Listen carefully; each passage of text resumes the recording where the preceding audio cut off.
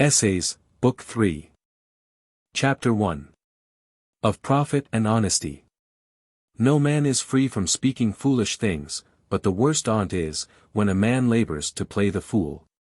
Ne ist magno conata magnas nugas dixerit.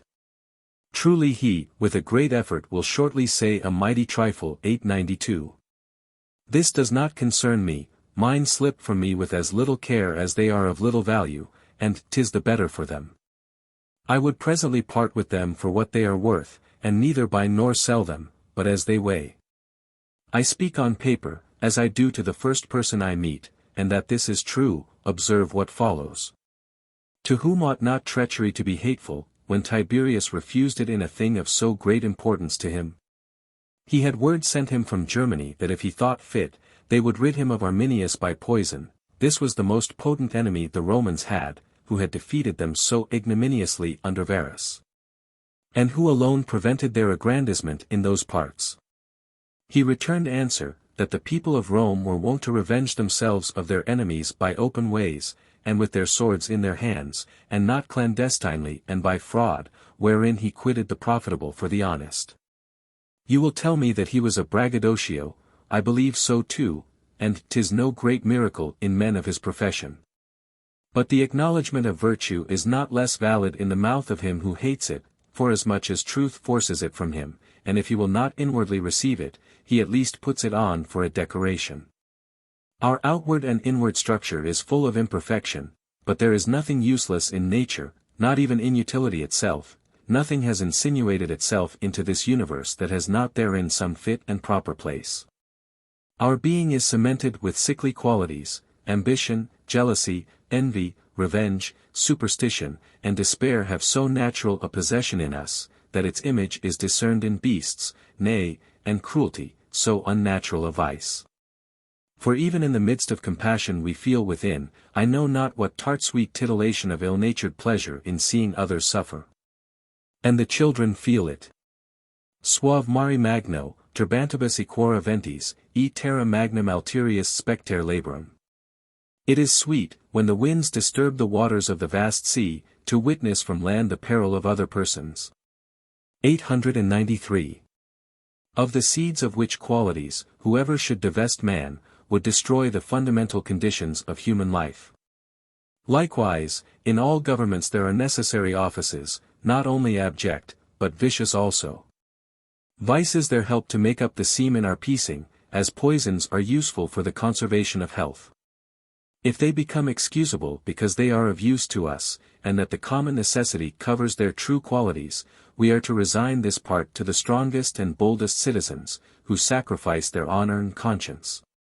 As others of old sacrificed their lives, for the good of their country, we, who are weaker, take upon us parts both that are more easy and less hazardous. The public will requires that men should betray, and lie, and massacre. Let us leave this commission to men who are more obedient and more supple. In earnest, I have often been troubled to see judges, by fraud and false hopes of favor or pardon, allure a criminal to confess his fact, and therein to make use of cozenage and impudence. It would become justice, and Plato himself, who countenances this manner of proceeding, to furnish me with other means more suitable to my own liking. This is a malicious kind of justice. And I look upon it as no less wounded by itself than by others. I said not long since to some company in discourse, that I should hardly be drawn to betray my prince for a particular man, who should be much ashamed to betray any particular man for my prince. And I do not only hate deceiving myself, but that any one should deceive through me. I will neither afford matter nor occasion to any such thing. In the little I have had to mediate betwixt our princes 894 in the divisions and subdivisions by which we are at this time torn to pieces, I have been very careful that they should neither be deceived in me nor deceive others by me. People of that kind of trading are very reserved, and pretend to be the most moderate imaginable and nearest to the opinions of those with whom they have to do. I expose myself in my stiff opinion, and after a method the most my own. A tender negotiator, a novice, who had rather fail in the affair than be wanting to myself. And yet it has been hitherto with so good luck, for fortune has doubtless the best share in it, that few things have passed from hand to hand with less suspicion or more favor and privacy. I have a free and open way that easily insinuates itself and obtains belief with those with whom I am to deal at the first meeting. Sincerity and pure truth, in what age soever, pass for current. And besides, the liberty and freedom of a man who treats without any interest of his own is never hateful or suspected, and he may very well make use of the answer of Hyperides to the Athenians, who complained of his blunt way of speaking, Messrs, do not consider whether or no I am free, but whether I am so without a bribe, or without any advantage to my own affairs. My liberty of speaking has also easily cleared me from all suspicion of dissembling by its vehemency, leaving nothing unsaid, how home and bitter soever, so that I could have said no worse behind their backs. And in that it carried along with it a manifest show of simplicity and indifference. I pretend to no other fruit by acting than to act, and add to it no long arguments or propositions. Every action plays its own game, when if it can. As to the rest, I am not swayed by any passion, either of love or hatred, towards the great, nor has my will captivated either by particular injury or obligation. I look upon our kings with an affection simply loyal and respectful, neither prompted nor restrained by any private interest, and I love myself for it. Nor does the general and just cause attract me otherwise than with moderation, and without heat. I am not subject to those penetrating and close compacts and engagements. Anger and hatred are beyond the duty of justice. And are passions only useful to those who do not keep themselves strictly to their duty by simple reason. Utater motu animi, uti ration non potest. He may employ his passion, who can make no use of his reason. 895. All legitimate intentions are temperate and equable of themselves, if otherwise, they degenerate into seditious and unlawful. This is it which makes me walk everywhere with my head erect, my face and my heart open. In truth, and I am not afraid to confess it, I should easily, in case of need, hold up one candle to Saint Michael and another to his dragon. Like the old woman, I will follow the right side even to the fire, but exclusively, if I can. Let Montaigne be overwhelmed in the public ruin if need be, but if there be no need, I should think myself obliged to fortune to save me, and I will make use of all the length of line my duty allows for his preservation. Was it not Atticus who, being of the just but losing side, preserved himself by his moderation in that universal shipwreck of the world, amongst so many mutations and diversities? For private man, as he was, it is more easy. And in such kind of work, I think a man may justly not be ambitious to offer and insinuate himself. For a man, indeed, to be wavering and irresolute, to keep his affection unmoved and without inclination in the troubles of his country and public divisions, I neither think it handsome nor honest. Ea non media, sed nulla via est. Volo eventum expectantium, quo fortunae concilia sua applacent. That is not a middle way, but no way, to await events, by which they refer their resolutions to fortune. 896. This may be allowed in our neighbors' affairs. And thus Gelo, the tyrant of Syracuse, suspended his inclination in the war betwixt the Greeks and barbarians, keeping a resident ambassador with presence at Delphos, to watch and see which way fortune would incline. And then take fit occasion to fall in with the victors. It would be a kind of treason to proceed after this manner in our own domestic affairs, wherein a man must of necessity be of the one side or the other. Though for a man who has no office or express command to call him out, to sit still I hold it more excusable, and yet I do not excuse myself upon these terms, than in foreign expeditions, to which, however, according to our laws, no man is pressed against his will. And yet even those who wholly engage themselves in such a war may behave themselves with such temper and moderation, that the storm may fly over their heads without doing them any harm. Had we not reason to hope such an issue in the person of the late Bishop of Orleans, the Sieur de Morvilliers? 897. And I know, amongst those who behave themselves most bravely in the present war, some whose manners are so gentle, obliging, and just, that they will certainly stand firm, whatever event heaven is preparing for us. I am of opinion that it properly belongs to kings only to quarrel with kings, and I laugh at those spirits who, out of lightness of heart, lend themselves to so disproportioned disputes. For a man has never the more particular quarrel with a prince, by marching openly and boldly against him for his own honor and according to his duty. If he does not love such a person, he does better, he esteems him. And notably the cause of the laws and of the ancient government of a kingdom, has this always annexed to it, that even those who, for their own private interest, invade them, excuse, if they do not honor, the defenders. But we are not, as we nowadays do, to call peevishness and inward discontent, that spring from private interest and passion, duty, nor a treacherous and malicious conduct, courage. They call their proneness to mischief and violence zeal. 'Tis not the cause, but their interest, that inflames them. They kindle and begin a war, not because it is just, but because it is war. A man may very well behave himself commodiously and loyally too amongst those of the adverse party. Carry yourself, if not with the same equal affection, for that is capable of different measure, at least with an affection moderate, well-tempered, and such as shall not so engage you to one party, that it may demand all you are able to do for that side. Content yourself with a moderate proportion of their favor and goodwill. And to swim in troubled waters without fishing in them. The other way, of offering a man's self and the utmost service he is able to do, both to one party and the other, has still less of prudence in it than conscience. Does not he to whom you betray another, to whom you were as welcome as to himself, know that you will at another time do as much for him? He holds you for a villain. And in the meantime hears what you will say, gathers intelligence from you, and works his own ends out of your disloyalty. Double-dealing men are useful for bringing in, but we must have a care they carry out as little as is possible. I say nothing to one party that I may not, upon occasion, say to the other, with a little alteration of accent, and report nothing but things either indifferent or known, or what is of common consequence. I cannot permit myself, for any consideration, to tell them a lie. What is entrusted to my secrecy, I religiously conceal, but I take as few trusts of that nature upon me as I can. The secrets of princes are a troublesome burthen to such as are not interested in them. I very willingly bargain that they trust me with little, but confidently rely upon what I tell them. I have ever known more than I desired. One open way of speaking introduces another open way of speaking, and draws out discoveries, like wine and love. Philippides, in my opinion, answered King Lysimachus very discreetly, who, asking him what of his estate he should bestow upon him. What you will, said he, provided it be none of your secrets. I see every one is displeased if the bottom of the affair be concealed from him wherein he is employed, or that there be any reservation in the thing.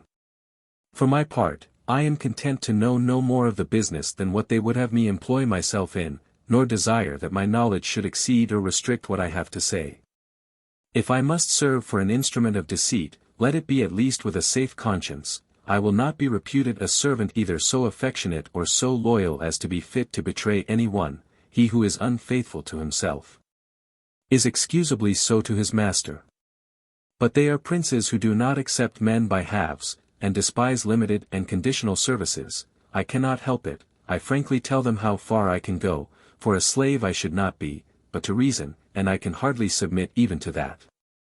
And they also are to blame to exact from a freeman the same subjection and obligation to their service that they do from him they have made and bought, or whose fortune particularly and expressly depends upon theirs. The laws have delivered me from a great anxiety, they have chosen a side for me, and given me a master. All other superiority in obligation ought to be relative to that and cut off from all other.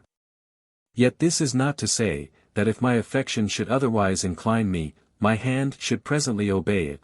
The will and desire are a law to themselves, but actions must receive commission from the public appointment. All this proceeding of mine is a little dissonant from the ordinary forms, it would produce no great effects, nor be of any long duration. Innocence itself could not, in this age of ours, either negotiate without dissimulation, or traffic without lying. And, indeed, public employments are by no means for my palate. What my profession requires, I perform after the most private manner that I can. Being young, I was engaged up to the ears in business, and it succeeded well. But I disengaged myself in good time. I have often since avoided meddling in it, rarely accepted, and never asked it, keeping my back still turned to ambition. But if not like rowers who so advance backward, yet so, at the same time, that I am less obliged to my resolution than to my good fortune, that I was not wholly embarked in it. For there are ways less displeasing to my taste, and more suitable to my ability, by which, if she had formerly called me to the public service, and my own advancement towards the world's opinion, I know I should, in spite of all my own arguments to the contrary, have pursued them. Such as commonly say, in opposition to what I profess, that what I call freedom, simplicity, and plainness in my manners, is art and subtlety, and rather prudence than goodness, industry than nature, good sense than good luck. Do me more honor than disgrace, but, certainly, they make my subtlety too subtle. And whoever has followed me close, and pried narrowly into me, I will give him the victory, if he does not confess that there is no rule in their school that could match this natural motion, and maintain an appearance of liberty and license. So equal and inflexible, through so many various and crooked paths, and that all their wit and endeavor could never have led them through. The way of truth is one and simple, that of particular profit, and the commodity of affairs a man is entrusted with, is double, unequal, and casual.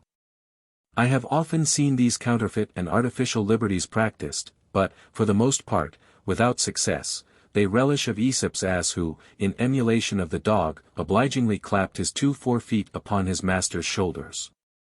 But as many caresses as the dog had for such an expression of kindness, twice so many blows with a cudgel had the poor ass for his compliment.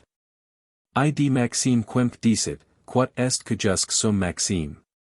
That best becomes every man which belongs most to him. 898. I will not deprive deceit of its due, that were but ill to understand the world. I know it has often been of great use, and that it maintains and supplies most men's employment. There are vices that are lawful, as there are many actions, either good or excusable, that are not lawful in themselves. The justice which in itself is natural and universal is otherwise and more nobly ordered than that other justice which is special, national, and constrained to the ends of government. Veri juris germinate justitiae solidum et expressum effigium nullum tenemus. Umbra et imaginibus utimur. We retain no solid and express portraiture of true right and germane justice, we have only the shadow and image of it. 899. Insomuch that the sage Dandames, hearing the lives of Socrates, Pythagoras, and Diogenes read, judged them to be great men every way, excepting that they were too much subjected to the reverence of the laws, which, to second and authorize. True virtue must abate very much of its original vigor. Many vicious actions are introduced, not only by their permission, but by their advice. Ex senatus consultis plebisque situs celera exercenter.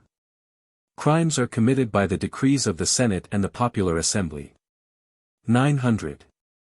I follow the common phrase that distinguishes betwixt profitable and honest things, so as to call some natural actions, that are not only profitable but necessary, dishonest and foul. But let us proceed in our examples of treachery. 2 pretenders to the kingdom of Thrace 901 were fallen into dispute about their title.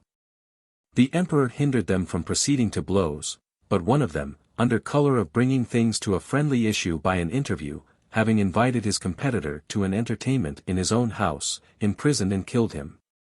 Justice required that the Romans should have satisfaction for this offense, but there was a difficulty in obtaining it by ordinary ways. What, therefore, they could not do legitimately, without war and without danger, they resolved to do by treachery, and what they could not honestly do, they did profitably. For which end, one Pomponius Flaccus was found to be a fit instrument. This man, by dissembled words and assurances, having drawn the other into his toils, instead of the honor and favor he had promised him, sent him bound hand and foot to Rome. Here one traitor betrayed another, contrary to common custom, for they are full of mistrust, and 'tis hard to overreach them in their own art. Witness the sad experience we have lately had. 902. Let who will be Pomponius Flaccus, and there are enough who would. For my part, both my word and my faith are, like all the rest, parts of this common body. Their best effect is the public service, this I take for presupposed. But should one command me to take charge of the courts of law and lawsuits, I should make answer, that I understood it not, or the place of a leader of pioneers, I would say, that I was called to a more honorable employment. So likewise, he that would employ me to lie, betray, and forswear myself, though not to assassinate or to poison, for some notable service, I should say, if I have robbed or stolen anything from any man, send me rather to the galleys. For it is permissible in a man of honor to say, as the Lacedaemonians did, 903 having been defeated by Antipater, when just upon concluding an agreement, you may impose as heavy and ruinous taxes upon us as you please. But to command us to do shameful and dishonest things, you will lose your time, for it is to no purpose. Every one ought to make the same vow to himself that the kings of Egypt made their judges solemnly swear, that they would not do anything contrary to their consciences, though never so much commanded to it by themselves. In such commissions there is evident mark of ignominy and condemnation, and he who gives it at the same time accuses you, and gives it, if you understand it right, for a burden and a punishment. As much as the public affairs are bettered by your exploit, so much are your own the worse, and the better you behave yourself in it, 'tis so much the worse for yourself. And it will be no new thing, nor, peradventure, without some colour of justice, if the same person ruin you who set you on work. If treachery can be in any case excusable, it must be only so when it is practiced to chastise and betray treachery. There are examples enough of treacheries, not only rejected, but chastised and punished by those in favour of whom they were undertaken. Who is ignorant of Fabricius' sentence against the physician of Pyrrhus? But this we also find recorded, that some persons have commanded a thing, who afterward have severely avenged the execution of it upon him they had employed, rejecting the reputation of so unbridled an authority, and disowning so abandoned and base a servitude and obedience. Jarapelk, Duke of Russia, tampered with a gentleman of Hungary to betray Boleslaus, King of Poland, either by killing him, or by giving the Russians opportunity to do him some notable mischief. This worthy went ably to work, he was more assiduous than before in the service of that king, so that he obtained the honour to be of his council, and one of the chiefest in his trust. With these advantages, and taking an opportune occasion of his master's absence, he betrayed Vaslixa, a great and rich city, to the Russians, which was entirely sacked and burned, and not only all the inhabitants of both sexes, young and old, put to the sword, but moreover a great number of neighbouring gentry, whom he had drawn thither to that end. Jarapelk, his revenge being thus satisfied and his anger appeased, which was not, indeed, without pretence, for Boleslaus had highly offended him, and after the same manner, and sated with the fruit of this treachery. Coming to consider the fullness of it, with a sound judgment and clear from passion, looked upon what had been done with so much horror and remorse that he caused the eyes to be bored out and the tongue and shameful parts to be cut off of him who had performed it. Antigonus persuaded the Argyraspides to betray Eumenes, their general, his adversary, into his hands.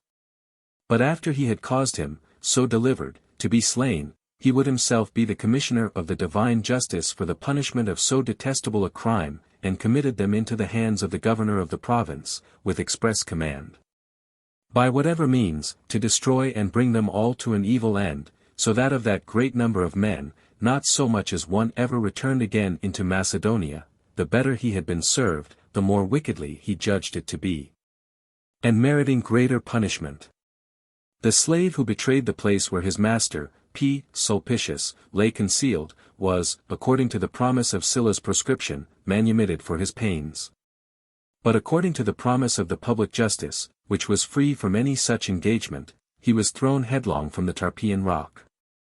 Our King Clovis, instead of the arms of gold he had promised them, caused 3 of Carreri's servants to be hanged after they had betrayed their master to him. Though he had debauched them to it, he hanged them with the purse of their reward about their necks. After having satisfied his second and special faith, he satisfied the general and first. Muhammad II. Having resolved to rid himself of his brother, out of jealousy of state, according to the practice of the Ottoman family, he employed one of his officers in the execution, who, pouring a quantity of water too fast into him, choked him. This being done, to expiate the murder, he delivered the murderer into the hands of the mother of him he had so caused to be put to death, for they were only brothers by the father's side. She, in his presence, ripped up the murderer's bosom, and with her own hands rifled his breast for his heart, tore it out, and threw it to the dogs. And even to the worst people it is the sweetest thing imaginable, having once gained their end by a vicious action, to foist, in all security, into it some show of virtue and justice, as by way of compensation and conscientious correction. To which may be added, that they look upon the ministers of such horrid crimes as upon men who reproach them with them, and think by their deaths to erase the memory and testimony of such proceedings.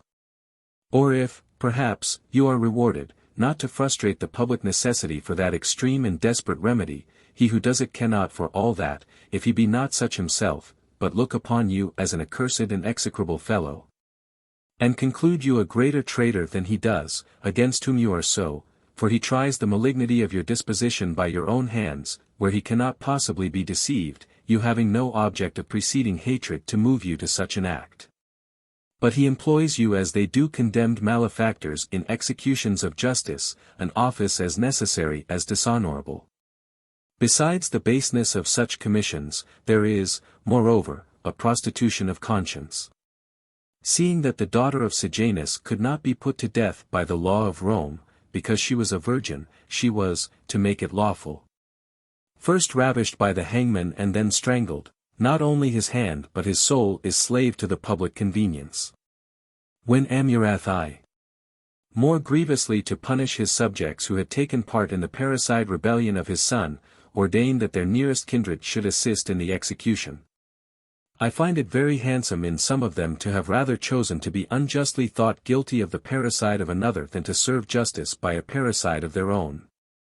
And where I have seen, at the taking of some little fort by assault in my time, some rascals who, to save their own lives, would consent to hang their friends and companions, I have looked upon them to be of worse condition than those who were hanged. 'Tis said, that Witold, Prince of Lithuania, introduced into the nation the practice that the criminal condemned to death should with his own hand execute the sentence, thinking it strange that a third person, innocent of the fault, should be made guilty of homicide. A prince, when by some urgent circumstance or some impetuous and unforeseen accident that very much concerns his state, compelled to forfeit his word and break his faith, or otherwise forced from his ordinary duty, ought to attribute this necessity to a lash of the divine rod. Vice it is not, for he has given up his own reason to a more universal and more powerful reason. But certainly 'tis a misfortune, so that if any one should ask me what remedy, none, say I. If you were really racked between these two extremes, said Videot, any quorator latibia perjurio, he must do it, but if he did it without regret, if it did not weigh on him to do it, 'tis a sign his conscience is in a sorry condition. If there be a person to be found of so tender a conscience as to think no cure whatever worth so important a remedy, I shall like him never the worse, he could not more excusably or more decently perish. We cannot do all we would, so that we must often, as the last anchorage, commit the protection of our vessels to the simple conduct of heaven. To what more just necessity does he reserve himself? What is less possible for him to do than what he cannot do but at the expense of his faith and honor, things that, perhaps, ought to be dearer to him than his own safety, or even the safety of his people? Though he should, with folded arms, only call God to his assistance, has he not reason to hope that the divine goodness will not refuse the favor of an extraordinary arm to just and pure hands? These are dangerous examples, rare and sickly exceptions to our natural rules, we must yield to them. But with great moderation and circumspection, no private utility is of such importance that we should upon that account strain our consciences to such a degree, the public may be, when very manifest and of very great concern. Timoleon made a timely expiation for his strange exploit by the tears he shed, calling to mind that it was with a fraternal hand that he had slain the tyrant. And it justly pricked his conscience that he had been necessitated to purchase the public utility at so great a price as the violation of his private morality. Even the Senate itself, by his means delivered from slavery, durst not positively determine of so high a fact, and divided into two so important and contrary aspects. But the Syracusans, sending at the same time to the Corinthians to solicit their protection, and to require of them a captain fit to re-establish their city in its former dignity and to clear Sicily of several little tyrants by whom it was oppressed, they deputed Timoleon for that service, with this cunning declaration: that according as he should behave himself well or ill in his employment, their sentence should incline either to favor the deliverer of his country, or to disfavor the murderer of his brother. This fantastic conclusion carries along with it some excuse, by reason of the danger of the example, and the importance of so strange an action, and they did well to discharge their own judgment of it, and to refer it to others who were not so much concerned. But Timoleon's comportment in this expedition soon made his cause more clear, so worthily and virtuously he demeaned himself upon all occasions. And the good fortune that accompanied him in the difficulties he had to overcome in this noble employment, seemed to be strewed in his way by the gods, favorably conspiring for his justification. The end of this matter is excusable, if any can be so. But the profit of the augmentation of the public revenue, that served the Roman Senate for a pretense to the foul conclusion I am going to relate, is not sufficient to warrant any such injustice. Certain cities had redeemed themselves and their liberty by money, by the order and consent of the Senate, out of the hands of L. Sylla. The business coming again in question, the Senate condemned them to be taxable as they were before, and that the money they had disbursed for their redemption should be lost to them. Civil war often produces such villainous examples. That we punish private men for confiding in us when we were public ministers, and the self-same magistrate makes another man pay the penalty of his change that has nothing to do with it, the pedagogue whips his scholar for his docility, and the guide beats the blind man whom he leads by the hand, a horrid image of justice. There are rules in philosophy that are both false and weak. The example that is proposed to us for preferring private utility before faith given, has not weight enough by the circumstances they put to it. Robbers have seized you, and after having made you swear to pay them a certain sum of money, dismiss you.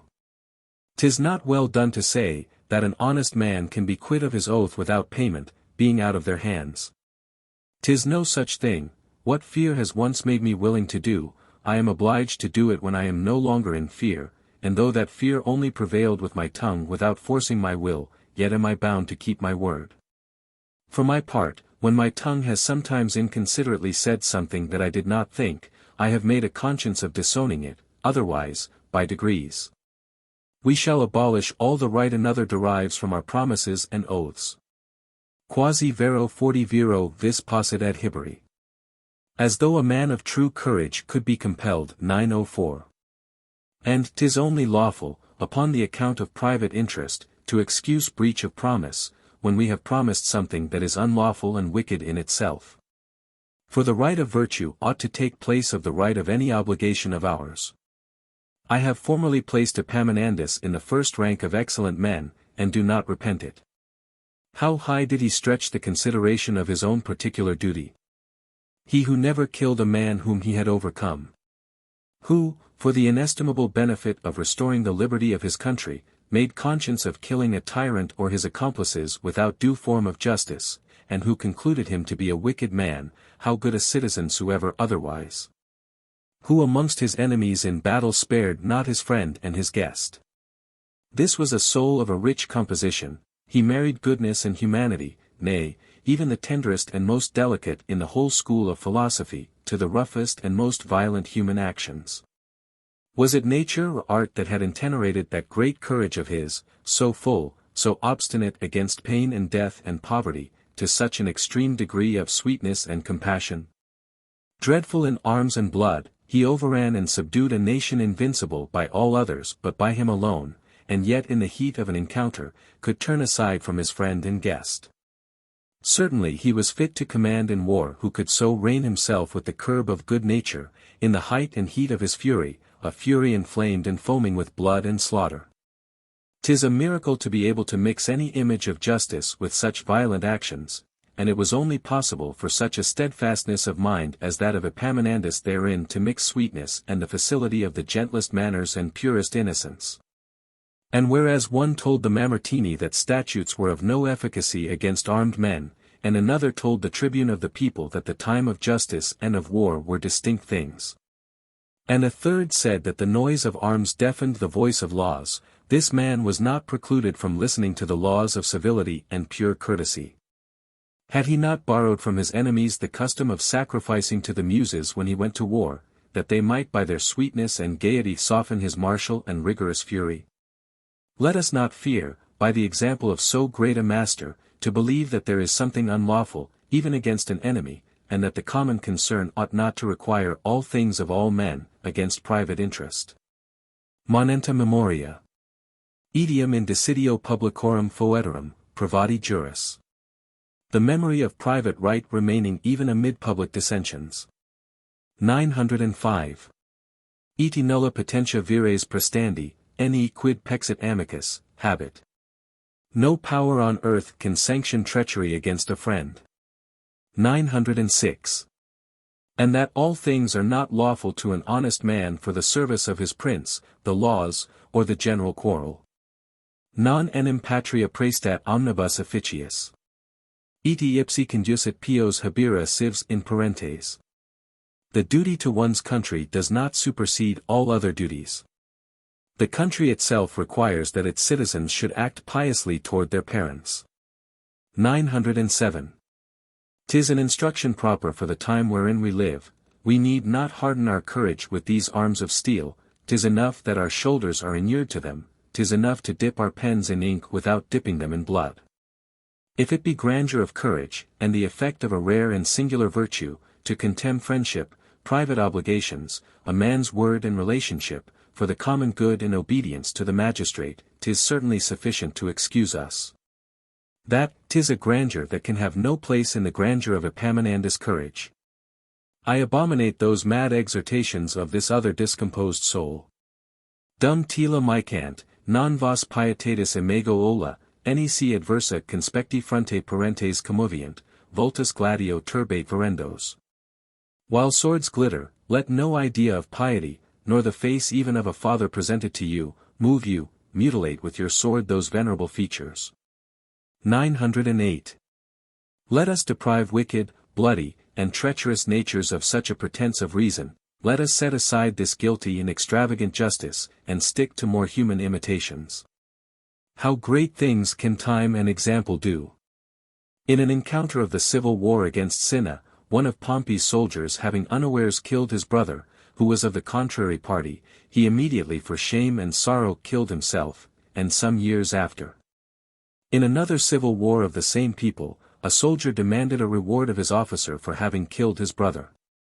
A man but ill proves the honor and beauty of an action by its utility, and very erroneously concludes that every one is obliged to it, and that it becomes every one to do it, if it be of utility.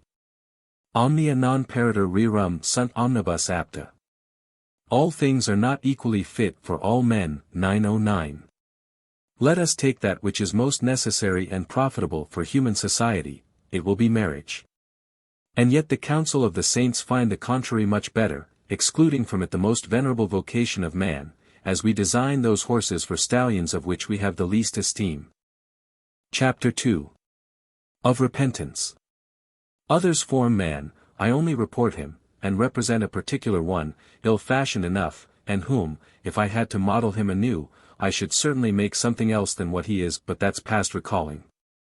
Now, though the features of my picture alter and change, 'tis not, however, unlike, the world eternally turns round.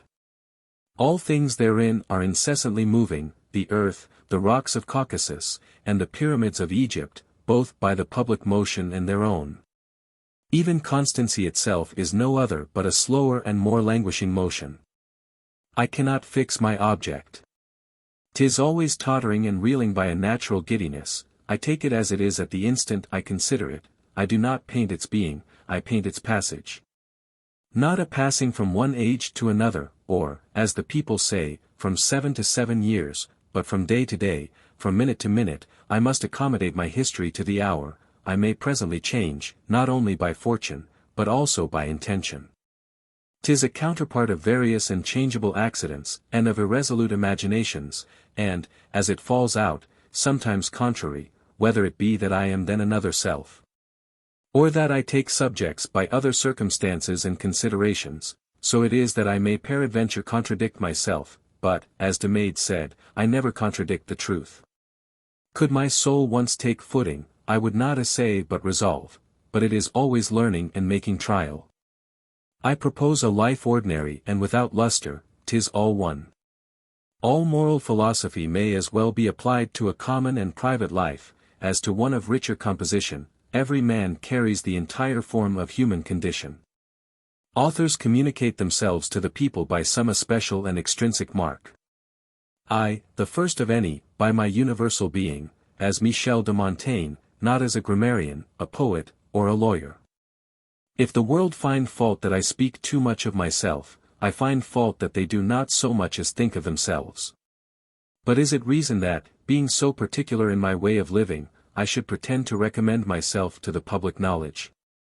And is it also reason that I should produce to the world, where art and handling have so much credit and authority, crude and simple effects of nature, and of a weak nature to boot? Is it not to build a wall without stone or brick, or some such thing, to write books without learning and without art? The fancies of music are carried on by art, mine by chance. I have this, at least, according to discipline, that never any man treated of a subject he better understood and knew than I what I have undertaken, and that in this I am the most understanding man alive. Secondly, that never any man penetrated farther into his matter, nor better and more distinctly sifted the parts and sequences of it, nor ever more exactly and fully arrived at the end he proposed to himself. To perfect it, I need bring nothing but fidelity to the work, and that is there, and the most pure and sincere that is anywhere to be found. I speak truth, not so much as I would, but as much as I dare, and I dare a little the more, as I grow older. For, methinks, custom allows to age more liberty of prating, and more indiscretion of talking of a man's self. That cannot fall out here, which I often see elsewhere, that the work and the artificer contradict one another. Can a man of such sober conversation have written so foolish a book? Or, do so learned writings proceed from a man of so weak conversation? He who talks at a very ordinary rate and writes rare matter, 'tis to say that his capacity is borrowed and not his own. A learned man is not learned in all things, but a sufficient man is sufficient throughout, even to ignorance itself. Here my book and I go hand in hand together. Elsewhere men may commend or censure the work, without reference to the workman. Here they cannot. Who touches the one, touches the other. He who shall judge of it without knowing him, will more wrong himself than me. He who does know him, gives me all the satisfaction I desire. I shall be happy beyond my desert, if I can obtain only thus much from the public approbation, as to make men of understanding perceive that I was capable of profiting by knowledge, had I had it. And that I deserved to have been assisted by a better memory. Be pleased here to excuse what I often repeat, that I very rarely repent, and that my conscience is satisfied with itself, not as the conscience of an angel, or that of a horse, but as the conscience of a man. Always adding this clause, not one of ceremony, but a true and real submission, that I speak inquiring and doubting, purely and simply referring myself to the common and accepted beliefs for the resolution. I do not teach, I only relate. There is no vice that is absolutely a vice which does not offend, and that a sound judgment does not accuse. For there is in it so manifest a deformity and inconvenience, that peradventure they are in the right who say that it is chiefly begotten by stupidity and ignorance, so hard is it to imagine that a man can know without abhorring it. Malice sucks up the greatest part of its own venom, and poisons itself. Vice leaves repentance in the soul, like an ulcer in the flesh, which is always scratching and lacerating itself, for reason effaces all other grief and sorrows, but it begets that of repentance, which is so much the more grievous. By reason it springs within, as the cold and heat of fevers are more sharp than those that only strike upon the outward skin. I hold for vices, but every one according to its proportion, not only those which reason and nature condemn, but those also which the opinion of men, though false and erroneous, have made such, if authorized by law and custom. There is likewise no virtue which does not rejoice a well-descended nature. There is a kind of, I know not what, congratulation in well-doing that gives us an inward satisfaction. And a generous boldness that accompanies a good conscience. A soul daringly vicious may, peradventure, arm itself with security, but it cannot supply itself with this complacency in satisfaction. 'Tis no little satisfaction to feel a man's self preserved from the contagion of so depraved an age, and to say to himself, whoever could penetrate into my soul would not there find me guilty either of the affliction or ruin of any one, or of revenge or envy, or any offense against the public laws, or of innovation or disturbance, or failure of my word. And though the license of the time permits and teaches every one so to do, yet have I not plundered any Frenchman's goods, or taken his money, and have lived upon what is my own, in war as well as in peace.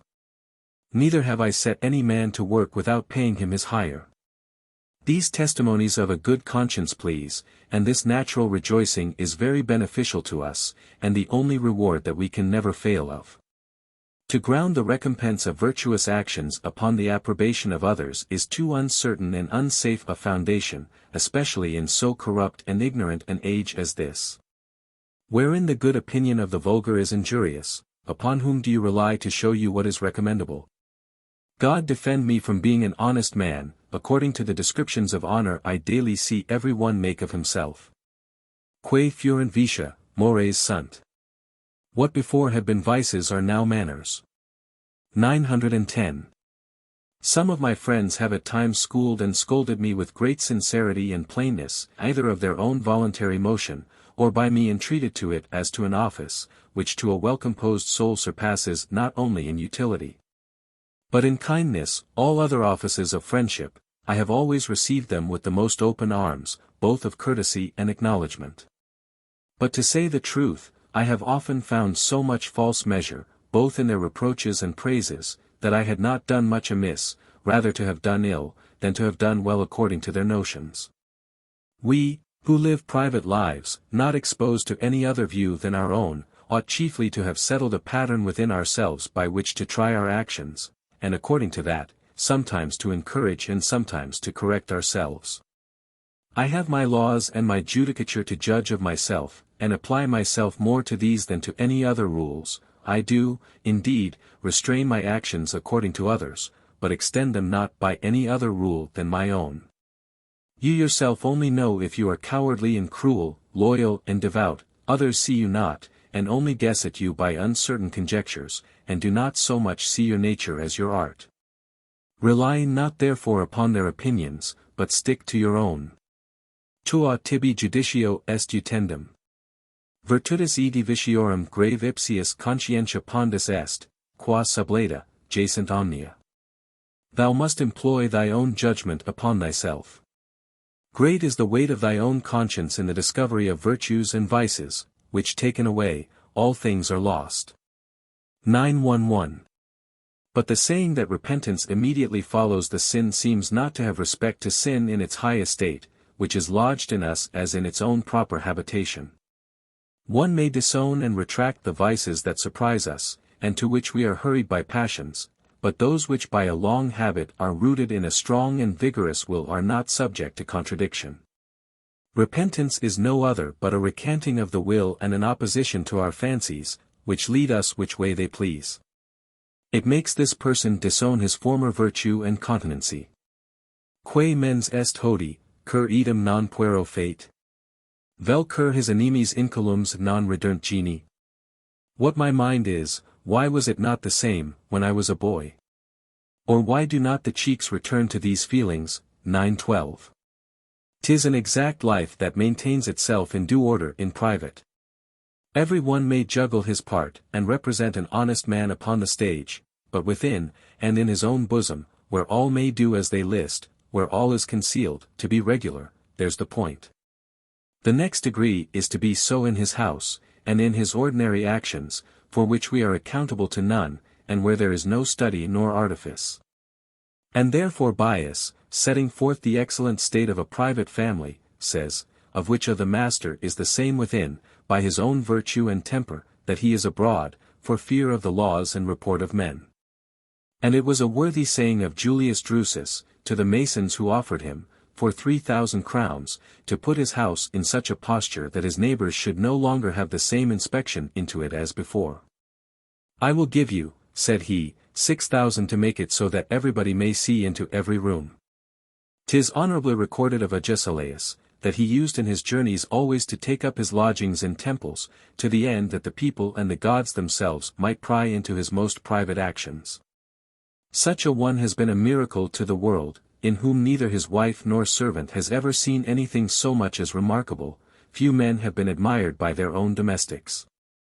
No one was ever a prophet, not merely in his own house, but in his own country, says the experience of histories. 9:13, 'Tis the same in things of naught, and in this low example the image of a greater is to be seen.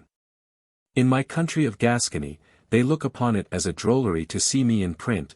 The further off I am read from my own home, the better I am esteemed. I purchase printers in Guyenne, elsewhere they purchase me. Upon this it is that they lay their foundation who conceal themselves present and living, to obtain a name when they are dead and absent. I had rather have a great deal less in hand, and do not expose myself to the world upon any other account than my present share. When I leave it I quit the rest. See this functionary whom the people escort in state, with wonder and applause, to his very door. He puts off the pageant with his robe, and falls so much the lower by how much he was higher exalted. In himself within, all is tumult and degraded. And though all should be regular there, it will require a vivid and well-chosen judgment to perceive it in these low and private actions, to which may be added, that order is a dull, sombre virtue. To enter a breach, conduct an embassy, govern a people, are actions of renown. To reprehend, laugh, sell, pay, love, hate, and gently and justly converse with a man's own family and with himself. Not to relax, not to give a man's self the lie, is more rare and hard, and less remarkable. By which means, retired lives, whatever is said to the contrary, undergo duties of as great or greater difficulty than the others do. And private men, says Aristotle, serve virtue more painfully and highly than those in authority do. We prepare ourselves for eminent occasions, more out of glory than conscience. The shortest way to arrive at glory, would be to do that for conscience which we do for glory, and the virtue of Alexander appears to me of much less vigor in his great theatre, than that of Socrates in his mean and obscure employment. I can easily conceive Socrates in the place of Alexander, but Alexander in that of Socrates, I cannot. Who shall ask the one what he can do, he will answer, subdue the world, and who shall put the same question to the other, he will say, carry on human life conformably with its natural condition. A much more general, weighty, and legitimate science than the other. 9:14. The virtue of the soul does not consist in flying high, but in walking orderly. Its grandeur does not exercise itself in grandeur, but in mediocrity. As they who judge and try us within, make no great account of the luster of our public actions, and see they are only streaks and rays of clear water springing from a slimy and muddy bottom, so, likewise, they who judge of us by this gallant outward appearance, in like manner conclude of our internal constitution. And cannot couple common faculties, and like their own, with the other faculties that astonish them, and are so far out of their sight. Therefore it is that we give such savage forms to demons, and who does not give Tamerlane great eyebrows, wide nostrils, a dreadful visage, and a prodigious stature, according to the imagination he has conceived by the report of his name. Had any one formerly brought me to Erasmus, I should hardly have believed but that all was adage and apothegm he spoke to his man or his hostess. We much more aptly imagine an artisan upon his close stool, or upon his wife, than a great president venerable by his port and sufficiency. We fancy that they, from their high tribunals, will not abase themselves so much as to live. As vicious souls are often incited by some foreign impulse to do well, so are virtuous souls to do ill. They are therefore to be judged by their settled state, when they are at home, whenever that may be. And, at all events, when they are nearer repose, and in their native station. Natural inclinations are much assisted and fortified by education. But they seldom alter and overcome their institution. 1,000 natures of my time have escaped towards virtue or vice, through a quite contrary discipline. Sic ubi, dissuadi silvis, in carcere clausi mansuavir furx, edi voltus posuere minaces. Ac hominem didicere pati, si torrida parvis venit in ora cruer, redunt rabies que forerque, admonitique tument gustato sanguine fauces fervit, edi trepido vix abstinet ira magistro. So savage beasts, when shut up in cages and grown unaccustomed to the woods, have become tame, and have laid aside their fierce looks, and submit to the rule of man. If again a slight taste of blood comes into their mouths, their rage and fury return, their jaws are erected by thirst of blood, and their anger scarcely abstains from their trembling masters. 9:15. These original qualities are not to be rooted out. They may be covered and concealed. The Latin tongue is as it were natural to me, I understand it better than French, but I have not been used to speak it, nor hardly to write it, these 40 years. Unless upon extreme and sudden emotions which I have fallen into twice or thrice in my life, and once seeing my father in perfect health fall upon me in a swoon, I have always uttered from the bottom of my heart my first words in Latin. Nature deafened, and forcibly expressing itself, in spite of so long a discontinuation, and this example is said of many others. They who in my time have attempted to correct the manners of the world by new opinions, reform seeming vices. But the essential vices they leave as they were, if indeed they do not augment them, and augmentation is therein to be feared. We defer all other well-doing upon the account of these external reformations, of less cost and greater show, and thereby expiate good cheap, for the other natural, consubstantial, and intestine vices. Look a little into our experience. There is no man, if he listen to himself, who does not in himself discover a particular and governing form of his own, that jostles his education, and wrestles with the tempest of passions that are contrary to it. For my part, I seldom find myself agitated with surprises, I always find myself in my place, as heavy and unwieldy bodies do. If I am not at home, I am always near at hand, my dissipations do not transport me very far. There is nothing strange or extreme in the case, and yet I have sound and vigorous turns. The true condemnation, and which touches the common practice of men, is that their very retirement itself is full of filth and corruption. The idea of their reformation composed, their repentance sick and faulty, very nearly as much as their sin. Some, either from having been linked to vice by a natural propension or long practice, cannot see its deformity.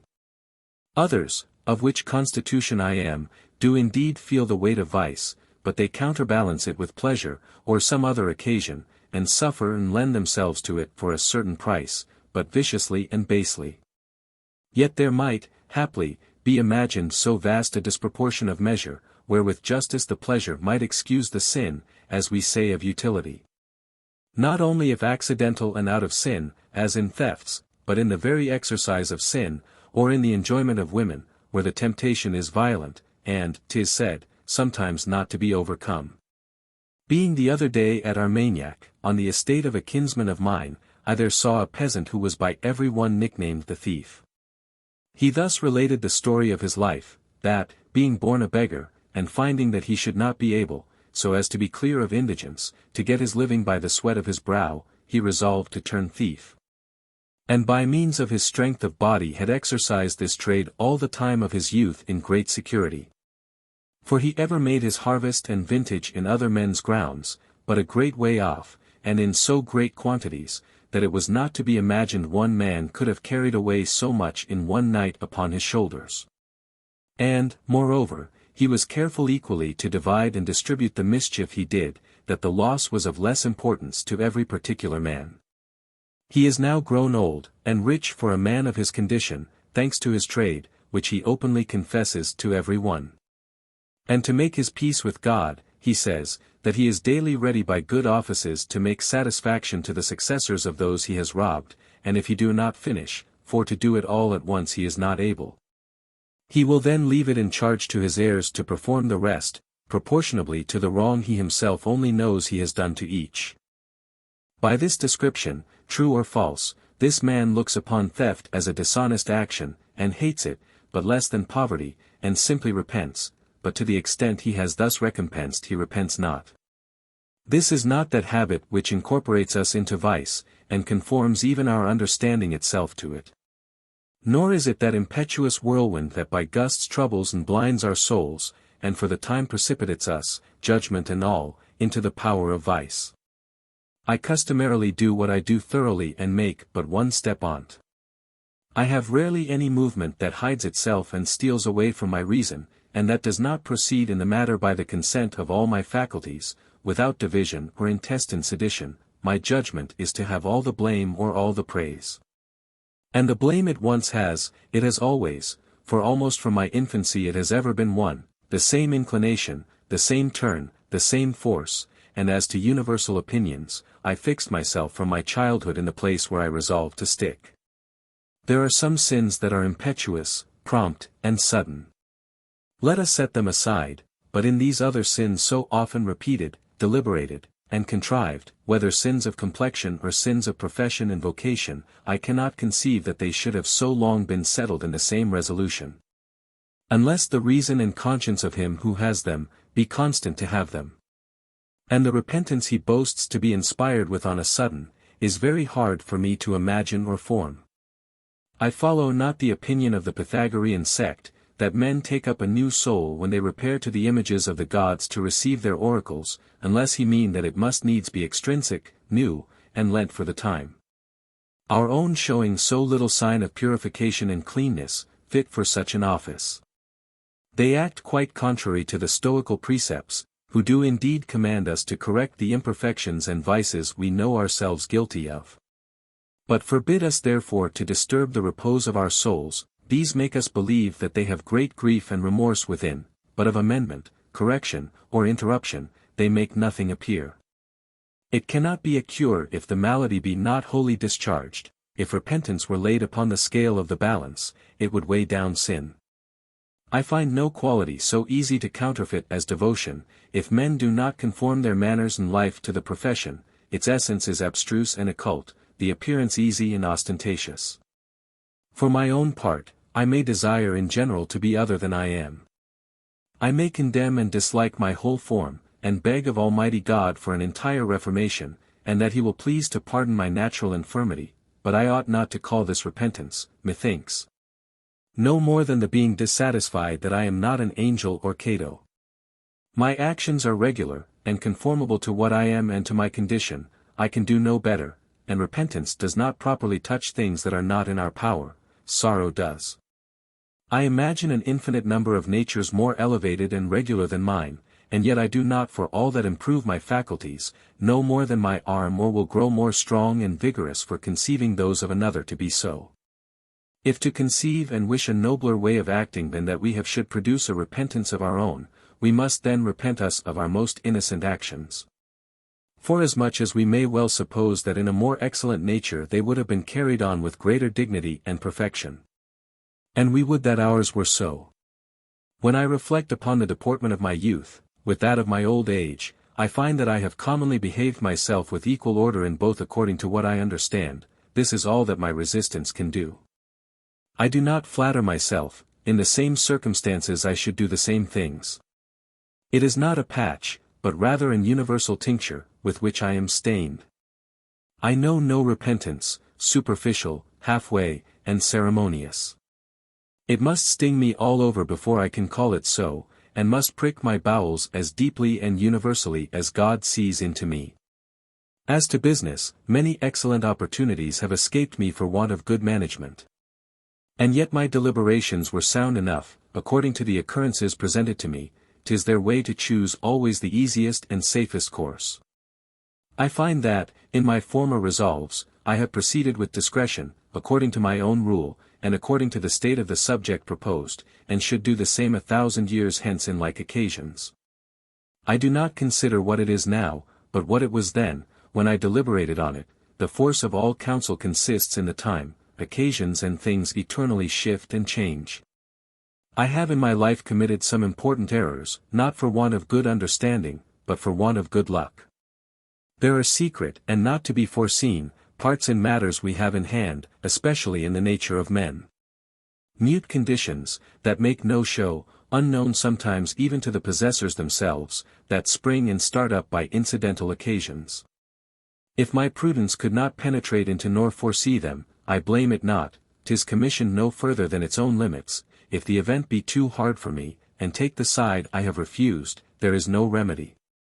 I do not blame myself, I accuse my fortune, and not my work. This cannot be called repentance. Phocion, having given the Athenians an advice that was not followed, and the affair nevertheless succeeding contrary to his opinion, some one said to him, "Well, Phocion, art thou content that matters go so well?" "I am very well content," replied he, "that this has happened so well, but I do not repent that I counselled the other. When any of my friends address themselves to me for advice, I give it candidly and clearly, without sticking, as almost all other men do, at the hazard of the things falling out contrary to my opinion, and that I may be reproached for my counsel. I am very indifferent as to that, for the fault will be theirs for having consulted me, and I could not refuse them that office." 916. I, for my own part, can rarely blame any one but myself for my oversights and misfortunes, for indeed I seldom solicit the advice of another, if not by honor of ceremony, or excepting where I stand in need of information, special science, or as to matter of fact. But in things wherein I stand in need of nothing but judgment, other men's reasons may serve to fortify my own, but have little power to dissuade me. I hear them all with civility and patience. But, to my recollection, I never made use of any but my own. With me, they are but flies and atoms, that confound and distract my will. I lay no great stress upon my opinions. But I lay as little upon those of others, and fortune rewards me accordingly. If I receive but little advice, I also give but little. I am seldom consulted, and still more seldom believed, and know no concern, either public or private, that has been mended or bettered by my advice. Even they whom fortune had in some sort tied to my direction, have more willingly suffered themselves to be governed by any other counsels than mine. And as a man who am as jealous of my repose as of my authority, I am better pleased that it should be so. In leaving me there, they humour what I profess, which is to settle and wholly contain myself within myself. I take a pleasure in being uninterested in other men's affairs, and disengaged from being their warranty, and responsible for what they do. In all affairs that are past, be it how it will, I have very little regret. For this imagination puts me out of my pain, that they were so to fall out. They are in the great revolution of the world, and in the chain of stoical causes, your fancy cannot, by wish and imagination, move one tittle. But that the great current of things will not reverse both the past and the future. As to the rest, I abominate that incidental repentance which old age brings along with it. He, who said of old, that he was obliged to his age for having weaned him from pleasure, was of another opinion than I am. I can never think myself beholden to impotency for any good it can do to me. Nec tam aversa unquam videbitur ab opere sua providentia, ut debilitas inter optima inventa sit. Nor can Providence ever seem so averse to her own work, that debility should be found to be amongst the best things. 917. Our appetites are rare in old age, a profound satiety seizes us after the act. In this I see nothing of conscience. Chagrin and weakness imprint in us a drowsy and rheumatic virtue. We must not suffer ourselves to be so wholly carried away by natural alterations as to suffer our judgments to be imposed upon by them. Youth and pleasure have not formerly so far prevailed with me, that I did not well enough discern the face of vice in pleasure, neither does the distaste that years have brought me, so far prevail with me now, that I cannot discern pleasure in vice. Now that I am no more in my flourishing age, I judge as well of these things as if I were. 918. I, who narrowly and strictly examine it, find my reason the very same it was in my most licentious age, except, perhaps, that 'tis weaker and more decayed by being grown older. And I find that the pleasure it refuses me upon the account of my bodily health, it would no more refuse now, in consideration of the health of my soul, than at any time heretofore. I do not repute it the more valiant for not being able to combat. My temptations are so broken and mortified, that they are not worth its opposition. Holding but out my hands, I repel them. Should one present the old concupiscence before it, I fear it would have less power to resist it than heretofore. I do not discern that in itself it judges anything otherwise now than it formerly did, nor that it has acquired any new light, wherefore, if there be convalescence, 'tis an enchanted one. Miserable kind of remedy, to owe one's health to one's disease. 'Tis not that our misfortune should perform this office, but the good fortune of our judgment. I am not to be made to do anything by persecutions and afflictions, but to curse them, that is, for people who cannot be roused but by a whip. My reason is much more free in prosperity, and much more distracted, and put to digest pains than pleasures. I see best in a clear sky, health admonishes me more cheerfully, and to better purpose, than sickness. I did all that in me lay to reform and regulate myself from pleasures, at a time when I had health and vigor to enjoy them. I should be ashamed and envious that the misery and misfortune of my old age should have credit over my good healthful, sprightly, and vigorous years, and that men should estimate me, not by what I have been, but by what I have ceased to be. In my opinion, 'tis the happy living, and not, as Antisthenes said, the happy dying, in which human felicity consists. I have not made it my business to make a monstrous addition of a philosopher's tale to the head and body of a libertine. Nor would I have this wretched remainder give the lie to the pleasant, sound, and long part of my life. I would present myself uniformly throughout. Were I to live my life over again, I should live it just as I have lived it. I neither complain of the past, nor do I fear the future, and if I am not much deceived, I am the same within that I am without.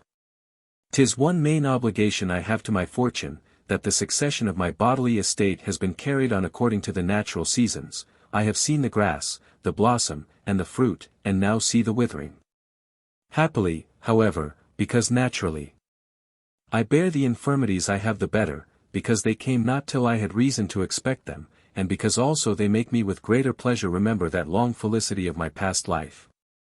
My wisdom may have been just the same in both ages, but it was more active, and of better grace whilst young and sprightly, than now it is when broken, peevish, and uneasy.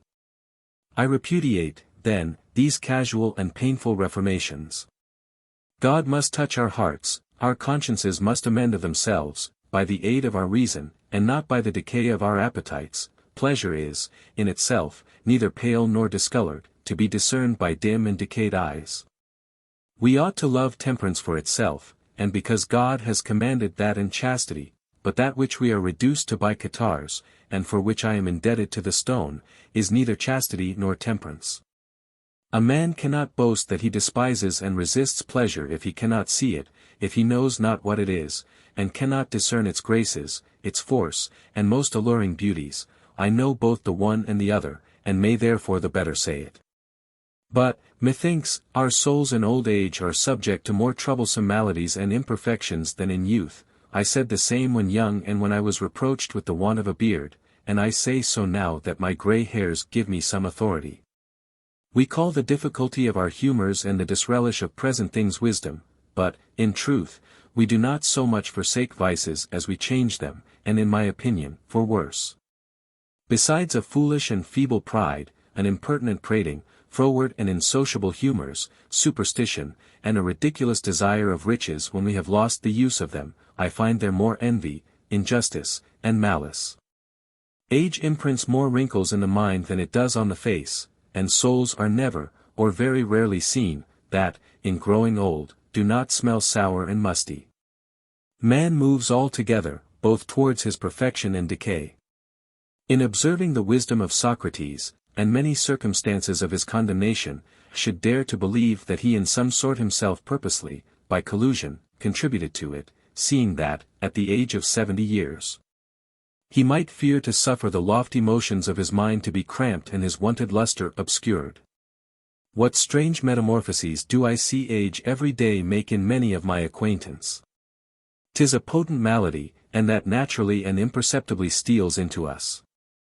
A vast provision of study and great precaution are required to evade the imperfections it loads us with, or at least to weaken their progress. I find that, notwithstanding all my entrenchments, it gets foot by foot upon me. I make the best resistance I can, but I do not know to what at last it will reduce me. But fall out what will, I am content the world may know, when I am fallen, from what I fell. Chapter 3. Of Three Commerces. We must not rivet ourselves so fast to our humours and complexions. Our chiefest sufficiency is to know how to apply ourselves to divers employments.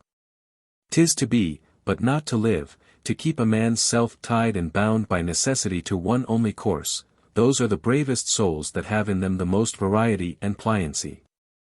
Of this here is an honorable testimony of the elder Cato. Huic versatile ingenium sic pariter ad omnia fiut, ut natum ad id unum diceres, quodcumque ageret. His parts were so pliable to all uses, that one would say he had been born only to that which he was doing. 919. Had I liberty to set myself forth after my own mode, there is no so graceful fashion to which I would be so fixed as not to be able to disengage myself from it. Life is an unequal, irregular and multiform motion. 'Tis not to be a friend to oneself, much less a master, 'tis to be a slave, incessantly to be led by the nose by oneself, and to be so fixed in one's previous inclinations, that one cannot turn aside nor writhe one's neck out of the collar. I say this now in this part of my life, wherein I find I cannot easily disengage myself from the importunity of my soul, which cannot ordinarily amuse itself but in things of limited range, nor employ itself otherwise than entirely and with all its force. Upon the lightest subject offered it expands and stretches it to that degree as therein to employ its utmost power, wherefore it is that idleness is to me a very painful labor, and very prejudicial to my health. Most men's minds require foreign matter to exercise and enliven them, mine has rather need of it to sit still and repose itself. Vitia otiae negotio discutienda sunt. The vices of sloth are to be shaken off by business. 920. For its chiefest and hardest study is to study itself. Books are to it a sort of employment that debauch it from its study. Upon the first thoughts that possess it, it begins to bustle and make trial of its vigor in all directions, exercises its power of handling, now making trial of force, now fortifying, moderating, and ranging itself by the way of grace and order. It has of its own wherewith to rouse its faculties, nature has given to it, as to all others, matter enough of its own to make advantage of, and subjects proper enough where it may either invent or judge. Meditation is a powerful and full study to such as can effectually taste and employ themselves. I had rather fashion my soul than furnish it. There is no employment, either more weak or more strong, than that of entertaining a man's own thoughts, according as the soul is. The greatest men make it their whole business. Quibus vivere est cogiter. To whom to live is to think. 921. Nature has therefore favored it with this privilege, that there is nothing we can do so long, nor any action to which we more frequently and with greater facility addict ourselves. 'Tis the business of the gods, says Aristotle, and from which both their beatitude and ours proceed. The principal use of reading to me is, that by various objects it rouses my reason, and employs my judgment, not my memory. Few conversations detain me without force and effort. It is true that beauty and elegance of speech take as much or more with me than the weight and depth of the subject. And forasmuch as I am apt to be sleepy in all other communication, and give but the rind of my attention, it often falls out that in such poor and pitiful discourses, mere chatter, I either make drowsy, unmeaning answers, unbecoming a child, and ridiculous, or more foolishly and rudely still, maintain an obstinate silence. I have a pensive way that withdraws me into myself, and, with that, a heavy and childish ignorance of many very ordinary things, by which two qualities I have earned this, that men may truly relate 5 or 6 as ridiculous tales of me as of any other man whatever. But, to proceed in my subject, this difficult complexion of mine renders me very nice in my conversation with men, whom I must cull and pick out for my purpose, and unfits me for common society. We live and negotiate with the people. If their conversation be troublesome to us, if we disdain to apply ourselves to mean and vulgar souls, and the mean and vulgar are often as regular as those of the finest thread, and all wisdom is folly that does not accommodate itself to the common ignorance, we must no more intermeddle either with other men's affairs or our own.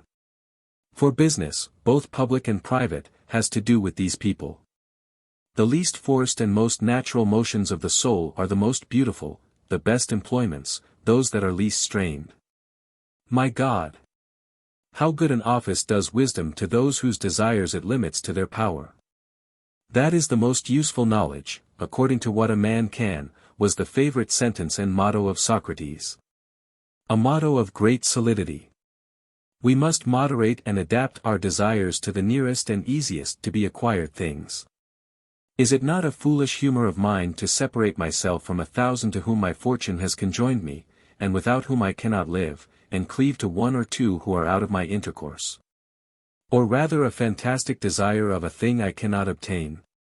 My gentle and easy manners, enemies of all sourness and harshness, may easily enough have secured me from envy and animosities. To be beloved, I do not say, but never any man gave less occasion of being hated, but the coldness of my conversation has, reasonably enough, deprived me of the goodwill of many, who are to be excused if they interpret it in another and worse sense. I am very capable of contracting and maintaining rare and exquisite friendships. For by reason that I so greedily seize upon such acquaintance as fit my liking, I throw myself with such violence upon them that I hardly fail to stick, and to make an impression where I hit, as I have often made happy proof.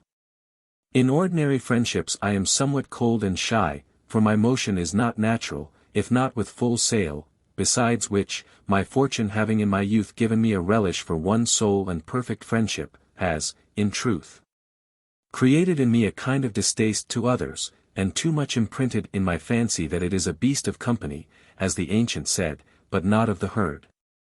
922 And also I have a natural difficulty of communicating myself by halves. With the modifications and the servile and jealous prudence required in the conversation of numerous and imperfect friendships, and we are principally enjoined to these in this age of ours, when we cannot talk of the world but either with danger or falsehood. Yet do I very well discern that he who has the conveniences, I mean the essential conveniences, of life for his end, as I have, ought to fly these difficulties and delicacy of humor, as much as the plague. I should commend a soul of several stages, that knows both how to stretch and to slacken itself, that finds itself at ease in all conditions whither fortune leads it, that can discourse with a neighbor, of his building, his hunting, his quarrels. That can chat with a carpenter or a gardener with pleasure. I envy those who can render themselves familiar with the meanest of their followers, and talk with them in their own way. And dislike the advice of Plato, that men should always speak in a magisterial tone to their servants, whether men or women, without being sometimes facetious and familiar. For besides the reasons I have given, 'tis inhuman and unjust to set so great a value upon this pitiful prerogative of fortune, and the polities wherein less disparity is permitted betwixt masters and servants seem to me the most equitable. Others study how to raise and elevate their minds, I, how to humble mine and to bring it low. 'Tis only vicious in extension. Naras et genus aesi, pugnata sacro bella sub ilio quo caem precio catum mercimer, cas aquam temperet ignibus, quo prebent domum, in quota, polignis caring frigoribus, teses. You tell us long stories about the race of Aeacus, and the battles fought under sacred Ilium. But what to give for a cask of Chian wine, who shall prepare the warm bath, and in whose house, and when I may escape from the Polignian cold, you do not tell us. 923. Thus, as the Lacedaemonian valor stood in need of moderation, and of the sweet and harmonious sound of flutes to soften it in battle, lest they should precipitate themselves into temerity and fury. Whereas all other nations commonly make use of harsh and shrill sounds, and of loud and imperious cries, to incite and heat the soldier's courage to the last degree. So, methinks, contrary to the usual method, in the practice of our minds, we have for the most part more need of lead than of wings, of temperance and composedness than of ardor and agitation. But, above all things, 'tis in my opinion egregiously to play the fool, to put on the grave airs of a man of lofty mind amongst those who are nothing of the sort, ever to speak in print, by the book. Favelare in puma di forchetta. To talk with the point of a fork, affectedly. You must let yourself down to those with whom you converse, and sometimes affect ignorance, lay aside power and subtlety in common conversation. To preserve decorum and order, 'tis enough, nay, crawl on the earth, if they so desire it. The learned often stumble at this stone, they will always be parading their pedantic science, and strew their books everywhere. They have, in these days, so filled the cabinets and ears of the ladies with them, that if they have lost the substance, they at least retain the words. So as in all discourse upon all sorts of subjects, how mean and common soever, they speak and write after a new and learned way. Hoc sermon pavent, hoc iram, gaudia, curas, hoc cuncta effundent animi secreta, quid ultra concumbent doct. In this language do they express their fears, their anger, their joys, their cares, in this pour out all their secrets, what more? They lie with their lovers learnedly. 924. And quote Plato and Aquinas in things the first man they meet could determine as well, the learning that cannot penetrate their souls hangs still upon the tongue. If people of quality will be persuaded by me, they shall content themselves with setting out their proper and natural treasures. They conceal and cover their beauties under others that are none of theirs. 'Tis a great folly to put out their own light and shine by a borrowed luster, they are interred and buried under de capsula toti. 925 It is because they do not sufficiently know themselves or do themselves justice, the world has nothing fairer than they, 'tis for them to honor the arts, and to paint painting. What need have they of anything but to live beloved and honored? They have and know but too much for this, they need do no more but rouse and heat a little the faculties they have of their own.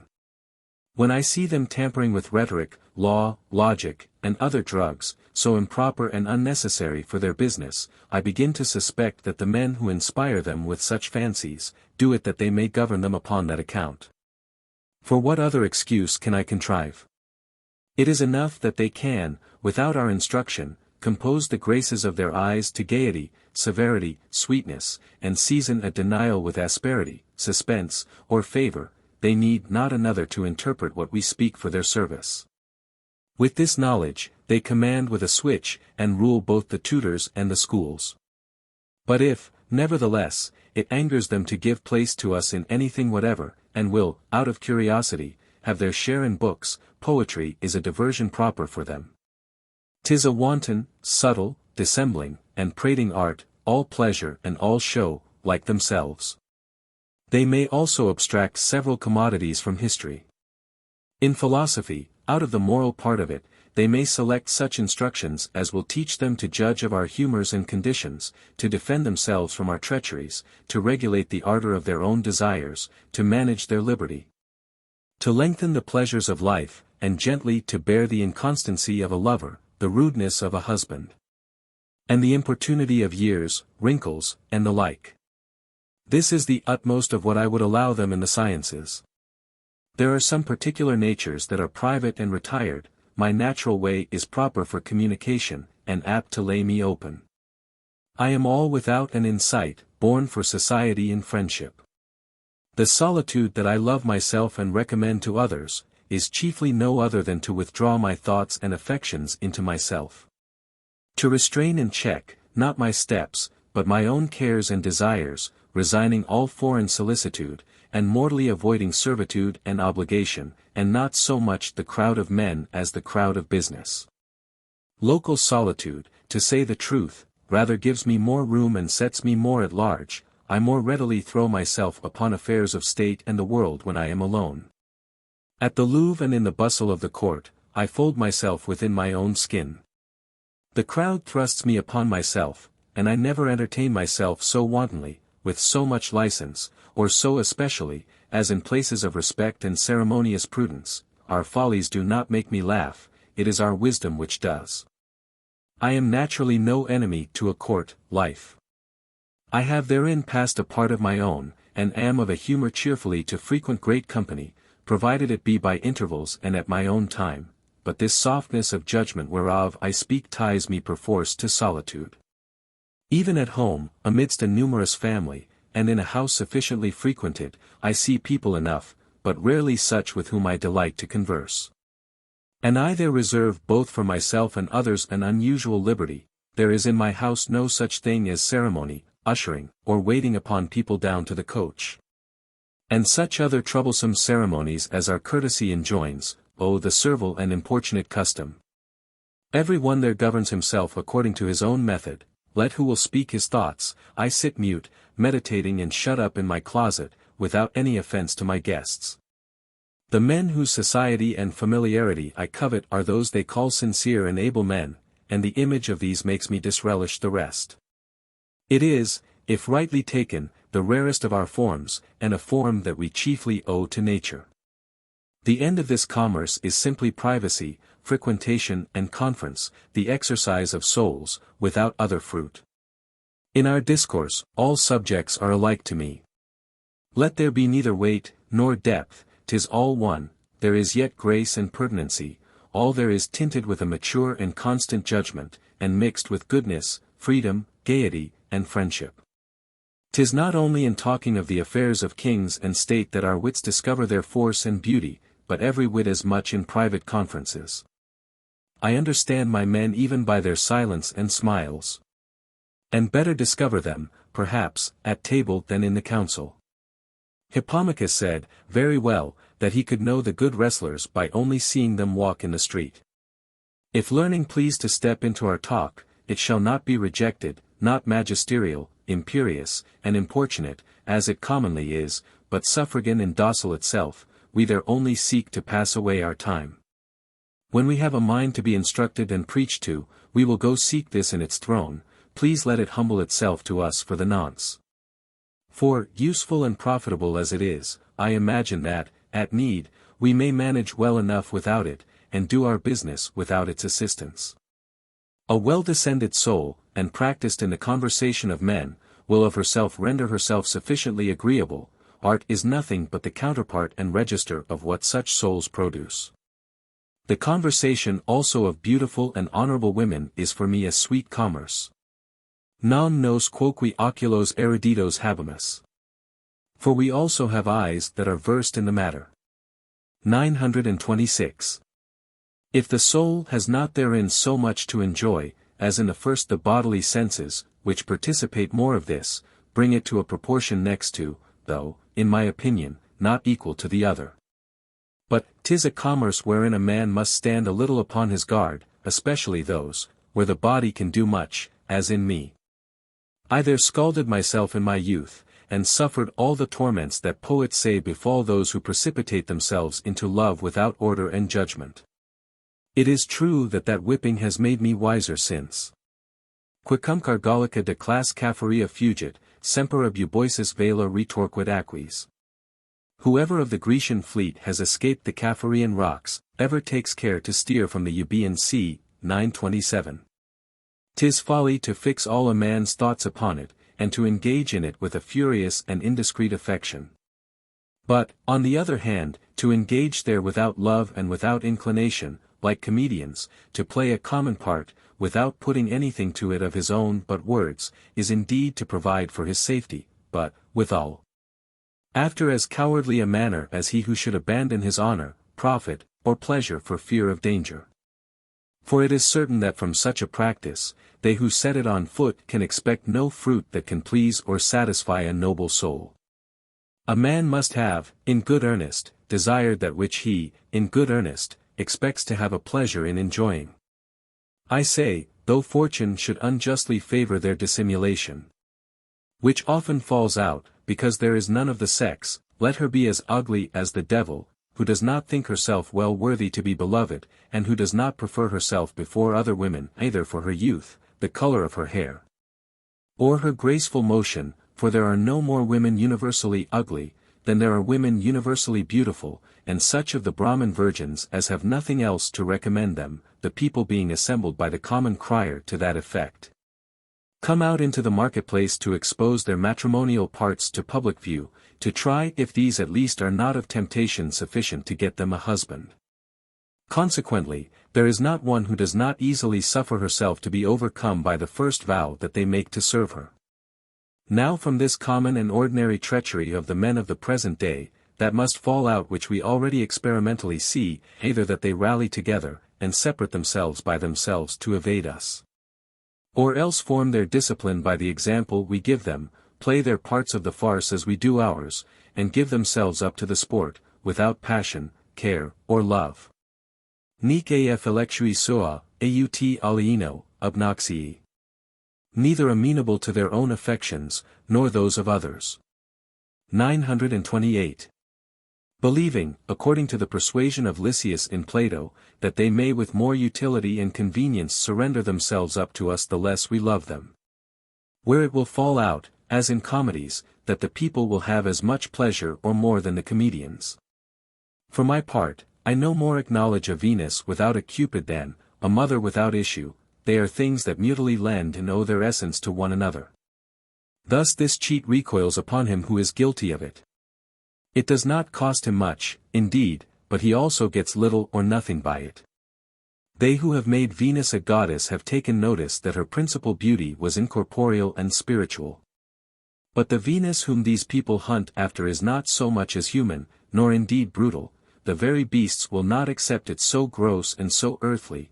We see that imagination and desire often heat and incite them before the body does. We see in both the one sex and the other, they have in the herd choice and particular election in their affections, and that they have amongst themselves a long commerce of goodwill.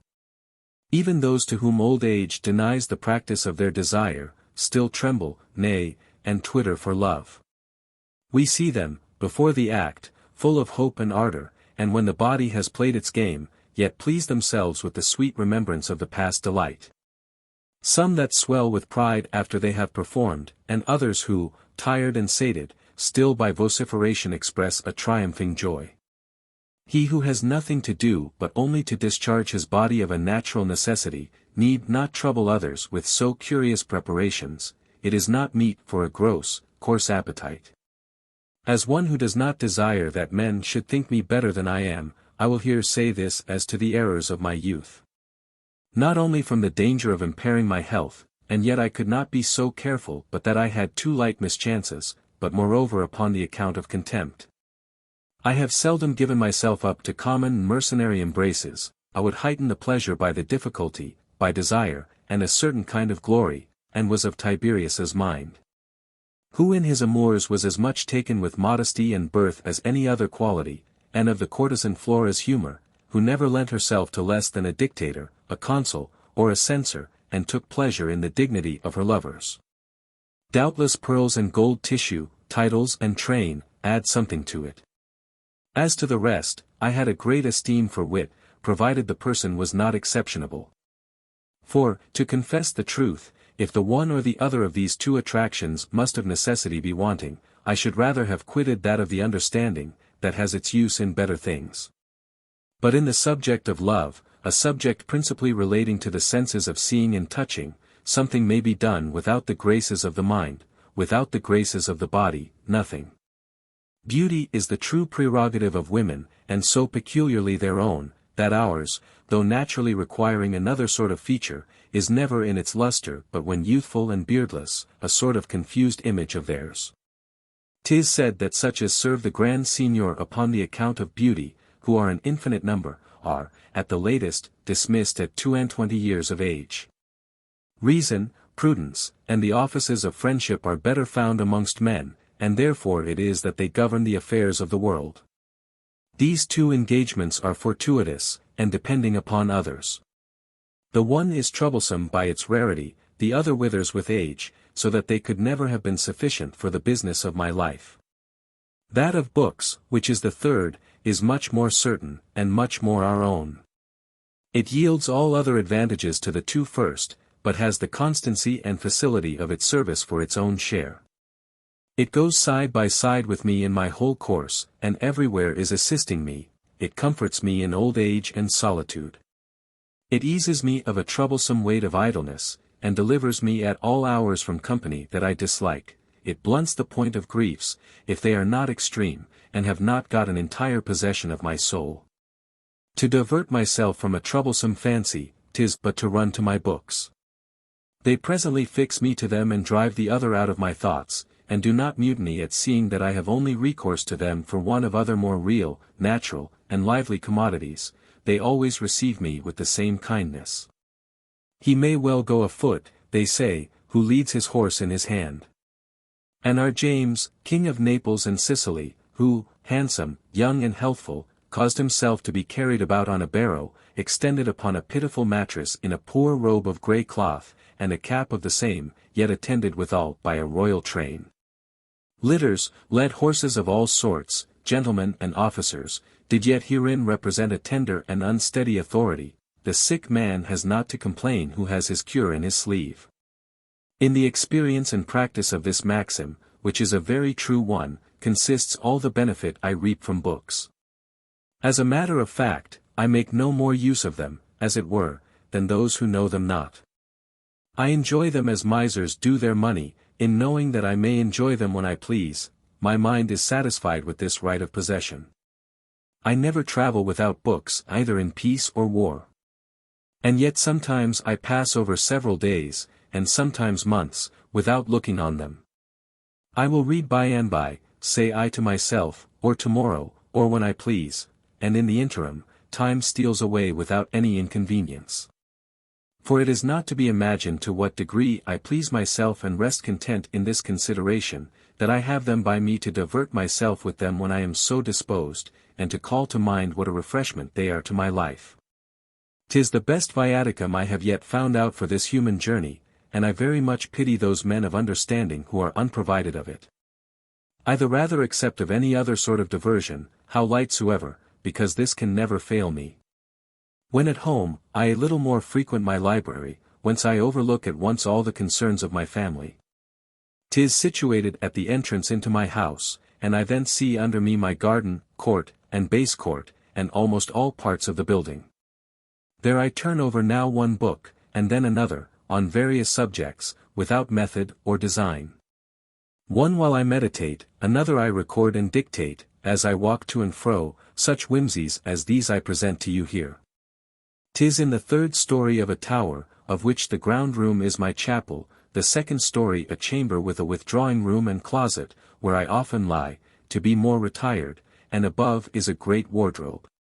This formerly was the most useless part of the house. I there pass away both most of the days of my life and most of the hours of those days. In the night I am never there. There is by the side of it a cabinet handsome enough, with a fireplace very commodiously contrived, and plenty of light.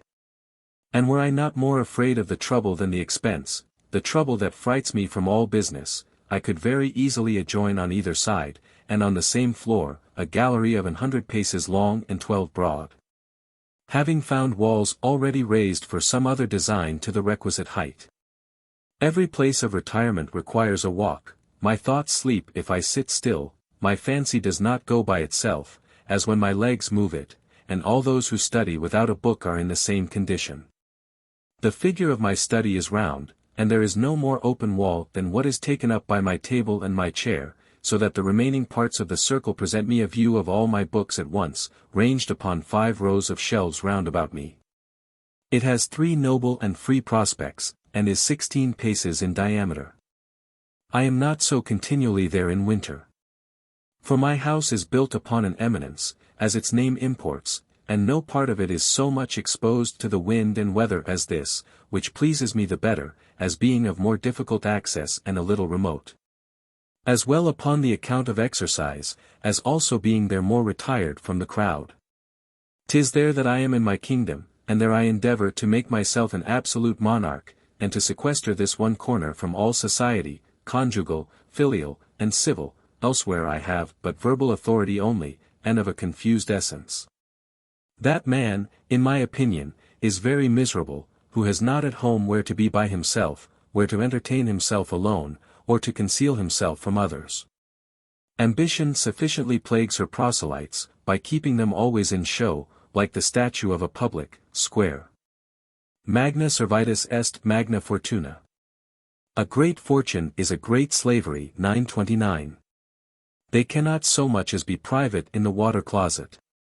I have thought nothing so severe in the austerity of life that our monks affect, as what I have observed in some of their communities, namely, by rule, to have a perpetual society of place, and numerous persons present in every action whatever. And think it much more supportable to be always alone than never to be so. If any one shall tell me that it is to undervalue the muses to make use of them only for sport and to pass away the time, I shall tell him, that he does not know so well as I the value of the sport, the pleasure, and the pastime. I can hardly forbear to add that all other end is ridiculous. I live from day to day, and, with reverence be it spoken, I only live for myself, there all my designs terminate. I studied, when young, for ostentation. Since, to make myself a little wiser, and now for my diversion, but never for any profit. A vain and prodigal humor I had after this sort of furniture, not only for the supplying my own need, but, moreover, for ornament and outward show, I have since quite cured myself of. Books have many charming qualities to such as know how to choose them, but every good has its ill. 'Tis a pleasure that is not pure and clean, no more than others, it has its inconveniences, and great ones too. The soul indeed is exercised therein. But the body, the care of which I must withal never neglect, remains in the meantime without action, and grows heavy and sombre. I know no excess more prejudicial to me, nor more to be avoided in this my declining age. These have been my 3 favorite and particular occupations. I speak not of those I owe to the world by civil obligation. Chapter 4. Of Diversion. I was once employed in consoling a lady truly afflicted. Most of their mournings are artificial and ceremonious. Uberibus semper lacrimis, semperque paratis, in station subatque expectantibus illum, quo jubit manar modo. A woman has ever a fountain of tears ready to gush up whenever she requires to make use of them. 9:30. A man goes the wrong way to work when he opposes this passion, for opposition does but irritate and make them more obstinate in sorrow. The evil is exasperated by discussion. We see, in common discourse, that what I have indifferently let fall from me, if any one takes it up to controvert it, I justify it with the best arguments I have. And much more a thing wherein I had a real interest. And besides, in so doing you enter roughly upon your operation, whereas the first addresses of a physician to his patient should be gracious, gay, and pleasing. Never did any ill-looking, morose physician do anything to purpose. On the contrary, then, a man should, at the first approaches, favor their grief and express some approbation of their sorrow. By this intelligence you obtain credit to proceed further, and by a facile and insensible gradation fall into discourses more solid and proper for their cure. I, whose aim it was principally to gull the company who had their eyes fixed upon me, took it into my head only to palliate the disease. And indeed I have found by experience that I have an unlucky hand in persuading. My arguments are either too sharp and dry, or pressed too roughly, or not home enough. After I had some time applied myself to her grief, I did not attempt to cure her by strong and lively reasons, either because I had them not at hand, or because I thought to do my business better another way. Neither did I make choice of any of those methods of consolation which philosophy prescribes, that what we complain of is no evil, according to Cleanthes, that it is a light evil, according to the Peripatetics. That to bemoan oneself is an action neither commendable nor just, according to Chrysippus, nor this of Epicurus, more suitable to my way, of shifting the thoughts from afflicting things to those that are pleasing. Nor making a bundle of all these together, to make use of upon occasion, according to Cicero. But, gently bending my discourse, and by little and little digressing, sometimes to subjects nearer, and sometimes more remote from the purpose, according as she was more intent on what I said, I imperceptibly led her from that sorrowful thought. And kept her calm and in good humor whilst I continued there. I herein made use of diversion. They who succeeded me in the same service did not, for all that, find any amendment in her, for I had not gone to the root. I, peradventure, may elsewhere have glanced upon some sort of public diversions. And the practice of military ones, which Pericles made use of in the Peloponnesian War, and 1,000 others in other places, to withdraw the adverse forces from their own countries, is too frequent in history. It was an ingenious evasion whereby Monseigneur de Hempercourt saved both himself and others in the city of Liege, into which the Duke of Burgundy, who kept it besieged, had made him enter to execute the articles of their promised surrender. The people, being assembled by night to consider of it, began to mutiny against the agreement, and several of them resolved to fall upon the commissioners, whom they had in their power. He, feeling the gusts of this first popular storm, who were coming to rush into his lodgings, suddenly sent out to them 2 of the inhabitants of the city, of whom he had some with him, with new and milder terms to be proposed in their council. which he had then and there contrived for his need. These two diverted the first tempest, carrying back the enraged rabble to the town hall to hear and consider of what they had to say. The deliberation was short. A second storm arose as violent as the other, whereupon he dispatched 4 new mediators of the same quality to meet them, protesting that he had now better conditions to present them with, and such as would give them absolute satisfaction. By which means the tumult was once more appeased, and the people again turned back to the conclave.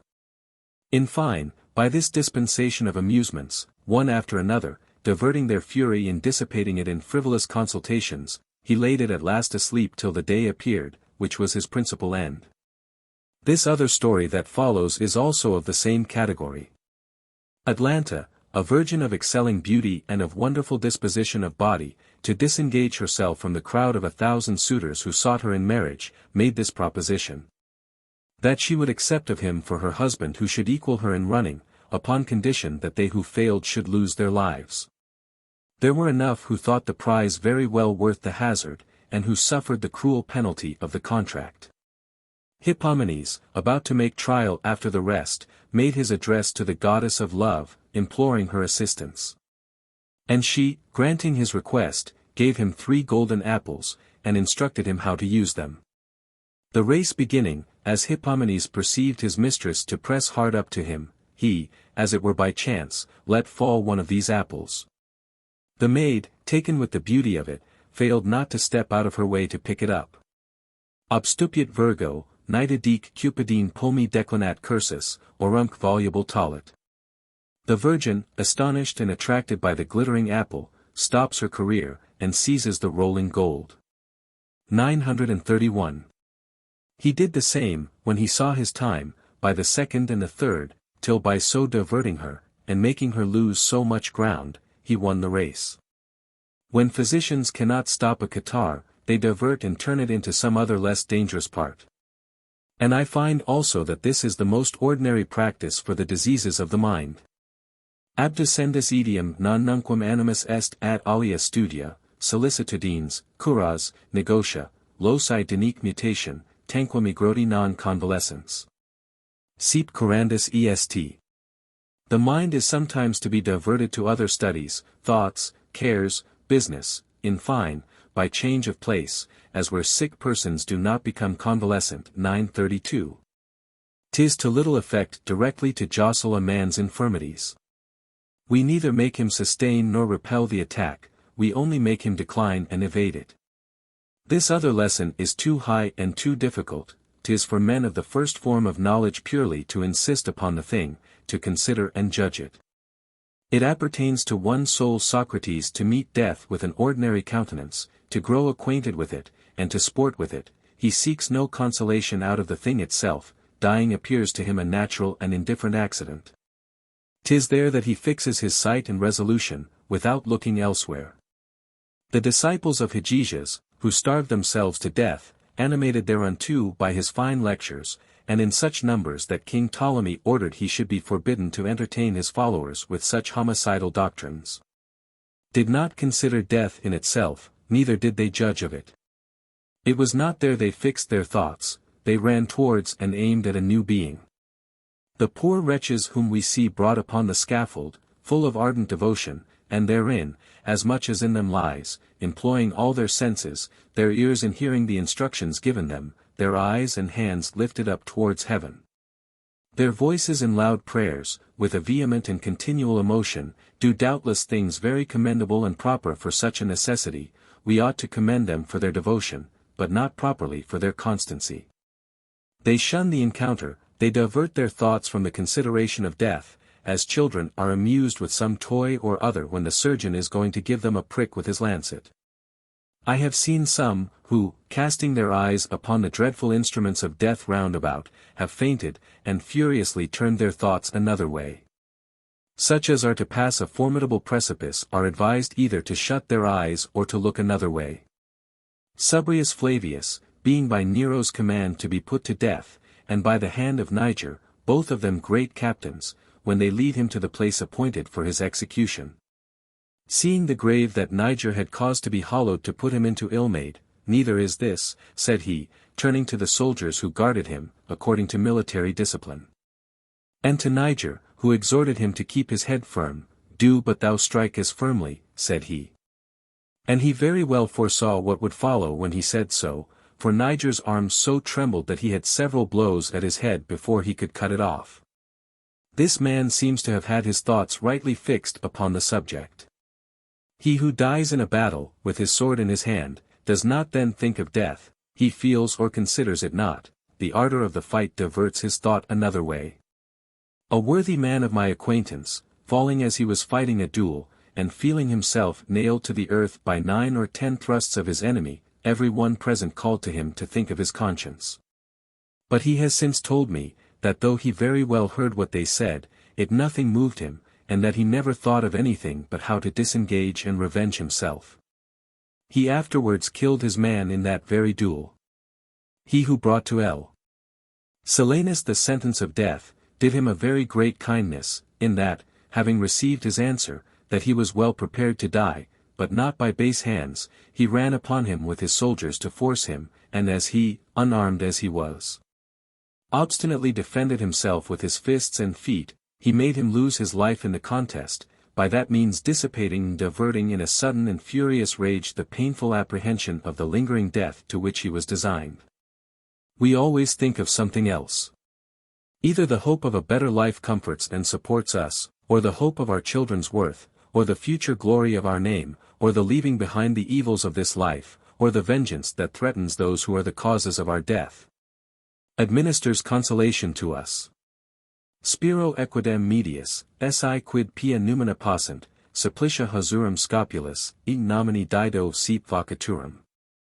Audium, haec manis veniet mihi fama sub imas.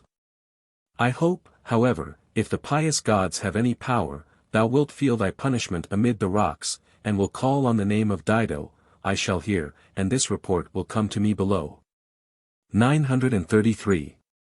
Xenophon was sacrificing with a crown upon his head when one came to bring him news of the death of his son Grillus, slain in the battle of Mantinia. At the first surprise of the news, he threw his crown to the ground. But understanding by the sequel of the narrative the manner of a most brave and valiant death, he took it up and replaced it upon his head.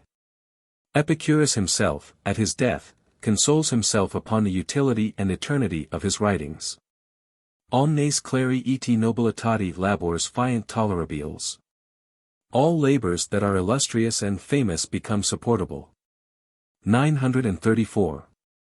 And the same wound, the same fatigue, is not, says Xenophon, so intolerable to a general of an army as to a common soldier.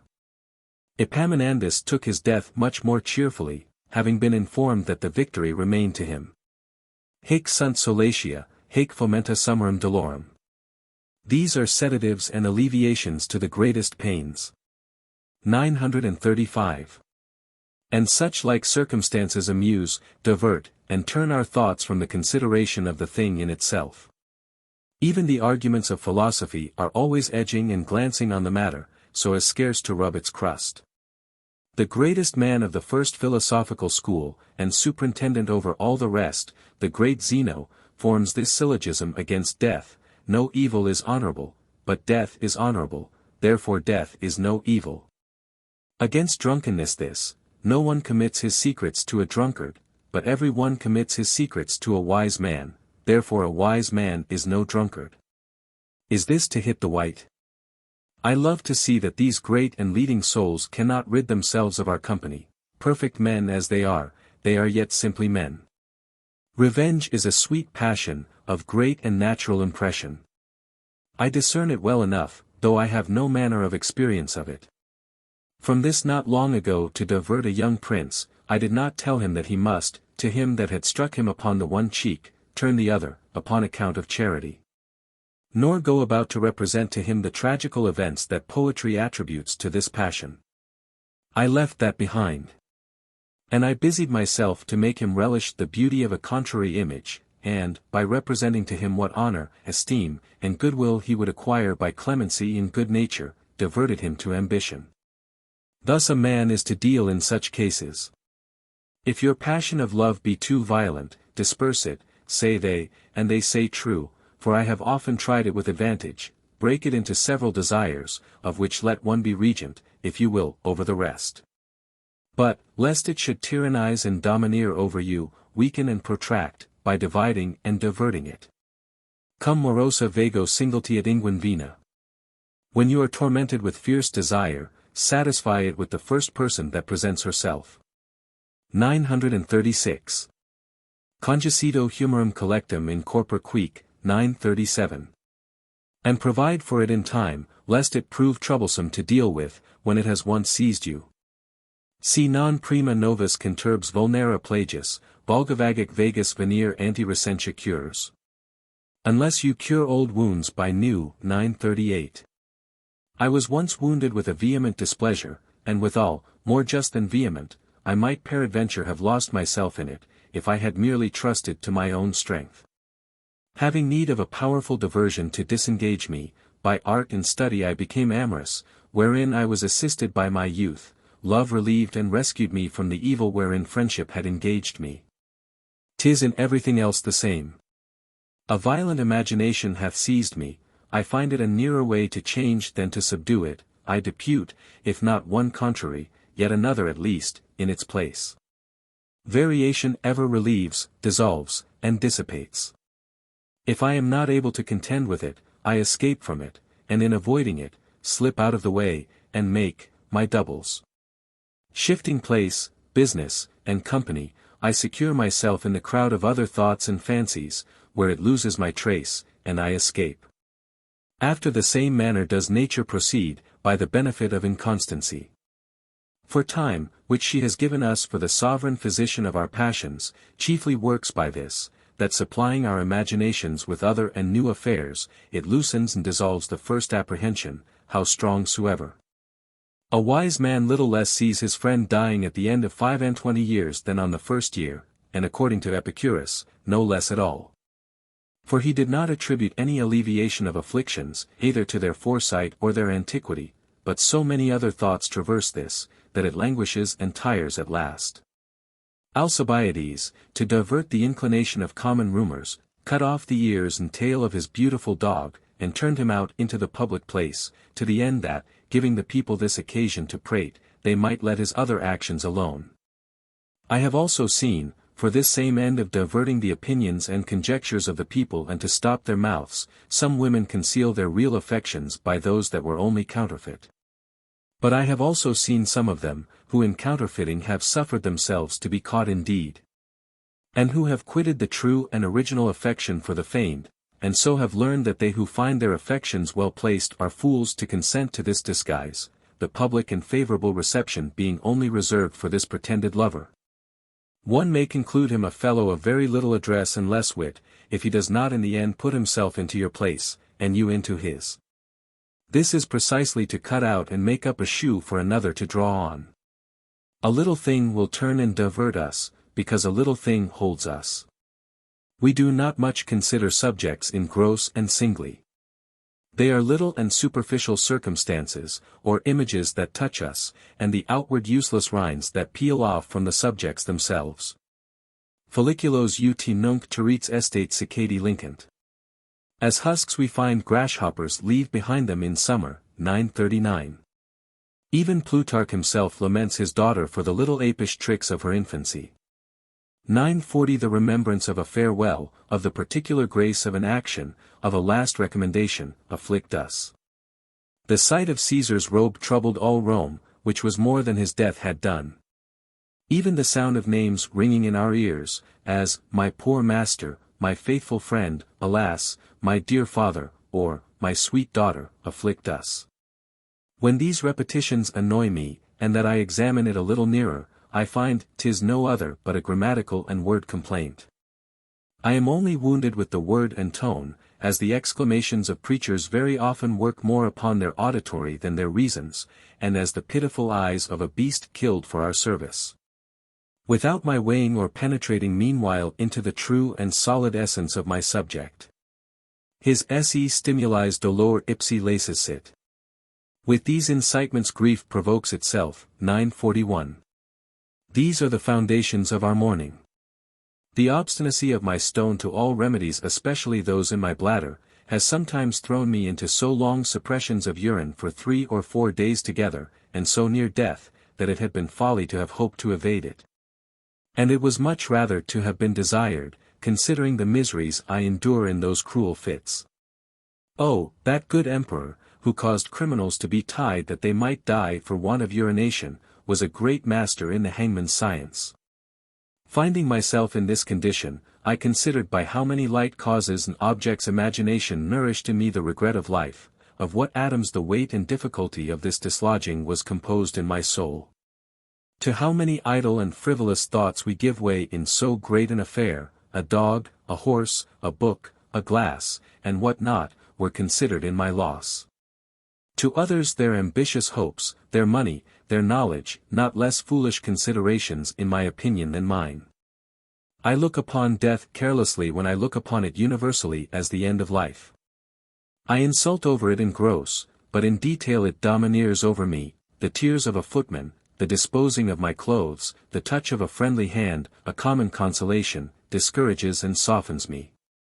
So do the complaints in tragedies agitate our souls with grief, and the regrets of Dido and Ariadne, impassionate even those who believe them not in Virgil and Catullus.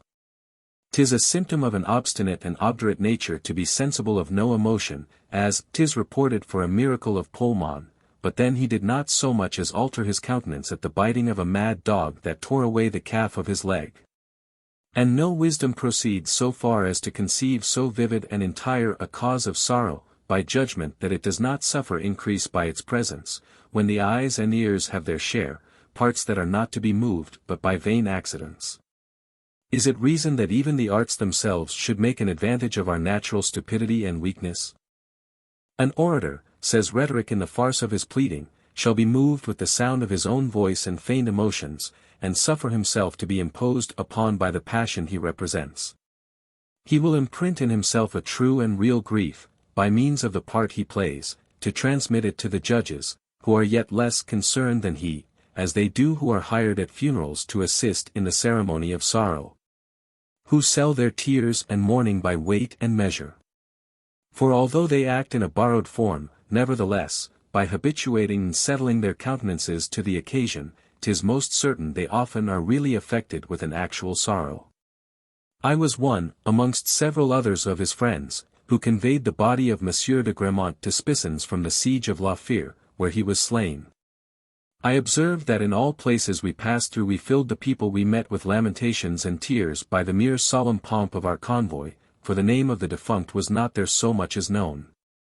Quintilian reports as to have seen comedians so deeply engaged in a mourning part, that they still wept in the retiring room, and who, having taken upon them to stir up passion in another, have themselves espoused it to that degree as to find themselves infected with it, not only to tears, but, moreover, with pallor and the comportment of men really overwhelmed with grief. In a country near our mountains the women play priest Martin, for as they augment the regret of the deceased husband by the remembrance of the good and agreeable qualities he possessed, they also at the same time make a register of and publish his imperfections, as if of themselves to enter into some composition, and divert themselves from compassion to disdain. Yet with much better grace than we, who, when we lose an acquaintance, strive to give him new and false praises, and to make him quite another thing when we have lost sight of him than he appeared to us when we did see him. As if regret were an instructive thing, or as if tears, by washing our understandings, cleared them. For my part, I henceforth renounce all favorable testimonies men would give of me, not because I shall be worthy of them, but because I shall be dead. Whoever shall ask a man, what interest have you in this siege? The interest of example, he will say, and of the common obedience to my prince, I pretend to no profit by it, and for glory, I know how small a part can affect a private man such as I have here neither passion nor quarrel. And yet you shall see him the next day quite another man, chafing and red with fury, ranged in battle for the assault. 'Tis the glittering of so much steel, the fire and noise of our cannon and drums, that have infused this new rigidity and fury into his veins. A frivolous cause, you will say. How a cause? There needs none to agitate the mind. A mere whimsy without body and without subject will rule and agitate it. Let me think of building castles in Spain, my imagination suggests to me conveniences and pleasures with which my soul is really tickled and pleased. How often do we torment our mind with anger or sorrow by such shadows, and engage ourselves in fantastic passions that impair both soul and body? What astonished, fleeting, confused grimaces does this raving put our faces into? What sallies and agitations both of members and voices does it inspire us with? Does it not seem that this individual man has false visions amid the crowd of others with whom he has to do, or that he is possessed with some internal demon that persecutes him? Inquire of yourself where is the object of this mutation. Is there anything but us in nature which inanity sustains, over which it has power? Cambyses, from having dreamt that his brother should be one day king of Persia, put him to death, a beloved brother, and one in whom he had always confided. Aristodemus, king of the Messenians, killed himself out of a fancy of ill omen, from I know not what howling of his dogs, and King Midas did as much upon the account of some foolish dream he had dreamed. 'Tis to prize life at its just value, to abandon it for a dream. And yet hear the soul triumph over the miseries and weakness of the body, and that it is exposed to all attacks and alterations, truly, it has reason so to speak. O prima inflix finger ti terra prometheo. Alperum caudi pectoris egit opus corpora disponens, mentem non vidit in arte, recta animi primum debuit esse via. O wretched clay, first formed by Prometheus. In his attempt, what little wisdom did he shew? In framing bodies, he did not apply his art to form the mind, which should have been his first care. 942. Chapter 5.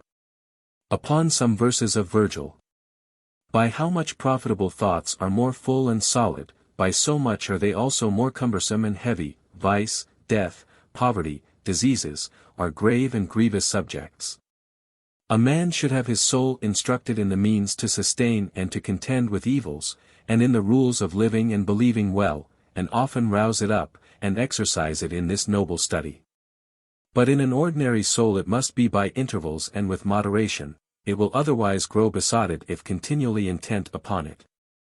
I found it necessary, when I was young, to put myself in mind and solicit myself to keep me to my duty.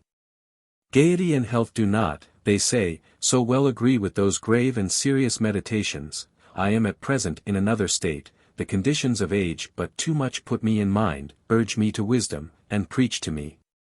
From the excess of sprightliness I am fallen into that of severity, which is much more troublesome.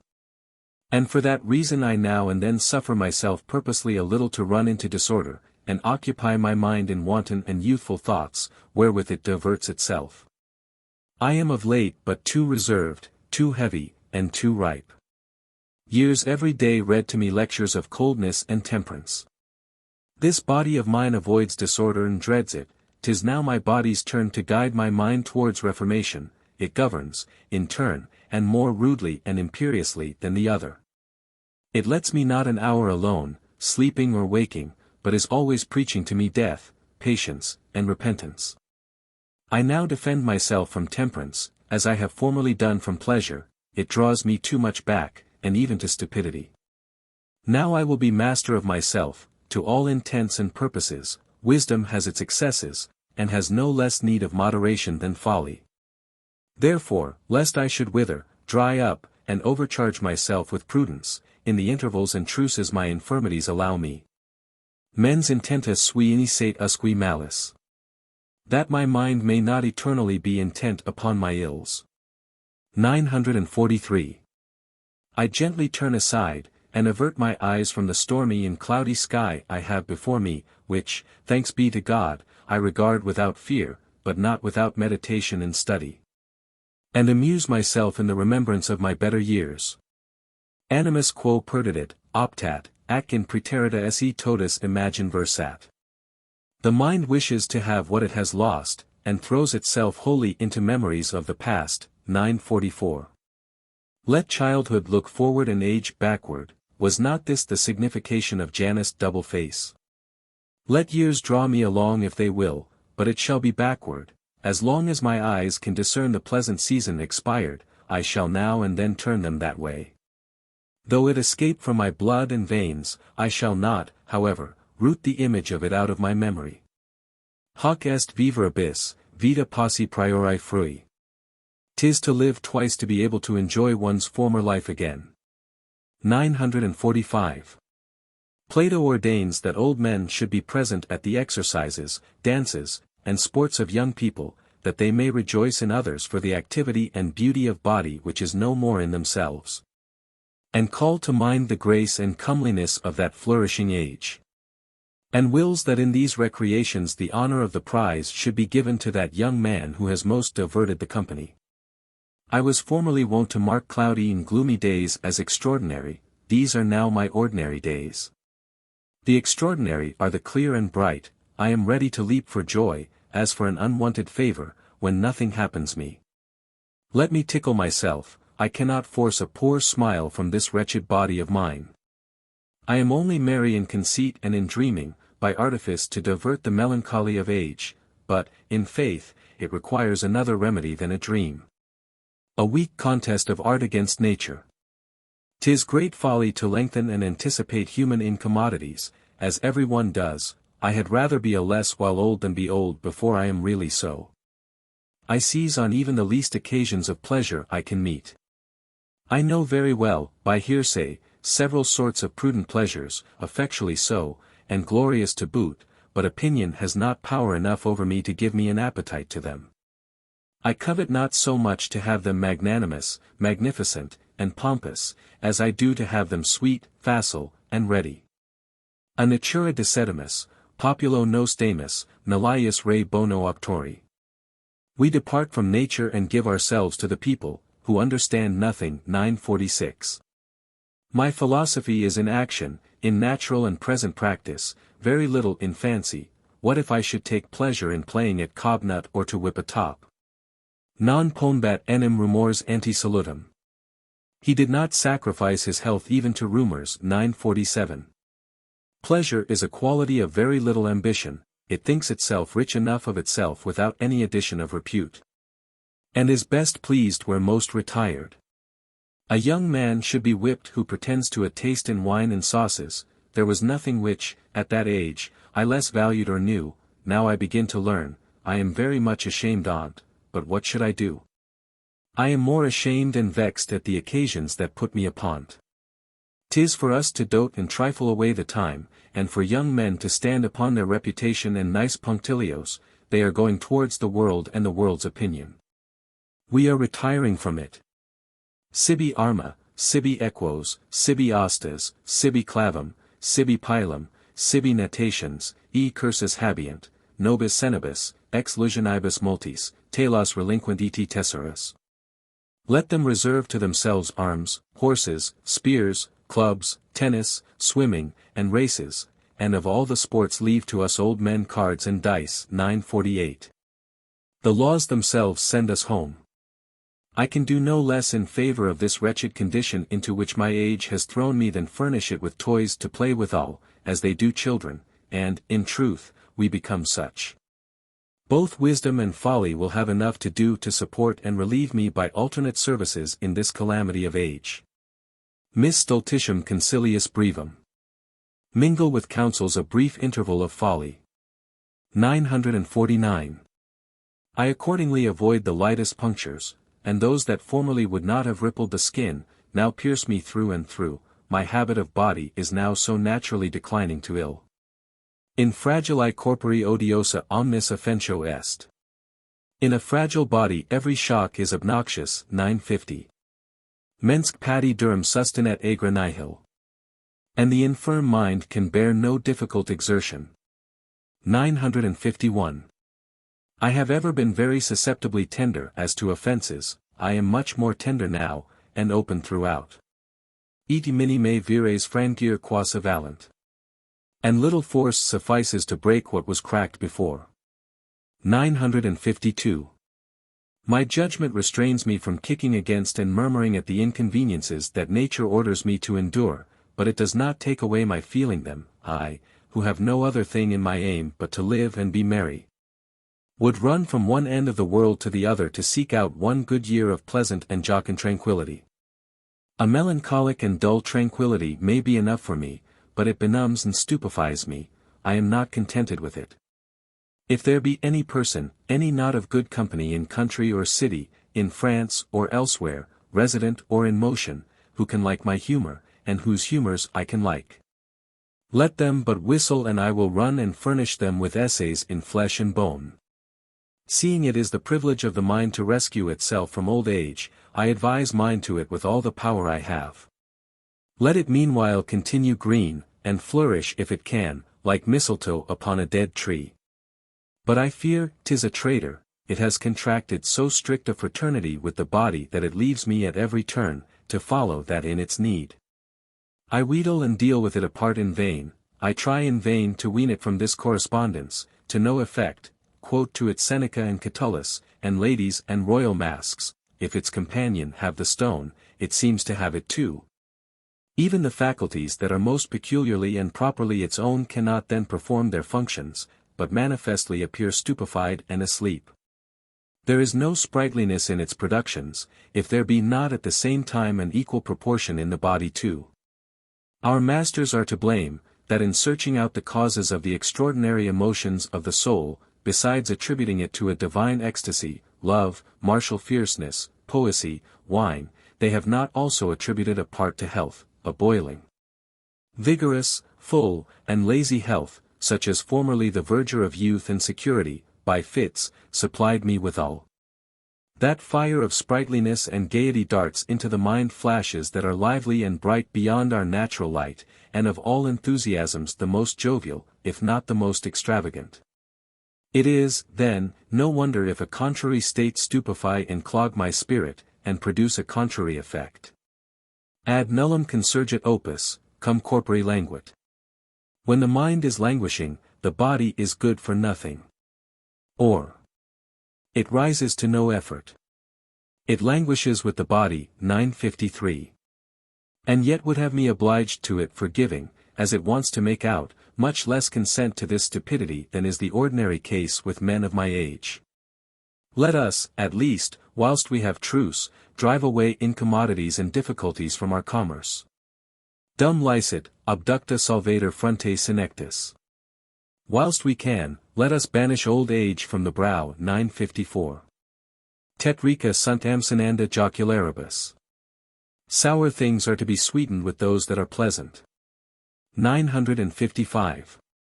I love a gay and civil wisdom, and fly from all sourness and austerity of manners, all repellent, mean being suspected by me.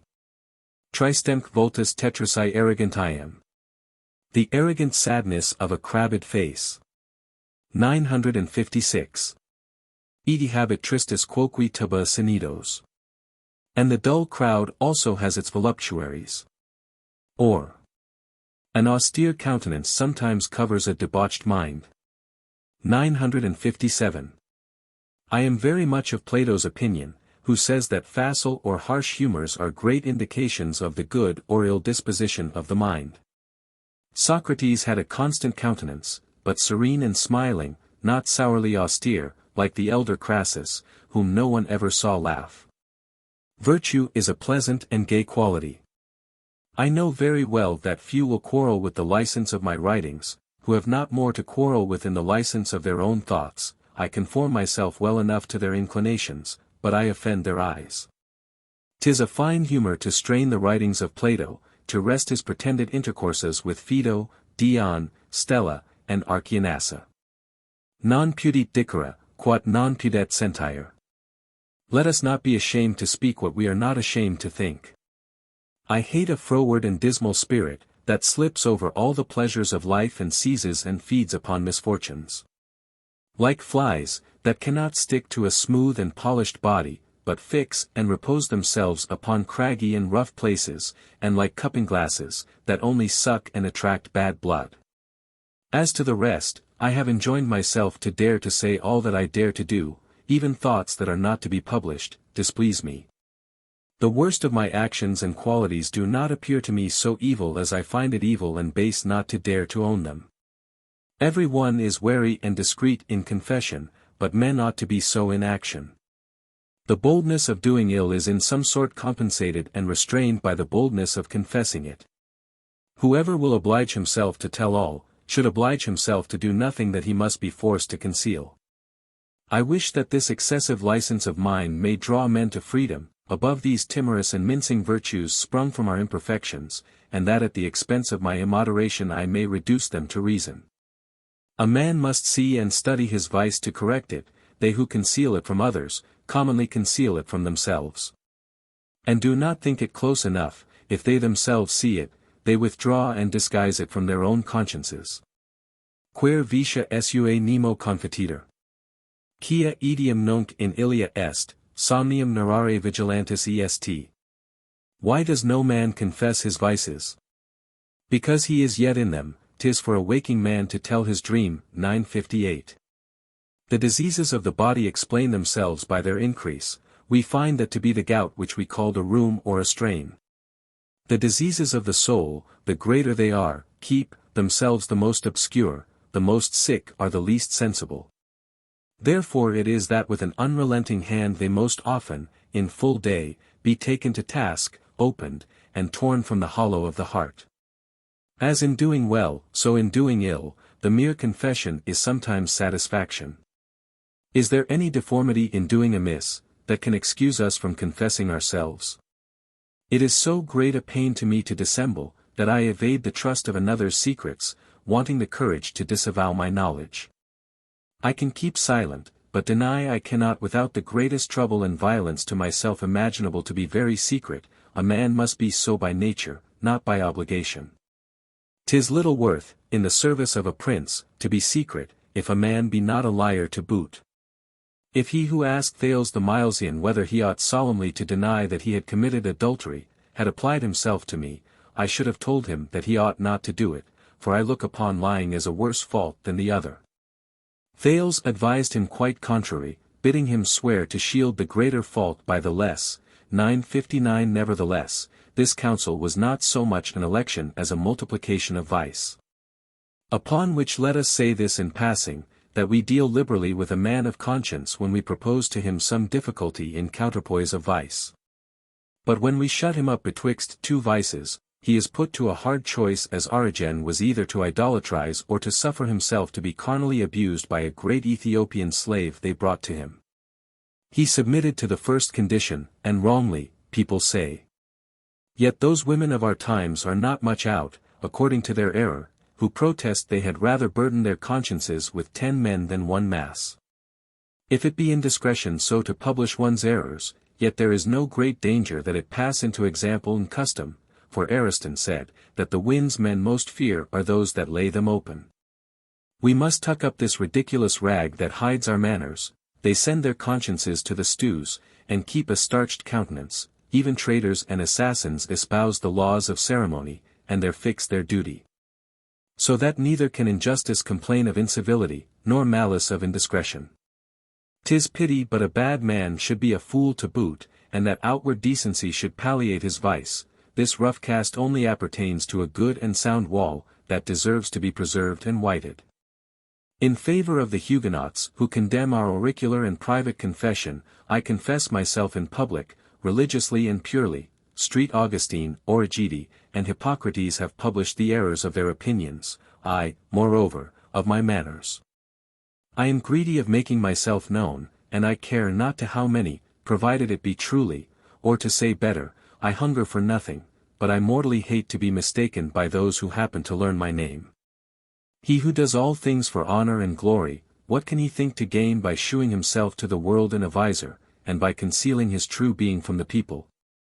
Praise a humpback for his stature, he has reason to take it for an affront. If you are a coward, and men commend you for your valor, is it of you they speak? They take you for another. I should like him as well who glorifies himself in the compliments and congees that are made him as if he were master of the company, when he is one of the least of the train. Archelaus, king of Macedon, walking along the street, somebody threw water on his head, which they who were with him said he ought to punish. But, said he, whoever it was, he did not throw the water upon me, but upon him whom he took me to be. Socrates being told that people spoke ill of him, not at all, said he, there is nothing, in me, of what they say. For my part, if any one should recommend me as a good pilot, as being very modest or very chaste, I should owe him no thanks. And so, whoever should call me traitor, robber, or drunkard, I should be as little concerned. They who do not rightly know themselves, may feed themselves with false approbations. Not I, who see myself, and who examine myself even to my very bowels, and who very well know what is my due. I am content to be less commended, provided I am better known. I may be reputed a wise man in such a sort of wisdom as I take to be folly. I am vexed that my essays only serve the ladies for a common piece of furniture, and a piece for the hall. This chapter will make me part of the water closet. I love to traffic with them a little in private. Public conversation is without favor and without savor. In farewells, we oftener than not heat our affections towards the things we take leave of. I take my last leave of the pleasures of this world, these are our last embraces. But let us come to my subject. What has the act of generation, so natural, so necessary, and so just, done to men, to be a thing not to be spoken of without blushing, and to be excluded from all serious and moderate discourse? We boldly pronounce kill, rob, betray, and that we dare only to do betwixt the teeth. Is it to say, the less we expend in words, we may pay so much the more in thinking? For it is certain that the words least in use, most seldom written, and best kept in, are the best and most generally known. No age, no manners, are ignorant of them, no more than the word bread they imprint themselves in every one without being expressed, without voice, and without figure. And the sex that most practices it is bound to say least of it. 'Tis an act that we have placed in the franchise of silence, from which to take it is a crime even to accuse and judge it, neither dare we reprehend it but by periphrasis and picture. A great favor to a criminal to be so execrable that justice thinks it unjust to touch and see him, free and safe by the benefit of the severity of his condemnation. Is it not here as in matter of books, that sell better and become more public for being suppressed? For my part, I will take Aristotle at his word, who says, that bashfulness is an ornament to youth, but a reproach to old age. These verses are preached in the ancient school, a school that I much more adhere to than the modern. Its virtues appear to me to be greater, and the vices less. Suc a par tro fuyant Venus estrevant. Failent autant que sulks que tro la suivant. They err as much who too much forbear Venus, as they who are too frequent in her rites. 960. 2. Dea, rerum naturam sola gubernas, nec sign te quicquam dies in luminis horas exoritor, nec fit latum, nec amabile quidquam. Goddess, still thou alone governest nature, nor without thee anything comes into light, nothing is pleasant, nothing joyful. 961. I know not who could set Pallas and the Muses at variance with Venus, and make them cold towards love. But I see no deities so well met, or that are more indebted to one another. Who will deprive the Muses of amorous imaginations, will rob them of the best entertainment they have, and of the noblest matter of their work, and who will make love lose the communication and service of poesy? Will disarm him of his best weapons. By this means they charge the god of familiarity and goodwill, and the protecting goddesses of humanity and justice, with the vice of ingratitude and unthankfulness. I have not been so long cashiered from the state and service of this god, that my memory is not still perfect in his force and value. Agnosco veteris vestigia flammi. I recognize vestiges of my old flame. 962. There are yet some remains of heat and emotion after the fever. Nec mihi deficiat calor hic, hyamantibus annis. Nor let this heat of youth fail me in my winter years. Withered and drooping as I am, I feel yet some remains of the past ardor. Qual el alto egio, per the aquilone o nodo cessi, the tudo prima il volsidi scas, non es acita ei pero. Mile suono el modo rischen del elonde enco agitate e gross. As Aegean seas, when storms be calmed again, that rolled their tumbling waves with troublous blasts, do yet of tempests past some show retain. And here and there their swelling billows cast. 963. But from what I understand of it, the force and power of this god are more lively and animated in the picture of poesy than in their own essence. E versus digitos habet. Verse has fingers. 964. It has I know not what kind of air, more amorous than love itself. Venus is not so beautiful, naked, alive, and panting, as she is here in Virgil. Dixerat, egen niveus hinc ac hinc diva lacertus cunctantum amplexum mali fovit. Au repent accipit solitum flammum, notusque medullas intravit calor, edilaba facta per ossa cucurrit non secus ac olum toni tru, cum rupta corusco ignea rima micans percurrit lumen nimbos. Ea verba locutus, optatos dedit amplexus. Placidumque pedivit conjugis infusus gremio per membra soperem. The goddess spoke, and throwing round him her snowy arms in soft embraces, caresses him hesitating. Suddenly he caught the wonted flame, and the well-known warmth pierced his marrow, and ran thrilling through his shaken bones, just as when at times, with thunder, a stream of fire in lightning flashes shoots across the skies. Having spoken these words, he gave her the wished embrace, and in the bosom of his spouse sought placid sleep. 965.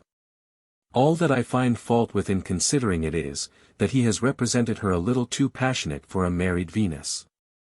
In this discreet kind of coupling, the appetite is not usually so wanton, but more grave and dull.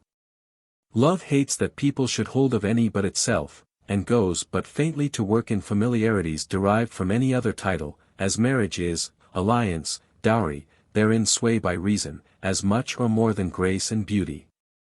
Men do not marry for themselves, let them say what they will, they marry as much or more for their posterity and family. The custom and interest of marriage concern our race much more than us.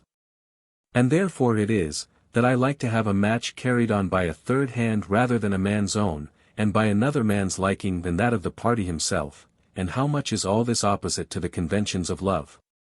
And also it is a kind of incest to employ in this venerable and sacred alliance the heat and extravagance of amorous license, as I think I have said elsewhere. A man, says Aristotle, must approach his wife with prudence and temperance, lest in dealing too lasciviously with her, the extreme pleasure make her exceed the bounds of reason.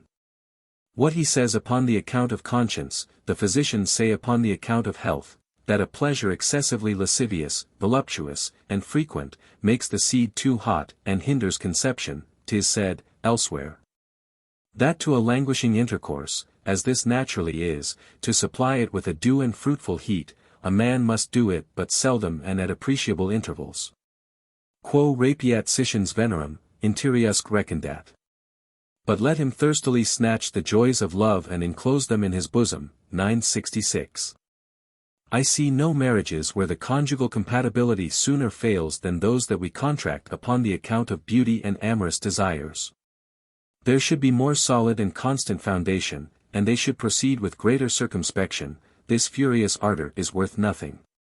They who think they honor marriage by joining love to it, do, methinks, like those who, to favor virtue, hold that nobility is nothing else but virtue. They are indeed things that have some relation to one another, but there is a great deal of difference. We should not so mix their names and titles, 'tis a wrong to them both so to confound them. Nobility is a brave quality, and with good reason introduced, but forasmuch as 'tis a quality depending upon others, and may happen in a vicious person, in himself nothing, 'tis in estimate infinitely below virtue. 967. 'Tis a virtue, if it be one, that is artificial and apparent, depending upon time and fortune, various in form, according to the country, living and mortal, without birth, as the river Nile, genealogical and common, of succession and similitude. Drawn by consequence, and a very weak one. Knowledge, strength, goodness, beauty, riches, and all other qualities, fall into communication and commerce, but this is consummated in itself, and of no use to the service of others. There was proposed to one of our kings the choice of two candidates for the same command, of whom one was a gentleman, the other not. He ordered that, without respect to quality, they should choose him who had the most merit. But where the worth of the competitors should appear to be entirely equal, they should have respect to birth. This was justly to give it its rank. A young man unknown, coming to Antigonus to make suit for his father's command, "A valiant man lately dead, friend," said he, "in such preferments as these, I have not so much regard to the nobility of my soldiers as to their prowess. And, indeed, it ought not to go as it did with the officers of the kings of Sparta, trumpeters, fiddlers, cooks, the children of whom always succeeded to their places, how ignorant soever, and were preferred before the most experienced in the trade. They of Calicut make of nobles a sort of superhuman persons, they are interdicted marriage and all but warlike employments, they may have of concubines their fill, and the women as many lovers, without being jealous of one another. But 'tis a capital and irremissible crime to couple with a person of meaner conditions than themselves, and they think themselves polluted, if they have but touched one in walking along. And supposing their nobility to be marvellously interested and injured in it, kill such as only approach a little too near them, insomuch that the ignoble are obliged to cry out as they walk, like the gondoliers of Venice, at the turnings of streets for fear of jostling. And the nobles command them to step aside to what part they please, by that means these avoid what they repute a perpetual ignominy, those certain death. No time, no favour of the prince, no office, or virtue, or riches, can ever prevail to make a plebeian become noble, to which this custom contributes, that marriages are interdicted betwixt different trades. The daughter of one of the cordwainers' guild is not permitted to marry a carpenter, and parents are obliged to train up their children precisely in their own callings, and not put them to any other trade. By which means the distinction and continuance of their fortunes are maintained. A good marriage, if there be any such, rejects the company in conditions of love, and tries to represent those of friendship. 'Tis a sweet society of life, full of constancy, trust, and an infinite number of useful and solid services and mutual obligations, which any woman who has a right taste, optato quam junxit lumen teda, whom the marriage torch has joined with the desired light, 968, would be loath to serve her husband in quality of a mistress. If she be lodged in his affection as a wife, she is more honorably and securely placed. When he purports to be in love with another, and works all he can to obtain his desire, let any one but ask him, on which he had rather a disgrace should fall, his wife or his mistress, which of their misfortunes would most afflict him? And to which of them he wishes the most grandeur, the answer to these questions is out of dispute in a sound marriage. And that so few are observed to be happy, is a token of its price and value. If well formed and rightly taken, 'tis the best of all human societies, we cannot live without it, and yet we do nothing but decry it.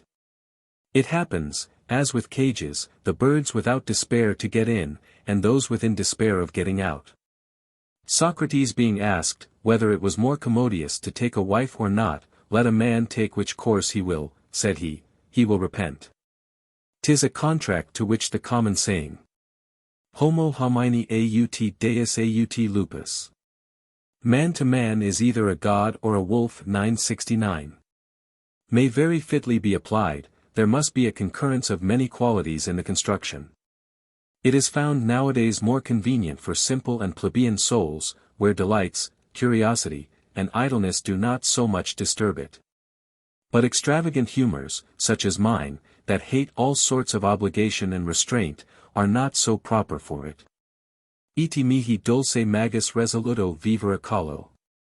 And it is sweet to me to live with a loosened neck. 970.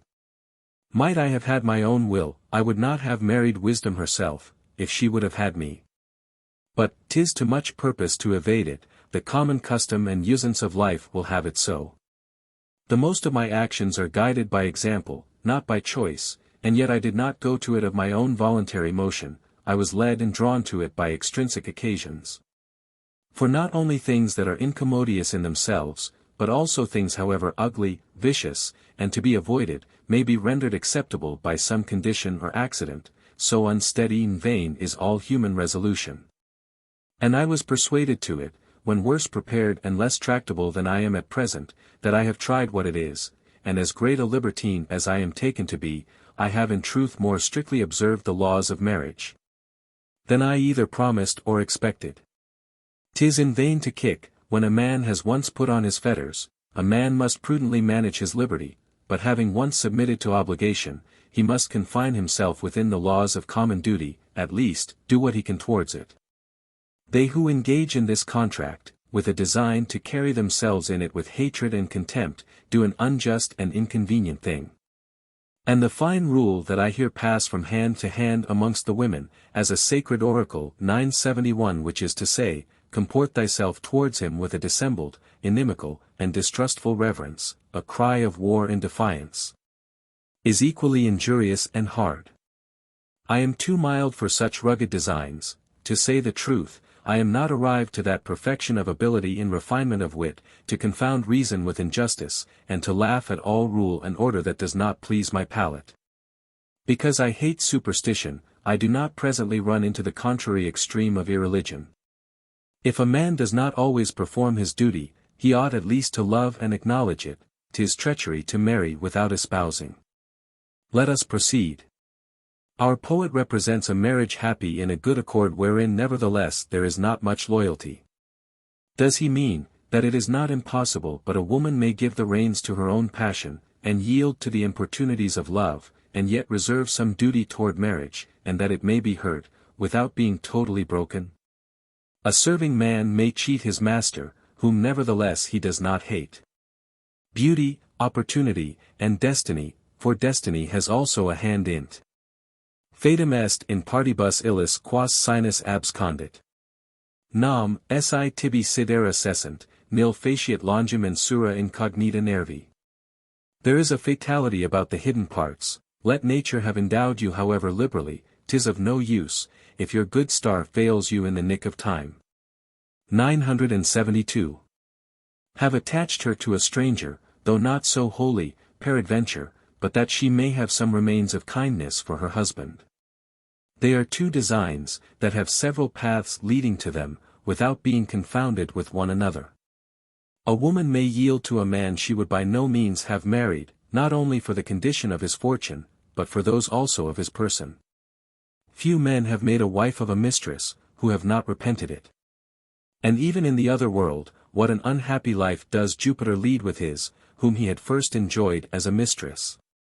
'Tis, as the proverb runs, to befoul a basket and then put it upon one's head.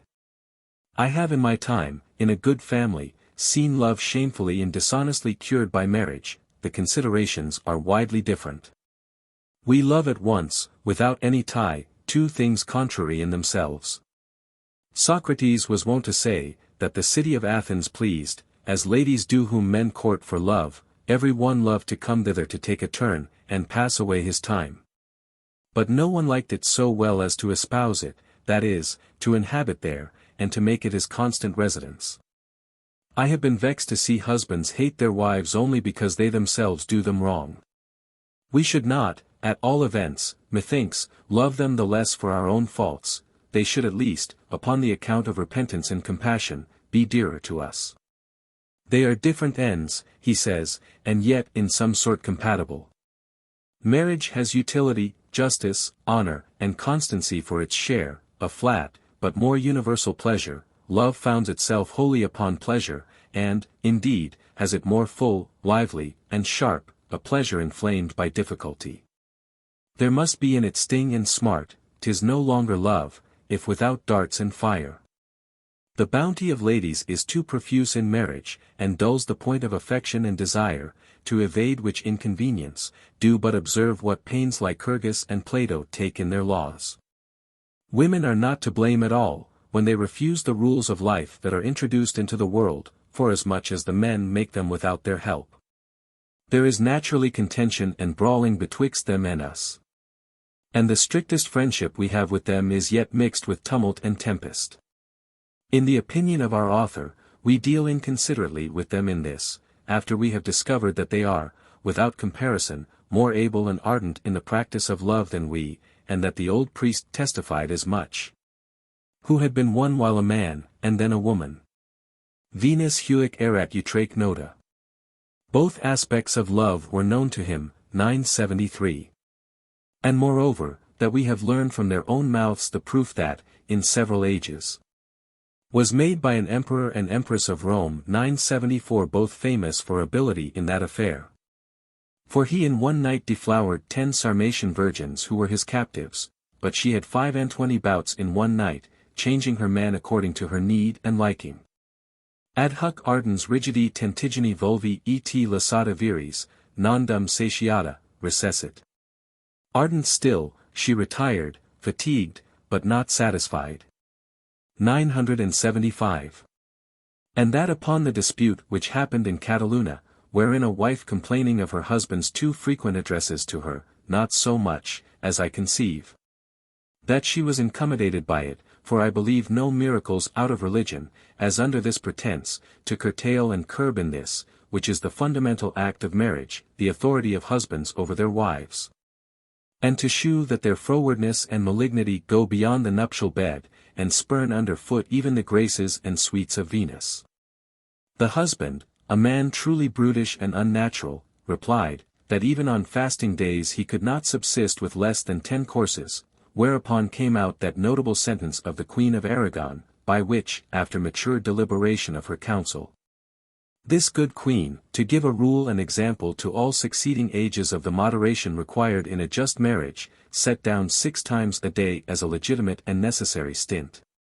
Surrendering and quitting a great deal of the needs and desires of her sex, that she might, she said, establish an easy, and consequently, a permanent and immutable rule. Hereupon the doctors cry out, what must the female appetite and concupiscence be, when their reason, their reformation and virtue, are taxed at such a rate, considering the diverse judgments of our appetites? For Solon, master of the law school, taxes us but at 3 a month, that men may not fail in point of conjugal frequentation. After having, I say, believed and preached all this, we go and enjoin them continency for their particular share. And upon the last and extreme penalties, there is no passion so hard to contend with as this, which we would have them only resist, not simply as an ordinary vice, but as an execrable abomination, worse than irreligion and parricide. Whilst we, at the same time, go to it without offence or reproach. Even those amongst us who have tried the experiment have sufficiently confessed what difficulty, or rather impossibility, they have found by material remedies to subdue, weaken, and cool the body. We, on the contrary, would have them at once sound, vigorous, plump, high-fed, and chaste, that is to say, both hot and cold, for the marriage, which we tell them is to keep them from burning, is but small refreshment to them, as we order the matter. If they take one whose vigorous age is yet boiling, he will be proud to make it known elsewhere. Sit tandem puter, aut emis in jus, multis mentula millibus redempta, non est haec tua, bas, vendedisti.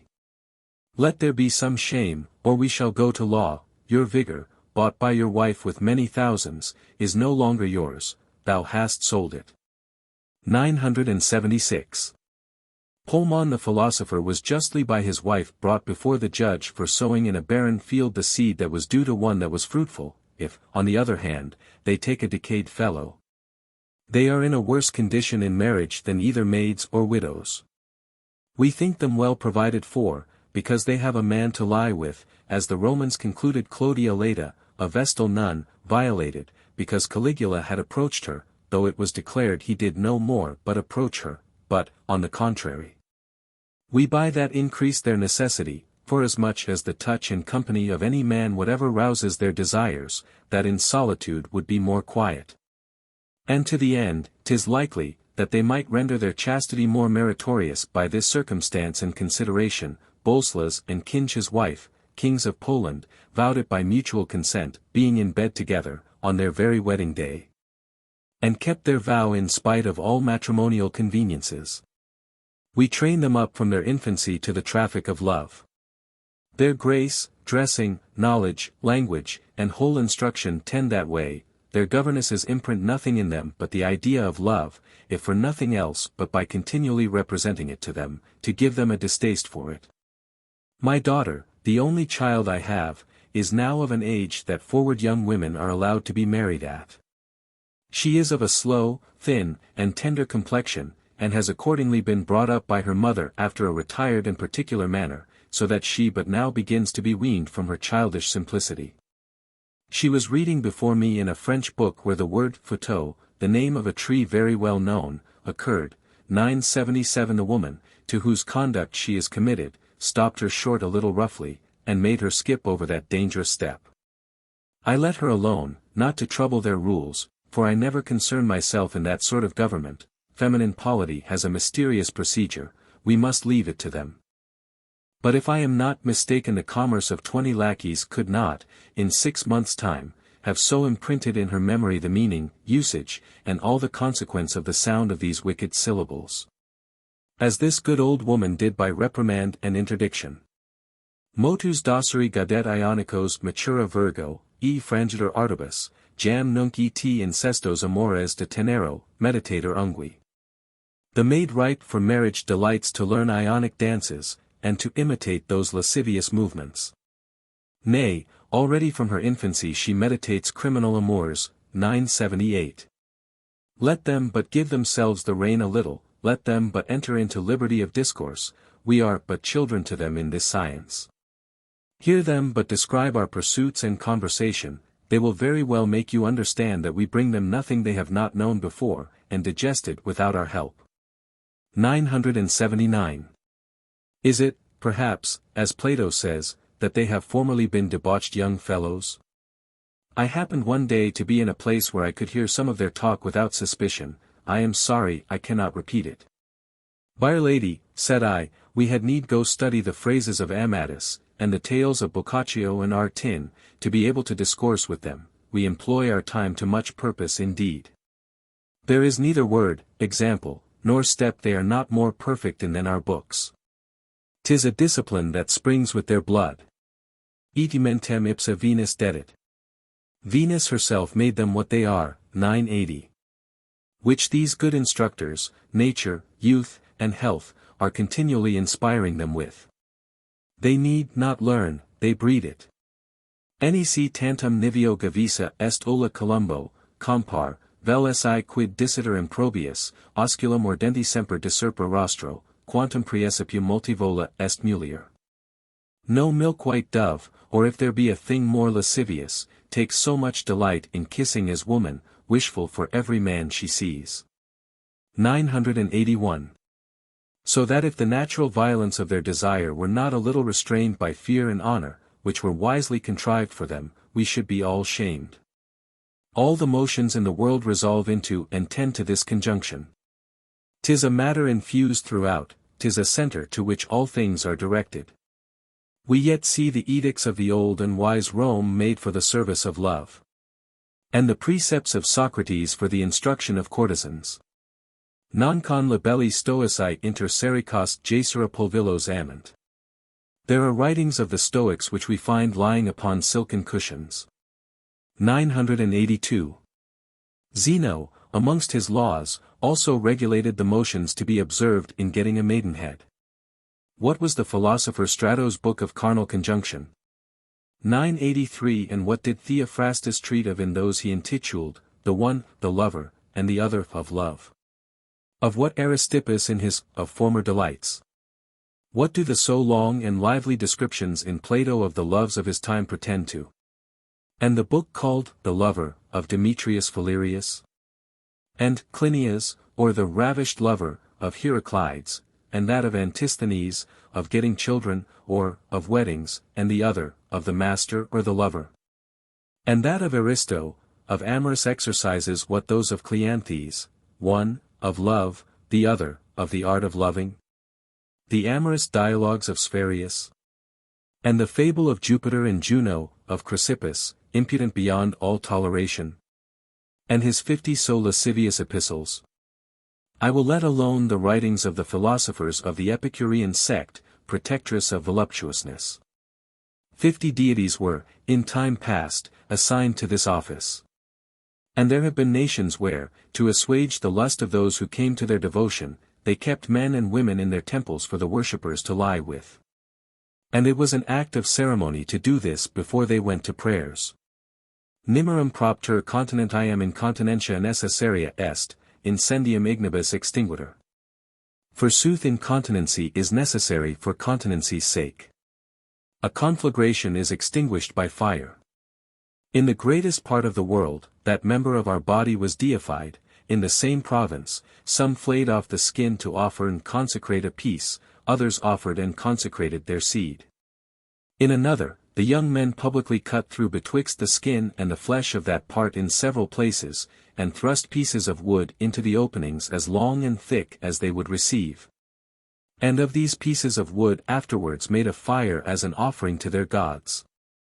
And were reputed neither vigorous nor chaste, if by the force of that cruel pain they seemed to be at all dismayed. Elsewhere the most sacred magistrate was reverenced and acknowledged by that member, and in several ceremonies the effigy of it was carried in pomp to the honor of various divinities. The Egyptian ladies, in their bacchanalia, each carried one finely carved of wood about their necks, as large and heavy as she could so carry it. Besides which, the statue of their god presented one, which in greatness surpassed all the rest of his body. 980 For the married women, near the place where I live, make of their kerchiefs the figure of one upon their foreheads, to glorify themselves in the enjoyment they have of it. And coming to be widows, they throw it behind, and cover it with their headcloths. The most modest matrons of Rome thought it an honor to offer flowers and garlands to the god Priapus.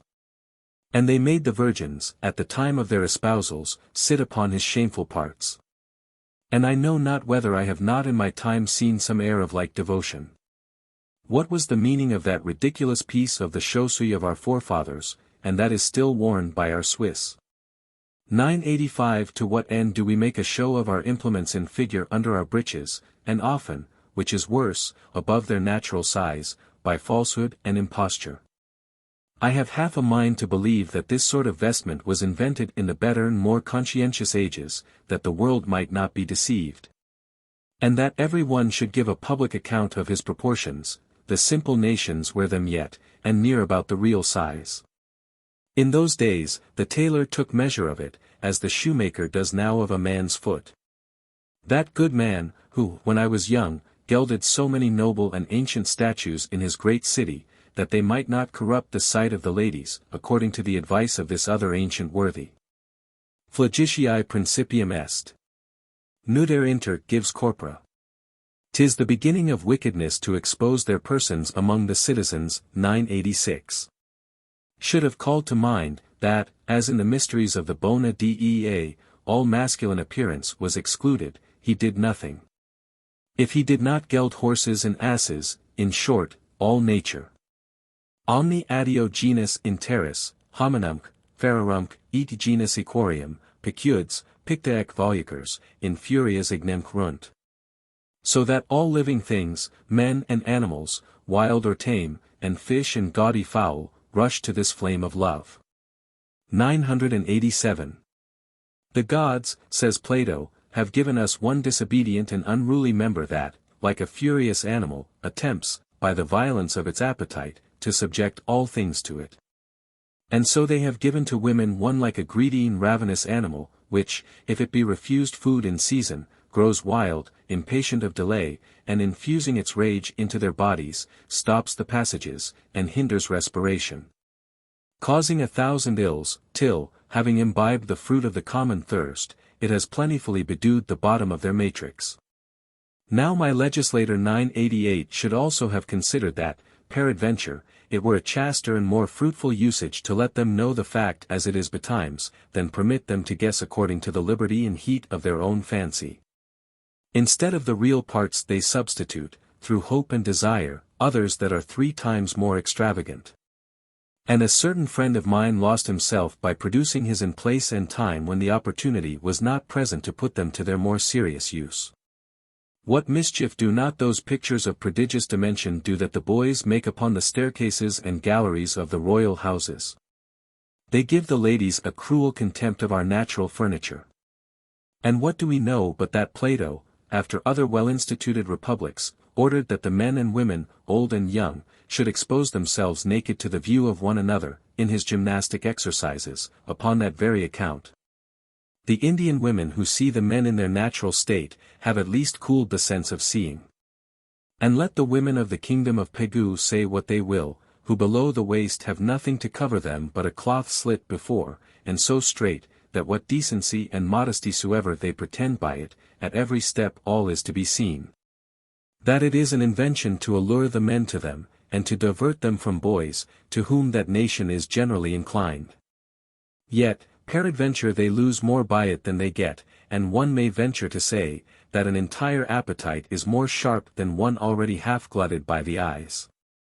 Livia was wont to say, that to a virtuous woman a naked man was but a statue. The Lacedaemonian women, more virgins when wives than our daughters are, saw every day the young men of their city stripped naked in their exercises, themselves little heeding to cover their thighs in walking, believing themselves, says Plato, sufficiently covered by their virtue without any other robe. But those, of whom St. Augustine speaks, have given nudity a wonderful power of temptation, who have made it a doubt, whether women at the day of judgment shall rise again in their own sex, and not rather in ours, for fear of tempting us again in that holy state. In brief, we allure and flesh them by all sorts of ways, we incessantly heat and stir up their imagination, and then we find fault. Let us confess the truth. There is scarce one of us who does not more apprehend the shame that accrues to him by the vices of his wife than by his own, and that is not more solicitous, a wonderful charity, of the conscience of his virtuous wife than of his own. Who had not rather commit theft and sacrilege, and that his wife was a murderess and a heretic, than that she should not be more chaste than her husband, an unjust estimate of vices. Both we and they are capable of 1,000 corruptions more prejudicial and unnatural than lust, but we weigh vices, not according to nature, but according to our interest, by which means they take so many unequal forms. The austerity of our decrees renders the application of women to this vice more violent and vicious than its own condition needs. And engages it in consequences worse than their cause. They will readily offer to go to the law courts to seek for gain, and to the wars to get reputation, rather than in the midst of ease and delights, to have to keep so difficult a guard.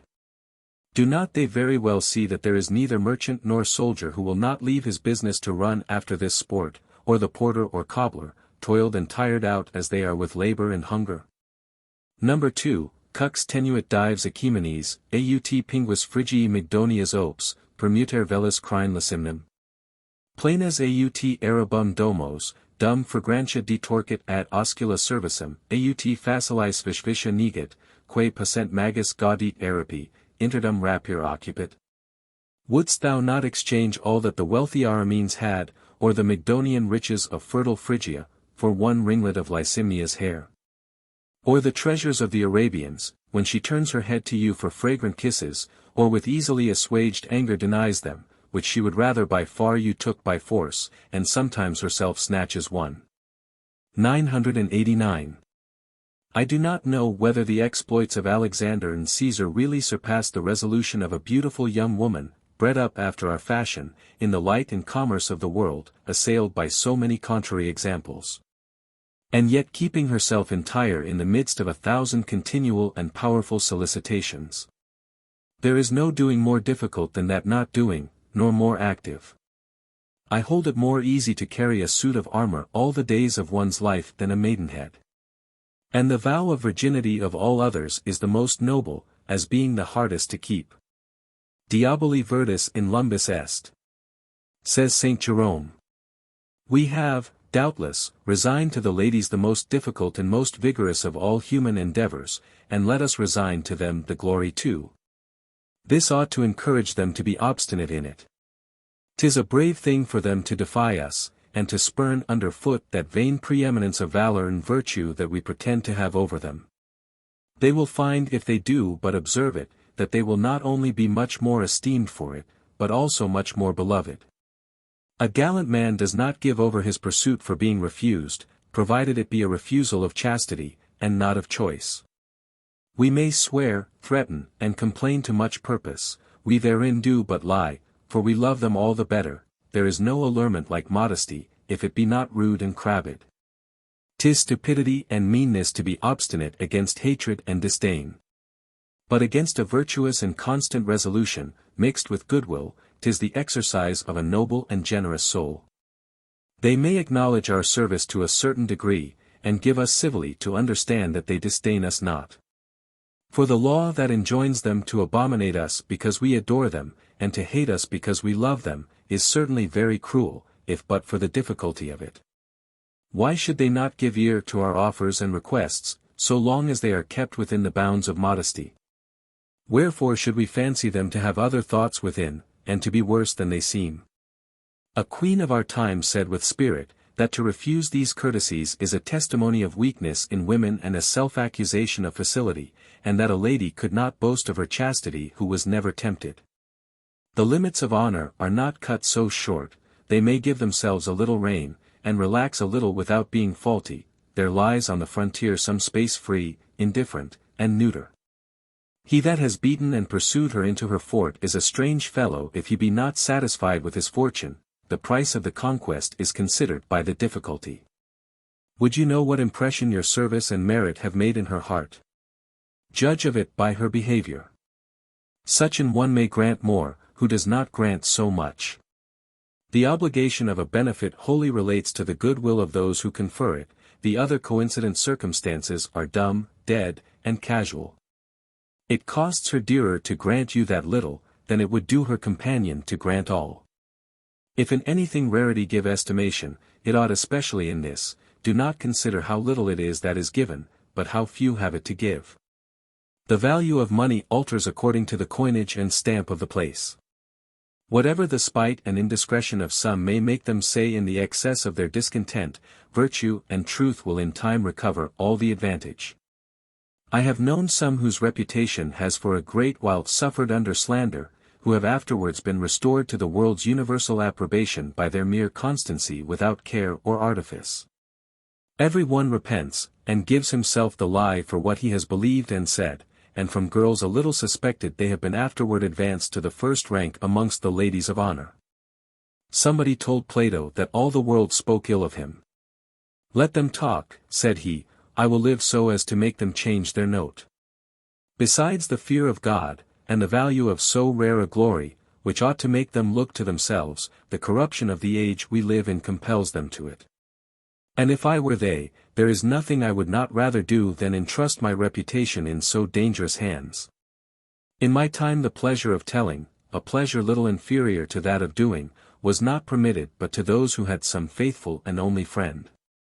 But now the ordinary discourse and common table talk is nothing but boasts of favors received and the secret liberality of ladies. In earnest, 'tis too abject, too much meanness of spirit, in men to suffer such ungrateful, indiscreet, and giddy-headed people so to persecute, forage, and rifle those tender and charming favors. This our immoderate and illegitimate exasperation against this vice springs from the most vain and turbulent disease that afflicts human minds, which is jealousy. Cos vetat apposito lumen de lumen sumi? Dent licet acidu, nil tamen in perit. Who says that one light should not be lighted from another light? Let them give ever so much, as much ever remains to lose. 990. She, and envy, her sister, seem to me to be the most foolish of the whole troop. As to the last, I can say little about it, 'tis a passion that, though said to be so mighty and powerful, had never to do with me. As to the other, I know it by sight, and that's all. Beasts feel it, the shepherd Cratus, having fallen in love with a she-goat, the he-goat, out of jealousy, came, as he lay asleep, to but the head of the female, and crushed it. We have raised this fever to a greater excess by the examples of some barbarous nations. The best disciplined have been touched with it, and 'tis reason, but not transported.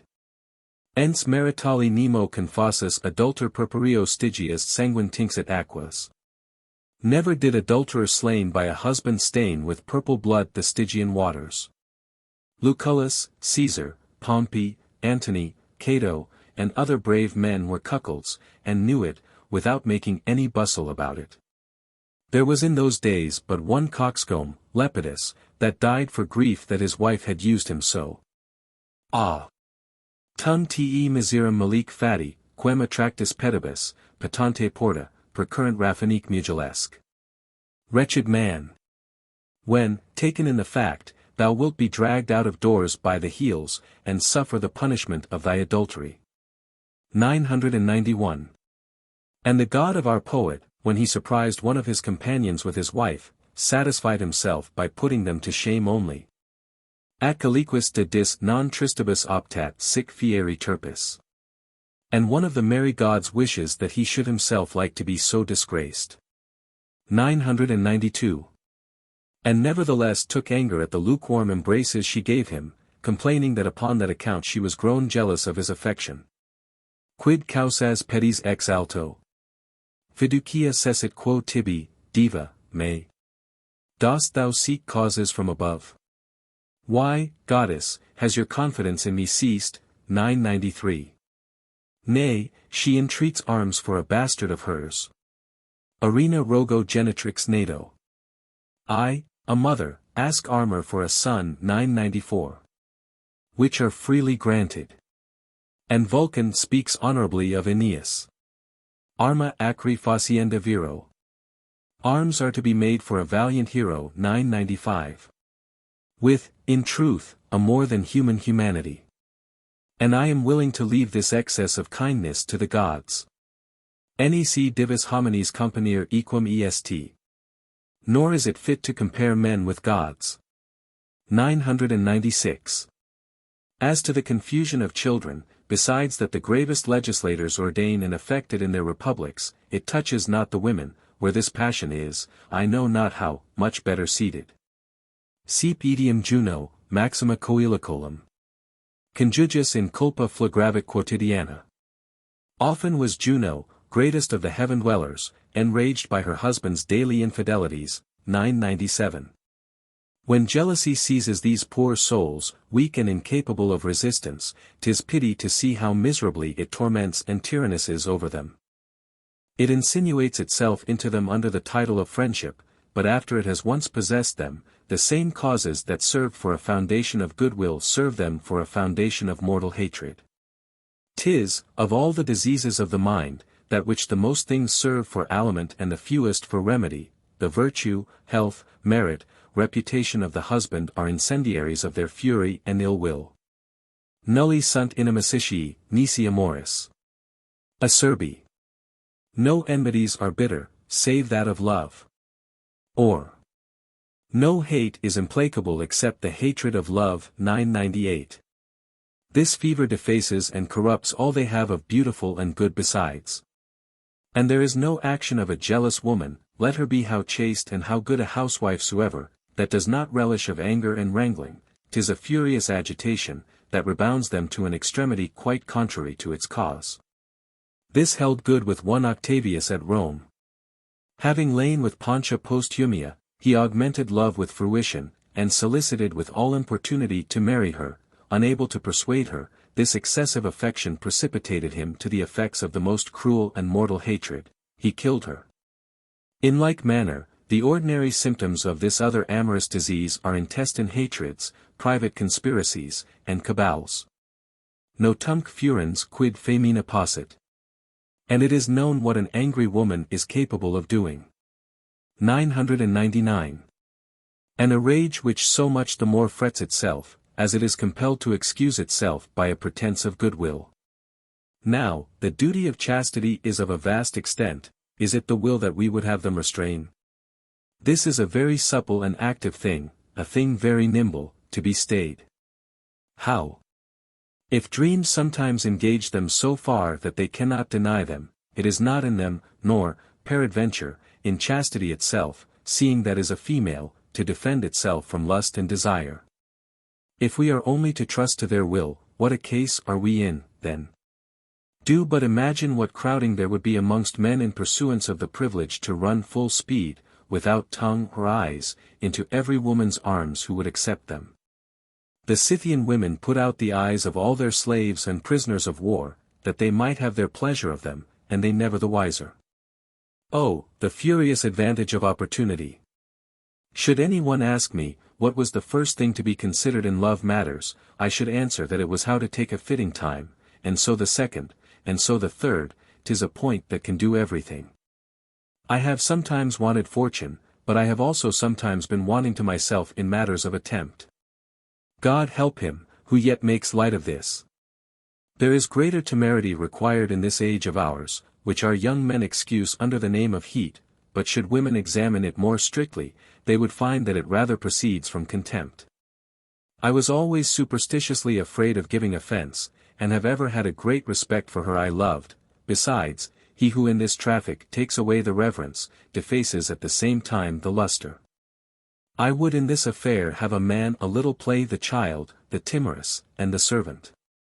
If not this, I have in other bashfulness whereof altogether in things some air of the foolish Plutarch makes mention. And the course of my life has been divers ways hurt and blemished with it, a quality very ill suiting my universal form, and, indeed, what are we but sedition and discrepancy? I am as much out of countenance to be denied as I am to deny. And it so much troubles me to be troublesome to others that on occasion when duty compels me to try the good will of any one in a thing that is doubtful and that will be chargeable to him, I do it very faintly. And very much against my will, but if it be for my own particular, whatever Homer truly says, that modesty is a foolish virtue in an indigent person, I commonly commit it to a third person to blush for me. And deny those who employ me with the same difficulty, so that it has sometimes befallen me to have had a mind to deny, when I had not the power to do it. 'Tis folly, then, to attempt to bridle in women a desire that is so powerful in them, and so natural to them. And when I hear them brag of having so maidenly and so temperate a will, I laugh at them, they retire too far back. If it be an old toothless trot, or a young dry consumptive thing, though it be not altogether to be believed, at least they say it with more similitude of truth. But they who still move and breathe, talk at that ridiculous rate to their own prejudice, by reason that inconsiderate excuses are a kind of self-accusation. Like a gentleman, a neighbor of mine, suspected to be insufficient. Languidior tenera cui pendens sicula beta, numquam esse med iam sustulit ad tunicam, 1000. Who 3 or 4 days after he was married, to justify himself, went about boldly swearing that he had ridden 20 stages the night before, an oath that was afterwards made use of to convict him of his ignorance in that affair, and to divorce him from his wife. Besides, it signifies nothing, for there is neither continency nor virtue where there are no opposing desires. It is true, they may say, but we will not yield. Saints themselves speak after that manner. I mean those who boast in good gravity of their coldness and insensibility, and who expect to be believed with a serious countenance. For when 'tis spoken with an affected look, when their eyes give the lie to their tongue, and when they talk in the cant of their profession, which always goes against the hair, 'tis good sport. I am a great servant of liberty and plainness. But there is no remedy, if it be not wholly simple or childish, 'tis silly, and unbecoming ladies in this commerce, and presently runs into impudence. Their disguises and figures only serve to cozen fools, lying is therein its seat of honor. 'Tis a byway, that by a back door leads us to truth. If we cannot curb their imagination, what would we have from them? Affects? There are enough of them that evade all foreign communication, by which chastity may be corrupted. Illud seep facit, quod sine test facit. He often does that which he does without a witness. 1001. And those which we fear the least are, peradventure, most to be feared, their sins that make the least noise are the worst. Offender macha simplicere minus. I am less offended with a more professed strumpet. 1002. There are ways by which they may lose their virginity without prostitution, and, which is more, without their knowledge. Obsterix, virginis cugestem integritatem manu volu explorans, siv malevolentia, siv insitia, siv casu, dum inspicit. Perdidit. By malevolence, or unskilfulness, or accident, the midwife, seeking with the hand to test some maiden's virginity, has sometimes destroyed it. 1003. Such a one, by seeking her maidenhead, has lost it, another by playing with it has destroyed it. We cannot precisely circumscribe the actions, we interdict them, they must guess at our meaning under general and doubtful terms. The very idea we invent for their chastity is ridiculous, for, amongst the greatest patterns that I have is Fatua, the wife of Faunus, who never, after her marriage, suffered herself to be seen by any man whatever. And the wife of Hiero, who never perceived her husband's stinking breath, imagining that it was common to all men. They must become insensible and invisible to satisfy us. Now let us confess that the knot of this judgment of duty principally lies in the will. There have been husbands who have suffered cuckoldom, not only without reproach or taking offense at their wives, but with singular obligation to them and great commendation of their virtue. Such a woman has been, who prized her honor above her life, and yet has prostituted it to the furious lust of a mortal enemy, to save her husband's life, and who, in so doing, did that for him she would not have done for herself. This is not the place wherein we are to multiply these examples, they are too high and rich to be set off with so poor a foil as I can give them here, let us reserve them for a nobler place. But for examples of ordinary luster, do we not every day see women amongst us who surrender themselves for their husband's sole benefit, and by their express order and mediation? And, of old, Faulius the Argian, who offered his to King Philip out of ambition. As Galba did it out of civility, who, having entertained Maecenas at supper, and observing that his wife and he began to cast glances at one another and to make eyes and signs, let himself sink down upon his cushion, like one in a profound sleep. To give opportunity to their desires, which he handsomely confessed, for thereupon a servant having made bold to lay hands on the plate upon the table, he frankly cried, "What, you rogue? Do you not see that I only sleep for Maecenas?" Such there may be, whose manners may be lewd enough, whose will may be more reformed than another, who outwardly carries herself after a more regular manner. As we see some who complain of having vowed chastity before they knew what they did, and I have also known others really, complain of having been given up to debauchery before they were of the years of discretion. The vice of the parents or the impulse of nature, which is a rough counselor, may be the cause. In the East Indies, though chastity is of singular reputation, yet custom permitted a married woman to prostitute herself to any one who presented her with an elephant, and that with glory, to have been valued at so high a rate. Phaedo the philosopher, a man of birth, after the taking of his country Elis, made it his trade to prostitute the beauty of his youth, so long as it lasted, to any one that would. For money thereby to gain his living, and Solon was the first in Greece, 'tis said, who by his laws gave liberty to women, at the expense of their chastity, to provide for the necessities of life. A custom that Herodotus says had been received in many governments before his time. And besides, what fruit is there of this painful solicitude? For what justice soever there is in this passion, we are yet to consider whether it turns to account or no, does any one think to curb them, with all his industry. Pone serum, cohibe, sedcas custodiat ipsos custodes. Cauda est, etiabilis incipit uxor. Put on a lock, shut them up under a guard, but who shall guard the guard? She knows what she is about, and begins with them. 1004. What commodity will not serve their turn, in so knowing an age? Curiosity is vicious throughout, but 'tis pernicious here. 'Tis folly to examine into a disease for which there is no physic that does not inflame and make it worse. Of which the shame grows still greater and more public by jealousy, and of which the revenge more wounds our children than it heals us. You wither and die in the search of so obscure a proof. How miserably have they of my time arrived at that knowledge who have been so unhappy as to have found it out. If the informer does not at the same time apply a remedy and bring relief, 'tis an injurious information, and that better deserves a stab than the lie. We no less laugh at him who takes pains to prevent it, than at him who is a cuckold and knows it not.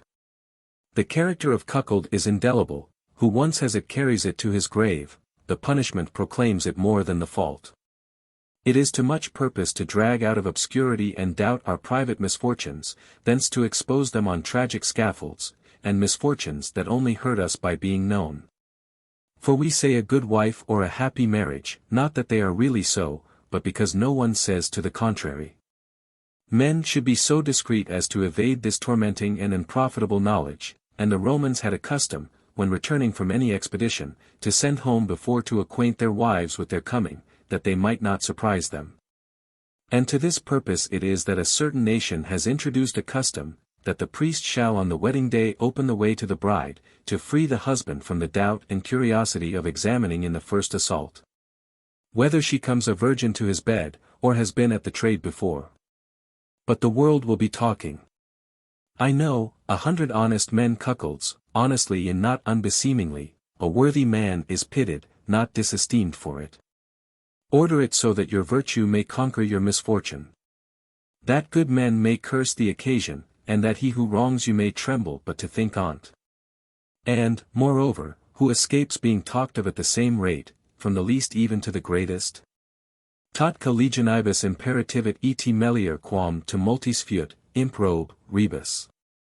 Many who have commanded legions, many a man much better far than you rascal 1005. Sayest thou how many honest men are reproached with this in thy presence? Believe that thou art no more spared elsewhere. But, the very ladies will be laughing too, and what are they so apt to laugh at in this virtuous age of ours as at a peaceable and well-composed marriage? Each amongst you has made somebody cuckold. And nature runs much in parallel, in compensation, and turn for turn. The frequency of this accident ought long since to have made it more easy, 'tis now passed into custom. Miserable passion! Which has this also, that it is incommunicable. Furs etiam nostris invidit questibus oras. Fortune also refuses ear to our complaints. 1006. For to what friend dare you entrust your griefs, who, if he does not laugh at them, will not make use of the occasion to get a share of the quarry? The sharps, as well as the sweets of marriage, are kept secret by the wise. And amongst its other troublesome conditions this to a prating fellow, as I am, is one of the chief, that custom has rendered it indecent and prejudicial to communicate to any one all that a man knows and all that a man feels. To give women the same counsel against jealousy would be so much time lost, their very being is so made up of suspicion, vanity, and curiosity, that to cure them by any legitimate way is not to be hoped. They often recover of this infirmity by a form of health much more to be feared than the disease itself. For as there are enchantments that cannot take away the evil but by throwing it upon another, they also willingly transfer this ever to their husbands, when they shake it off themselves. And yet I know not, to speak truth, whether a man can suffer worse from them than their jealousy. 'Tis the most dangerous of all their conditions, as the head is of all their members. Pittacus used to say, 1007 that every one had his trouble, and that his was the jealous head of his wife, but for which he should think himself perfectly happy. A mighty inconvenience, sure, which could poison the whole life of so just, so wise, and so valiant a man. What must we other little fellows do? The Senate of Marseilles had reason to grant him his request who begged leave to kill himself that he might be delivered from the clamour of his wife, for 'tis a mischief that is never removed but by removing the whole piece. And that has no remedy but flight or patience, though both of them very hard. He was, methinks, an understanding fellow who said, 'twas a happy marriage betwixt a blind wife and a deaf husband. Let us also consider whether the great and violent severity of obligation we enjoin them does not produce two effects contrary to our design, namely, whether it does not render the pursuants more eager to attack, and the women more easy to yield. For as to the first, by raising the value of the place, we raise the value and the desire of the conquest. Might it not be Venus herself, who so cunningly enhanced the price of her merchandise, by making the laws her bawds? Knowing how insipid a delight it would be that was not heightened by fancy and hardness to achieve. In short, 'tis all swine's flesh, varied by sauces, as Flaminius' host said. Cupid is a roguish god, who makes it his sport to contend with devotion and justice. 'Tis his glory that his power mates all powers, and that all other rules give place to his. Moderaam culpi prosequitur sui. And seeks out a matter, motive, for his crimes. 1008. As to the second point, should we not be less cuckolds, if we less fear to be so? According to the humor of women whom interdiction incites, and who are more eager, being forbidden. Ubi velis, nolent, dubi nollis, volunt ultro, concessa pudet ire via. Where thou wilt, they won't, where thou wilt not, they spontaneously agree. They are ashamed to go in the permitted path. 1009. What better interpretation can we make of Messalina's behavior? She, at first, made her husband a cuckold in private, as is the common use. But, bringing her business about with too much ease, by reason of her husband's stupidity, she soon scorned that way, and presently fell to making open love, to own her lovers. And to favor and entertain them in the sight of all, she would make him know and see how she used him. This animal, not to be roused with all this, and rendering her pleasures dull and flat by his too stupid facility, by which he seemed to authorize and make them lawful, what does she? Being the wife of a living and healthful emperor, and at Rome, the theatre of the world, in the face of the sun, and with solemn ceremony, and to Silius, who had long before enjoyed her. She publicly marries herself one day that her husband was gone out of the city. Does it not seem as if she was going to become chaste by her husband's negligence? Or that she sought another husband who might sharpen her appetite by his jealousy, and who by watching should incite her? But the first difficulty she met with was also the last. This beast suddenly roused. These sleepy, sluggish sort of men are often the most dangerous. I have found by experience that this extreme toleration, when it comes to dissolve, produces the most severe revenge. For taking fire on a sudden, anger and fury being combined in one, discharge their utmost force at the first onset. Irarumque omnes effundit habenas. He let loose his whole fury. 1010. He put her to death, and with her a great number of those with whom she had intelligence, and even one of them who could not help it, and whom she had caused to be forced to her bed with scourges. What Virgil says of Venus and Vulcan, Lucretius had better expressed of a stolen enjoyment betwixt her and Mars. Belli fera moenerum avers armipotens regit, in gremium catsip tuum esse regict. Eterno devinctus vulnere amoris. Passit amore avidos anians in te, dea, vices, equi tua pendet resupini spiritus or hunc tu, diva, tua recubentum corpori sancto circumfusa super, suavis ex or loquilas fund. Mars, the god of wars, who controls the cruel tasks of war, often reclines on thy bosom, and greedily drinks love at both his eyes, vanquished by the eternal wound of love, and his breath, as he reclines, hangs on thy lips. Bending thy head over him as he lies upon thy sacred person, pour forth sweet and persuasive words. 1011.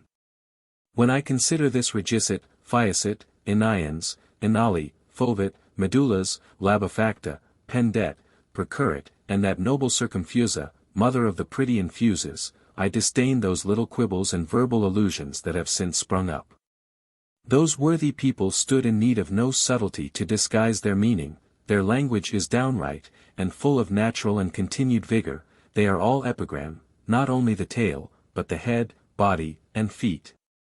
There is nothing forced, nothing languishing, but everything keeps the same pace.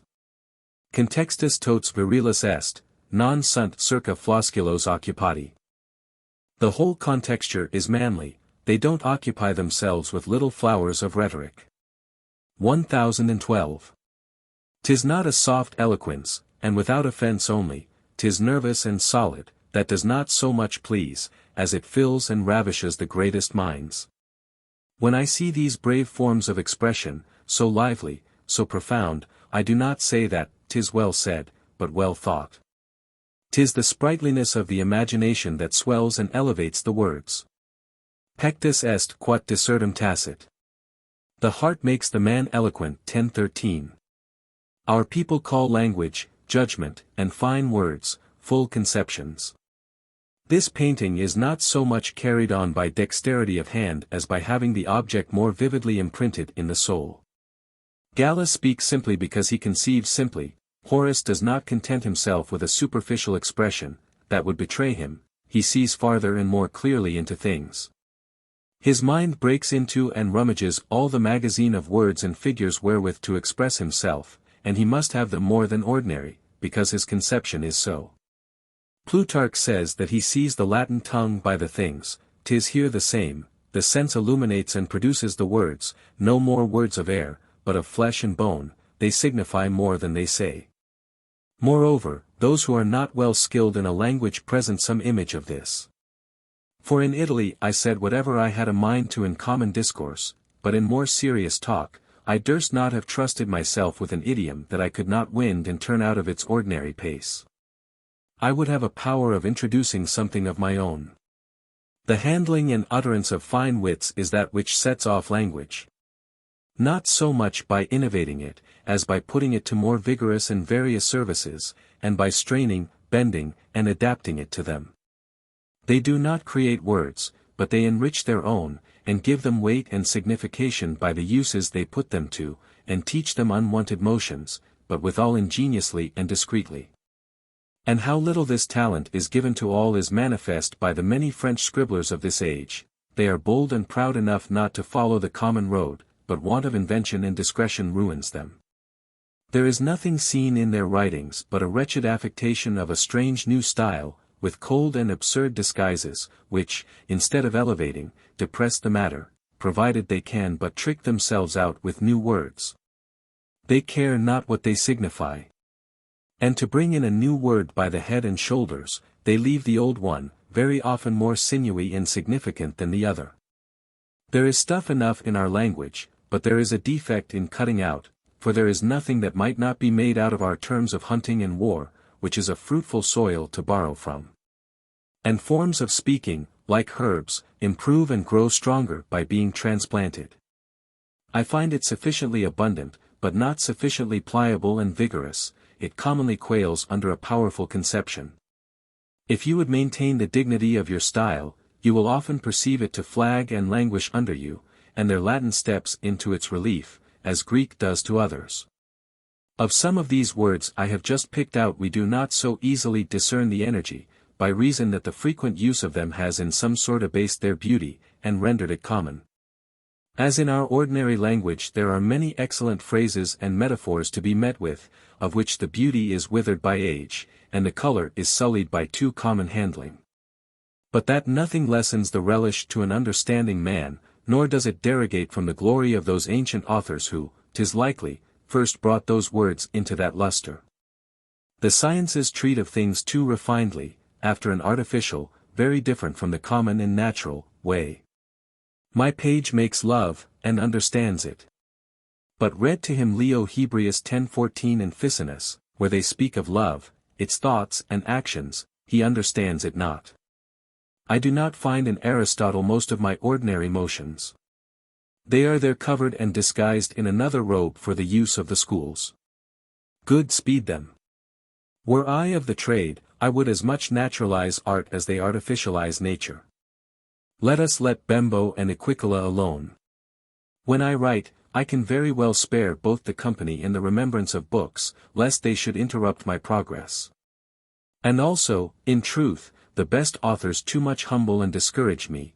I am very much of the painter's mind, who, having represented cocks most wretchedly ill, charged all his boys not to suffer any natural cock to come into his shop. And had rather need to give myself a little lustre, of the invention of Antigenides the musician, who, when he was asked to sing or play, took care beforehand that the auditory should, either before or after, be satiated with some other ill musicians. But I can hardly be without Plutarch.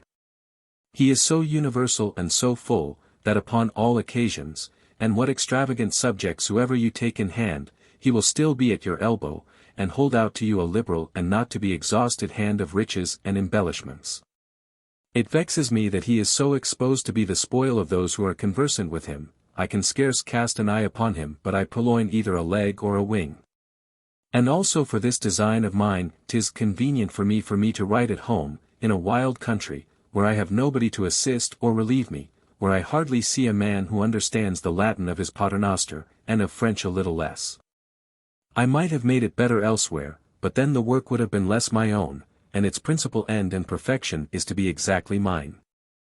I readily correct an accidental error, of which I am full, as I run carelessly on. But for my ordinary and constant imperfections, it were a kind of treason to put them out.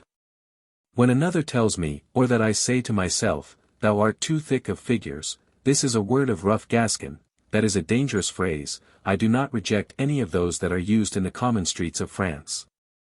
They who would fight custom with grammar are triflers. This is an ignorant discourse, this is a paradoxical discourse, that is going too far, thou makest thyself too merry at times, men will think thou sayest a thing in good earnest which thou only speakest in jest. Yes, I know, but I correct the faults of inadvertence, not those of custom. Do I not talk at the same rate throughout? Do I not represent myself to the life? 'Tis enough that I have done what I designed. All the world knows me in my book, and my book in me. Now I have an apish, imitative quality. When I used to write verses, and I never made any but Latin, they evidently discovered the poet I had last read. And some of my first essays have a little exotic taste. I speak something another kind of language at Paris than I do at Montaigne. Whoever I steadfastly look upon easily leaves some impression of his upon me. Whatever I consider I usurp, whether a foolish countenance, a disagreeable look, or a ridiculous way of speaking. And vices most of all, because they seize and stick to me, and will not leave hold without shaking.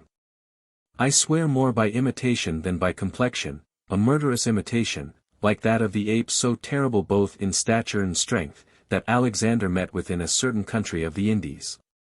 And which he would have had much ado any other way to have subdued. But they afforded him the means by that inclination of theirs to imitate whatever they saw done. For by that the hunters were taught to put on shoes in their sight, and to tie them fast with many knots, and to muffle up their heads in caps all composed of running nooses, and to seem to anoint their eyes with glue. So did those poor beasts employ their imitation to their own ruin. They glued up their own eyes, haltered and bound themselves. The other faculty of playing the mimic, and ingeniously acting the words and gestures of another, purposely to make people merry and to raise their admiration, is no more in me than in a stock. When I swear my own oath, 'tis only, by God. Of all oaths the most direct. They say that Socrates swore by the dog. Zeno had for his oath the same interjection at this time in use amongst the Italians, Capari. Pythagoras swore by water and air. I am so apt, without thinking of it, to receive these superficial impressions, that if I have majesty or highness in my mouth 3 days together, they come out instead of excellency and lordship 8 days after. And what I say today in sport and fooling I shall say the same tomorrow seriously. Wherefore, in writing, I more unwillingly undertake beaten arguments, lest I should handle them at another's expense.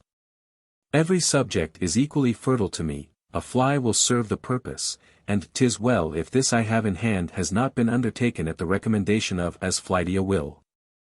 I may begin with that which pleases me best, for the subjects are all linked to one another.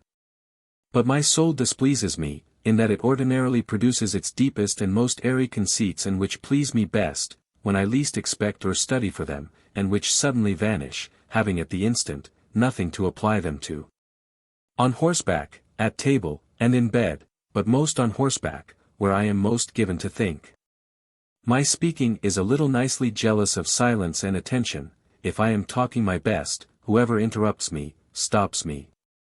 In traveling, the necessity of the way will often put a stop to discourse, besides which I, for the most part, travel without company fit for regular discourses, by which means I have all the leisure I would to entertain myself.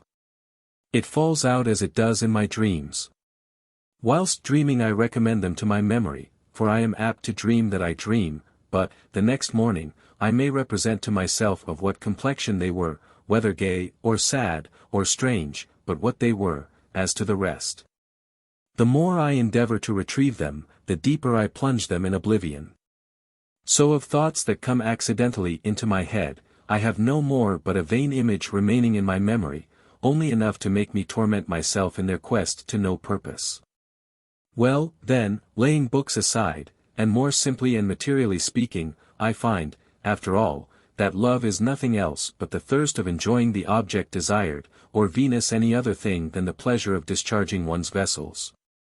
Just as the pleasure nature gives in discharging other parts, that either by immoderation or indiscretion become vicious. According to Socrates, love is the appetite of generation by the mediation of beauty. And when I consider the ridiculous titillation of this pleasure, the absurd, crack-brained, wild motions with which it inspires Zeno and Cripples, the indiscreet rage, the countenance inflamed with fury and cruelty in the sweetest effects of love.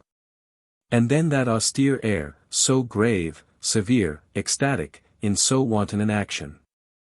That our delights and our excrements are promiscuously shuffled together, and that the supreme pleasure brings along with it, as in pain, fainting and complaining. I believe it to be true, as Plato says, that the gods made man for their sport. Quinem ista jocandi savitia. With a sportive cruelty, or what an unkindness there is in jesting. 1015.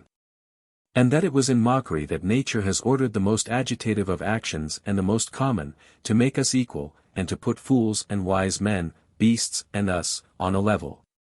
Even the most contemplative and prudent man, when I imagine him in this posture, I hold him an impudent fellow to pretend to be prudent and contemplative. They are the peacock's feet that abate his pride. Ridentem dicere verum quid vetat? What prevents us from speaking truth with a smile? 1016. They who banish serious imaginations from their sports, do, says one, like him who dares not adore the statue of a saint, if not covered with a veil. We eat and drink, indeed, as beasts do. But these are not actions that obstruct the functions of the soul, in these we maintain our advantage over them. This other action subjects all other thought, and by its imperious authority makes an ass of all Plato's divinity and philosophy. And yet there is no complaint of it. In everything else a man may keep some decorum, all other operations submit to the rules of decency. This cannot so much as in imagination appear other than vicious or ridiculous. Find out, if you can, therein any serious and discreet procedure. Alexander said, that he chiefly knew himself to be mortal by this act and sleeping. Sleep suffocates and suppresses the faculties of the soul, the familiarity with women likewise dissipates and exhausts them. Doubtless, 'tis a mark, not only of our original corruption, but also of our vanity and deformity. On the one side, nature pushes us on to it, having fixed the most noble, useful, and pleasant of all her functions to this desire, and, on the other side, leaves us to accuse and avoid it, as insolent and indecent, to blush at it, and to recommend abstinence. Are we not brutes to call that work brutish which begets us? People of so many differing religions have concurred in several proprieties, as sacrifices, lamps, burning incense, fasts, and offerings. And amongst others, in the condemning this act, all opinions tend that way, besides the widespread custom of circumcision, which may be regarded as a punishment. We have, peradventure, reason to blame ourselves for being guilty of so foolish a production as man, and to call the act, and the parts that are employed in the act, shameful. Mine, truly, are now shameful and pitiful. The Athenians, of whom Pliny speaks, kept up their country for several ages without either nurse or baby clouts, by the arrival of strangers who, following this pretty humor, came continually to them, a whole nation being resolute rather to hazard a total extermination, than to engage themselves in female embraces, and rather to lose the succession of men, than to beget one. 'Tis said, that Zeno never had to do with a woman but once in his life, and then out of civility, that he might not seem too obstinately to disdain the sex. 1017. Every one avoids seeing a man born, every one runs to see him die. To destroy him a spacious field is sought out in the face of the sun, but, to make him, we creep into as dark and private a corner as we can. 'Tis a man's duty to withdraw himself bashfully from the light to create. But, 'tis glory and the fountain of many virtues to know how to destroy what we have made. The one is injury, the other favor, for Aristotle says that to do any one a kindness, in a certain phrase of his country, is to kill him. The Athenians, to couple the disgrace of these two actions, having to purge the Isle of Delos, and to justify themselves to Apollo, interdicted at once all births and burials in the precincts thereof. Nostri nos met penitet. We are ashamed of ourselves. 1018. There are some nations that will not be seen to eat. I know a lady, and of the best quality, who has the same opinion, that chewing disfigures the face, and takes away much from the lady's grace and beauty. And therefore unwillingly appears at a public table with an appetite, and I know a man also, who cannot endure to see another eat, nor himself to be seen eating, and who is more shy of company when putting in than when putting out.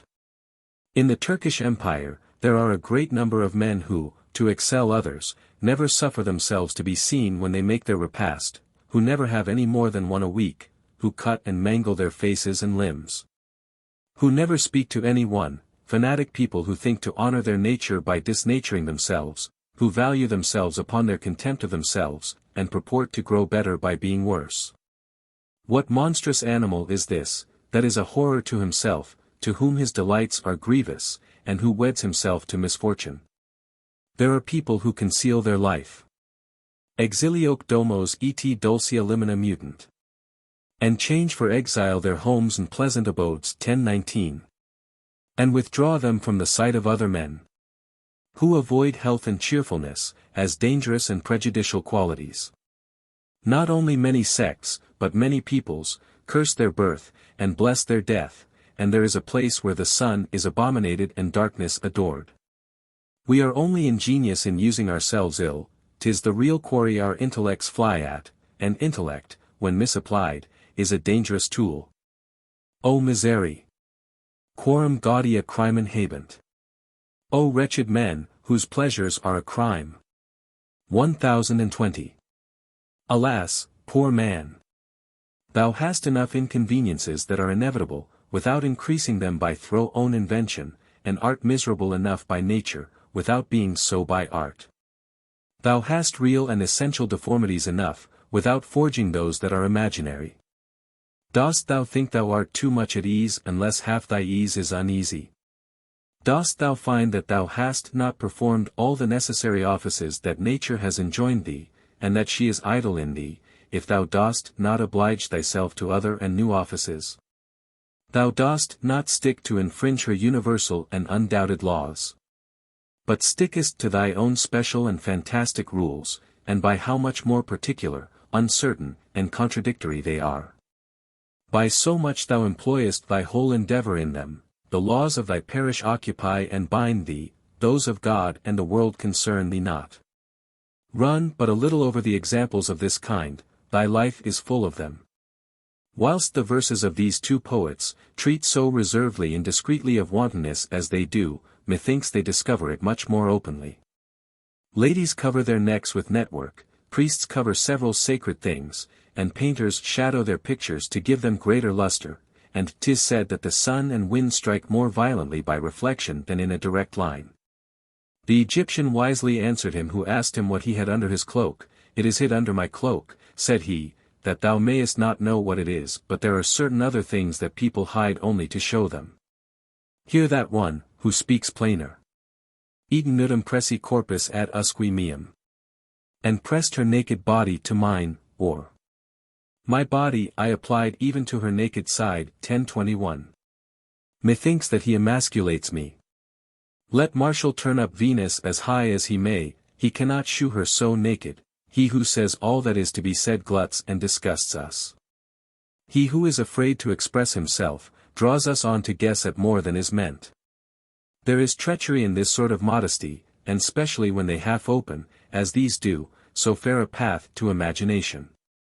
Both the action and description should relish of theft. The more respectful, more timorous, more coy, and secret love of the Spaniards and Italians pleases me. I know not who of old wished his throat as long as that of a crane, that he might the longer taste what he swallowed. It had been better wished as to this quick and precipitous pleasure, especially in such natures as mine that have the fault of being too prompt. To stay its flight and delay it with preambles, all things, a glance, a bow, a word, a sign, stand for favor and recompense betwixt them. Were it not an excellent piece of thrift in him who could dine on the steam of the roast? 'Tis a passion that mixes with very little solid essence, far more vanity and feverish raving, and we should serve and pay it accordingly. Let us teach the ladies to set a better value and esteem upon themselves, to amuse and fool us, we give the last charge at the first onset. The French impetuosity will still show itself. By spinning out their favors, and exposing them in small parcels, even miserable old age itself will find some little share of reward, according to its worth and merit. He who has no fruition but in fruition, who wins nothing unless he sweeps the stakes, who takes no pleasure in the chase but in the quarry, ought not to introduce himself in our school, the more steps and degrees there are. So much higher and more honorable is the uppermost seat, we should take a pleasure in being conducted to it, as in magnificent palaces, by various porticos and passages, long and pleasant galleries, and many windings. This disposition of things would turn to our advantage, we should there longer stay and longer love, without hope and without desire we proceed not worth a pin. Our conquest and entire possession is what they ought infinitely to dread, when they wholly surrender themselves up to the mercy of our fidelity and constancy they run a mighty hazard, they are virtues very rare and hard to be found. The ladies are no sooner ours, than we are no more theirs. Postquam Cupidi mentis satiata libido est, verba nihil matur, nihil perjuria current. When our desires are once satisfied, we care little for oaths and promises. 1022. And Thrasonides, a young man of Greece, was so in love with his passion that, having gained a mistress's consent, he refused to enjoy her, that he might not by fruition quench and stupefy the unquiet ardor of which he was so proud, and with which he so fed himself. Dearness is a good sauce to meat, do but observe how much the manner of salutation, particular to our nation, has, by its facilities, made kisses, which Socrates says are so powerful and dangerous for the stealing of hearts, of no esteem. It is a displeasing custom and injurious for the ladies, that they must be obliged to lend their lips to every fellow who has 3 footmen at his heels, however ill-favoured he may be in himself. Cujus livida naribus caninis dependit glacies. Reject barba. Centum carrera molocula lingus, 1023. And we ourselves barely gain by it, for as the world is divided, for 3 beautiful women we must kiss 50 ugly ones, and to a tender stomach, like those of my age, an ill kiss overpays a good one. In Italy they passionately court even their common women who sell themselves for money, and justify the doing so by saying, that there are degrees of fruition, and that by such service they would procure for themselves that which is most entire. The women sell nothing but their bodies, the will is too free and too much of its own to be exposed to sale. So that these say, 'tis the will they undertake and they have reason. 'Tis indeed the will that we are to serve and gain by wooing. I abhor to imagine mine, a body without affection, and this madness is, methinks, cousin german to that of the boy who would needs pollute the beautiful statue of Venus made by Praxiteles. Or that of the furious Egyptian, who violated the dead carcass of a woman he was embalming, which was the occasion of the law then made in Egypt, that the corpses of beautiful young women, of those of good quality, should be kept 3 days before they should be delivered to those whose office it was to take care for the interment. Periander did more wonderfully, who extended his conjugal affection, more regular and legitimate, to the enjoyment of his wife Melissa after she was dead. Does it not seem a lunatic humor in the moon, seeing she could no otherwise enjoy her darling Endymion, to lay him for several months asleep, and to please herself with the fruition of a boy who stirred not but in his sleep? I likewise say that we love a body without a soul or sentiment when we love a body without its consent and desire. All enjoyments are not alike, there are some that are hectic and languishing, 1,000 other causes besides goodwill may procure us this favour from the ladies. This is not a sufficient testimony of affection, treachery may lurk there, as well as elsewhere, they sometimes go to by halves. Tanquam thura marumque parent absentem marmarim putes. As if they are preparing frankincense and wine. You might think her absent or marble, 1024. I know some who had rather lend that than their coach, and who only impart themselves that way.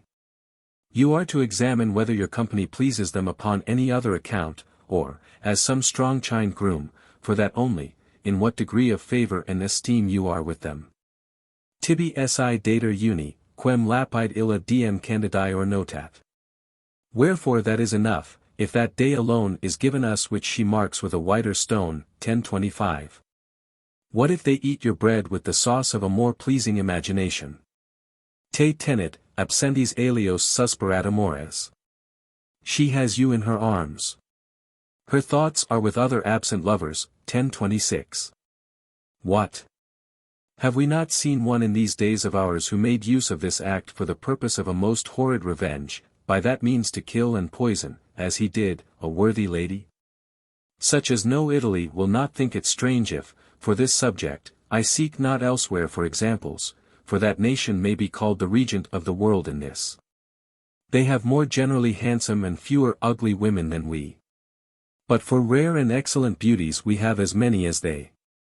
I think the same of their intellects, of those of the common sort, they have evidently far more brutishness is immeasurably rarer there. But in individual characters of the highest form, we are nothing indebted to them. If I should carry on the comparison, I might say, as touching valor, that, on the contrary, it is, to what it is with them, common and natural with us. But sometimes we see them possessed of it to such a degree as surpasses the greatest examples we can produce. The marriages of that country are defective in this. Their custom commonly imposes so rude and so slavish a law upon the women, that the most distant acquaintance with a stranger is as capital an offense as the most intimate. So that all approaches being rendered necessarily substantial, and seeing that all comes to one account, they have no hard choice to make. And when they have broken down the fence, we may safely presume they get on fire. Luxuria ipsis vinculus, sicit fera bestia, irritata, deinde missa. Lust, like a wild beast, being more excited by being bound, breaks from his chains with greater wildness. 1027. They must give them a little more rein. Vidi ego nuper equum, contra sua frena tenissum, or reluctanti fulminis ire modo. I saw, the other day, a horse struggling against his bit, rush like a thunderbolt. 1028. The desire of company is allayed by giving it a little liberty. We are pretty much in the same case. They are extreme in constraint, we in license. 'Tis a good custom we have in France that our sons are received into the best families, there to be entertained and bred up pages, as in a school of nobility, and 'tis looked upon as a discourtesy and an affront to refuse this to a gentleman. I have taken notice, for so many families, so many differing forms, that the ladies who have been strictest with their maids have had no better luck than those who allowed them a greater liberty. There should be moderation in these things. One must leave a great deal of their conduct to their own discretion, for, when all comes to all, no discipline can curb them throughout.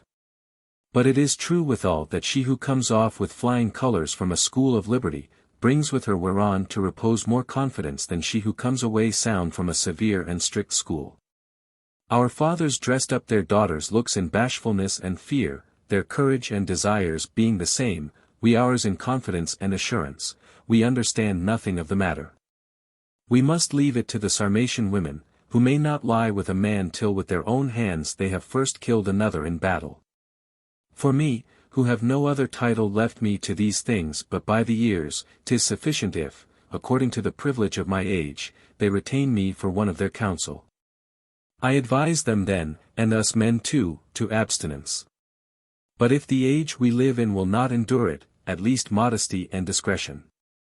For, as in the story of Aristippus, speaking to some young men who blushed to see him go into a scandalous house, said, the vice is in not coming out, not in going in. Let her who has no care of her conscience have yet some regard to her reputation. And though she be rotten within, let her carry a fair outside at least. I commend a gradation in delay in bestowing their favors. Plato declares that, in all sorts of love, facility and promptness are forbidden to the defendant. 'Tis a sign of eagerness which they ought to disguise with all the art they have, so rashly, wholly, and hand over hand to surrender themselves. In carrying themselves orderly and measuredly in the granting their last favors, they much more allure our desires and hide their own. Let them still fly before us, even those who have most mind to be overtaken, they better conquer us by flying, as the Scythians did. To say the truth, according to the law that nature has imposed upon them, it is not properly for them either to will or desire. Their part is to suffer, obey, and consent, and for this it is that nature has given them a perpetual capacity, which in us is but at times and uncertain. They are always fit for the encounter, that they may be always ready when we are so, pati nati. 1029. And whereas she has ordered that our appetites shall be manifest by a prominent demonstration, she would have theirs to be hidden and concealed within, and has furnished them with parts improper for ostentation, and simply defensive. Such proceedings as this that follows must be left to the Amazonian license. Alexander, marching his army through Hyrcania, Thalestris, queen of the Amazons, came with 300 light horse of her own sex, well mounted, and armed. Having left the remainder of a very great army that followed her behind the neighboring mountains to give him a visit. Where she publicly and in plain terms told him that the fame of his valor and victories had brought her thither to see him, and to make him an offer of her forces to assist him in the pursuit of his enterprises. And that, finding him so handsome, young, and vigorous, she, who was also perfect in all those qualities, advised that they might lie together, to the end that from the most valiant woman of the world and the bravest man then living, there might spring some great and wonderful issue for the time to come. Alexander returned her thanks for all the rest, but, to give leisure for the accomplishment of her last demand, he detained her 13 days in that place, which were spent in royal feasting and jollity, for the welcome of so courageous a princess. We are, almost throughout, unjust judges of their actions, as they are of ours. I confess the truth when it makes against me, as well as when 'tis on my side. 'Tis an abominable intemperance that pushes them on so often to change, and that will not let them limit their affection to any one person whatever, as is evident in that goddess to whom are attributed so many changes and so many lovers. But 'tis true withal that 'tis contrary to the nature of love if it be not violent, and contrary to the nature of violence if it be constant. And they who wonder, exclaim, and keep such a clutter to find out the causes of this frailty of theirs, as unnatural and not to be believed, how comes it to pass they do not discern how often they are themselves guilty of the same? Without any astonishment or miracle at all. It would, peradventure, be more strange to see the passion fixed, 'tis not a simply corporeal passion. If there be no end to avarice and ambition, there is doubtless no more in desire, it still lives after satiety. And 'tis impossible to prescribe either constant satisfaction or end, it ever goes beyond its possession. And by that means inconstancy, peradventure, is in some sort more pardonable in them than in us, they may plead, as well as we, the inclination to variety and novelty common to us both. And secondly, without us, that they buy a cat in a sack. Joanna, Queen of Naples, caused her first husband, Andrews, to be hanged at the bars of her window in a halter of gold and silk woven with her own hand. Because in matrimonial performances she neither found his parts nor abilities answer the expectation she had conceived from his stature, beauty, youth, and activity, by which she had been caught and deceived. They may say there is more pains required in doing than in suffering, and so they are on their part always at least provided for necessity, whereas on our part it may fall out otherwise. For this reason it was, that Plato wisely made a law that before marriage, to determine of the fitness of persons, the judges should see the young men who pretended to it stripped stark naked, and the women but to the girdle only. When they come to try us they do not, perhaps, find us worthy of their choice. Experta latus, matadoc similima loro inguina, nec lassa ster coacta manu, desirat imbels thalamos. After using every endeavor to arouse him to action, she quits the barren couch. 10:30. 'Tis not enough that a man's will be good. Weakness and insufficiency lawfully break a marriage. Edi querendum aliunt fore nervosius illud, quat posset zonum solvere virginium. And seeks a more vigorous lover to undo her virgin zone. 10:31. Why not? And according to her own standard, an amorous intelligence, more licentious and active. Si blando nequit superes labori. If his strength be unequal to the pleasant task. 1032. But is it not great impudence to offer our imperfections and imbecilities, where we desire to please and leave a good opinion and esteem of ourselves? For the little that I am able to do now. Ad unum mollis opus. Fit but for once. 1033. I would not trouble a woman, that I am to reverence and fear. Fugue suspicere, cujus undinem trepidavit itis claudera lustrum. Fear not him whose 11th lustrum is closed. 1034. Nature should satisfy herself in having rendered this age miserable, without rendering it ridiculous too. I hate to see it, for one poor inch of pitiful vigor which comes upon it but thrice a week, to strut and set itself out with as much eagerness as if it could do mighty feats, a true flame of flax. And laughed to see it so boil and bubble and then in a moment so congealed and extinguished. This appetite ought to appertain only to the flower of beautiful youth, trust not to its seconding that indefatigable, full, constant, magnanimous ardor you think in you, for it will certainly leave you in a pretty corner. But rather transfer it to some tender, bashful, and ignorant boy, who yet trembles at the rod, and blushes. Indem sanguineo veluti violavrit ostro si cas eber, vel mista rubent ubi lilia multa alba rosa. As Indian ivory streaked with crimson, or white lilies mixed with the damask rose. 1035. Who can stay till the morning without dying for shame to behold the disdain of the fair eyes of her who knows so well his fumbling impertinence? Iti taciti facere temen convitia vultus. Though she nothing say, her looks betray her anger. 1036. Has never had the satisfaction and the glory of having cudgelled them till they were weary, with the vigorous performance of one heroic night. When I have observed any one to be vexed with me, I have not presently accused her levity, but have been in doubt, if I had not reason rather to complain of nature. She has doubtless used me very uncivilly and unkindly. Si non longa satis, esse non bene mentula crassa nimerum sapient, vident parvum matroni quoque mentulum illibenter, 1037. And done me a most enormous injury. Every member I have, as much one as another, is equally my own, and no other more properly makes me a man than this. I universally owe my entire picture to the public. The wisdom of my instruction consists in liberty, in truth, in essence, disdaining to introduce those little, feigned, common, and provincial rules into the catalogue of its real duties. All natural, general, and constant, of which civility and ceremony are daughters indeed, but illegitimate. We are sure to have the vices of appearance, when we shall have had those of essence. When we have done with these, we run full drive upon the others, if we find it must be so. For there is danger that we shall fancy new offices, to excuse our negligence towards the natural ones, and to confound them, and to manifest this, is it not seen that in places where faults are crimes, crimes are but faults? That in nations where the laws of decency are most rare and most remiss, the primitive laws of common reason are better observed, the innumerable multitude of so many duties stifling and dissipating our care. The application of ourselves to light and trivial things diverts us from those that are necessary and just.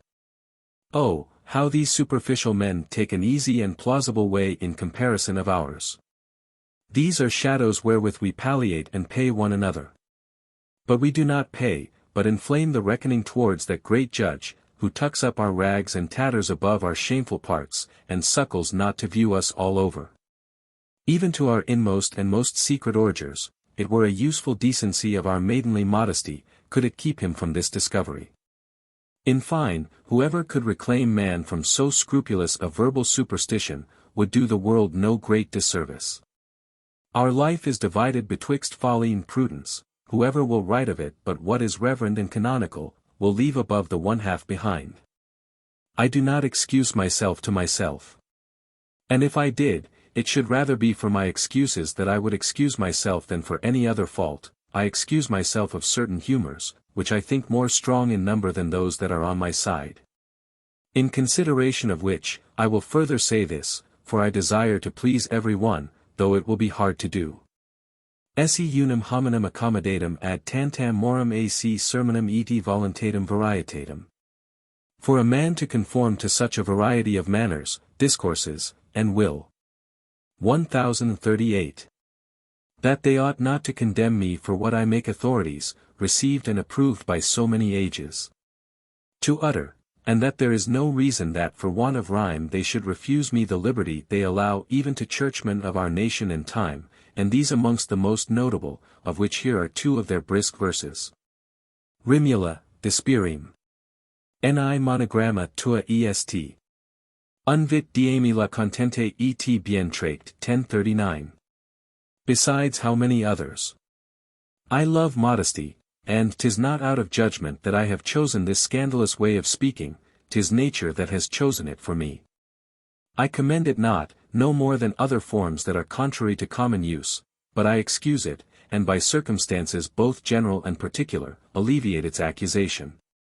But to proceed. Whence, too, can proceed that usurpation of sovereign authority you take upon you over the women, who favor you at their own expense. Si furtiva dedit mira minuscula noct. If, in the stealthy night, she has made strange gifts. 1040. So that you presently assume the interest, coldness, and authority of a husband? 'Tis a free contract, why do you not then keep to it, as you would have them do? There is no prescription upon voluntary things. 'Tis against the form, but it is true withal, that I in my time have conducted this bargain as much as the nature of it would permit, as conscientiously and with as much colour of justice, as any other contract. And that I never pretended other affection than what I really had, and have truly acquainted them with its birth, vigour, and declination, its fits and intermissions. A man does not always hold on at the same rate. I have been so sparing of my promises, that I think I have been better than my word. They have found me faithful even to service of their inconstancy, a confessed and sometimes multiplied inconstancy. I never broke with them, whilst I had any hold at all, and what occasion soever they have given me, never broke with them to hatred or contempt. For such privacies, though obtained upon never so scandalous terms, do yet oblige to some good will. I have sometimes, upon their tricks and evasions, discovered a little indiscreet anger and impatience. For I am naturally subject to rash emotions, which, though light and short, often spoil my market. At any time they have consulted my judgment, I never stuck to give them sharp and paternal counsels, and to pinch them to the quick. If I have left them any cause to complain of me, 'tis rather to have found in me, in comparison of the modern use, a love foolishly conscientious than anything else.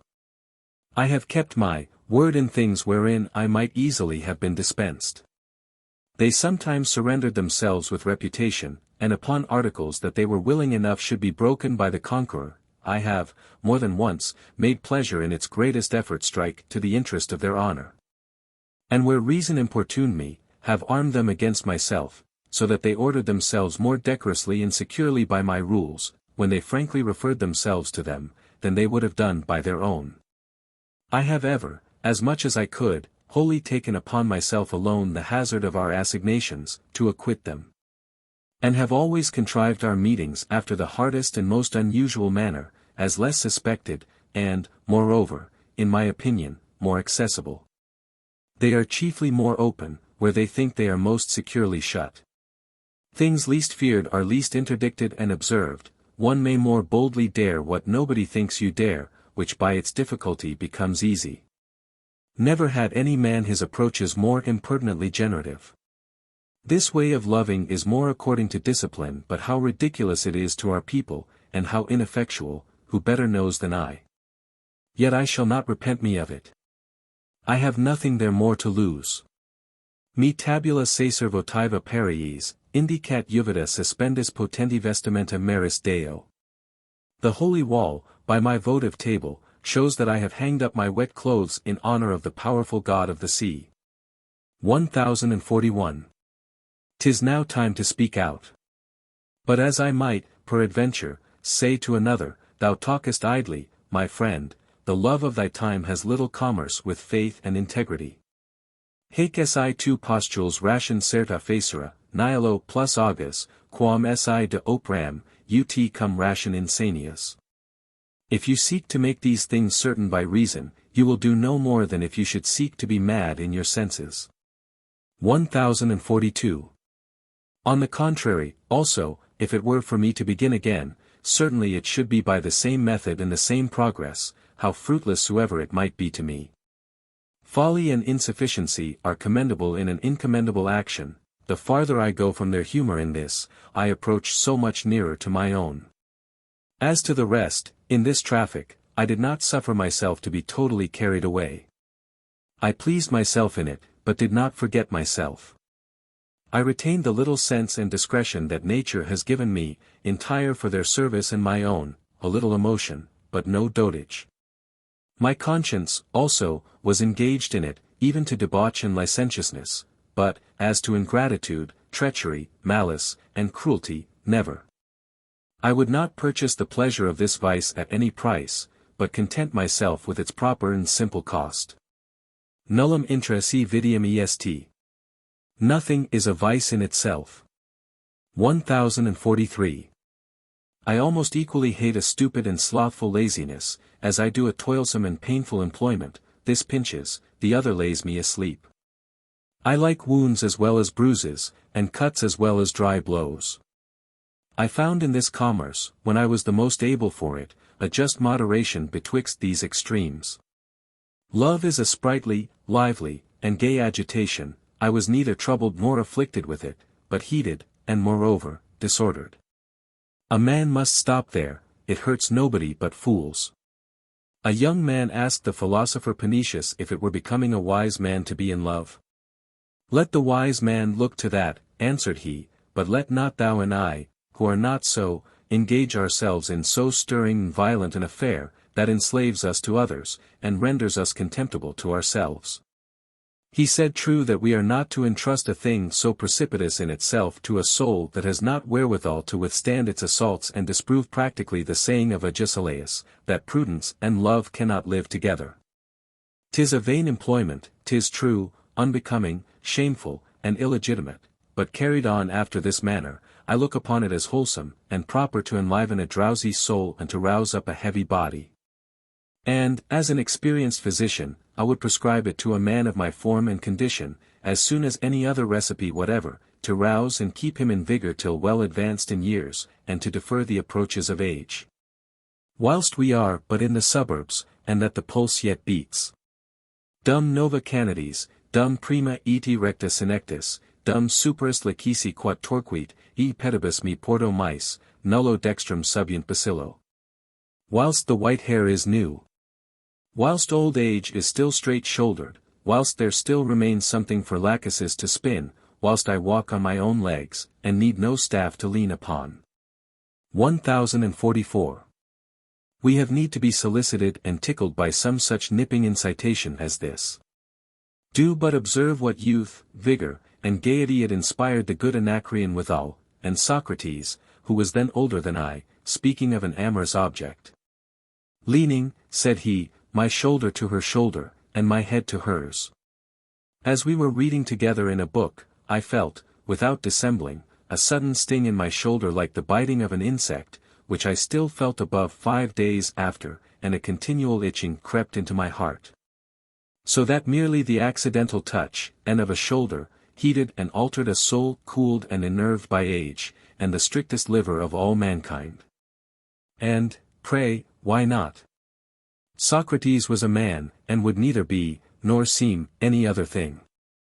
Philosophy does not contend against natural pleasures, provided they be moderate, and only preaches moderation, not a total abstinence. The power of its resistance is employed against those that are adulterate and strange.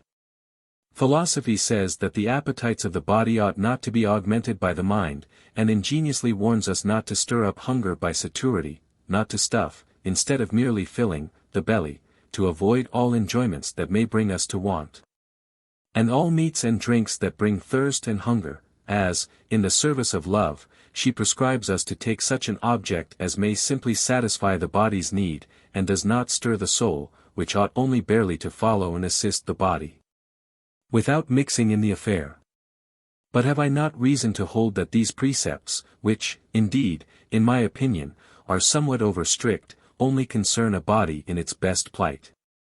And that in a body broken with age, as in a weak stomach, 'tis excusable to warm and support it by art, and by the mediation of the fancy to restore the appetite and cheerfulness it has lost of itself. May we not say that there is nothing in us, during this earthly prison, that is purely either corporeal or spiritual, and that we injuriously break up a man alive? And that it seems but reasonable that we should carry ourselves as favorably, at least, towards the use of pleasure as we do towards that of pain. Pain was, for example, vehement even to perfection in the souls of the saints by penitence. The body had there naturally a sham by the right of union, and yet might have but little part in the cause. And yet are they not contented that it should barely follow and assist the afflicted soul? They have afflicted itself with grievous and special torments. To the end that by emulation of one another the soul and body might plunge man into misery by so much more salutiferous as it is more severe. In like manner, is it not injustice, in bodily pleasures, to subdue and keep under the soul, and say that it must therein be dragged along as to some enforced and servile obligation and necessity? 'Tis rather her part to hatch and cherish them, there to present herself, and to invite them, the authority of ruling belonging to her. As it is also her part, in my opinion, in pleasures that are proper to her, to inspire and infuse into the body all the sentiment it is capable of, and to study how to make them sweet and useful to it. For it is good reason, as they say, that the body should not pursue its appetites to the prejudice of the mind, but why is it not also the reason that the mind should not pursue hers to the prejudice of the body? I have no other passion to keep me in breath. What avarice, ambition, quarrels, lawsuits do for others who, like me, have no particular vocation, love would much more commodiously do. It would restore to me vigilance, sobriety, grace, and the care of my person, it would reassure my countenance, so that the grimaces of old age, those deformed and dismal looks, might not come to disgrace it. Would again put me upon sound and wise studies, by which I might render myself more loved and esteemed, clearing my mind of the despair of itself and of its use, and redintegrating it to itself. Would divert me from 1,000 troublesome thoughts, 1,000 melancholic humors that idleness and the ill posture of our health loads us withal at such an age, would warm again, in dreams at least, the blood that nature is abandoning. Would hold up the chin, and a little stretch out the nerves, the vigor and gaiety of life of that poor man who is going full drive towards his ruin. But I very well understand that it is a commodity hard to recover, by weakness and long experience our taste is become more delicate and nice. We ask most when we bring least, and are harder to choose when we least deserve to be accepted, and knowing ourselves for what we are less confident and more distrustful. Nothing can assure us of being beloved, considering our condition and theirs. I am out of countenance to see myself in company with those young wanton creatures. Cujus and indemito constantur inguine nervus, quam nova colibus arbor inherit. In whose unbridled reins the vigor is more inherent than in the young tree on the hills, 1045. To what end should we go insinuate our misery amid their gay and sprightly humor? Pas sint ut juvenes visir fervidae. Multo non sine risu, delapsam in seniors facem. As the fervid youths may behold, not without laughter, a burning torch worn to ashes, 1046. They have strength and reason on their side, let us give way. We have nothing to do there, and these blossoms of springing beauty suffer not themselves to be handled by such benumbed hands nor dealt with by mere material means, for, as the old philosopher answered one who jeered him because he could not gain the favor of a young girl he made love to, friend, the hook will not stick in such soft cheese. It is a commerce that requires relation and correspondence. The other pleasures we receive may be acknowledged by recompenses of another nature, but this is not to be paid but with the same kind of coin. In earnest, in this sport, the pleasure I give more tickles my imagination than that they give me. Now, he has nothing of generosity in him who can receive pleasure where he confers none, it must needs be a mean soul that will owe all, and can be content to maintain relations with persons to whom he is a continual charge. There is no beauty, grace, nor privacy so exquisite that a gentleman ought to desire at this rate. If they can only be kind to us out of pity, I had much rather die than live upon charity. I would have right to ask, in the style wherein I heard them beg in Italy, Fate ben per voi, 1047 or after the manner that Cyrus exhorted his soldiers, who loves himself let him follow me. Consort yourself, someone will say to me, with women of your own condition, whom like fortune will render more easy to your desire. O ridiculous and insipid composition! Nallo barbam velera mortuo leoni. I would not pluck the beard from a dead lion, 1048. Xenophon lays it for an objection and an accusation against Menon, that he never made love to any but old women. For my part, I take more pleasure in but seeing the just and sweet mixture of two young beauties, or only in meditating on it in my fancy, than myself in acting second in a pitiful and imperfect conjunction. 1049. I leave that fantastic appetite to the Emperor Galba, who was only for old curried flesh, and to this poor wretch. O ego defacient talum to cerner opossum, carice mutatis oscula ferae comes, amplectique mais corpus non ping lacertus. 1050. Amongst chief deformities I reckon forced and artificial beauties. Heman, a young boy of Chios, thinking by fine dressing to acquire the beauty that nature had denied him, came to the philosopher Arcesilaus and asked him if it was possible for a wise man to be in love. Yes, replied he, provided it be not with a fard and adulterated beauty like thine. 1051. Ugliness of a confessed antiquity is to me less old and less ugly than another that is polished and plastered up. Shall I speak it, without the danger of having my throat cut? Love, in my opinion, is not properly and naturally in its season, but in the age next to childhood. Quem si polarum insereres coro, mils sagaces faleret hospites, discrimen obscurum. Salutis crinibus ambiguic vultu. Whom if thou shouldst place in a company of girls, it would require 1,000 experts to distinguish him, with his loose locks and ambiguous countenance. 1052. Nor beauty neither. For whereas Homer extends it so far as to the budding of the beard, Plato himself has remarked this as rare, and the reason why the sophist Bion so pleasantly called the first appearing hairs of adolescence Aristogitans and Harmodius's 1053 is sufficiently known. I find it in virility already in some sort a little out of date, though not so much as in old age. Importunus enim transvolet eridos quercus. For it uncivilly passes over withered oaks. 1054. And Marguerite, Queen of Navarre, like a woman, very far extends the advantage of women, ordaining that it is time, at 30 years old, to convert the title of fair into that of good. The shorter authority we give to love over our lives, 'tis so much the better for us. Do but observe his port, 'tis a beardless boy. Who knows not how, in his school they proceed contrary to all order.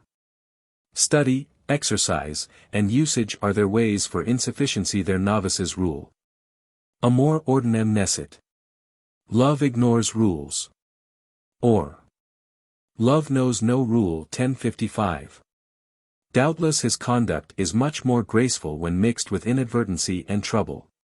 Miscarriages and ill successes give him point and grace. Provided it be sharp and eager, 'tis no great matter whether it be prudent or no. Do but observe how he goes reeling, tripping, and playing. You put him in the stocks when you guide him by art and wisdom. And he is restrained of his divine liberty when put into those hairy and callous clutches. As to the rest, I often hear the women set out this intelligence as entirely spiritual, and disdain to put the interest the senses there have into consideration. Everything there serves. But I can say that I have often seen that we have excused the weakness of their understandings in favor of their outward beauty, but have never yet seen that in favor of mind, how mature and full soever. Any of them would hold out a hand to a body that was never so little in decadence. Why does not some one of them take it into her head to make that noble Socratical bargain between body and soul, purchasing a philosophical and spiritual intelligence and generation at the price of her thighs? Which is the highest price she can get for them? Plato ordains in his laws that he who has performed any signal and advantageous exploit in war may not be refused during the whole expedition, his age or ugliness notwithstanding, a kiss or any other amorous favor from any woman whatever. What he thinks to be so just in recommendation of military valor, why may it not be the same in recommendation of any other good quality? And why does not some woman take a fancy to possess over her companions the glory of this chaste love? I may well say chaste. Nam si quando ad prelia ventum est, ut quandam in stipulus magnus sine viribus ignis, in cassum furit. For when they sometimes engage in love's battle, his sterile ardor lights up but as the flame of a straw. 1056. The vices that are stifled in the thought are not the worst. To conclude this notable commentary, which has escaped from me in a torrent of babble, a torrent sometimes impetuous and hurtful. Ut missum sponsi furtivo munera malum procurit casto virginis agremio. Quat miseri oblidi mali sub vest locatuit, dum adventum matris prosilit, excuditor, ac illud prono precepts agiter decursu huic men et tristi conscious or rubor. As when an apple, sent by a lover secretly to his mistress, falls from the chaste virgin's bosom, where she had quite forgotten it. When, starting at her mother's coming in, it is shaken out and rolls over the floor before her eyes, a conscious blush covers her face. 1057. I say that males and females are cast in the same mold, and that, education and usage excepted, the difference is not great. Plato indifferently invites both the one and the other to the society of all studies, exercises, and vocations, both military and civil, in his Commonwealth, and the philosopher Antisthenes rejected all distinction betwixt their virtue and ours. It is much more easy to accuse one sex than to excuse the other, 'tis according to the saying. Le fourgon esse moque de la paille. The pot and the kettle. Chapter 6. Of coaches. It is very easy to verify, that great authors, when they write of causes, not only make use of those they think to be the true causes, but also of those they believe not to be so. Provided they have in them some beauty and invention, they speak true and usefully enough, if it be ingeniously. We cannot make ourselves sure of the supreme cause, and therefore crowd a great many together, to see if it may not accidentally be amongst them. Nonque unam dicere causam non satis est, verum plures, unde una temensit. 1058. Do you ask me, whence comes the custom of blessing those who sneeze? We break wind three several ways: that which sallies from below is too filthy, that which breaks out from the mouth carries with it some reproach of gluttony.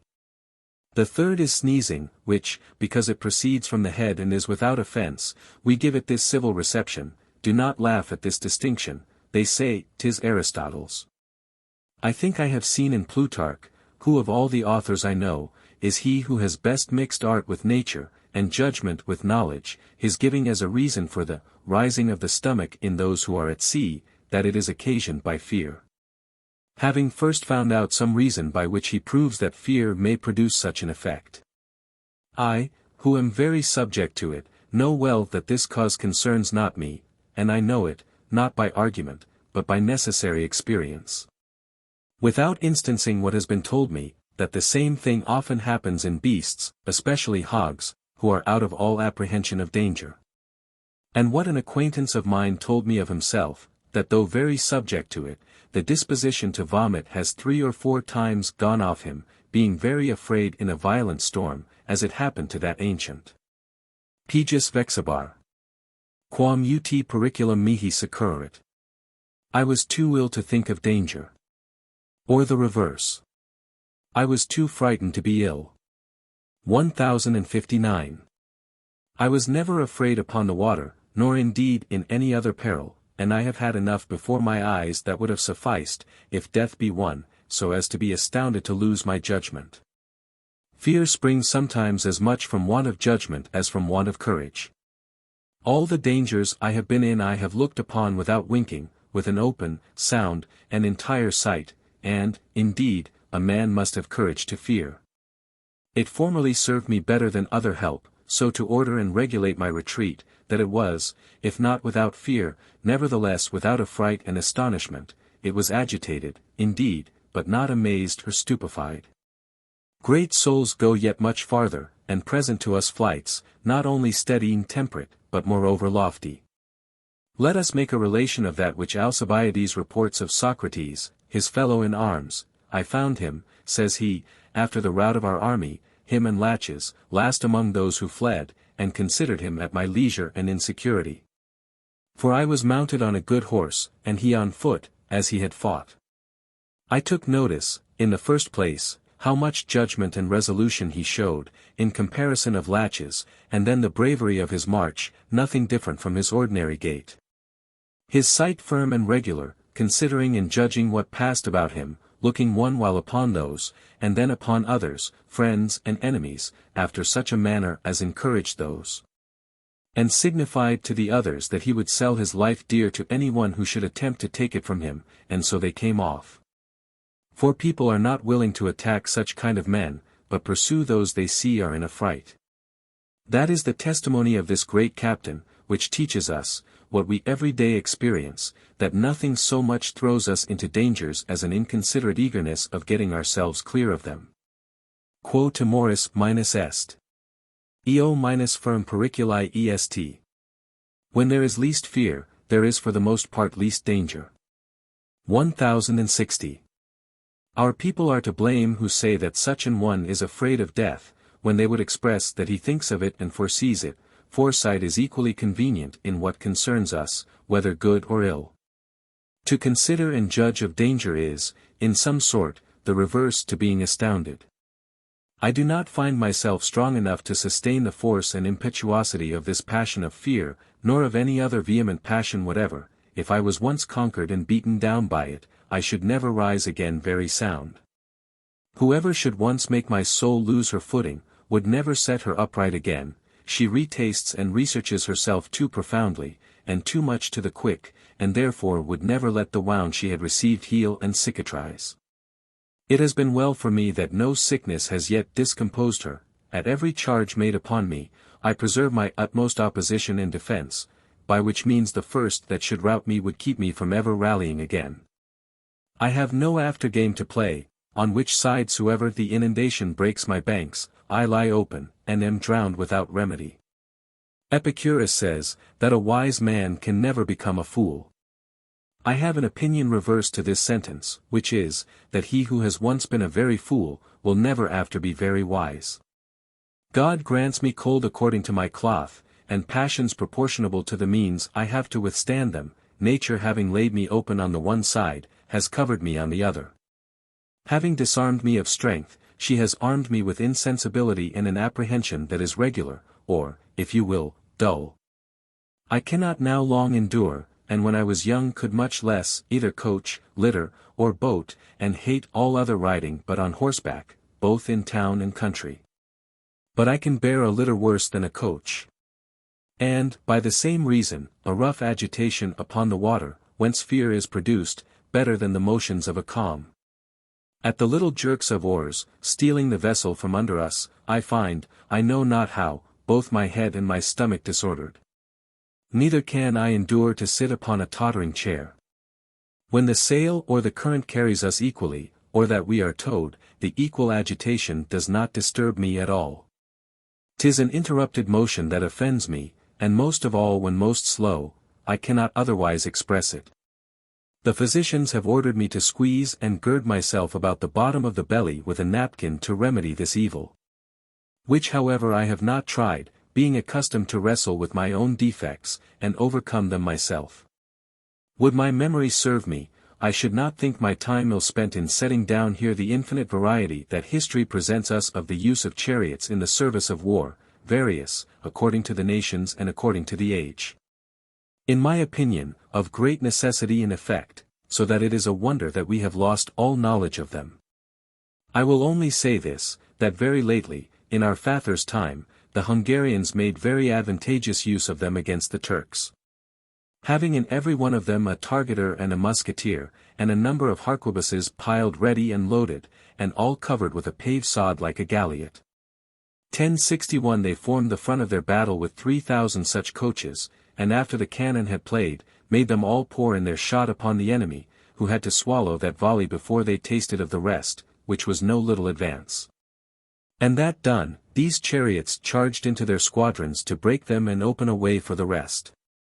Besides the use they might make of them to flank the soldiers in a place of danger when marching to the field, or to cover a post, and fortify it in haste. In my time, a gentleman on one of our frontiers, unwieldy of body, and finding no horse able to carry his weight, having a quarrel, rode through the country in a chariot of this fashion, and found great convenience in it. But let us leave these chariots of war. As if their effeminacy 1062 had not been sufficiently known by better proofs, the last kings of our first race travelled in a chariot drawn by 4 oxen. Mark Antony was the first at Rome who caused himself to be drawn in a coach by lions, and a singing wench with him. 1063. Heliogabalus did since as much, calling himself Cybele, the mother of the gods. And also drawn by tigers, taking upon him the person of the god Bacchus, he also sometimes harnessed 2 stags to his coach, another time 4 dogs, and another 4 naked wenches, causing himself to be drawn by them in pomp, stark naked too. The Emperor Firmus caused his chariot to be drawn by ostriches of a prodigious size, so that it seemed rather to fly than roll. The strangeness of these inventions puts this other fancy in my head, that it is a kind of pusillanimity in monarchs, and a testimony that they do not sufficiently understand themselves what they are. When they study to make themselves honored and to appear great by excessive expense, it were indeed excusable in a foreign country, but amongst their own subjects, where they are in sovereign command, and may do what they please. It derogates from their dignity the most supreme degree of honor to which they can arrive, just as, methinks, it is superfluous in a private gentleman to go finely dressed at home.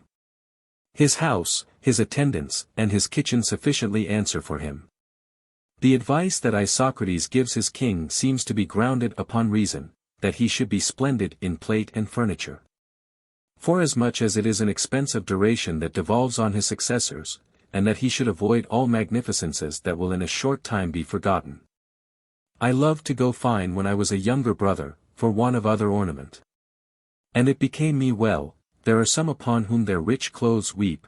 We have strange stories of the frugality of our kings about their own persons and in their gifts, kings who were great in reputation, valor, and fortune. Demosthenes vehemently opposes the law of his city that assigned the public money for the pomp of their public plays and festivals. He would that their greatness should be seen in numbers of ships well equipped, and good armies well provided for.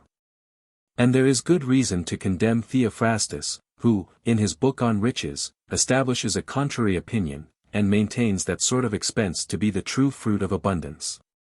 They are delights, says Aristotle, that only please the baser sort of the people, and that vanish from the memory as soon as the people are sated with them, and for which no serious and judicious man can have any esteem. This money would, in my opinion, be much more royally, as more profitably, justly, and durably, laid out in ports, havens, walls, and fortifications.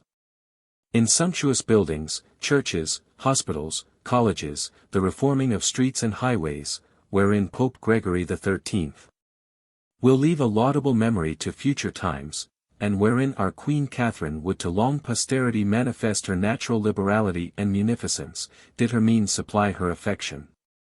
Fortune has done me a great despite in interrupting the noble structure of the Pont-Neuf of our great city, and depriving me of the hope of seeing it finished before I die. Moreover, it seems to subjects, who are spectators of these triumphs, that their own riches are exposed before them, and that they are entertained at their own expense, for the people are apt to presume of kings, as we do of our servants. That they are to take care to provide us all things necessary in abundance, but not touch it themselves. And therefore the Emperor Galba, being pleased with a musician who played to him at supper, called for his money-box, and gave him a handful of crowns that he took out of it, with these words, "This is not the public money, but my own." Yet it so falls out that the people, for the most part, have reason on their side, and that the princes feed their eyes with what they have need of to fill their bellies. Liberality itself is not in its true luster in a sovereign hand. Private men have therein the most right, for, to take it exactly, a king has nothing properly his own. He owes himself to others. Authority is not given in favor of the magistrate, but of the people. A superior is never made so for his own profit, but for the profit of the inferior, and a physician for the sick person, and not for himself. All magistracy, as well as all art, has its end out of itself. Wherefore the tutors of young princes, who make it their business to imprint in them this virtue of liberality, and preach to them to deny nothing and to think nothing so well spent as what they give, a doctrine that I have known in great credit in my time, either have more particular regard to their own profit than to that of their master, or ill understand to whom they speak. It is too easy a thing to inculcate liberality on him who has as much as he will to practice it with at the expense of others. And, the estimate not being proportioned to the measure of the gift but to the measure of the means of him who gives it, it comes to nothing in so mighty hands. They find themselves prodigal before they can be reputed liberal. And it is but a little recommendation, in comparison with other royal virtues, and the only one, as the tyrant Dionysius said, that suits well with tyranny itself. I should rather teach him this verse of the ancient laborer, 1064 he must scatter it abroad, and not lay it on a heap in one place, and that, seeing he is to give, or, to say better, to pay and restore to so many people according as they have deserved, he ought to be a loyal and discreet disposer. If the liberality of a prince be without measure or discretion, I had rather he were covetous. Royal virtue seems most to consist in justice. And of all the parts of justice that best denotes a king which accompanies liberality, for this they have particularly reserved to be performed by themselves, whereas all other sorts of justice they remit to the administration of others. An immoderate bounty is a very weak means to acquire for them goodwill, it checks more people than it allures. Quo in plures usus sis, minus in multos uti passus. Quid autem est stultius, quam, quod libenter facius, curari utid diusius facere non passus. By how much more you use it to many, by so much less will you be in a capacity to use it to many more. And what greater folly can there be than to order it so that what you would willingly do, you cannot do longer, 1065. And if it be conferred without due respect of merit, it puts him out of countenance who receives it, and is received ungraciously. Tyrants have been sacrificed to the hatred of the people by the hands of those very men they have unjustly advanced. Such kind of men as buffoons, panders, fiddlers, and such ragamuffins, thinking to assure to themselves the possession of benefits unduly received, if they manifest to have him in hatred and disdain of whom they hold them. And in this associate themselves to the common judgment and opinion. The subjects of a prince excessive in gifts grow excessive in asking, and regulate their demands, not by reason, but by example. We have, seriously, very often reason to blush at our own impudence. We are overpaid, according to justice, when the recompense equals our service, for do we owe nothing of natural obligation to our princes? If he bear our charges, he does too much, 'tis enough that he contribute to them, the overplus is called benefit, which cannot be exacted, for the very name liberality sounds of liberty. In our fashion it is never done. We never reckon what we have received, we are only for the future liberality, wherefore, the more a prince exhausts himself in giving, the poorer he grows in friends. How should he satisfy immoderate desires, that still increase as they are fulfilled? He who has his thoughts upon taking, never thinks of what he has taken. Covetousness has nothing so properly and so much its own as ingratitude. The example of Cyrus will not do amiss in this place, to serve the kings of these times for a touchstone to know whether their gifts are well or ill bestowed, and to see how much better that emperor conferred them than they do. By which means they are reduced to borrow of unknown subjects, and rather of them whom they have wronged than of them on whom they have conferred their benefits, and so receive aids wherein there is nothing of gratuitous but the name. Croesus reproached him with his bounty, and cast up to how much his treasure would amount if he had been a little closer-handed. He had a mind to justify his liberality, and therefore sent dispatches into all parts to the grandees of his dominions whom he had particularly advanced, entreating every one of them to supply him with as much money as they could, for a pressing occasion, and to send him particulars of what each could advance. When all these answers were brought to him, every one of his friends, not thinking it enough barely to offer him so much as he had received from his bounty, and adding to it a great deal of his own, it appeared that the sum amounted to a great deal more than Croesus' reckoning. Whereupon Cyrus, I am not, said he, less in love with riches than other princes, but rather a better husband. You see with how small a venture I have acquired the inestimable treasure of so many friends, and how much more faithful treasurers they are to me than mercenary men without obligation, without affection. And my money better laid up than in chests, bringing upon me the hatred, envy, and contempt of other princes.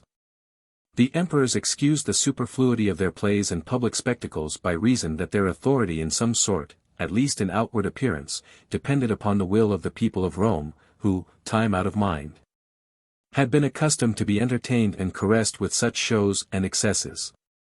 But they were private citizens, who had nourished this custom to gratify their fellow citizens and companions, and chiefly out of their own purses, by such profusion and magnificence it had quite another taste when the masters came to imitate it.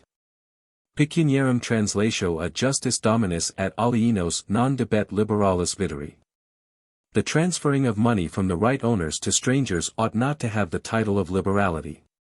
1066. Philip, seeing that his son went about by presents to gain the affection of the Macedonians, reprimanded him in a letter after this manner: What? Hast thou a mind that thy subjects shall look upon thee as their cash-keeper and not as their king? Wilt thou tamper with them to win their affections? Do it, then, by the benefits of thy virtue, and not by those of thy chest.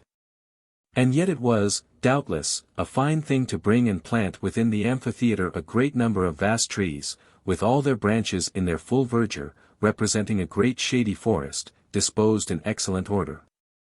And, the first day, to throw into it 1,000 ostriches and 1,000 stags, 1,000 boars, and 1,000 fallow deer, to be killed and disposed of by the people, the next day, to cause 100 great lions, 100 leopards, and 300 bears to be killed in his presence.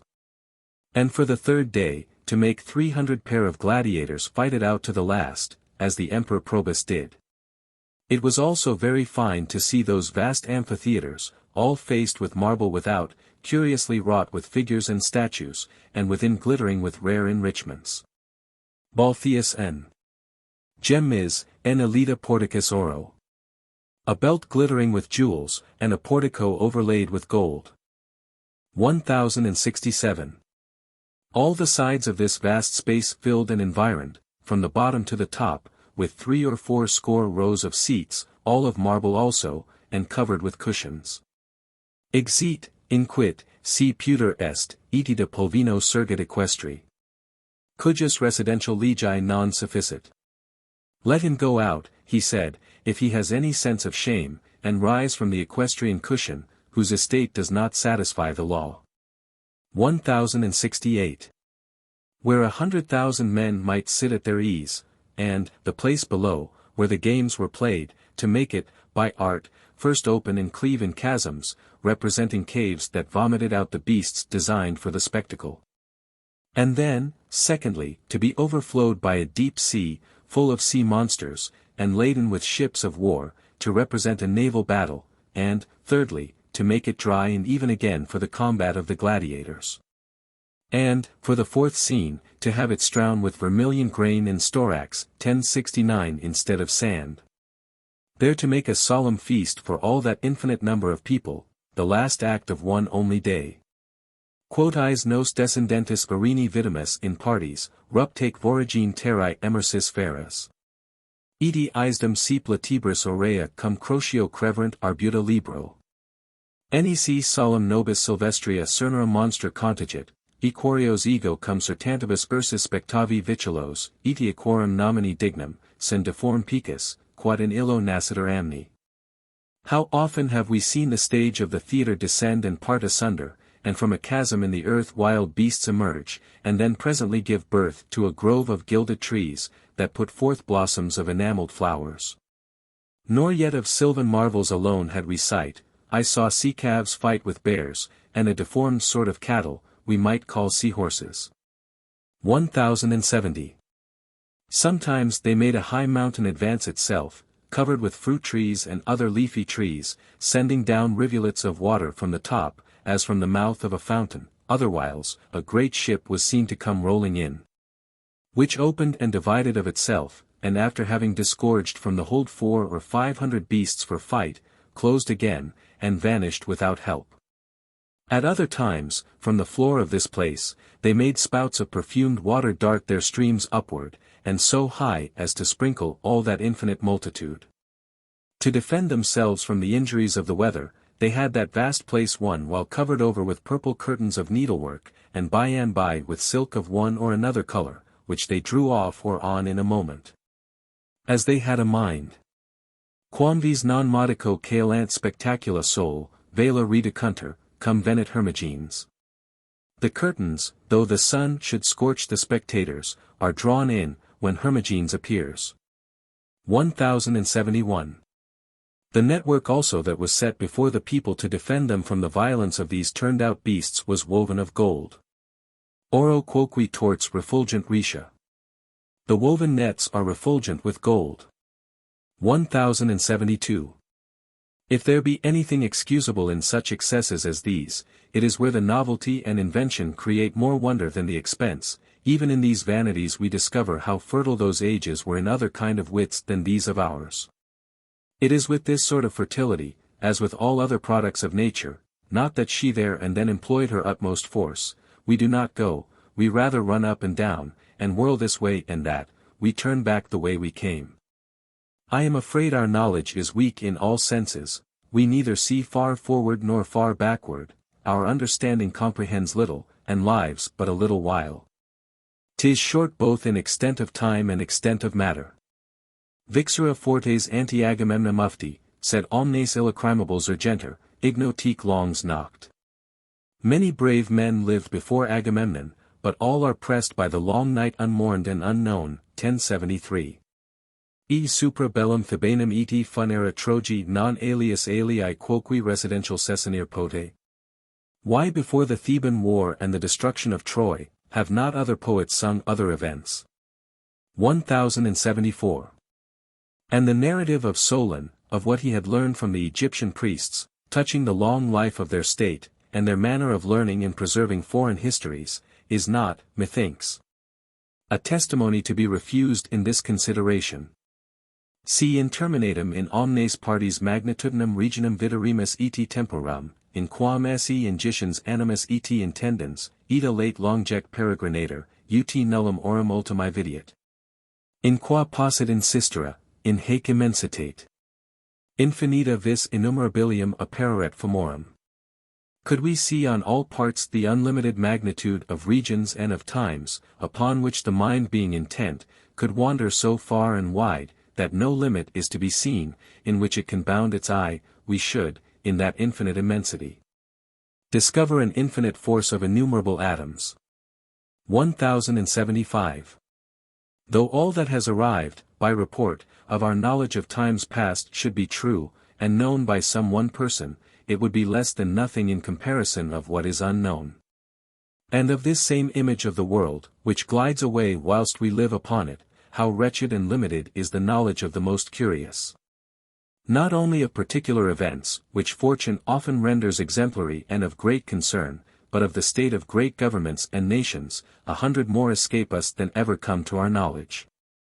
We make a mighty business of the invention of artillery and printing, which other men at the other end of the world, in China, had 1,000 years ago. Did we but see as much of the world as we do not see, we should perceive, we may well believe, a perpetual multiplication and vicissitude of forms. There is nothing single and rare in respect of nature, but in respect of our knowledge, which is a wretched foundation whereon to ground our rules, and that represents to us a very false image of things. As we nowadays vainly conclude the declension and decrepitude of the world, by the arguments we extract from our own weakness and decay. Jamque addio est affecta itis effoit aqui tellus. Our age is feeble, and the earth less fertile. 1076. So did he vainly conclude as to its birth and youth, by the vigor he observed in the wits of his time, abounding in novelties and the invention of divers arts. Verum, ut opiner, habet novitatum summa, recensque natura est mundi. Nec praedam exordia copit quer idiom quidem nunc arts expolienter, nunc idiom adjescent. Nunc addita navigiis sunt multa. But, as I am of opinion, the whole of the world is of recent origin, nor had its commencement in remote times, wherefore it is that some arts are still being refined, and some just on the increase. At present many additions are being made to shipping. 1077. Our world has lately discovered another, and who will assure us that it is the last of its brothers, since the demons, the Sibyls, and we ourselves have been ignorant of this till now? As large, well-peopled, and fruitful as this whereon we live, and yet so raw and childish, that we are still teaching it its ABC, 'tis not above 50 years since it knew neither letters, weights, measures, vestments, corn, nor vines. It was then quite naked in the mother's lap, and only lived upon what she gave it. If we rightly conclude of our end, and this poet of the youthfulness of that age of his, that other world will only enter into the light when this of ours shall make its exit, the universe will fall into paralysis. One member will be useless, the other in vigor. I am very much afraid that we have greatly precipitated its declension and ruin by our contagion, and that we have sold it opinions and our arts at a very dear rate. It was an infant world, and yet we have not whipped and subjected it to our discipline by the advantage of our natural worth and force, neither have we won it by our justice and goodness, nor subdued it by our magnanimity. Most of their answers, and the negotiations we have had with them, witness that they were nothing behind us in pertinency and clearness of natural understanding. The astonishing magnificence of the cities of Cusco and Mexico, and, amongst many other things, the garden of the king, where all the trees, fruits, and plants, according to the order and stature they have in a garden, were excellently formed in gold. As, in his cabinet, were all the animals bred upon his territory and in its seas, and the beauty of their manufactures, in jewels, feathers, cotton, and painting, gave ample proof that they were as little inferior to us in industry. But as to what concerns devotion, observance of the laws, goodness, liberality, loyalty, and plain dealing, it was of use to us that we had not so much as they, for they have lost, sold, and betrayed themselves by this advantage over us. As to boldness and courage, stability, constancy against pain, hunger, and death, I should not fear to oppose the examples I find amongst them to the most famous examples of elder times that we find in our records on this side of the world. Far as to those who subdued them, take but away the tricks and artifices they practiced to gull them, and the just astonishment it was to those nations to see so sudden and unexpected an arrival of men with beards, differing in language, religion, shape, and countenance, from so remote a part of the world, and where they had never heard there was any habitation, mounted upon great unknown monsters, against those who had not only never seen a horse, but had never seen any other beast trained up to carry a man or any other loading. Shelled in a hard and shining skin, with a cutting and glittering weapon in his hand, against them, who, out of wonder at the brightness of a looking-glass or a knife, would exchange great treasures of gold and pearl. And who had neither knowledge, nor matter with which, at leisure, they could penetrate our steel, to which may be added the lightning and thunder of our cannon and harquebuses, enough to frighten Caesar himself, if surprised. With so little experience, against people naked, except where the invention of a little quilted cotton was in use, without other arms, at the most, than bows, stones, staves, and bucklers of wood. People surprised under color of friendship and good faith, by the curiosity of seeing strange and unknown things, take but away, I say, this disparity from the conquerors, and you take away all the occasion of so many victories. When I look upon that invincible ardor wherewith so many thousands of men, women, and children so often presented and threw themselves into inevitable dangers for the defense of their gods and liberties, that generous obstinacy to suffer all extremities and difficulties, and death itself, rather than submit to the dominion of those by whom they had been so shamefully abused. And some of them choosing to die of hunger and fasting, being prisoners, rather than to accept of nourishment from the hands of their so basely victorious enemies, I see, that whoever would have attacked them upon equal terms of arms, experience, and number, would have had a hard, and, peradventure, a harder game to play than in any other war we have seen. Why did not so noble a conquest fall under Alexander, or the ancient Greeks and Romans? And so great a revolution and mutation of so many empires and nations, fall into hands that would have gently leveled, rooted up, and made plain and smooth whatever was rough and savage amongst them. And that would have cherished and propagated the good seeds that nature had there produced. Mixing not only with the culture of land and the ornament of cities, the arts of this part of the world, in what was necessary, but also the Greek and Roman virtues, with those that were original of the country. What a reparation had it been to them, and what a general good to the whole world, had our first examples and deportments in those parts allured those people to the admiration and imitation of virtue, and had begotten betwixt them and us a fraternal society and intelligence. How easy had it been to have made advantage of souls so innocent, and so eager to learn, leaving, for the most part, naturally so good inclinations before.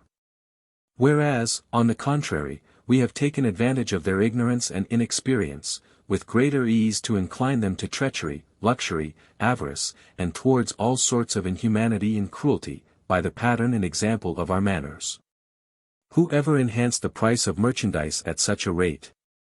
So many cities leveled with the ground, so many nations exterminated, so many millions of people fallen by the edge of the sword, and the richest and most beautiful part of the world turned upside down, for the traffic of pearl and pepper. Mechanic victories. Never did ambition, never did public animosities, engage men against one another in such miserable hostilities, in such miserable calamities. Certain Spaniards, coasting the sea in quest of their mines, landed in a fruitful and pleasant and very well-peopled country, and there made to the inhabitants their accustomed professions, that they were peaceable men, who were come from a very remote country, and sent on the behalf of the King of Castile, the greatest prince of the habitable world, to whom the Pope, God's vicegerent upon earth, had given the principality of all the Indies. That if they would become tributaries to him, they should be very gently and courteously used, at the same time requiring of them victuals for their nourishment, and gold whereof to make some pretended medicine. Setting forth, moreover, the belief in one only God, and the truth of our religion, which they advised them to embrace, whereunto they also added some threats. To which they received this answer, that as to their being peaceable, they did not seem to be such, if they were so. As to their king, since he was fain to beg, he must be necessitous and poor. And he who had made him this gift, must be a man who loved dissension, to give that to another which was none of his own, to bring it into dispute against the ancient possessors.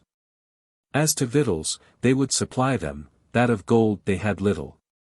It being a thing they had in very small esteem, as of no use to the service of life, whereas their only care was to pass it over happily and pleasantly, but that what they could find excepting what was employed in the service of their gods, they might freely take. As to one only God, the proposition had pleased them well. But that they would not change their religion, both because they had so long and happily lived in it, and that they were not wont to take advice of any but their friends, and those they knew, as to their menaces. It was a sign of want of judgment to threaten those whose nature and power were to them unknown. That, therefore, they were to make haste to quit their coast, for they were not used to take the civilities and professions of armed men and strangers in good part. Otherwise they should do by them as they had done by those others, showing them the heads of several executed men round the walls of their city. A fair example of the babble of these children. But so it is, that the Spaniards did not, either in this or in several other places, where they did not find the merchandise they sought, make any stay or attempt, whatever other conveniences were there to be had, witness my Cannibals. 1078. Of the two most puissant monarchs of that world, and, peradventure, of this, kings of so many kings, and the last they turned out, he of Peru, having been taken in a battle, and put to so excessive a ransom as exceeds all belief.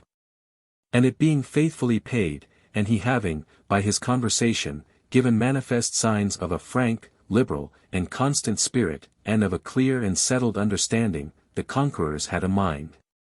After having exacted 1,325,500 weight of gold, besides silver, and other things which amounted to no less, so that their horses were shod with massy gold, still to see, at the price of what disloyalty and injustice whatever, what the remainder of the treasures of this king might be, and to possess themselves of that also. To this end a false accusation was preferred against him, and false witnesses brought to prove that he went about to raise an insurrection in his provinces, to procure his own liberty. Whereupon, by the virtuous sentence of those very men who had by this treachery conspired his ruin, he was condemned to be publicly hanged and strangled, after having made him buy off the torment of being burnt alive. By the baptism they gave him immediately before execution.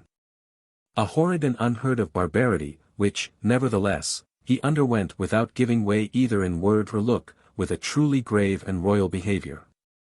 After which, to calm and appease the people, aroused and astounded at so strange a thing, they counterfeited great sorrow for his death, and appointed most sumptuous funerals. The other king of Mexico 1079 having for a long time defended his beleaguered city, and having in this siege manifested the utmost of what suffering and perseverance can do, if ever prince and people did. And his misfortune having delivered him alive into his enemies' hands, upon articles of being treated like a king, neither did he in his captivity discover anything unworthy of that title. His enemies, after their victory, not finding so much gold as they expected, when they had searched and rifled with their utmost diligence, they went about to procure discoveries by the most cruel torments they could invent upon the prisoners they had taken, but having profited nothing by these, their courage being greater than their torments, they arrived at last to such a degree of fury, as, contrary to their faith and the law of nations, to condemn the king himself, and one of the principal noblemen of his court, to the rack, in the presence of one another. This lord, finding himself overcome with pain, being environed with burning coals, pitifully turned his dying eyes towards his master, as it were to ask him pardon that he was able to endure no more.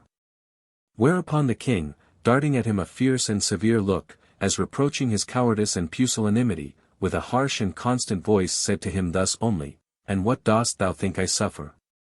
Am I in a bath? Am I more at ease than thou?" Whereupon the other immediately quailed under the torment and died upon the spot. The king, half roasted, was carried thence.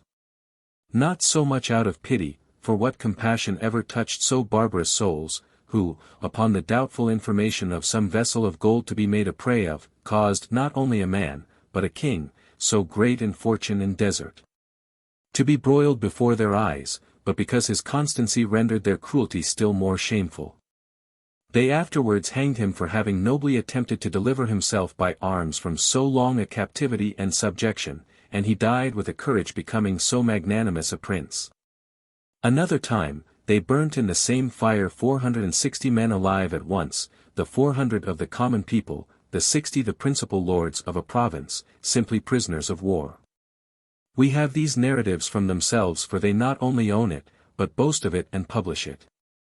Could it be for a testimony of their justice or their zeal to religion?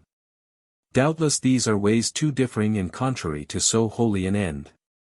Had they proposed to themselves to extend our faith, they would have considered that it does not amplify in the possession of territories, but in the gaining of men, and would have more than satisfied themselves with the slaughters occasioned by the necessity of war, without indifferently mixing a massacre, as upon wild beasts, as universal as fire and sword could make it.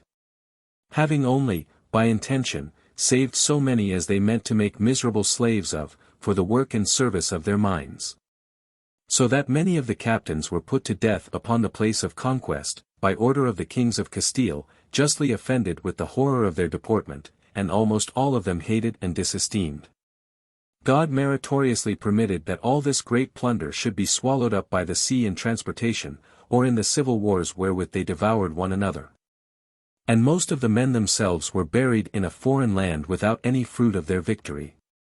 That the revenue from these countries, though in the hands of so parsimonious and so prudent a prince, 1080 so little answers the expectation given of it to his predecessors, and to that original abundance of riches which was found at the first landing in those new discovered countries, for though a great deal be fetched thence, yet we see 'tis nothing in comparison of that which might be expected, is that the use of coin was there utterly unknown, and that consequently their gold was found all hoarded together, being of no other use but for ornament and show, as a furniture reserved from father to son by many puissant kings, who were ever draining their minds to make this vast heap of vessels and statues for the decoration of their palaces and temples. Whereas our gold is always in motion and traffic, we cut it into 1,000 small pieces, and cast it into 1,000 forms, and scatter and disperse it in 1,000 ways. But suppose our kings should thus hoard up all the gold they could get in several ages and let it lie idle by them. Those of the kingdom of Mexico were in some sort more civilized and more advanced in arts than the other nations about them. Therefore did they judge, as we do, that the world was near its period, and looked upon the desolation we brought amongst them as a certain sign of it.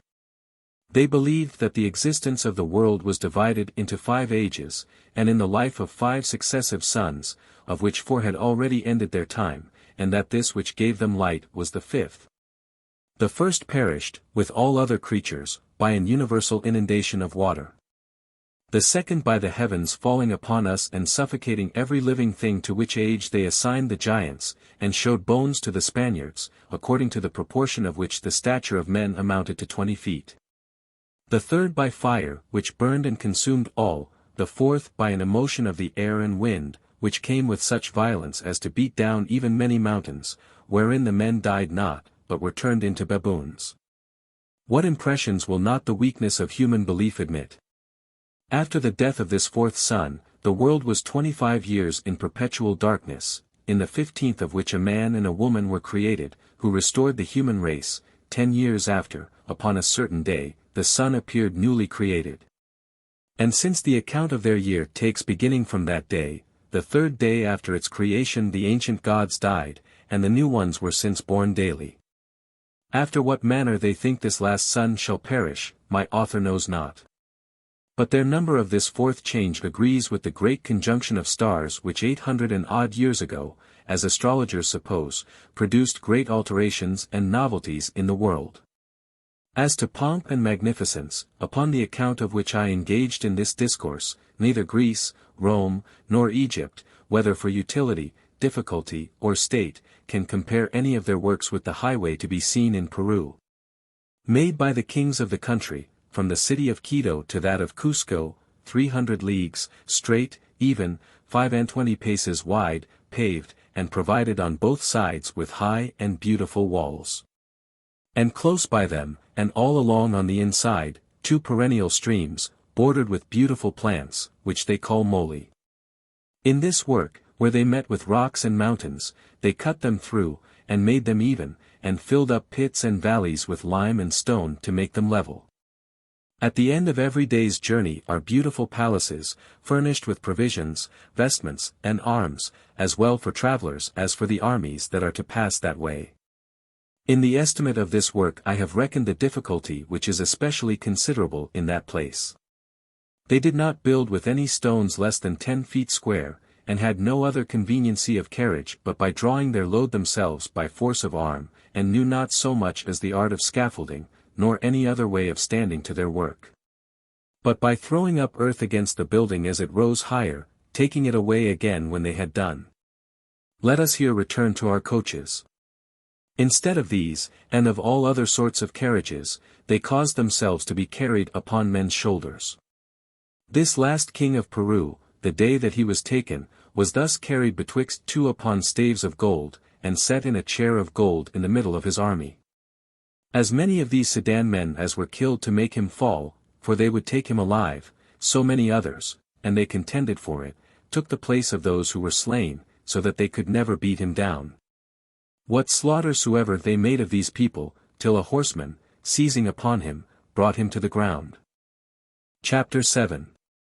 Of the inconvenience of greatness. Since we cannot attain unto it, let us revenge ourselves by railing at it. And yet it is not absolutely railing against anything to proclaim its defects, because they are in all things to be found, how beautiful or how much to be coveted soever. Greatness has, in general, this manifest advantage, that it can lower itself when it pleases, and has, very near, the choice of both the one and the other condition, for a man does not fall from all heights. There are several from which one may descend without falling down. It does, indeed, appear to me that we value it at too high a rate, and also overvalue the resolution of those whom we have either seen or heard have contemned it, or displaced themselves of their own accord. Its essence is not so evidently commodious that a man may not, without a miracle, refuse it. I find it a very hard thing to undergo misfortunes, but to be content with a moderate measure of fortune, and to avoid greatness, I think a very easy matter. 'Tis, methinks, a virtue to which I, who am no conjurer, could without any great endeavor arrive. What, then, is to be expected from them that would yet put into consideration the glory attending this refusal, wherein there may lurk worse ambition than even in the desire itself, and fruition of greatness? Forasmuch as ambition never comports itself better, according to itself, than when it proceeds by obscure and unfrequented ways. I incite my courage to patience, but I rein it as much as I can towards desire. I have as much to wish for as another, and allow my wishes as much liberty and indiscretion, but yet it never befell me to wish for either empire or royalty, or the eminency of those high and commanding fortunes. I do not aim that way. I love myself too well. When I think to grow greater, 'tis but very moderately, and by a compelled and timorous advancement, such as is proper for me in resolution, in prudence, in health, in beauty, and even in riches too. But this supreme reputation, this mighty authority, oppress my imagination. And, quite contrary to that other 1081, I should, peradventure, rather choose to be the second or third in Perigord than the first at Paris, at least, without lying, rather the third at Paris than the first. I would neither dispute with a porter, a miserable unknown, nor make crowds open in adoration as I pass. I am trained up to a moderate condition, as well by my choice as fortune. And have made it appear, in the whole conduct of my life and enterprises, that I have rather avoided than otherwise the climbing above the degree of fortune wherein God has placed me by my birth. All natural constitution is equally just and easy. My soul is such a poltroon, that I measure not good fortune by the height, but by the facility. But if my heart be not great enough, 'tis open enough to make amends, at any one's request, freely to lay open its weakness. Should any one put me upon comparing the life of L. Thorius Bulbus, a brave man, handsome, learned, healthful, understanding, and abounding in all sorts of conveniences and pleasures, leading a quiet life, and all his own, his mind well prepared against death, superstition, pain, and other encumbrances of human necessity, dying, at last, in battle, with his sword in his hand, for the defense of his country, on the one part. And on the other part, the life of M. Regulus, so great and high as is known to every one, and his end admirable, the one without name and without dignity, the other exemplary and glorious to a wonder. I should doubtless say, as Cicero did, could I speak as well as he. 1082. But if I was to compare them with my own, should then also say that the first is as much according to my capacity, and from desire, which I conform to my capacity, as the second is far beyond it. That I could not approach the last but with veneration, the other I could readily attain by use. Let us return to our temporal greatness, from which we are digressed. I disrelish all dominion, whether active or passive.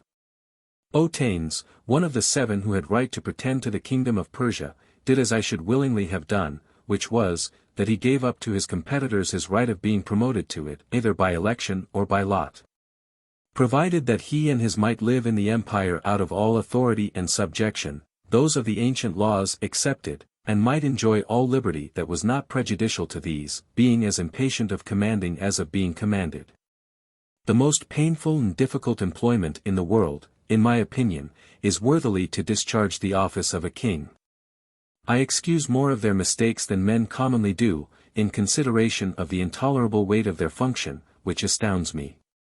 'Tis hard to keep measure in so immeasurable a power. Yet so it is that it is, even to those who are not of the best nature, a singular incitement to virtue to be seated in a place where you cannot do the least good that shall not be put upon record, and where the least benefit redounds to so many men.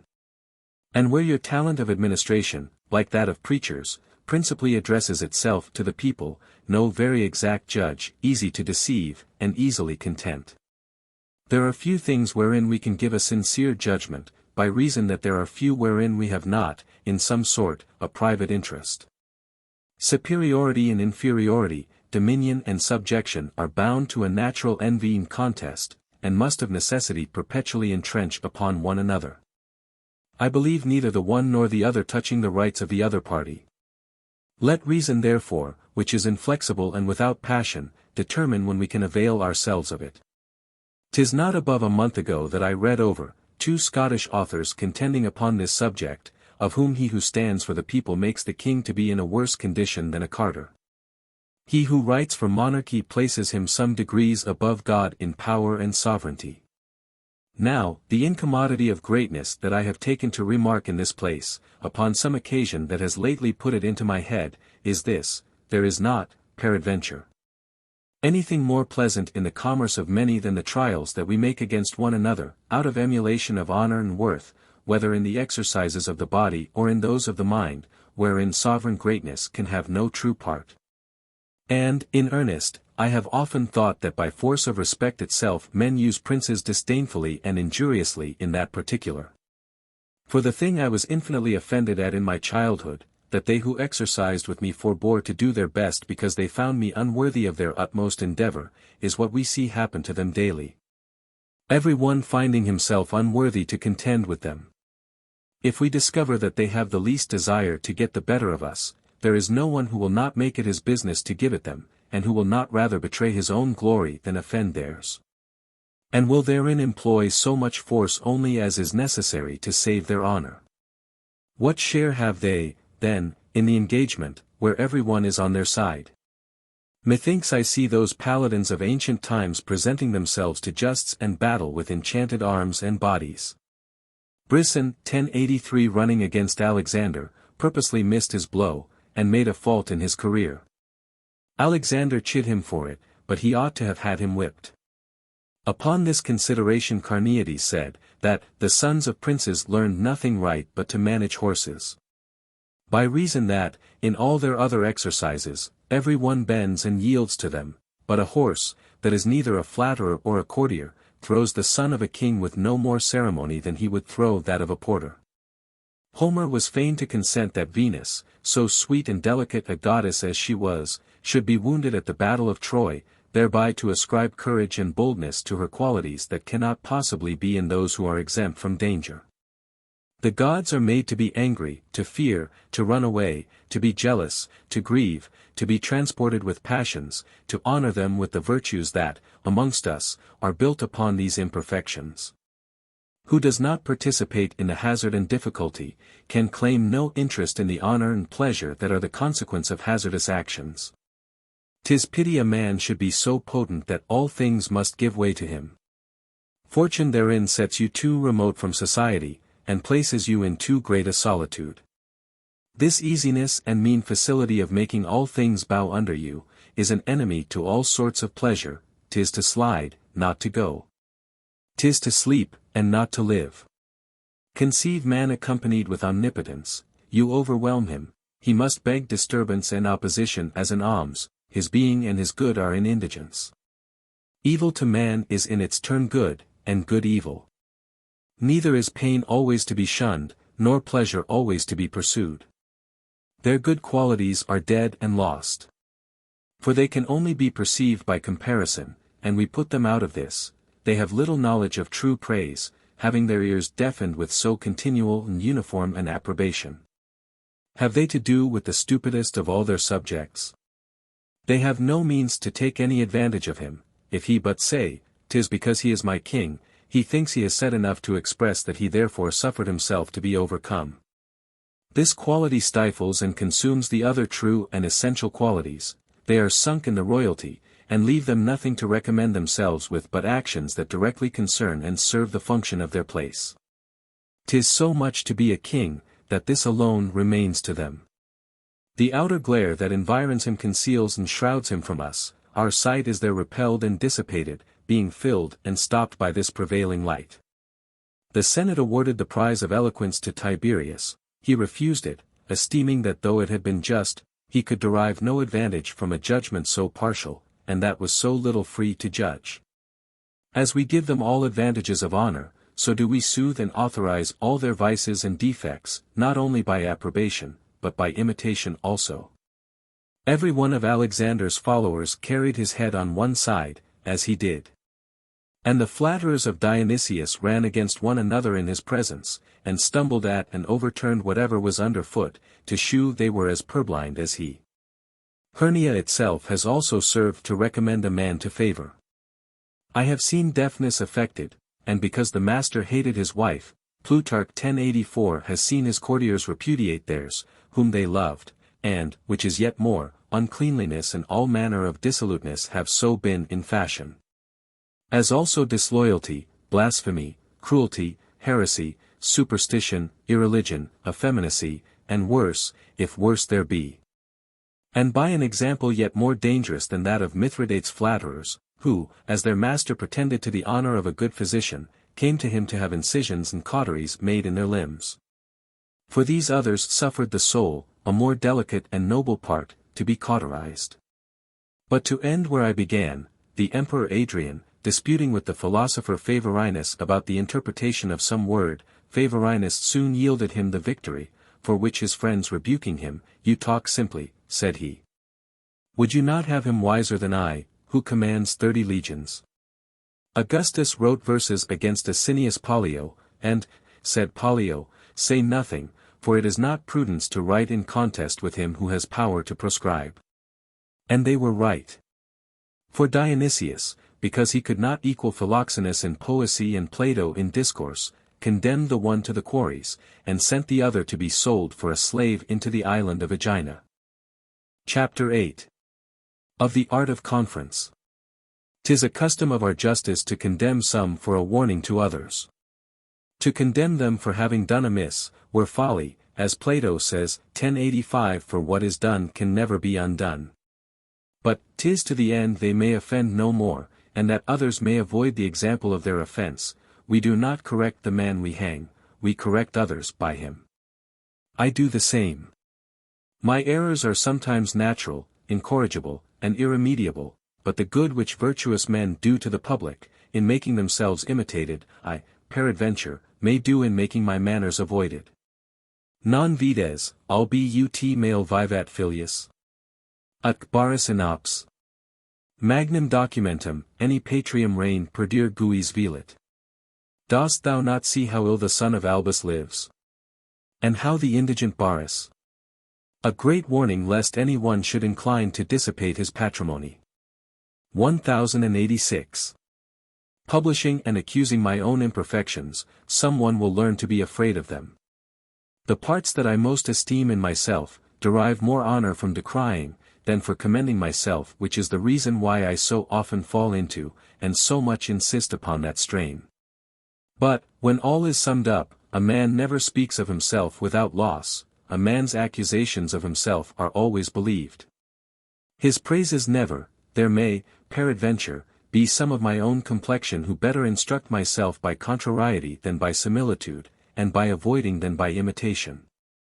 The elder Cato was regarding this sort of discipline, when he said, that the wise may learn more of fools, than fools can of the wise. And Pausanias tells us of an ancient player upon the harp, who was wont to make his scholars go to hear one who played very ill, who lived over against him, that they might learn to hate his discords and false measures. The horror of cruelty more inclines me to clemency, than any example of clemency could possibly do. A good writer does not so much mend my seat, as an awkward attorney or a Venetian, on horseback. And a clownish way of speaking more reforms mine than the most correct. The ridiculous and simple look of another always warns and advises me, that which pricks, rouses and incites much better than that which tickles. The time is now proper for us to reform backward, more by dissenting than by agreeing, by differing more than by consent. Profiting little by good examples, I make use of those that are ill, which are everywhere to be found. I endeavor to render myself as agreeable as I see others offensive, as constant as I see others fickle, as affable as I see others rough. As good as I see others evil, but I propose to myself impracticable measures. The most fruitful and natural exercise of the mind, in my opinion, is conversation. I find the use of it more sweet than of any other action of life. And for that reason it is that, if I were now compelled to choose, I should sooner, I think, consent to lose my sight, than my hearing and speech. The Athenians, and also the Romans, kept this exercise in great honor in their academies. The Italians retain some traces of it to this day, to their great advantage, as is manifest by the comparison of our understandings with theirs. The study of books is a languishing and feeble motion that heats not, whereas conversation teaches and exercises at once. If I converse with a strong mind and a rough disputant, he presses upon my flanks, and pricks me right and left. His imaginations stir up mine, jealousy, glory, and contention, stimulate and raise me up to something above myself, and acquiescence is a quality altogether tedious in discourse. But, as our mind fortifies itself by the communication of vigorous and regular understandings, 'tis not to be expressed how much it loses and degenerates by the continual commerce and familiarity we have with mean and weak spirits. There is no contagion that spreads like that. I know sufficiently by experience what 'tis worth a yard. I love to discourse and dispute, but it is with but few men, and for myself. For to do it as a spectacle and entertainment to great persons, and to make of a man's wit and words competitive parade is, in my opinion, very unbecoming a man of honor. Folly is a bad quality. But not to be able to endure it, to fret and vex at it, as I do, is another sort of disease little less troublesome than folly itself, and is the thing that I will now accuse in myself. I enter into conference, and dispute with great liberty and facility, forasmuch as opinion meets in me with a soil very unfit for penetration, and wherein to take any deep root. No propositions astonish me, no belief offends me, though never so contrary to my own. There is no so frivolous and extravagant fancy that does not seem to me suitable to the production of human wit. We, who deprive our judgment of the right of determining, look indifferently upon the diverse opinions, and if we incline not our judgment to them, yet we easily give them the hearing, where one scale is totally empty. I let the other waver under an old wife's dreams. And I think myself excusable, if I prefer the odd number, Thursday rather than Friday, if I had rather be the 12th or 14th than the 13th at table. If I had rather, on a journey, see a hare run by me than cross my way, and rather give my man my left foot than my right, when he comes to put on my stockings. All such reveries as are in credit around us, deserve at least a hearing. For my part, they only with me import inanity, but they import that. Moreover, vulgar and casual opinions are something more than nothing in nature. And he who will not suffer himself to proceed so far, falls, peradventure, into the vice of obstinacy, to avoid that of superstition. The contradictions of judgments, then, neither offend nor alter, they only rouse and exercise me. We evade correction, whereas we ought to offer and present ourselves to it, especially when it appears in the form of conference, and not of authority. At every opposition, we do not consider whether or no it be dust, but, right or wrong, how to disengage ourselves. Instead of extending the arms, we thrust out our claws. I could suffer myself to be rudely handled by my friend, so much as to tell me that I am a fool, and talk I know not of what. I love stout expressions amongst gentlemen, and to have them speak as they think. We must fortify and harden our hearing against this tenderness of the ceremonious sound of words. I love a strong and manly familiarity in conversation, a friendship that pleases itself in the sharpness and vigor of its communication, like love in biting and scratching. It is not vigorous and generous enough, if it be not quarrelsome. If it be civilized and artificial, if it treads nicely and fears the shock. Nec enim disputere sine reprehension potest. Neither can a man dispute, but he must contradict. Or. Nor can people dispute without reprehension. 1087. When any one contradicts me, he raises my attention, not my anger. I advance towards him who controverts, who instructs me. The cause of truth ought to be the common cause both of the one and the other. What will the angry man answer? Passion has already confounded his judgment, agitation has usurped the place of reason. It were not amiss that the decision of our disputes should pass by wager, that there might be a material mark of our losses, to the end we might the better remember them. And that my man might tell me, your ignorance and obstinacy cost you last year, at several times, 100 crowns. I hail and caress truth in what quarter soever I find it, and cheerfully surrender myself, and open my conquered arms as far off as I can discover it.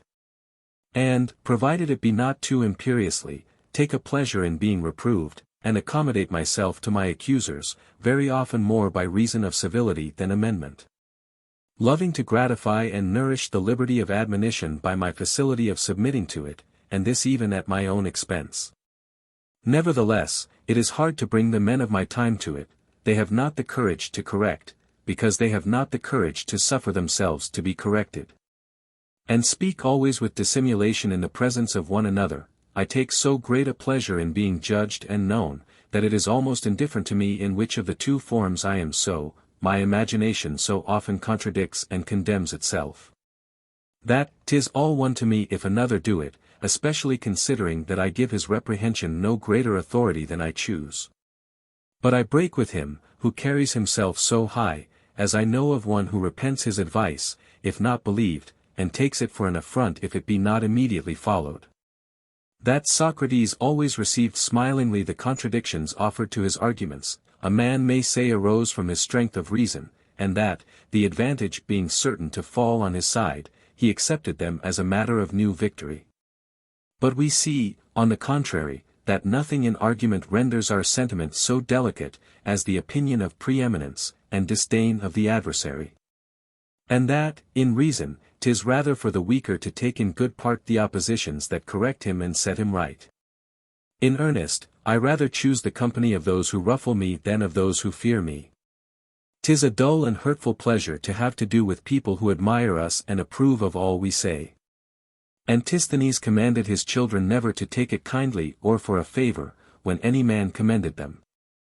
I find I am much prouder of the victory I obtain over myself, when, in the very ardor of dispute, I make myself submit to my adversary's force of reason, than I am pleased with the victory I obtain over him through his weakness.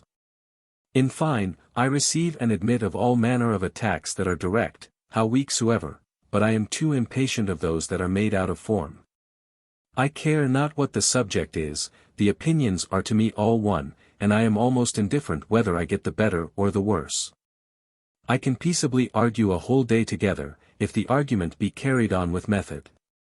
I do not so much require force and subtlety as order, I mean the order which we every day observe in the wranglings of shepherds and shop-boys, but never amongst us. If they start from their subject, 'tis out of incivility, and so 'tis with us.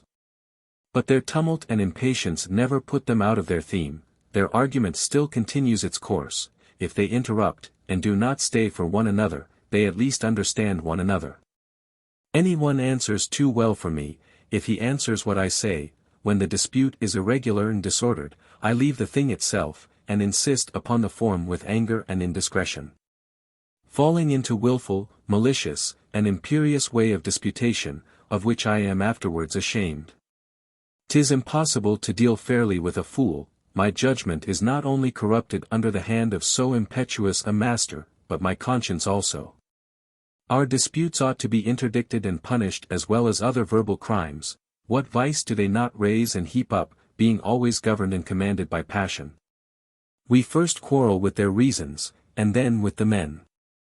We only learn to dispute that we may contradict, and so, every one contradicting and being contradicted, it falls out that the fruit of disputation is to lose and annihilate truth.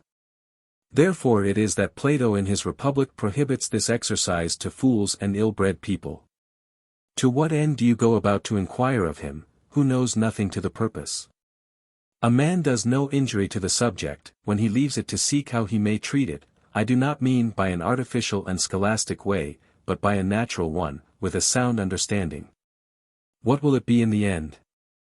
One flies to the east, the other to the west, they lose the principle, dispersing it in the crowd of incidents after an hour of tempest, they know not what they seek, one is low, the other high, and a third wide. One catches at a word and a simile. Another is no longer sensible of what is said in opposition to him, and thinks only of going on at his own rate, not of answering you. Another, finding himself too weak to make good his rest, fears all, refuses all, at the very beginning. Confounds the subject. Or, in the very height of the dispute, stops short and is silent, by a peevish ignorance affecting a proud contempt or a foolishly modest avoidance of further debate. Provided this man strikes, he cares not how much he lays himself open. The other counts his words, and weighs them for reasons, another only brawls, and uses the advantage of his lungs. Here's one who learnedly concludes against himself, and another who deafens you with prefaces and senseless digressions, and other falls into downright railing, and seeks a quarrel after the German fashion. To disengage himself from a wit that presses too hard upon him, and a last man sees nothing into the reason of the thing, but draws a line of circumvallation about you of dialectic clauses, and the formulas of his art. Now, who would not enter into distrust of sciences, and doubt whether he can reap from them any solid fruit for the service of life, considering the use we put them to. Nihil sinantibus literis. Letters which cure nothing. 1088. Who has got understanding by his logic? Where are all her fair promises? Nec ad melius vivendum, nec ad commodius disserendum. It neither makes a man live better nor talk better. 1089. Is there more noise or confusion in the scolding of herring wives than in the public disputes of men of this profession? I had rather my son should learn in a tap-house to speak, than in the schools to prate. Take a master of arts, and confer with him, why does he not make us sensible of this artificial excellence? And why does he not captivate women and ignoramuses, as we are, with admiration at the steadiness of his reasons and the beauty of his order? Why does he not sway and persuade us to what he will? Why does a man, who has so much advantage in matter and treatment, mix railing, indiscretion, and fury in his disputations? Strip him of his gown, his hood, and his Latin, let him not batter our ears with Aristotle, pure and simple, you will take him for one of us, or worse. Whilst they torment us with this complication and confusion of words, it fares with them, methinks, as with jugglers. Their dexterity imposes upon our senses, but does not at all work upon our belief. This legerdemain accepted, they perform nothing that is not very ordinary and mean, for being the more learned, they are none the less fools. 1090. I love and honor knowledge as much as they that have it, and in its true use, 'tis the most noble and the greatest acquisition of men. But in such as I speak of, and the number of them is infinite, who build their fundamental sufficiency and value upon it, who appeal from their understanding to their memory. Sub aliena umbra latens. Sheltering under the shadow of others. 1091. And who can do nothing but by book, I hate it, if I dare to say so, worse than stupidity. In my country, and in my time, learning improves fortunes enough, but not minds. If it meet with those that are dull and heavy, it overcharges and suffocates them, leaving them a crude and undigested mass. If airy and fine, it purifies, clarifies, and subtleses them, even to exinanition. 'Tis a thing of almost indifferent quality, a very useful accession to a well-born soul, but hurtful and pernicious to others, or rather a thing of very precious use, that will not suffer itself to be purchased at an under rate. In the hand of some, 'tis the scepter, in that of others a fool's bauble. But let us proceed. What greater victory do you expect than to make your enemy see and know that he is not able to encounter you? When you get the better of your argument, 'tis truth that wins. When you get the advantage of form and method, 'tis then you who win. I am of opinion that in Plato and Xenophon Socrates disputes more in favor of the disputants than in favor of the dispute, and more to instruct Euthydemus and Protagoras in the knowledge of their impertinence, than in the impertinence of their art. He takes hold of the first subject like one who has a more profitable end than to explain it, namely, to clear the understandings that he takes upon him to instruct and exercise. To hunt after truth is properly our business, and we are inexcusable if we carry on the chase impertinently and ill. To fail of seizing it is another thing, for we are born to inquire after truth, it belongs to a greater power to possess it. It is not, as Democritus said, hid in the bottom of the deeps, but rather elevated to an infinite height in the divine knowledge. The world is but a school of inquisition. It is not who shall enter the ring, but who shall run the best courses. He may as well play the fool who speaks true, as he who speaks false, for we are upon the manner, not the matter, of speaking. 'Tis my humour as much to regard the form as the substance, and the advocate as much as the cause, as Alcibiades ordered we should, and every day pass away my time in reading authors without any consideration of their learning. Their manner is what I look after, not their subject, and just so do I hunt after the conversation of any eminent wit, not that he may teach me, but that I may know him, and that knowing him, if I think him worthy of imitation, I may imitate him. Every man may speak truly, but to speak methodically, prudently, and fully, is a talent that few men have. The falsity that proceeds from ignorance does not offend me, but the foppery of it. I have broken off several treaties that would have been of advantage to me, by reason of the impertinent contestations of those with whom I treated. I am not moved once in a year at the faults of those over whom I have authority, but upon the account of the ridiculous obstinacy of their allegations, denials, excuses. We are every day going together by the ears. They neither understand what is said, nor why, and answer accordingly. 'Tis enough to drive a man mad. I never feel any hurt upon my head but when 'tis knocked against another, and more easily forgive the vices of my servants than their boldness, importunity, and folly. Let them do less, provided they understand what they do. You live in hope to warm their affection to your service, but there is nothing to be had or to be expected from a stock. But what, if I take things otherwise than they are? Perhaps I do.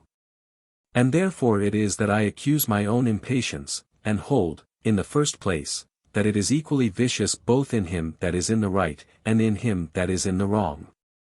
For 'tis always a tyrannic sourness not to endure a form contrary to one's own, and, besides, there cannot, in truth, be a greater, more constant, nor more irregular folly than to be moved and angry at the follies of the world. For it principally makes us quarrel with ourselves. And the old philosopher never wanted an occasion for his tears whilst he considered himself. Miso, one of the 7 sages, of a Timonian and Democritic humor, being asked, what he laughed at, being alone. That I do laugh alone, answered he. How many ridiculous things, in my own opinion, do I say and answer every day that comes over my head? And then how many more, according to the opinion of others? If I bite my own lips, what ought others to do? In fine, we must live amongst the living, and let the river run under the bridge without our care, or, at least, without our interference. In truth, why do we meet a man with a hunchback, or any other deformity, without being moved, and cannot endure the encounter of a deformed mind without being angry? This vicious sourness sticks more to the judge than to the crime. Let us always have this saying of Plato in our mouths, do not I think things unsound, because I am not sound in myself? Am I not myself in fault? May not my observations reflect upon myself? A wise and divine saying, that lashes the most universal and common error of mankind. Not only the reproaches that we throw in the face of one another, but our reasons also, our arguments and controversies, are reboundable upon us, and we wound ourselves with our own weapons, of which antiquity has left me enough grave examples. It was ingeniously in Home said by him, who was the inventor of this sentence. Stercus quic sum bene olet. To every man his own excrements smell well. 1092. We see nothing behind us, we mock ourselves 100 times a day. When we deride our neighbors, and we detest in others the defects which are more manifest in us, and which we admire with marvellous inadvertency and impudence. It was but yesterday that I heard a man of understanding and of good rank, as pleasantly as justly scoffing at the folly of another, who did nothing but torment everybody with the catalogue of his genealogy and alliances.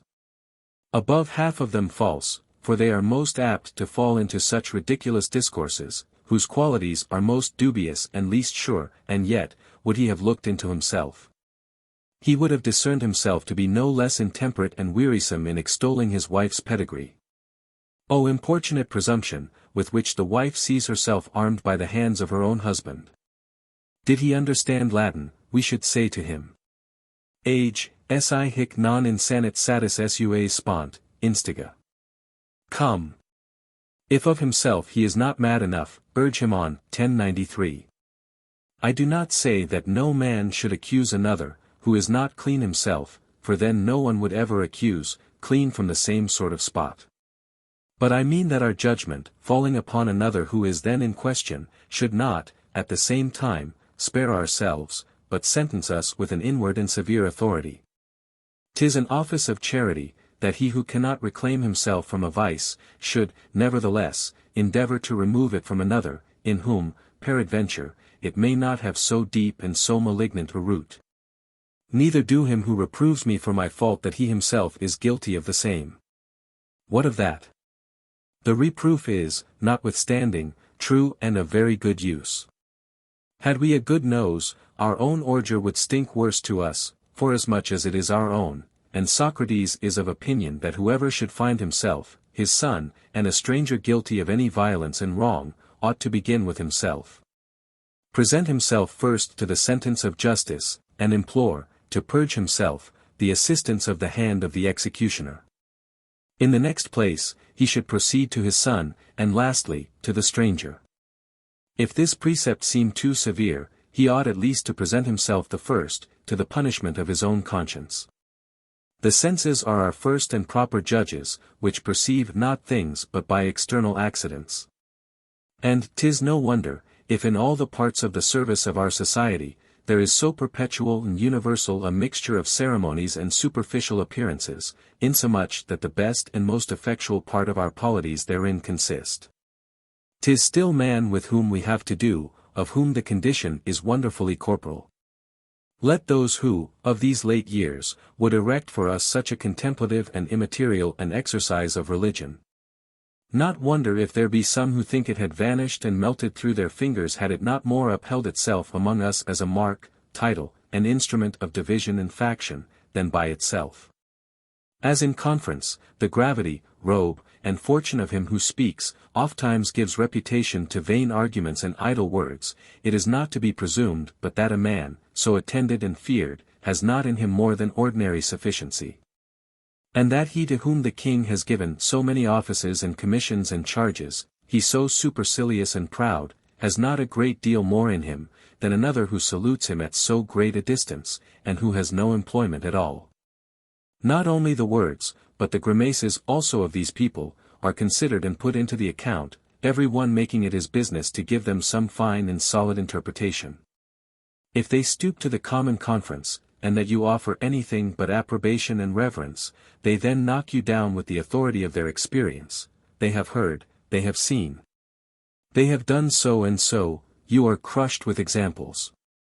I should willingly tell them, that the fruit of a surgeon's experience, is not the history of his practice and his remembering that he has cured 4 people of the plague and 3 of the gout.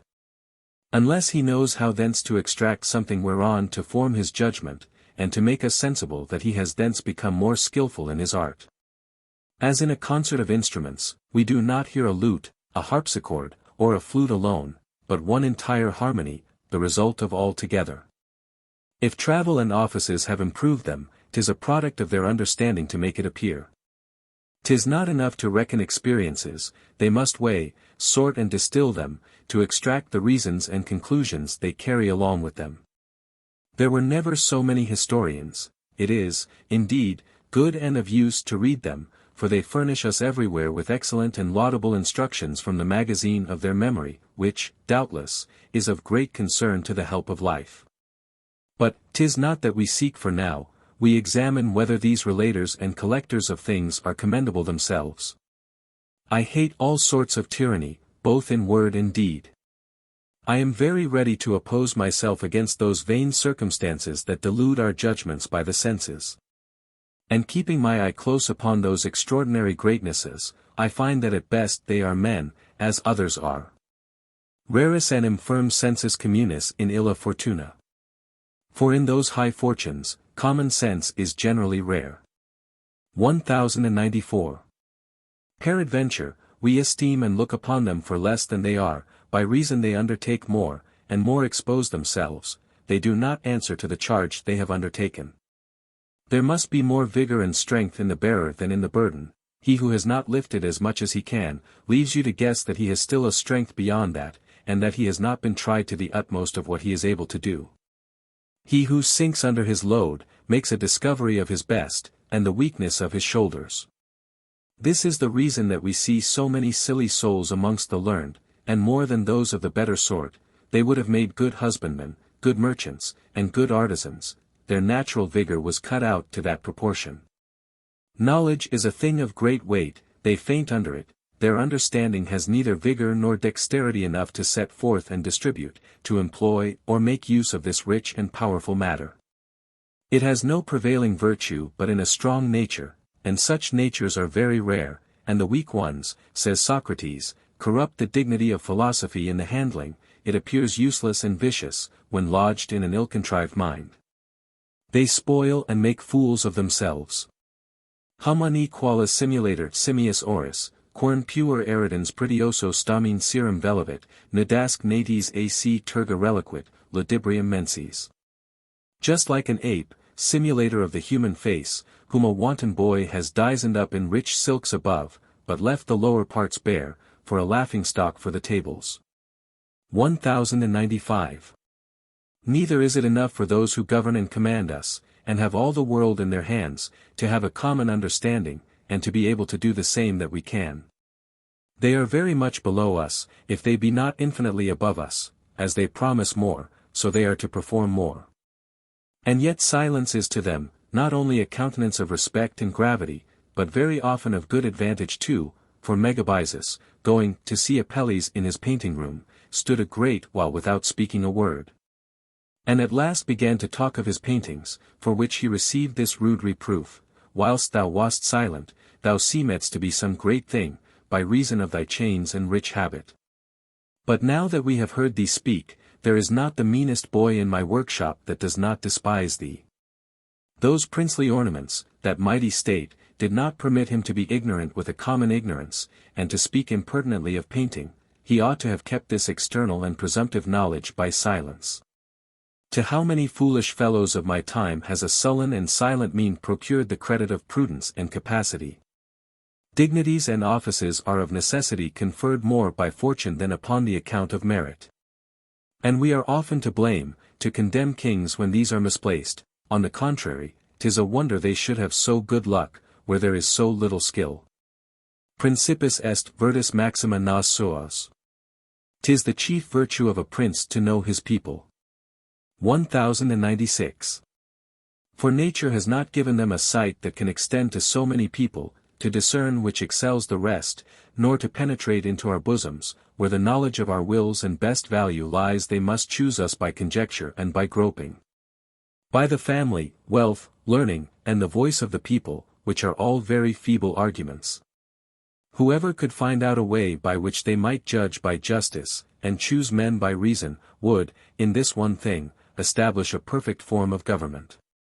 But he brought that great affair to a very good pass. This is, indeed, to say something, but not to say enough, for this sentence is justly received, that we are not to judge of counsels by events. The Carthaginians punished the ill counsels of their captains, though they were rectified by a successful issue. And the Roman people often denied a triumph for great and very advantageous victories because the conduct of their general was not answerable to his good fortune. We ordinarily see, in the actions of the world, that fortune, to shew us her power in all things, and who takes a pride in abating our presumption, seeing she could not make fools wise, has made them fortunate in emulation of virtue. And most favours those operations the web of which is most purely her own, whence it is that the simplest amongst us bring to pass great business, both public and private. And, as Cyramenes, the Persian, answered those who wondered that his affairs succeeded so ill, considering that his deliberations were so wise, that he was sole master of his designs, but that success was wholly in the power of fortune. These may answer the same, but with a contrary turn. Most worldly affairs are performed by themselves. Fata viam invenient. The destinies find the way. 1097. The event often justifies a very foolish conduct. Our interposition is little more than as it were a running on by rote, and more commonly a consideration of custom and example, than of reason. Being formerly astonished at the greatness of some affair, I have been made acquainted with their motives and address by those who had performed it, and have found nothing in it but very ordinary counsels. And the most common and usual are indeed, perhaps, the most sure and convenient for practice, if not for show. What if the plainest reasons are the best seated? The meanest, lowest, and most beaten more adapted to affairs? To maintain the authority of the counsels of kings, it needs not that profane persons should participate of them, or see further into them than the outmost barrier. He who will husband its reputation must be reverenced upon credit and taken altogether. My consultation somewhat rough-hews the matter, and considers it lightly by the first face it presents. The stress and main of the business I have been wont to refer to heaven. Permit divis cetera. Leave the rest to the gods. 1098. Good and ill fortune are, in my opinion, two sovereign powers. 'Tis folly to think that human prudence can play the part of fortune. And vain is his attempt who presumes to comprehend both causes and consequences, and by the hand to conduct the progress of his design, and most especially vain in the deliberations of war. There was never greater circumspection and military prudence than sometimes is seen amongst us. Can it be that men are afraid to lose themselves by the way, that they reserve themselves to the end of the game? I moreover affirm that our wisdom itself and consultation, for the most part commit themselves to the conduct of chance. My will and my reason are sometimes moved by one breath, and sometimes by another. And many of these movements there are that govern themselves without me. My reason has uncertain and casual agitations and impulsions. Vertuntur species animorum, in pectora motus nunc alios, dum nubila ventus age bat, concipient. The aspects of their minds change, and they conceive now such ideas, now such, just so long as the wind agitated the clouds. 1099. Let a man but observe who are of greatest authority in cities, and who best do their own business. We shall find that they are commonly men of the least parts. Women, children, and madmen have had the fortune to govern great kingdoms equally well with the wisest princes, and Thucydides says that the stupid more ordinarily do it than those of better understandings. We attribute the effects of their good fortune to their prudence. Ut quisque fortuna uditer, ita prieslet, ac exin sapere illum omnes decimus. He makes his way who knows how to use fortune, and thereupon we all call him wise. 1100. Wherefore I say unreservedly, events are a very poor testimony of our worth and parts. Now, I was upon this point, that there needs no more but to see a man promoted to dignity. Though we knew him but 3 days before a man of little regard, yet an image of grandeur of sufficiency insensibly steals into our opinion, and we persuade ourselves that, being augmented in reputation and train, he is also increased in merit. We judge of him, not according to his worth, but as we do by counters, according to the prerogative of his place. If it happen so that he fall again, and be mixed with the common crowd, every one inquires with amazement into the cause of his having been raised so high. Is this he, say they, was he no wiser when he was there? Do princes satisfy themselves with so little? Truly, we were in good hands. This is a thing that I have often seen in my time. Nay, even the very disguise of grandeur represented in our comedies in some sort moves and gulls us. That which I myself adore in kings is the crowd of their adorers. All reverence and submission are due to them, except that of the understanding. My reason is not obliged to bow and bend, my knees are. Melanthius being asked what he thought of the tragedy of Dionysius, I could not see it, said he, it was so clouded with language.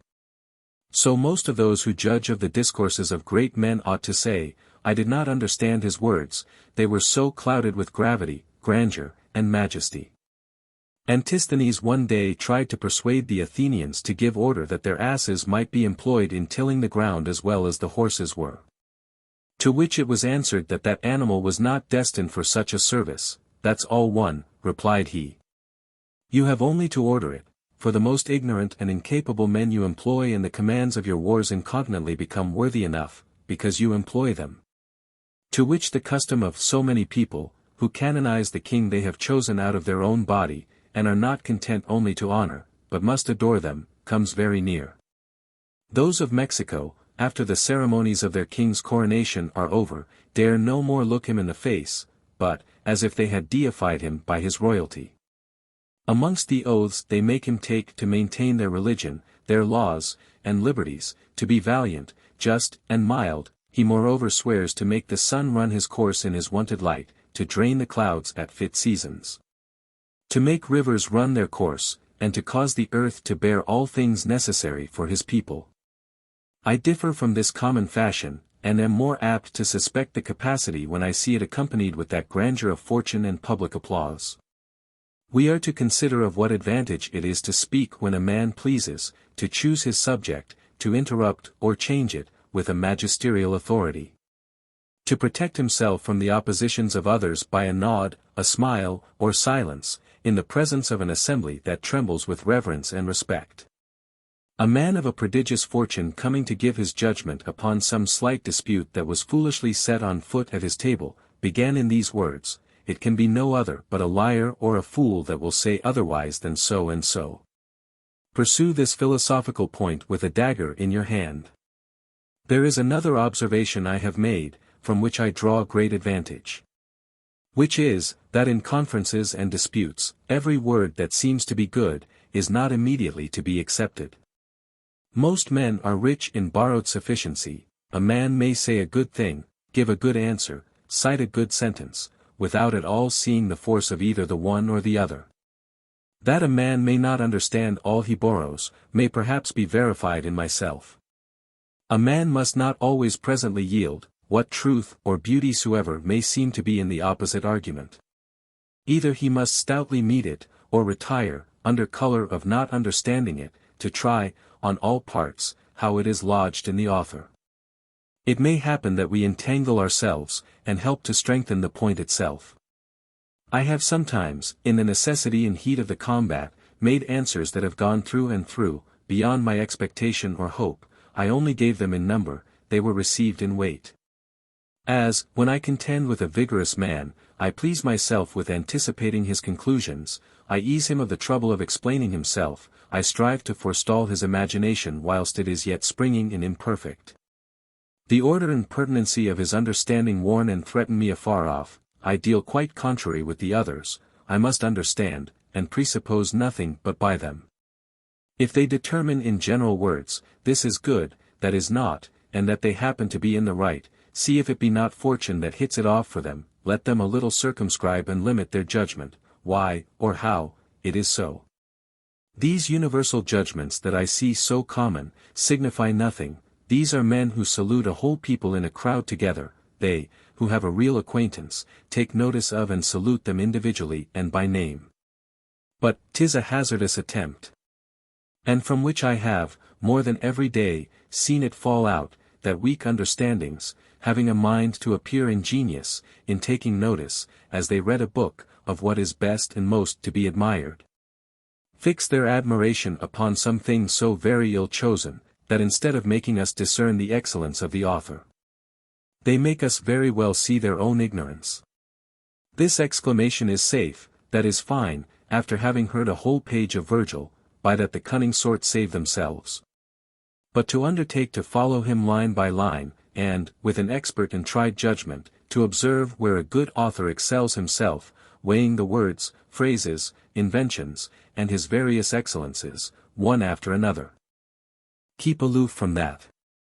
Videndum est, non modo quid quisque loquator, sed idiom quid quisque sentient, ac idiom qua de causa quisque sentient. A man is not only to examine what everyone says, but also what everyone thinks, and from what reason everyone thinks. 1101. I every day hear fools say things that are not foolish, they say a good thing. Let us examine how far they understand it, whence they have it, and what they mean by it. We help them to make use of this fine expression, of this fine sentence, which is none of theirs, they only have it in keeping. They have bolted it out at a venture, we place it for them in credit and esteem. You lend them your hand. To what purpose? They do not think themselves obliged to you for it, and become more inept still. Don't help them, let them alone. They will handle the matter like people who are afraid of burning their fingers, they dare change neither its seat nor light, nor break into it, shake it never so little, it slips through their fingers. They give it up, be it never so strong or fair. They are fine weapons, but ill-hafted. How many times have I seen the experience of this? Now, if you come to explain anything to them, and to confirm them, they catch at it, and presently rob you of the advantage of your interpretation. It was what I was about to say, it was just my idea. If I did not express it so, it was for want of language. Mere wind. Malice itself must be employed to correct this arrogant ignorance. The dogma of Hegesias, that we are neither to hate nor accuse, but instruct, is correct elsewhere. But here, 'tis injustice and inhumanity to relieve and set him right who stands in no need on't, and is the worse for't. I love to let them step deeper into the mire, and so deep, that, if it be possible, they may at last discern their error. Folly and absurdity are not to be cured by bare admonition. And what Cyrus answered to him, who importuned him to harangue his army, upon the point of battle, that men do not become valiant and warlike upon a sudden, by a fine oration, no more than a man becomes a good musician by hearing a fine song, may properly be said of such an admonition as this. These are apprenticeships that are to be served beforehand, by a long and continued education. We owe this care and this assiduity of correction and instruction to our own people. But to go preach to the first passer-by, and to become tutor to the ignorance and folly of the first we meet, is a thing that I abhor. I rarely do it, even in private conversation, and rather give up the whole thing than proceed to these initiatory and school instructions. My humor is unfit either to speak or write for beginners. But for things that are said in common discourse, or amongst other things, I never oppose them either by word or sign, how false or absurd soever. As to the rest, nothing vexes me so much in folly as that it is more satisfied with itself than any reason can reasonably be. 'Tis unfortunate that prudence forbids us to satisfy and trust ourselves, and always dismisses us timorous and discontented, whereas obstinacy and temerity fill those who are possessed with them with joy and assurance. 'Tis for the most ignorant to look at other men over the shoulder, always returning from the combat full of joy and triumph. And moreover, for the most part, this arrogance of speech and gaiety of countenance gives them the better of it in the opinion of the audience, which is commonly weak and incapable of well judging and discerning the real advantage. Obstinacy of opinion and heat in argument are the surest proofs of folly. Is there anything so assured, resolute, disdainful, contemplative, serious and grave as the ass? May we not include under the title of conference and communication the quick and sharp repartees which mirth and familiarity introduce amongst friends, pleasantly and wittily jesting and rallying with one another? 'Tis an exercise for which my natural gaiety renders me fit enough, and which, if it be not so tense and serious as the other I spoke of but now, is, as Lycurgus thought, no less smart and ingenious, nor of less utility. For my part, I contribute to it more liberty than wit, and have therein more of luck than invention, but I am perfect in suffering, for I endure a retaliation that is not only tart, but indiscreet to boot, without being moved at all. And whoever attacks me, if I have not a brisk answer immediately ready, I do not study to pursue the point with a tedious and impertinent contest, bordering upon obstinacy, but let it pass, and hanging down cheerfully my ears. Defer my revenge to another and better time. There is no merchant that always gains. Most men change their countenance and their voice where their wits fail, and by an unseasonable anger, instead of revenging themselves, accuse at once their own folly and impatience. In this jollity, we sometimes pinch the secret strings of our imperfections which, at another and graver time, we cannot touch without offense, and so profitably give one another a hint of our defects. There are other jeux de main, practical jokes, rude and indiscreet, after the French manner, that I mortally hate. My skin is very tender and sensible. I have in my time seen 2 princes of the blood buried upon that very account. 'Tis unhandsome to fight in play. As to the rest, when I have a mind to judge of any one, I ask him how far he is contented with himself, to what degree his speaking or his work pleases him. I will none of these fine excuses. I did it only in sport. Ablatum medius opus est incutibus isted. That work was taken from the anvil half finished 1102. I was not an hour about it. I have never looked at it since. Well, then, say I, lay these aside, and give me a perfect one, such as you would be measured by. And then, what do you think is the best thing in your work? Is it this part or that? Is it grace or the matter, the invention, the judgment, or the learning? For I find that men are, commonly, as wide of the mark in judging of their own works, as of those of others. Not only by reason of the kindness they have for them, but for want of capacity to know and distinguish them. The work, by its own force and fortune, may second the workman, and sometimes outstrip him, beyond his invention and knowledge. For my part, I judge of the value of other men's works more obscurely than of my own, and place the essays, now high, or low, with great doubt and inconstancy. There are several books that are useful upon the account of their subjects, from which the author derives no praise, and good books, as well as good works, that shame the workman. I may write the manner of our feasts, and the fashion of our clothes, and may write them ill, I may publish the edicts of my time, and the letters of princes that pass from hand to hand. I may make an abridgment of a good book, and every abridgment of a good book is a foolish abridgment, which book shall come to be lost. And so on, posterity will derive a singular utility from such compositions, but what honor shall I have unless by great good fortune? Most part of the famous books are of this condition.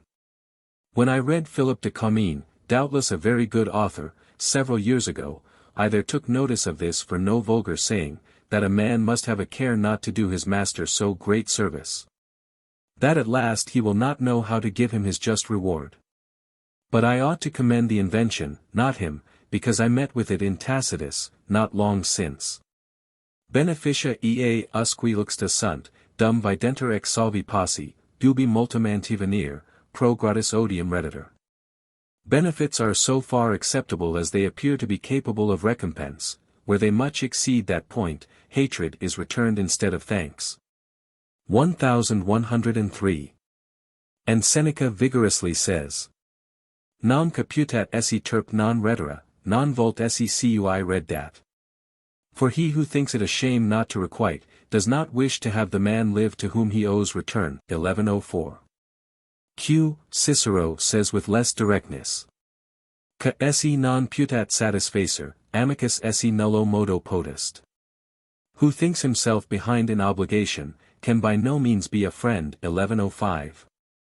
The subject, according to what it is, may make a man looked upon as learned and of good memory. But to judge in him the parts that are most his own and the most worthy, the vigor and beauty of his soul, one must first know what is his own and what is not. And in that which is not his own, how much we are obliged to him for the choice, disposition, ornament, and language he has there presented us with. What if he has borrowed the matter and spoiled the form, as it often falls out? We, who are little read in books, are in this strait, that when we meet with a high fancy in some new poet, or some strong argument in a preacher, we dare not, nevertheless, commend it till we have first informed ourselves, through some learned man, if it be the writer's wit or borrowed from some other. Until that I always stand upon my guard. I have lately been reading the history of Tacitus quite through, without interrupting it with anything else, which but seldom happens with me, it being 20 years since I have kept to any one book an hour together. And I did it at the instance of a gentleman for whom France has a great esteem, as well for his own particular worth, as upon the account of a constant form of capacity and virtue which runs through a great many brothers of them. I do not know any author in a public narrative who mixes so much consideration of manners and particular inclinations, and I am of a quite contrary opinion to him, holding that, having especially to follow the lives of the emperors of his time, so various and extreme in all sorts of forms, so many notable actions as their cruelty especially produced in their subjects, he had a stronger and more attractive matter to treat of than if he had had to describe battles and universal commotions. So that I often find him sterile, running over those brave deaths as if he feared to trouble us with their multitude and length. This form of history is by much the most useful. Public movements depend most upon the conduct of fortune, private ones upon our own. 'Tis rather a judgment than a narration of history, there are in it more precepts than stories, it is not a book to read, 'tis a book to study and learn. 'Tis full of sententious opinions, right or wrong, 'tis a nursery of ethic and politic discourses, for the use and ornament of those who have any place in the government of the world. He always argues by strong and solid reasons, after a pointed and subtle manner, according to the affected style of that age, which was so in love with an inflated manner, that where point and subtlety were wanting in things it supplied these with lofty and swelling words. 'Tis not much unlike the style of Seneca. I look upon Tacitus as more sinewy, and Seneca as more sharp. His pen seems most proper for a troubled and sick state, as ours at present is. You would often say that he paints and pinches us. They who doubt his good faith sufficiently accuse themselves of being his enemy upon some other account. His opinions are sound, and lean to the right side in the Roman affairs. And yet I am angry at him for judging more severely of Pompey than consists with the opinion of those worthy men who lived in the same time, and had dealings with him. And to have reputed him on a par with Marius and Sylla, excepting that he was more close. Other writers have not acquitted his intention in the government of affairs from ambition and revenge. And even his friends were afraid that victory would have transported him beyond the bounds of reason, but not to so immeasurable a degree as theirs. Nothing in his life threatened such express cruelty and tyranny. Neither ought we to set suspicion against evidence, and therefore I do not believe Plutarch in this matter. That his narrations were genuine and straightforward may, perhaps, be argued from this very thing, that they do not always apply to the conclusions of his judgments, which he follows according to the bias he has taken. Very often beyond the matter he presents us withal, which he has not deigned to alter in the least degree. He needs no excuse for having approved the religion of his time, according as the laws enjoined, and to have been ignorant of the true. This was his misfortune, not his fault. I have principally considered his judgment, and am not very well satisfied therewith throughout, as these words in the letter that Tiberius, old and sick, sent to the Senate. What shall I write to you, sirs, or how should I write to you, or what should I not write to you at this time? May the gods and goddesses lay a worse punishment upon me than I am every day tormented with, if I know. I do not see why he should so positively apply them to a sharp remorse that tormented the conscience of Tiberius. At least, when I was in the same condition, I perceived no such thing. And this also seemed to me a little mean in him that, having to say that he had borne an honorable office in Rome, he excuses himself that he does not say it out of ostentation. This seems, I say, mean for such a soul as his. For not to speak roundly of a man's self implies some want of courage. A man of solid and lofty judgment, who judges soundly and surely, makes use of his own example upon all occasions, as well as those of others. And gives evidence as freely of himself as of a third person. We are to pass by these common rules of civility, in favor of truth and liberty. I dare not only speak of myself, but to speak only of myself. When I write of anything else, I miss my way and wander from my subject. I am not so indiscreetly enamored of myself, so wholly mixed up with, and bound to myself, that I cannot distinguish and consider myself apart, as I do a neighbor or a tree. 'Tis equally a fault not to discern how far a man's worth extends. And to say more than a man discovers in himself. We owe more love to God than to ourselves, and know him less, and yet speak of him as much as we will. If the writings of Tacitus indicate anything true of his qualities, he was a great personage, upright and bold, not of a superstitious but of a philosophical and generous virtue. One may think him bold in his relations.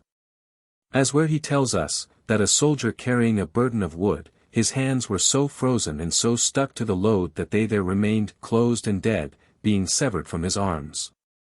I always in such things bow to the authority of so great witnesses.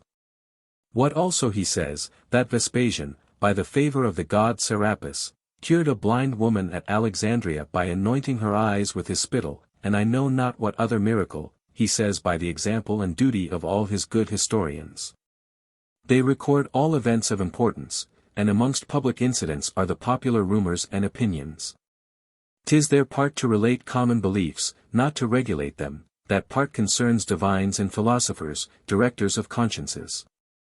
And therefore it was that this companion of his, and a great man like himself, very wisely said, Equidem plura transcribo, quam credo, nam nec affirmar sustineo, de cabus dubito, nec subducere quae accipi.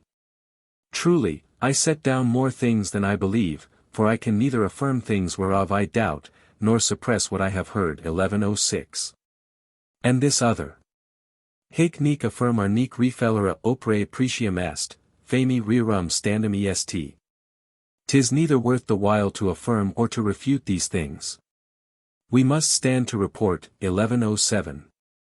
And writing in an age wherein the belief of prodigies began to decline, he says he would not, nevertheless, forbear to insert in his annals, and to give a relation of things received by so many worthy men. And with so great reverence of antiquity. 'Tis very well said. Let them deliver to us history, more as they receive it than as they believe it. I, who am monarch of the matter whereof I treat, and who am accountable to none, do not, nevertheless, always believe myself. I often hazard sallies of my own wit, wherein I very much suspect myself, and certain verbal quibbles, at which I shake my ears, but I let them go at a venture. I see that others get reputation by such things, 'tis not for me alone to judge. I present myself standing and lying, before and behind, my right side and my left, and, in all my natural postures. Wits, though equal in force, are not always equal in taste and application. This is what my memory presents to me in gross, and with uncertainty enough, all judgments in gross are weak and imperfect. Chapter 9. Of Vanity. There is, peradventure, no more manifest vanity than to write of it so vainly. That which divinity has so divinely expressed to us 1108 ought to be carefully and continually meditated by men of understanding. Who does not see that I have taken a road, in which, incessantly and without labor, I shall proceed so long as there shall be ink and paper in the world? I can give no account of my life by my actions. Fortune has placed them too low, I must do it by my fancies. And yet I have seen a gentleman who only communicated his life by the workings of his belly. You might see on his premises a show of a row of basins of 7 or 8 days standing. It was his study, his discourse, all other talk stank in his nostrils. Here, but not so nauseous, are the excrements of an old mind, sometimes thick, sometimes thin, and always indigested. And when shall I have done representing the continual agitation and mutation of my thoughts, as they come into my head, seeing that Diomedes wrote 6,000 books upon the sole subject of grammar? 1109. What, then, ought prating to produce, since prattling and the first beginning to speak, stuffed the world with such a horrible load of volumes? So many words for words only. O Pythagoras, why didst not thou allay this tempest? They accused one Galba of old for living idly. He made answer, that every one ought to give account of his actions, but not of his home. He was mistaken, for justice also takes cognizance of those who glean after the reaper. But there should be some restraint of law against foolish and impertinent scribblers, as well as against vagabonds and idle persons, which if there were, both I and 100 others would be banished from the reach of our people. I do not speak this in jest. Scribbling seems to be a symptom of a disordered and licentious age. When did we write so much as since our troubles? When the Romans so much, as upon the point of ruin? Besides that, the refining of wits does not make people wiser in a government. This idle employment springs from this, that every one applies himself negligently to the duty of his vocation, and is easily debauched from it. The corruption of the age is made up by the particular contribution of every individual man. Some contribute treachery, others injustice, irreligion, tyranny, avarice, cruelty, according to their power. The weaker sort contribute folly, vanity, and idleness. Of these I am one. It seems as if it were the season for vain things, when the hurtful oppress us. In a time when doing ill is common, to do but what signifies nothing is a kind of commendation. 'Tis my comfort, that I shall be one of the last who shall be called in question. And whilst the greater offenders are being brought to account, I shall have leisure to amend, for it would, methinks, be against reason to punish little inconveniences, whilst we are infested with the greater. As the physician Philodemus said to one who presented him his finger to dress, and who he perceived, both by his complexion and his breath, had an ulcer in his lungs, friend, it is not now time to play with your nails. 1110. And yet I saw, some years ago, a person, whose name and memory I have in very great esteem, in the very height of our great disorders, when there was neither law nor justice, nor magistrate who performed his office, no more than there is now. Publish I know not what pitiful reformations about cloths, cookery, and law chicanery. Those are amusements wherewith to feed a people that are ill-used, to show that they are not totally forgotten. Those others do the same, who insist upon prohibiting particular ways of speaking, dances, and games, to a people totally abandoned to all sorts of execrable vices. 'Tis no time to bathe and cleanse oneself, when one is seized by a violent fever. It was for the Spartans alone to fall to combing and curling themselves, when they were just upon the point of running headlong into some extreme danger of their life.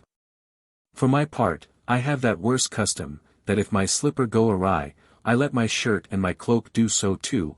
I scorn to mend myself by halves. When I am in a bad plight, I fasten upon the mischief, I abandon myself through despair. I let myself go towards the precipice, and, as they say, throw the helve after the hatchet. I am obstinate in growing worse, and think myself no longer worth my own care. I am either well or ill throughout. Is a favor to me, that the desolation of this kingdom falls out in the desolation of my age. I better suffer that my ill be multiplied, than if my well had been disturbed. 11:11 The words I utter in mishap are words of anger, my courage sets up its bristles, instead of letting them down. And, contrary to others, I am more devout in good than in evil fortune, according to the precept of Xenophon, if not according to his reason, and am more ready to turn up my eyes to heaven to return thanks, than to crave. I am more solicitous to improve my health, when I am well, than to restore it when I am sick. Prosperities are the same discipline and instruction to me that adversities and rods are to others.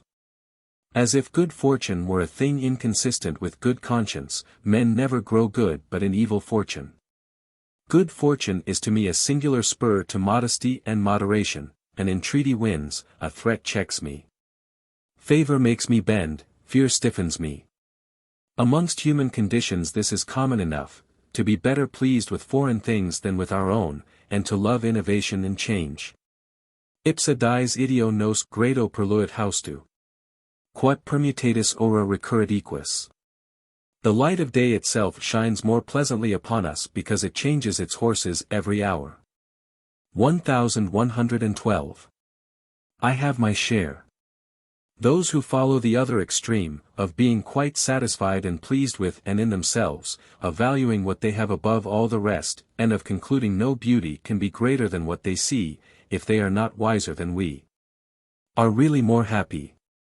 I do not envy their wisdom, but their good fortune. This greedy humor of new and unknown things helps to nourish in me the desire of travel, but a great many more circumstances contribute to it. I am very willing to quit the government of my house. There is, I confess, a kind of convenience in commanding, though it were but in a barn, and in being obeyed by one's people. But 'tis too uniform and languid a pleasure, and is, moreover, of necessity mixed with 1,000 vexatious thoughts, one while the poverty in the oppression of your tenants, another, quarrels amongst neighbors, another. The trespasses they make upon you afflict you.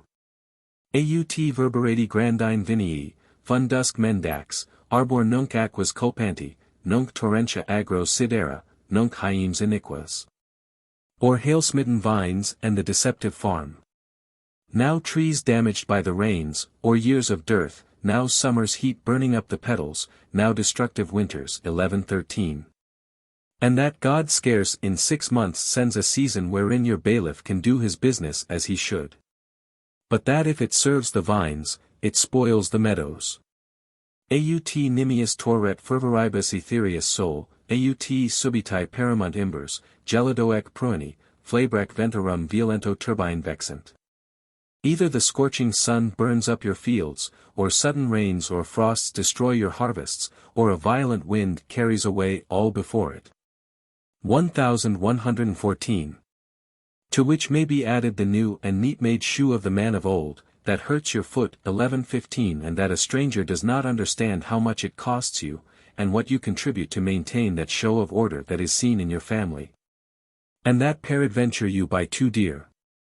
I came late to the government of a house, they whom nature sent into the world before me long eased me of that trouble, so that I had already taken another bent more suitable to my humor. Yet, for so much as I have seen, 'tis an employment more troublesome than hard. Whoever is capable of anything else, will easily do this. Had I a mind to be rich, that way would seem too long. I had served my kings, a more profitable traffic than any other.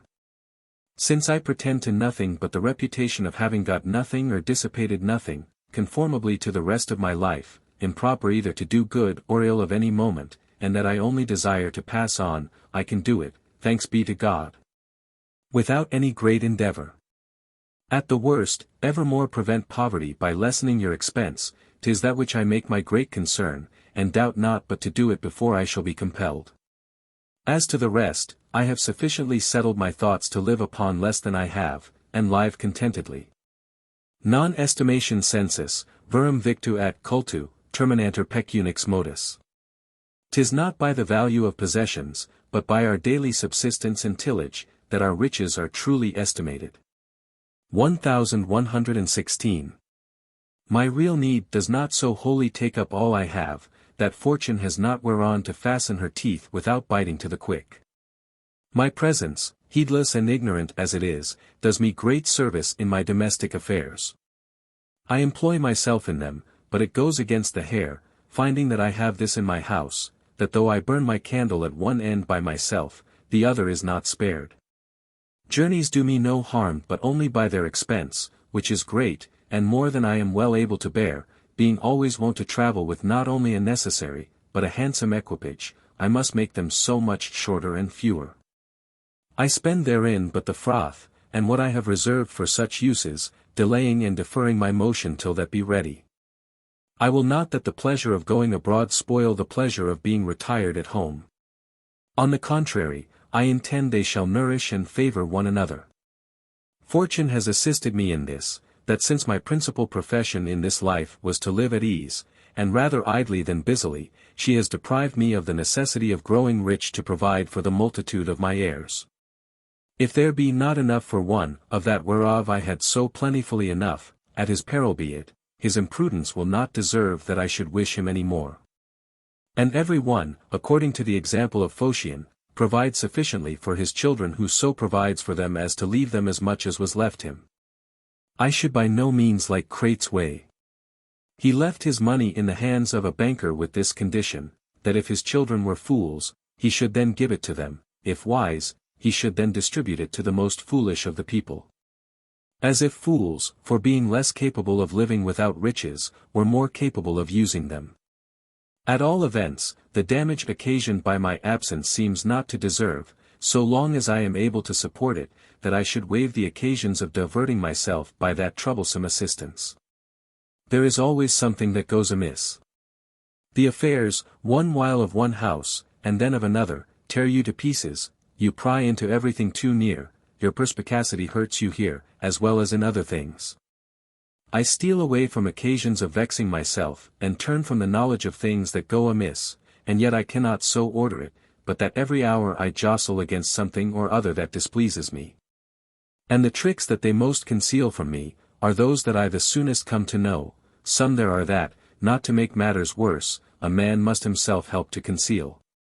Vain vexations, vain sometimes, but always vexations. The smallest and slightest impediments are the most piercing, and as little letters most tire the eyes, so do little affairs most disturb us. The rout of little ills more offend than one, how great soever. By how much domestic thorns are numerous and slight, by so much they prick deeper and without warning, easily surprising us when least we suspect them. 1117. I am no philosopher. Evils oppress me according to their weight, and they weigh as much according to the form as the matter, and very often more. If I have therein more perspicacity than the vulgar, I have also more patience. In short, they weigh with me, if they do not hurt me. Life is a tender thing, and easily molested. Since my age has made me grow more pensive and morose. Nemo enim resistit sibi, cum cepit impelli. For no man resists himself when he has begun to be driven forward. 1118. For the most trivial cause imaginable, I irritate that humor, which afterwards nourishes and exasperates itself of its own motion. Attracting and heaping up matter upon matter whereon to feed. Stilicity casus lapidem cavit. The ever-falling drop hollows out a stone. 1119. These continual tricklings consume and ulcerate me. Ordinary inconveniences are never light. They are continual and inseparable, especially when they spring from the members of a family, continual and inseparable. When I consider my affairs at distance and engross, I find, because perhaps my memory is none of the best, that they have gone on hitherto improving beyond my reason or expectation, my revenue seems greater than it is. Its prosperity betrays me, but when I pry more narrowly into the business, and see how all things go. Tum vero incuras animum diducimus omnes. Indeed we lead the mind into all sorts of cares. 1120. I have 1,000 things to desire and to fear. To give them quite over, is very easy for me to do, but to look after them without trouble, is very hard. 'Tis a miserable thing to be in a place where everything you see employs and concerns you. And I fancy that I more cheerfully enjoy the pleasures of another man's house, and with greater and a purer relish, than those of my own. Diogenes answered according to my humor him who asked him what sort of wine he liked the best, that of another, said he. 1121. My father took a delight in building at Montaigne, where he was born. And in all the government of domestic affairs I love to follow his example and rules, and I shall engage those who are to succeed me, as much as in me lies, to do the same. Could I do better for him, I would. And am proud that his will is still performing and acting by me. God forbid that in my hands I should ever suffer any image of life, that I am able to render to so good a father, to fail. And wherever I have taken in hand to strengthen some old foundations of walls, and to repair some ruinous buildings, in earnest I have done it more out of respect to his design, than my own satisfaction. And am angry at myself that I have not proceeded further to finish the beginnings he left in his house, and so much the more because I am very likely to be the last possessor of my race, and to give the last hand to it. For, as to my own particular application, neither the pleasure of building, which they say is so bewitching, nor hunting, nor gardens, nor the other pleasures of a retired life, can much amuse me. And 'tis what I am angry at myself for, as I am for all other opinions that are incommodious to me. Which I would not so much care to have vigorous and learned, as I would have them easy and convenient for life. They are true and sound enough, if they are useful and pleasing. Such as hear me declare my ignorance in husbandry, whisper in my ear that it is disdain, and that I neglect to know its instruments, its seasons, its order, how they dress my vines, how they graft. And to know the names and forms of herbs and fruits, and the preparing the meat on which I live, the names and prices of the stuffs I wear, because, say they, I have set my heart upon some higher knowledge, they kill me in saying so. It is not disdain, it is folly, and rather stupidity than glory. I had rather be a good horseman than a good logician. Quin to aliquid saltem podius, quorum indiget usus, veminibus malique paras detexere junco. Dost thou not rather do something which is required, and make osier and reed basket? 1122. We occupy our thoughts about the general, and about universal causes and conducts, which will very well carry on themselves without our care, and leave our own business at random, and Michael much more our concern than man. Now I am, indeed, for the most part at home, but I would be there better pleased than anywhere else. Sit me seds utinum senecti, sit modus lasso maris, e virum, maliciec. Let my old age have a fixed seat. Let there be a limit to fatigues from the sea, journeys, warfare. 1123. I know not whether or no I shall bring it about. I could wish that, instead of some other member of his succession, my father had resigned to me the passionate affection he had in his old age to his household affairs. He was happy in that he could accommodate his desires to his fortune, and satisfy himself with what he had. Political philosophy may to much purpose condemn the meanness and sterility of my employment, if I can once come to relish it, as he did. I am of opinion that the most honorable calling is to serve the public, and to be useful to many. Fructus enim ingenii et virtutis, omnisc prestantia, tum maximus capiter. Quum in proximum quemque conferter. For the greatest enjoyment of evil and virtue, and of all excellence, is experienced when they are conferred on some one nearest. 1124. For myself, I disclaim it, partly out of conscience, for where I see the weight that lies upon such employments, I perceive also the little means I have to supply it. And Plato, a master in all political government himself, nevertheless took care to abstain from it, and partly out of cowardice. I content myself with enjoying the world without bustle. Only to live an excusable life, and such as may neither be a burden to myself nor to any other. Never did any man more fully and feebly suffer himself to be governed by a third person than I should do, had I any one to whom to entrust myself.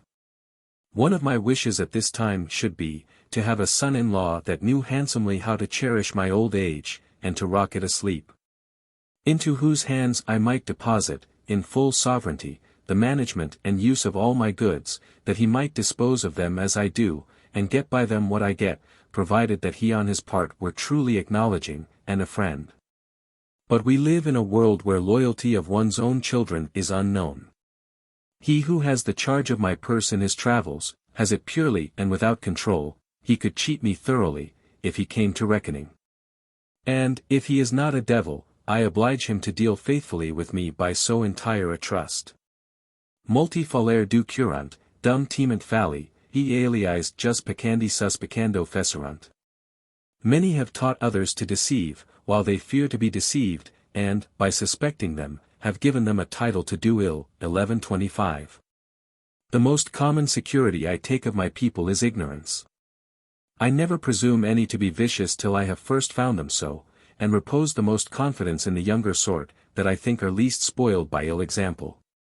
I had rather be told at 2 months' end that I have spent 400 crowns, than to have my ears battered every night with 3, 5, 7, and I have been, in this way, as little robbed as another. It is true, I am willing enough not to see it. I, in some sort, purposely, harbor a kind of perplexed, uncertain knowledge of my money. Up to a certain point, I am content to doubt. One must leave a little room for the infidelity or indiscretion of a servant. If you have left enough, in gross, to do your business, let the overplus of fortune's liberality run a little more freely at her mercy. 'Tis the gleaner's portion.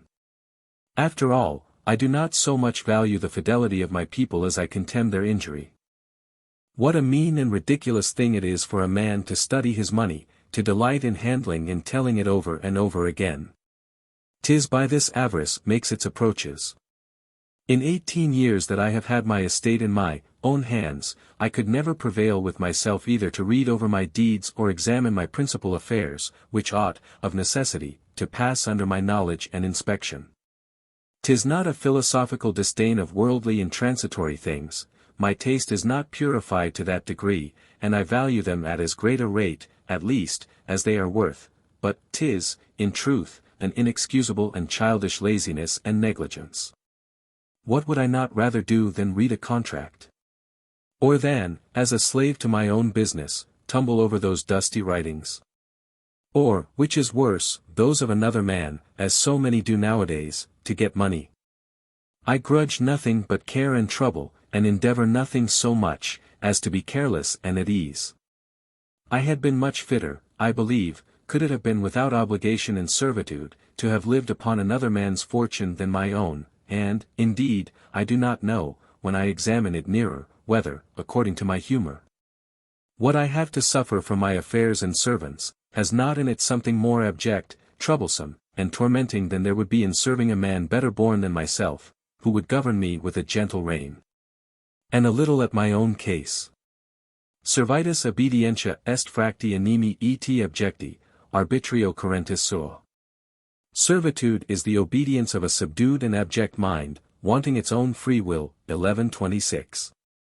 Crates did worse, who threw himself into the liberty of poverty, only to rid himself of the inconveniences and cares of his house. This is what I would not do. I hate poverty equally with pain, but I could be content to change the kind of life I live for another that was humbler and less chargeable. When absent from home, I divest myself of all these thoughts, and should be less concerned for the ruin of a tower, than I am, when present, at the fall of a tile. My mind is easily composed at distance, but suffers as much as that of the meanest peasant when I am at home, the reins of my bridle being wrongly put on, or a strap flapping against my leg, will keep me out of humor a day together. I raise my courage well enough against inconveniences, lift up my eyes I cannot. Sensus, O superi, sensus. The senses, O ye gods, the senses. I am at home responsible for whatever goes amiss. Few masters, I speak of those of medium condition such as mine, and if there be any such, they are more happy, can rely so much upon another, but that the greatest part of the burden will lie upon their own shoulders. This takes much from my grace in entertaining visitors, so that I have, peradventure, detained some rather out of expectation of a good dinner, than by my own behavior. And lose much of the pleasure I ought to reap at my own house from the visitation and assembling of my friends. The most ridiculous carriage of a gentleman in his own house, is to see him bustling about the business of the place, whispering one servant, and looking an angry look at another. It ought insensibly to slide along, and to represent an ordinary current. And I think it unhandsome to talk much to our guests of their entertainment, whether by way of bragging or excuse. I love order and cleanliness. Edicanthus edi lanx ostendent mihi me. The dishes and the glasses shew me my own reflection. 1127. More than abundance, and at home have an exact regard to necessity, little to outward show. If a footman falls to cuffs at another man's house, or stumble and throw a dish before him as he is carrying it up, you only laugh and make a jest on't. You sleep whilst the master of the house is arranging a bill of fare with his steward for your morrow's entertainment. I speak according as I do myself. Quite appreciating, nevertheless, good husbandry in general, and how pleasant quiet and prosperous household management, carried regularly on, is to some natures, and not wishing to fasten my own errors and inconveniences to the thing. Nor to give Plato the lie, who looks upon it as the most pleasant employment to every one to do his particular affairs without wrong to another. When I travel I have nothing to care for but myself, and the laying out my money, which is disposed of by one single precept. Too many things are required to the raking it together, in that I understand nothing, in spending, I understand a little, and how to give some show to my expense, which is indeed its principal use. But I rely too ambitiously upon it, which renders it unequal and difform, and, moreover, immoderate in both the one and the other aspect. If it makes a show, if it serve the turn, I indiscreetly let it run, and as indiscreetly tie up my purse strings, if it does not shine, and does not please me. Whatever it be, whether art or nature, that imprints in us the condition of living by reference to others, it does us much more harm than good. We deprive ourselves of our own utilities, to accommodate appearances to the common opinion. We care not so much what our being is, as to us and in reality, as what it is to the public observation. Even the properties of the mind, and wisdom itself, seem fruitless to us, if only enjoyed by ourselves, and if it produce not itself to the view and approbation of others. There is a sort of men whose gold runs in streams underground imperceptibly. Others expose it all in plates and branches, so that to the one a liard is worth a crown, and to the others the inverse, the world esteeming its use and value, according to the show. All overnice solicitude about riches smells of avarice, even the very disposing of it, with a too systematic and artificial liberality, is not worth a painful superintendence and solicitude. He, that will order his expense to just so much, makes it too pinched and narrow. The keeping or spending are, of themselves, indifferent things, and receive no colour of good or ill, but according to the application of the will. The other cause that tempts me out to these journeys is, inaptitude for the present manners in our state. I could easily console myself for this corruption in regard to the public interest. Pejorac secula feri temporibus, quorum celeri non invenit ipsa nomen, idia nullo posuit natura metallo. And, worse than the Iron Ages, for whose crimes there is no similitude in any of nature's metals. 1128. But not to my own.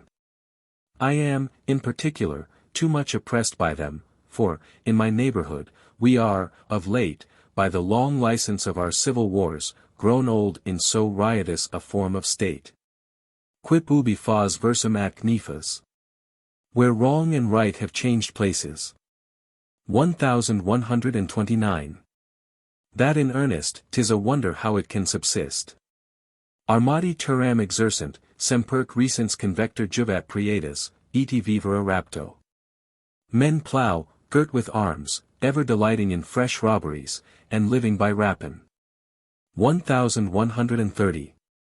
In fine, I see by our example, that the society of men is maintained and held together, at what price soever, in what condition soever they are placed, they still close and stick together, both moving and in heaps. As ill-united bodies, that, shuffled together without order, find of themselves a means to unite and settle, often better than they could have been disposed by art. King Philip mustered up a rabble of the most wicked and incorrigible rascals he could pick out, and put them all together into a city he had caused to be built for that purpose, which bore their name. I believe that they, even from vices themselves, erected a government amongst them, and a commodious and just society. I see, not one action, or 3, or 100, but manners, in common and received use, so ferocious, especially in inhumanity and treachery, which are to me the worst of all vices, that I have not the heart to think of them without horror. And almost as much admire as I detest them, the exercise of these signal villainies carries with it as great signs of vigor and force of soul, as of error and disorder. Necessity reconciles and brings men together.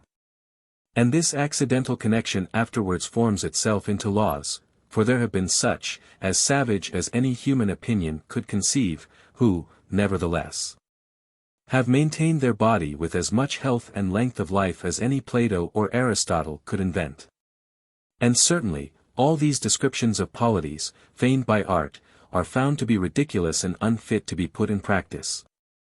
These great and tedious debates about the best form of society, and the most commodious rules to bind us, are debates only proper for the exercise of our wits. As in the arts there are several subjects which have their being in agitation and controversy, and have no life but there. Such an idea of government might be of some value in a new world. But we take a world already made, and formed to certain customs, we do not beget it, as Pyrrha or Cadmus did. By what means soever we may have the privilege to redress and reform it anew, we can hardly writhe it from its wonted bent, but we shall break all. Solon being asked whether he had established the best laws he could for the Athenians.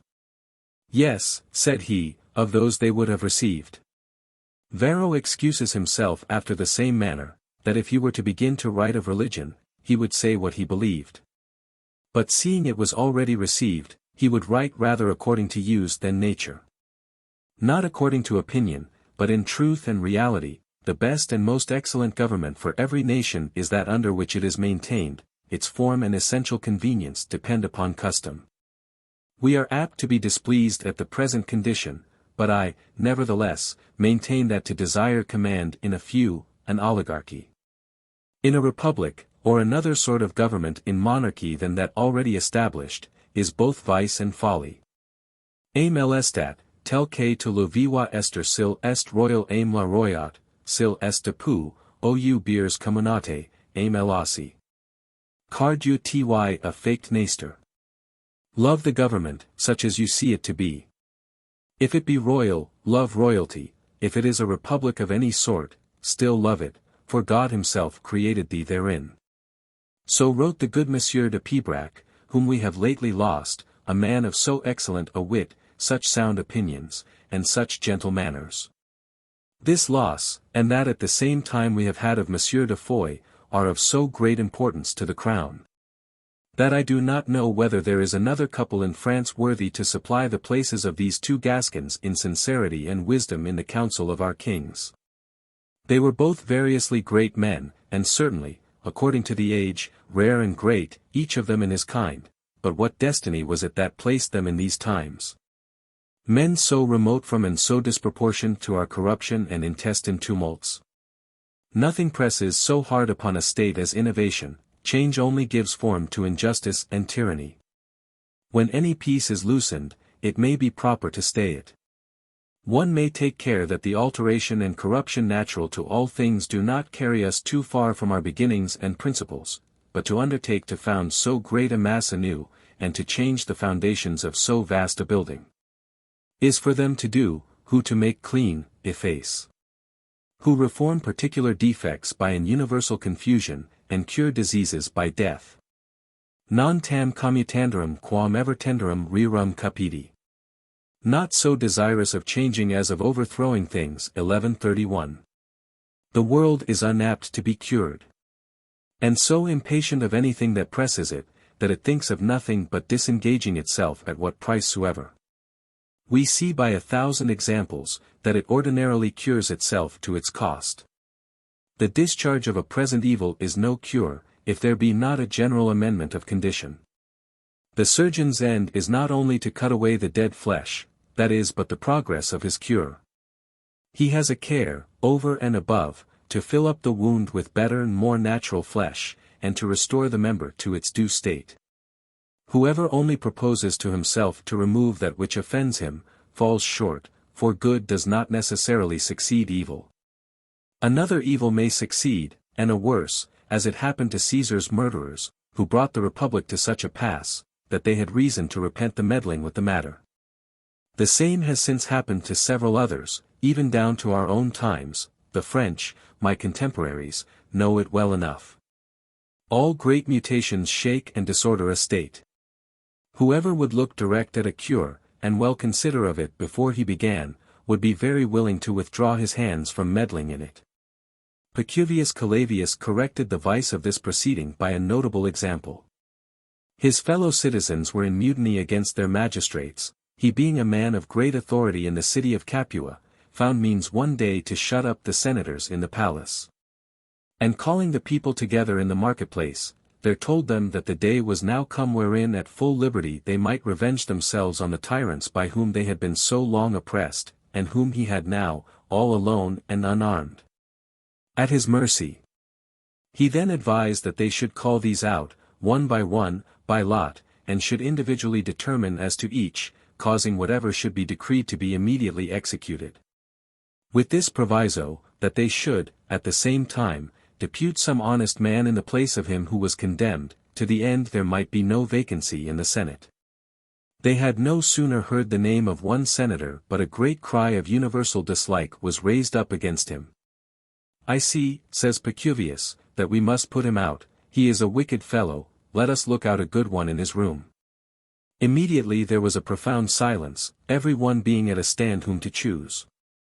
But one, more impudent than the rest, having named his man, there arose yet a greater consent of voices against him, 100 imperfections being laid to his charge, and as many just reasons why he should not stand. These contradictory humors growing hot, it fared worse with the second senator and the third, there being as much disagreement in the election of the new, as consent in the putting out of the old. In the end, growing weary of this bustle to no purpose, they began, some one way and some another, to steal out of the assembly, every one carrying back this resolution in his mind. That the oldest and best known evil was ever more supportable than one that was, new and untried. Seeing how miserably we are agitated, for what have we not done? Eheu. Cicatricum, e celeris pudet, for trunk, quid nos dura refugimus itis?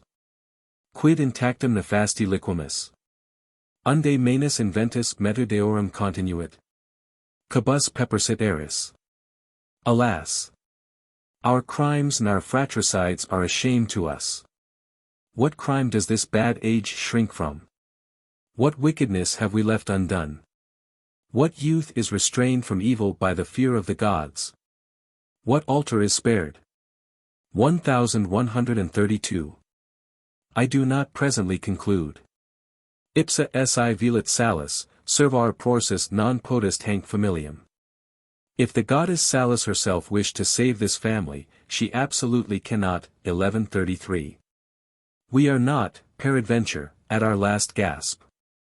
The conservation of states is a thing that, in all likelihood, surpasses our understanding. A civil government is, as Plato says, a mighty and puissant thing, and hard to be dissolved. It often continues against mortal and intestine diseases, against the injury of unjust laws, against tyranny, the corruption and ignorance of magistrates, the license and sedition of the people. In all our fortunes, we compare ourselves to what is above us. And still look towards those who are better, but let us measure ourselves with what is below us. There is no condition so miserable wherein a man may not find 1,000 examples that will administer consolation. 'Tis our vice that we more unwillingly look upon what is above, than willingly upon what is below. And Solon was used to say, that, whoever would make a heap of all the ills together, there is no one who would not rather choose to bear away the ills he has than to come to an equal division with all other men from that heap, and take his share. Our government is, indeed, very sick, but there have been others more sick without dying. The gods play at ball with us and bandy us every way. Enim vero die nos homines quasi pilas habent. The stars fatally destined the state of Rome for an example of what they could do in this kind. In it are comprised all the forms and adventures that concern a state, all that order or disorder, good or evil fortune, can do. Who, then, can despair of his condition, seeing the shocks and commotions wherewith Rome was tumbled and tossed, and yet withstood them all?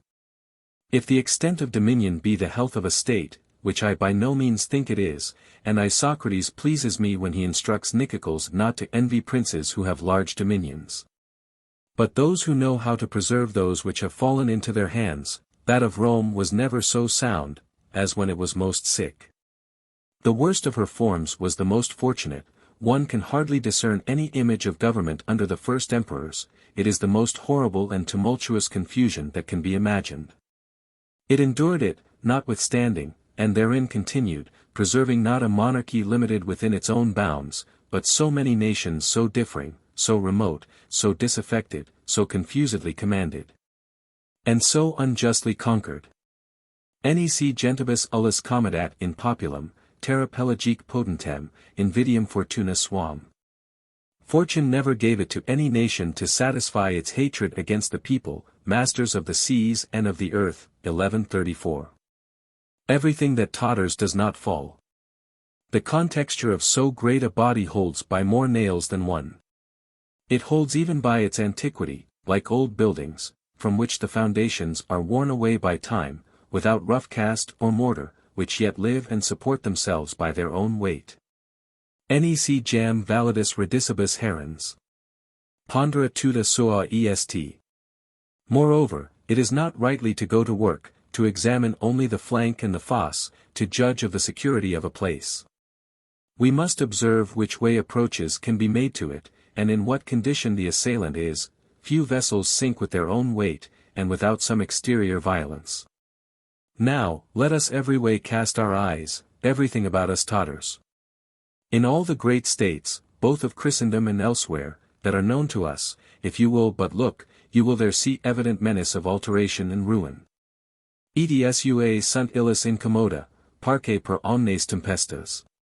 They all share in the mischief, the tempest rages everywhere. 1135.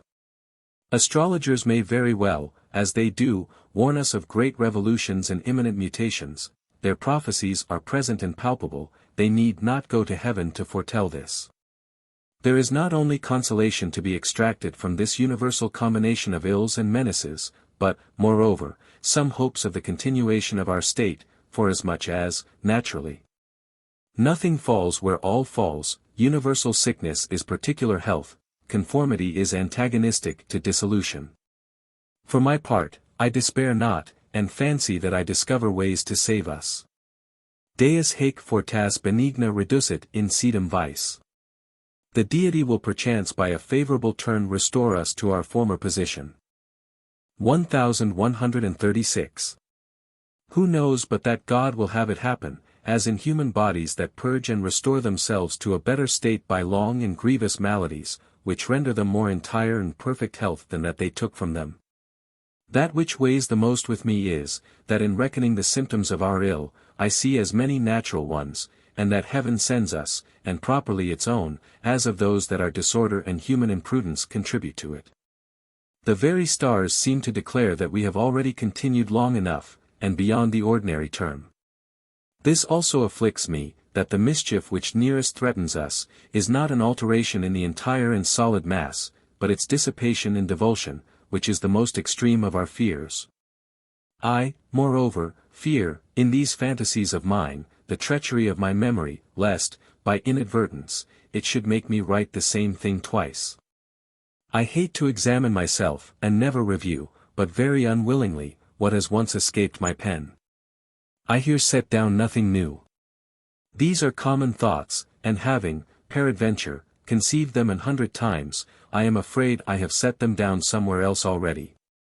Repetition is everywhere troublesome, though it were in Homer. But 'tis ruinous in things that have only a superficial and transitory show. I do not love over-insisting, even in the most profitable things, as in Seneca. And the usage of his Stoical school displeases me, to repeat, upon every subject, at full length and width the principles and presuppositions that serve in general, and always to re-allege anew common and universal reasons. My memory grows cruelly worse every day. Pocula letheos utsi descentia somnos, parent fos traxerum. As if my dry throat had drunk seducing cups of Lethean oblivion. 1137. I must be fain for the time to come, for hitherto, thanks be to God, nothing has happened much amiss, whereas others seek time and opportunity to think of what they have to say, to avoid all preparation. For fear of tying myself to some obligation upon which I must insist. To be tied and bound to a thing puts me quite out, and to depend upon so weak an instrument as my memory. I never read this following story that I am not offended at it with a personal and natural resentment. Lyncestes, accused of conspiracy against Alexander, the day that he was brought out before the army, according to the custom. To be heard as to what he could say for himself, had learned a studied speech, of which, hesitating and stammering, he pronounced some words. Whilst growing more and more perplexed, whilst struggling with his memory, and trying to recollect what he had to say, the soldiers nearest to him charged their pikes against him and killed him, looking upon him as convict. His confusion and silence served them for a confession, for having had so much leisure to prepare himself in prison, they concluded that it was not his memory that failed him, but that his conscience tied up his tongue and stopped his mouth. And, truly, well said, the place, the assembly, the expectation, astound a man, even when he has but the ambition to speak well. What can a man do when 'tis an harangue upon which his life depends? For my part, the very being tied to what I am to say is enough to loose me from it. When I wholly commit and refer myself to my memory, I lay so much stress upon it that it sinks under me, it grows dismayed with the burden. So much as I trust to it, so much do I put myself out of my own power, even to the finding it difficult to keep my own countenance, and have been sometimes very much put to it to conceal the slavery wherein I was engaged. Whereas my design is to manifest, in speaking, a perfect calmness both of face and accent, and casual and unpremeditated motions, as rising from present occasions. Choosing rather to say nothing to purpose than to show that I came prepared to speak well, a thing especially unbecoming a man of my profession, and of too great obligation on him who cannot retain much. The preparation begets a great deal more expectation than it will satisfy. A man often strips himself to his doublet to leap no farther than he would have done in his gown. Nihil est his, caplacere volunt, turn adversarium, quam expectatio. Nothing is so adverse to those who make it their business to please as expectation. 1138. It is recorded of the orator Curio, that when he proposed the division of his oration into 3 or 4 parts, or 3 or 4 arguments or reasons, it often happened either that he forgot some one, or added 1 or 2 more. I have always avoided falling into this inconvenience, having ever hated these promises and prescriptions, not only out of distrust of my memory, but also because this method relishes too much of the artist. Simpliciter milites decent. Simplicity becomes warriors. 1139. 'Tis enough that I have promised to myself never again to take upon me to speak in a place of respect, for as to speaking, when a man reads his speech, besides that it is very absurd, it is a mighty disadvantage to those who naturally could give it a grace by action. And to rely upon the mercy of my present invention, would much less do it. 'Tis heavy and perplexed, and such as would never furnish me in sudden and important necessities. Permit, reader, this essay its course also, and this third sitting to finish the rest of my picture, I add, but I correct not. First, because I conceive that a man having once parted with his labors to the world, he has no further right to them. Let him do better if he can, in some new undertaking, but not adulterate what he has already sold. Of such dealers nothing should be bought till after they are dead. Let them well consider what they do before they produce it to the light who hastens them. My book is always the same, saving that upon every new edition, that the buyer may not go away quite empty, I take the liberty to add, as 'tis but an ill-jointed marquetry, some supernumerary emblem. It is but overweight, that does not disfigure the primitive form of the essays, but, by a little artful subtlety, gives a kind of particular value to every one of those that follow. Thence, however, will easily happen some transposition of chronology, my stories taking place according to their opportuneness, not always according to their age. Secondly, because as to what concerns myself, I fear to lose by change, my understanding does not always go forward, it goes backward too. I do not much less suspect my fancies for being the second or the third, than for being the first, or present, or past. We often correct ourselves as foolishly as we do others. I am grown older by a great many years since my first publications, which were in the year 1580, but I very much doubt whether I am grown an inch the wiser. I now, and I anon, are two several persons, but whether better, I cannot determine. It were a fine thing to be old, if we only travelled towards improvement, but 'tis a drunken, stumbling, reeling, infirm motion, like that of reeds, which the air casually waves to and fro at pleasure. Antiochus had in his youth strongly written in favour of the Academy, in his old age he wrote as much against it, would not, which of these two soever I should follow, be still Antiochus. After having established the uncertainty, to go about to establish the certainty of human opinions, was it not to establish doubt, and not certainty, and to promise, that had he had yet another age to live, he would be always upon terms of altering his judgment, not so much for the better, as for something else?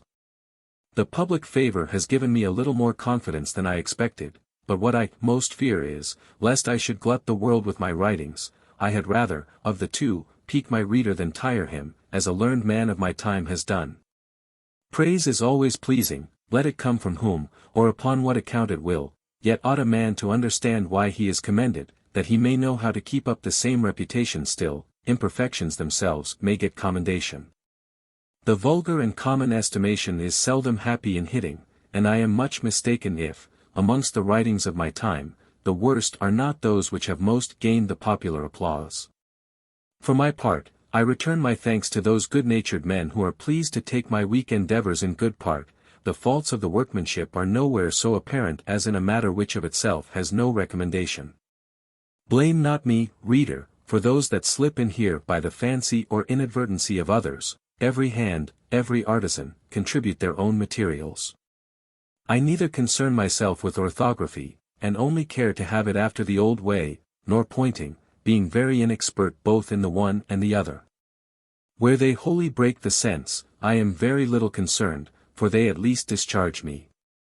But where they substitute a false one, as they so often do, and wrest me to their conception, they ruin me. When the sentence, nevertheless, is not strong enough for my proportion, a civil person ought to reject it as spurious, and none of mine. Whoever shall know how lazy I am, and how indulgent to my own humour, will easily believe that I had rather write as many more essays, than be tied to revise these over again for so childish a correction. I said elsewhere, that being planted in the very centre of this new religion, I am not only deprived of any great familiarity with men of other kind of manners than my own, and of other opinions, by which they hold together, as by a tie that supersedes all other obligations. But moreover I do not live without danger, amongst men to whom all things are equally lawful, and of whom the most part cannot offend the laws more than they have already done, from which the extremest degree of license proceeds. All the particular being summed up together, I do not find one man of my country, who pays so dear for the defence of our laws both in loss and damages, as the lawyers say, as myself. And some there are who vapour and brag of their zeal and constancy, that if things were justly weighed, do much less than I. My house, as one that has ever been open and free to all comers, and civil to all, for I could never persuade myself to make it a garrison of war, or being a thing that I prefer to see as remote as may be, has sufficiently merited popular kindness, and so that it would be a hard matter justly to insult over me upon my own dunghill. And I look upon it as a wonderful and exemplary thing that it yet continues a virgin from blood and plunder during so long a storm, and so many neighboring revolutions and tumults. For to confess the truth, it had been possible enough for a man of my complexion to have shaken hands with any one constant and continued form whatever. But the contrary invasions and incursions, alternations and vicissitudes of fortune round about me, have hitherto more exasperated than calmed and mollified the temper of the country, and involved me, over and over again, with invincible difficulties and dangers.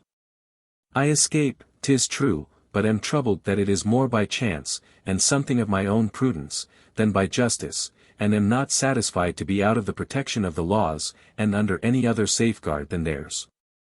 As matters stand, I live, above one half, by the favor of others, which is an untoward obligation.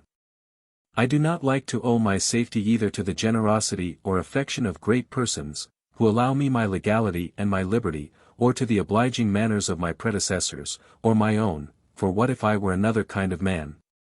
If my deportment, and the frankness of my conversation or relationship, oblige my neighbors, 'tis that they should acquit themselves of obligation in only permitting me to live, and they may say, we allow him the free liberty of having divine service read in his own private chapel, when it is interdicted in all churches round about, and allow him the use of his goods and his life, as one who protects our wives and cattle in time of need.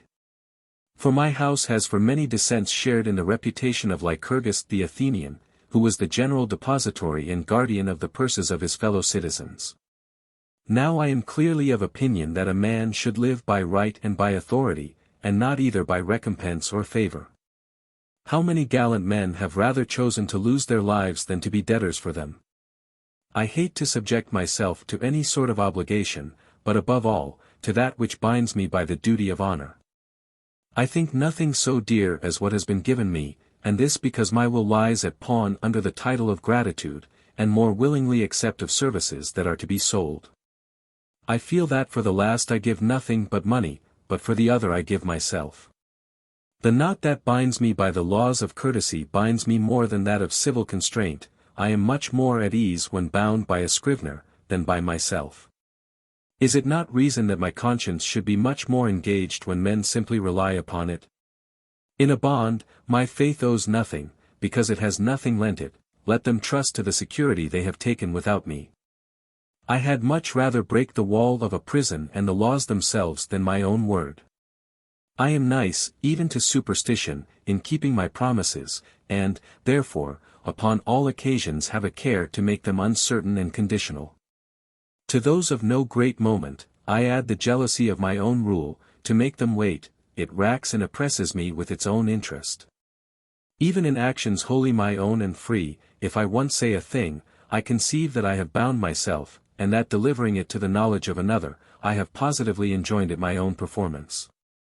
Methinks I promise it, if I but say it, and therefore am not apt to say much of that kind. The sentence that I pass upon myself is more severe than that of a judge, who only considers the common obligation. But my conscience looks upon it with a more severe and penetrating eye. I lag in those duties to which I should be compelled if I did not go. Hoc ipsum ita justum est, quod rect fit, si est voluntarium. This itself is so far just, that it is rightly done, if it is voluntary. 1140. If the action has not some splendor of liberty, it has neither grace nor honor. Quod vos jus cogit, vix voluntate impetrant. That which the laws compel us to do, we scarcely do with a will. 1141. Where necessity draws me, I love to let my will take its own course. Quia quicquid imperio cogiter, exigenti magis, quam prestanti, acceptum refertur. For whatever is compelled by power, is more imputed to him that exacts than to him that performs. 1142. I know some who follow this rule, even to injustice. Who will sooner give than restore, sooner lend than pay, and will do them the least good to whom they are most obliged. I don't go so far as that, but I'm not far off. I so much love to disengage and disobligate myself, that I have sometimes looked upon ingratitudes, affronts, and indignities which I have received from those to whom either by nature or accident I was bound in some way of friendship, as an advantage to me, taking this occasion of their ill usage, for an acquaintance and discharge of so much of my debt. And though I still continue to pay them all the external offices of public reason, I, notwithstanding, find a great saving in doing that upon the account of justice which I did upon the score of affection. And am a little eased of the attention and solicitude of my inward will. Est prudentis sustenere, ut curam, sic impetum benevolentia. 'Tis the part of a wise man to keep a curbing hand upon the impetus of friendship, as upon that of his horse. 1143. 'Tis in me, too urging and pressing where I take, at least, for a man who loves not to be strained at all. And this husbanding my friendship serves me for a sort of consolation in the imperfections of those in whom I am concerned. I am very sorry they are not such as I could wish they were, but then I also am spared somewhat of my application and engagement towards them. I approve of a man who is the less fond of his child for having a scald head, or for being crooked. And not only when he is ill-conditioned, but also when he is of unhappy disposition, and imperfect in his limbs. God himself has abated so much from his value and natural estimation.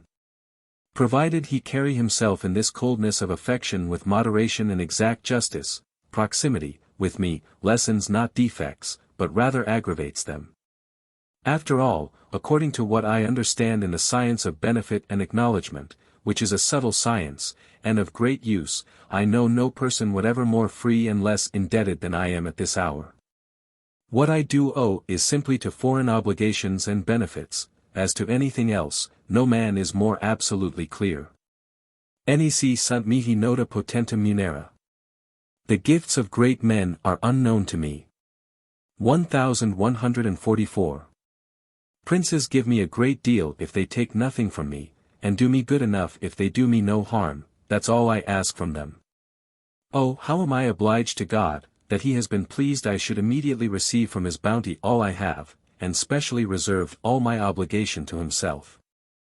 How earnestly do I beg of his holy compassion that I may never owe essential thanks to any one. Oh, happy liberty wherein I have thus far lived.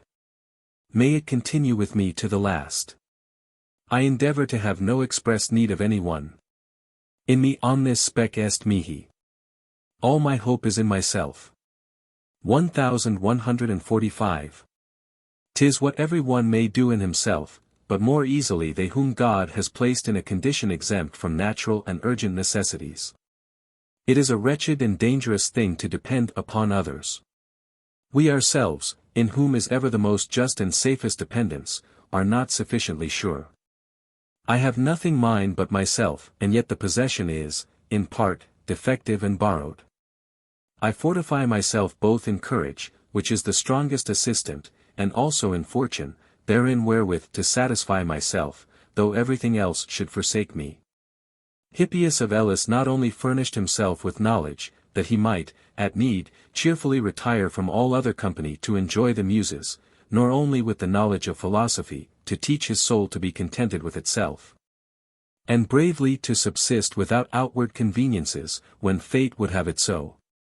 He was, moreover, so careful as to learn to cook, to shave himself, to make his own clothes, his own shoes and drawers, to provide for all his necessities in himself, and to wean himself from the assistance of others.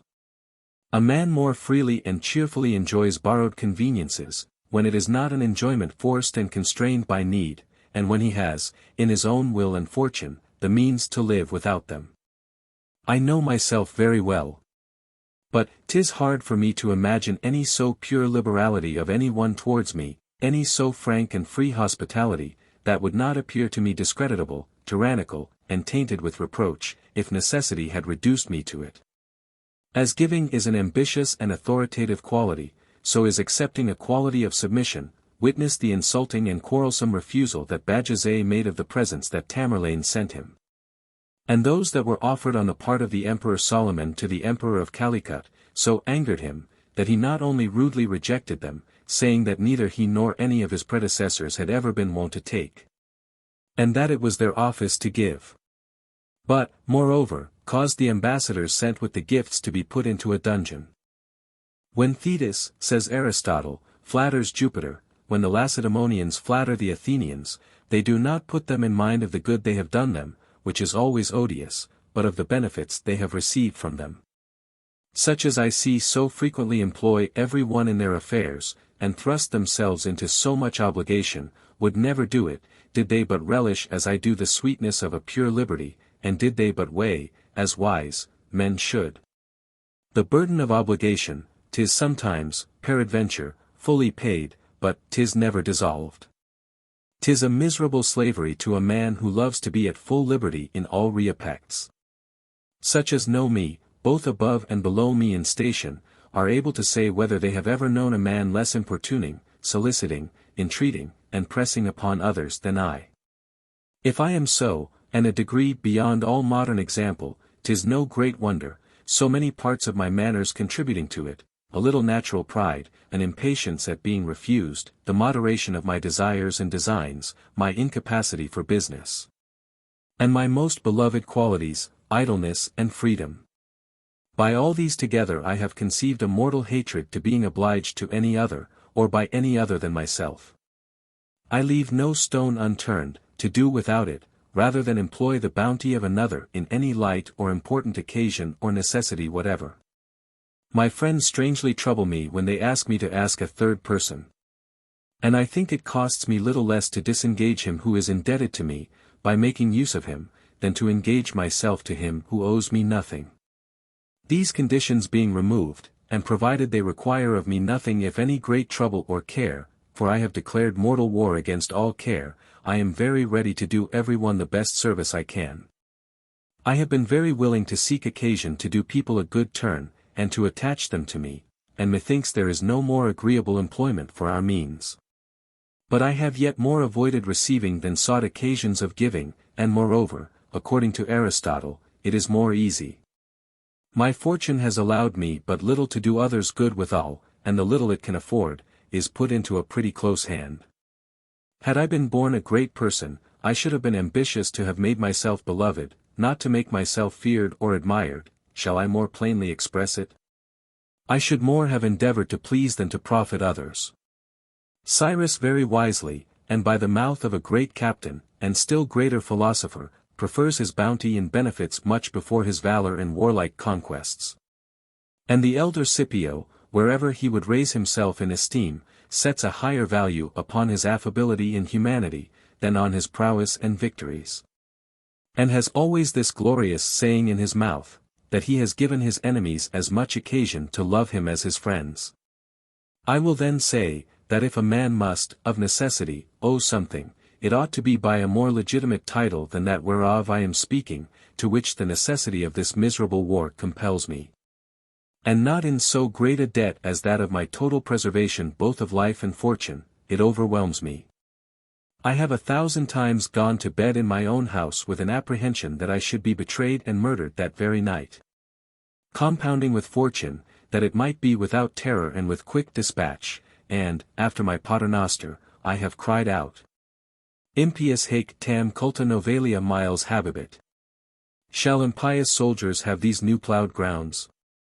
1146. What remedy? 'Tis the place of my birth, and that of most of my ancestors, they have here fixed their affection and name. We inure ourselves to whatever we are accustomed to. And in so miserable a condition as ours is, custom is a great bounty of nature, which benumbs out senses to the sufferance of many evils. A civil war has this with it worse than other wars have, to make us stand sentinels in our own houses. Quam miserum, porta vitam miroque turi, vix sui tutum viribus esse domus. 'Tis miserable to protect one's life by doors and walls, and to be scarcely safe in one's own house. 1147. 'Tis a grievous extremity for a man to be jostled even in his own house and domestic repose. The country where I live is always the first in arms and the last that lays them down, and where there is never an absolute peace. Tunc quoque, cum pax est, trepidant formidine belli, quoties Romam fortuna laesis sit, hac iter est bellus. Melius, Fortuna, dedices orb sub eco sedum, gelidake sub arcto, erentesque domos. Even when there's peace, there is here still the dear of war when fortune troubles peace, this is ever the way by which war passes. 1148. We might have lived happier in the remote east or in the icy north, or among the wandering tribes. 1149. I sometimes extract the means to fortify myself against these considerations from indifference and indolence, which, in some sort, bring us on to resolution. It often befalls me to imagine and expect mortal dangers with a kind of delight, I stupidly plunge myself headlong into death, without considering or taking a view of it, as into a deep and obscure abyss which swallows me up at one leap. And involves me in an instant in a profound sleep, without any sense of pain.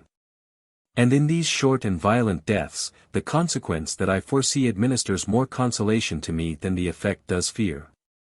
They say, that as life is not better for being long, so death is better for being not long.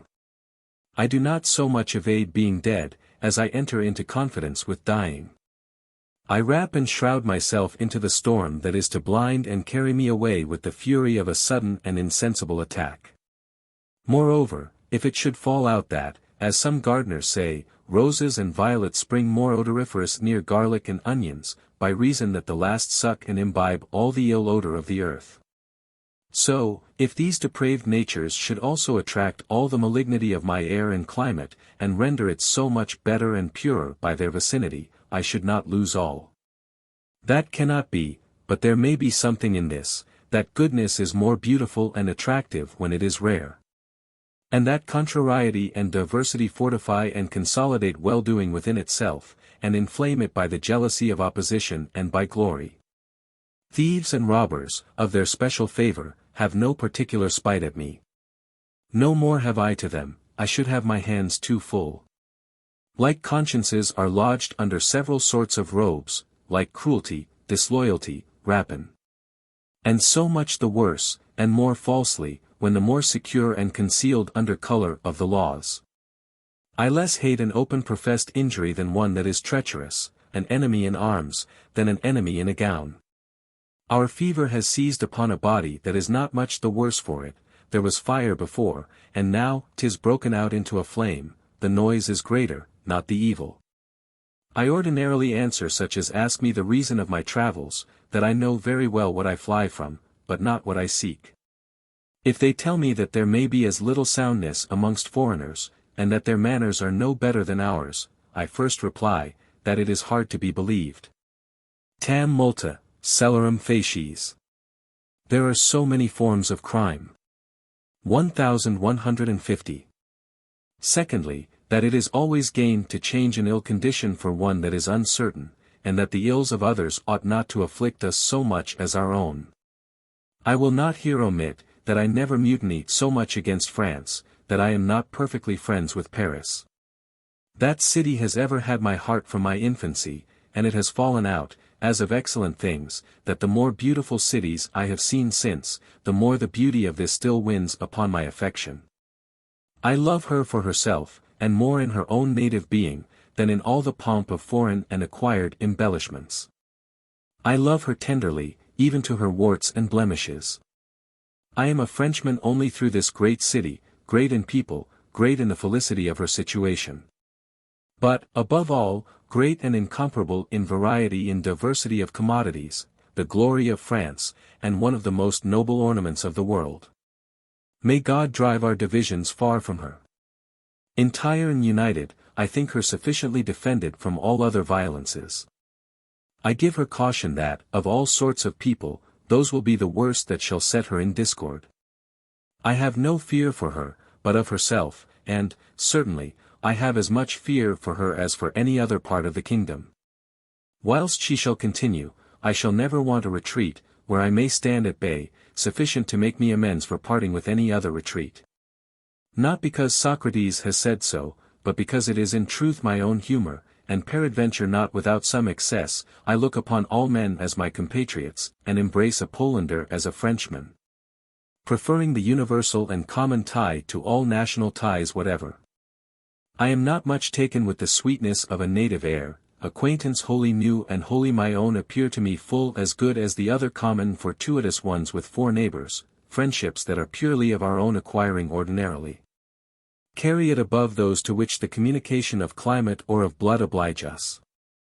Nature has placed us in the world free and unbound. We imprison ourselves in certain straits, like the kings of Persia, who obliged themselves to drink no other water but that of the river Chospes, foolishly quitted claim to their right in all other streams, and, so far as concerned themselves, dried up all the other rivers of the world. What Socrates did towards his end, to look upon a sentence of banishment as worse than a sentence of death against him, I shall, I think, never be either so decrepit or so strictly habituated to my own country to be of that opinion. These celestial lives have images enough that I embrace more by esteem than affection, and they have some also so elevated and extraordinary that I cannot embrace them so much as by esteem, forasmuch as I cannot conceive them. That fancy was singular in a man who thought the whole world his city. It is true that he disdained travel, and had hardly ever set his foot out of the Attic territories. What say you to his complaint of the money his friends offered to save his life, and that he refused to come out of prison by the mediation of others, in order not to disobey the laws in a time when they were otherwise so corrupt? These examples are of the first kind for me. Of the second, there are others that I could find out in the same person. Many of these rare examples surpass the force of my action, but some of them, moreover, surpass the force of my judgment. Besides these reasons, travel is in my opinion a very profitable exercise.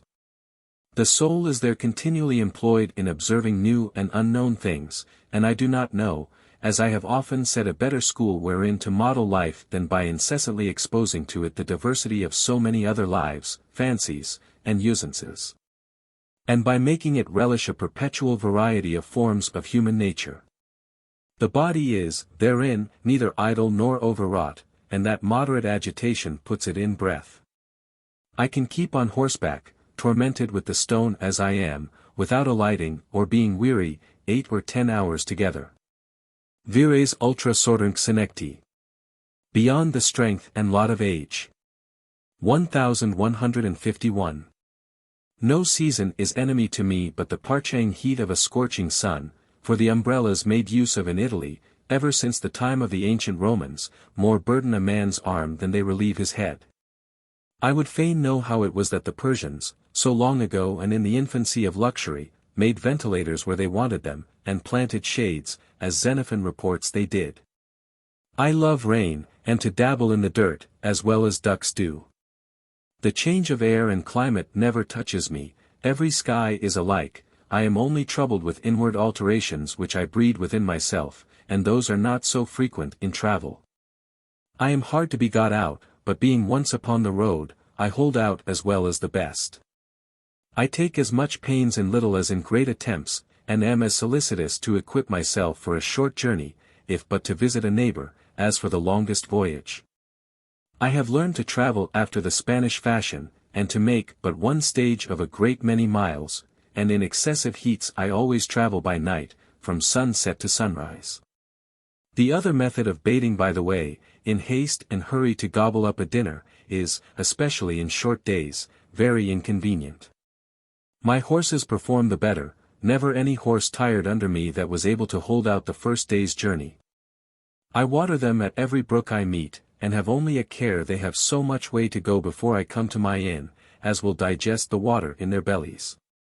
My unwillingness to rise in a morning gives my servants leisure to dine at their ease before they set out. For my own part, I never eat too late, my appetite comes to me in eating, and not else. I am never hungry but at table. Some of my friends blame me for continuing this travelling humour, being married and old. But they are out in't. 'Tis the best time to leave a man's house, when he has put it into a way of continuing without him, and settled such order as corresponds with its former government. 'Tis much greater imprudence to abandon it to a less faithful housekeeper, and who will be less solicitous to look after your affairs. The most useful and honorable knowledge and employment for the mother of a family is the science of good housewifery. I see some that are covetous indeed, but very few that are good managers. 'Tis the supreme quality of a woman, which a man ought to seek before any other, as the only dowry that must ruin or preserve our houses. Let men say what they will, according to the experience I have learned, I require in married women the economical virtue above all other virtues. I put my wife to't, as a concern of her own, leaving her, by my absence, the whole government of my affairs. I see, and am vexed to see, in several families I know, Monsieur about noon come home all jaded and ruffled about his affairs, when Madame is still dressing her hair and tricking up herself, forsooth, in her closet. This is for queens to do. And that's a question, too. 'Tis ridiculous and unjust that the laziness of our wives should be maintained with our sweat and labor. No man, so far as in me lie, shall have a clearer, a more quiet and free fruition of his estate than I. If the husband bring matter, nature herself will let the wife find the form. As to the duties of conjugal friendship, that some think to be impaired by these absences, I am quite of another opinion. It is, on the contrary, an intelligence that easily cools by a too frequent and assiduous companionship. Every strange woman appears charming, and we all find by experience that being continually together is not so pleasing as to part for a time and meet again. These interruptions fill me with fresh affection towards my family, and render my house more pleasant to me. Change warms my appetite to the one and then to the other. I know that the arms of friendship are long enough to reach from the one end of the world to the other, and especially this, where there is a continual communication of offices that rouse the obligation and remembrance. The Stoics say that there is so great connection and relation amongst the sages, that he who dines in France nourishes his companion in Egypt. And that whoever does but hold out his finger, in what part of the world soever, all the sages upon the habitable earth feel themselves assisted by it. Fruition and possession principally appertain to the imagination. It more fervently and constantly embraces what it is in quest of, than what we hold in our arms. Cast up your daily amusements, you will find that you are most absent from your friend when he is present with you. His presence relaxes your attention, and gives you liberty to absent yourself at every turn and upon every occasion. When I am away at Rome, I keep and govern my house, and the conveniences I there left. See my walls rise, my trees shoot, and my revenue increase or decrease, very near as well as when I am there. Ante oculos erit domus, erit forma locorum. My house and the forms of places float before my eyes. 1152.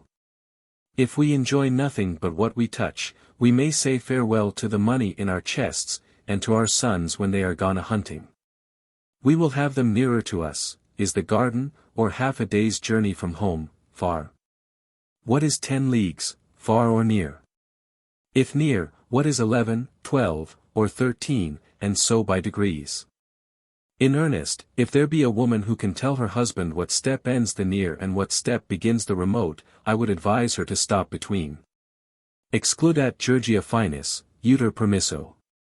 Cauda ec pilos ut equini politim velo, id demo unum, demo idiom unum dum cadata lucis ration ruentis acervi.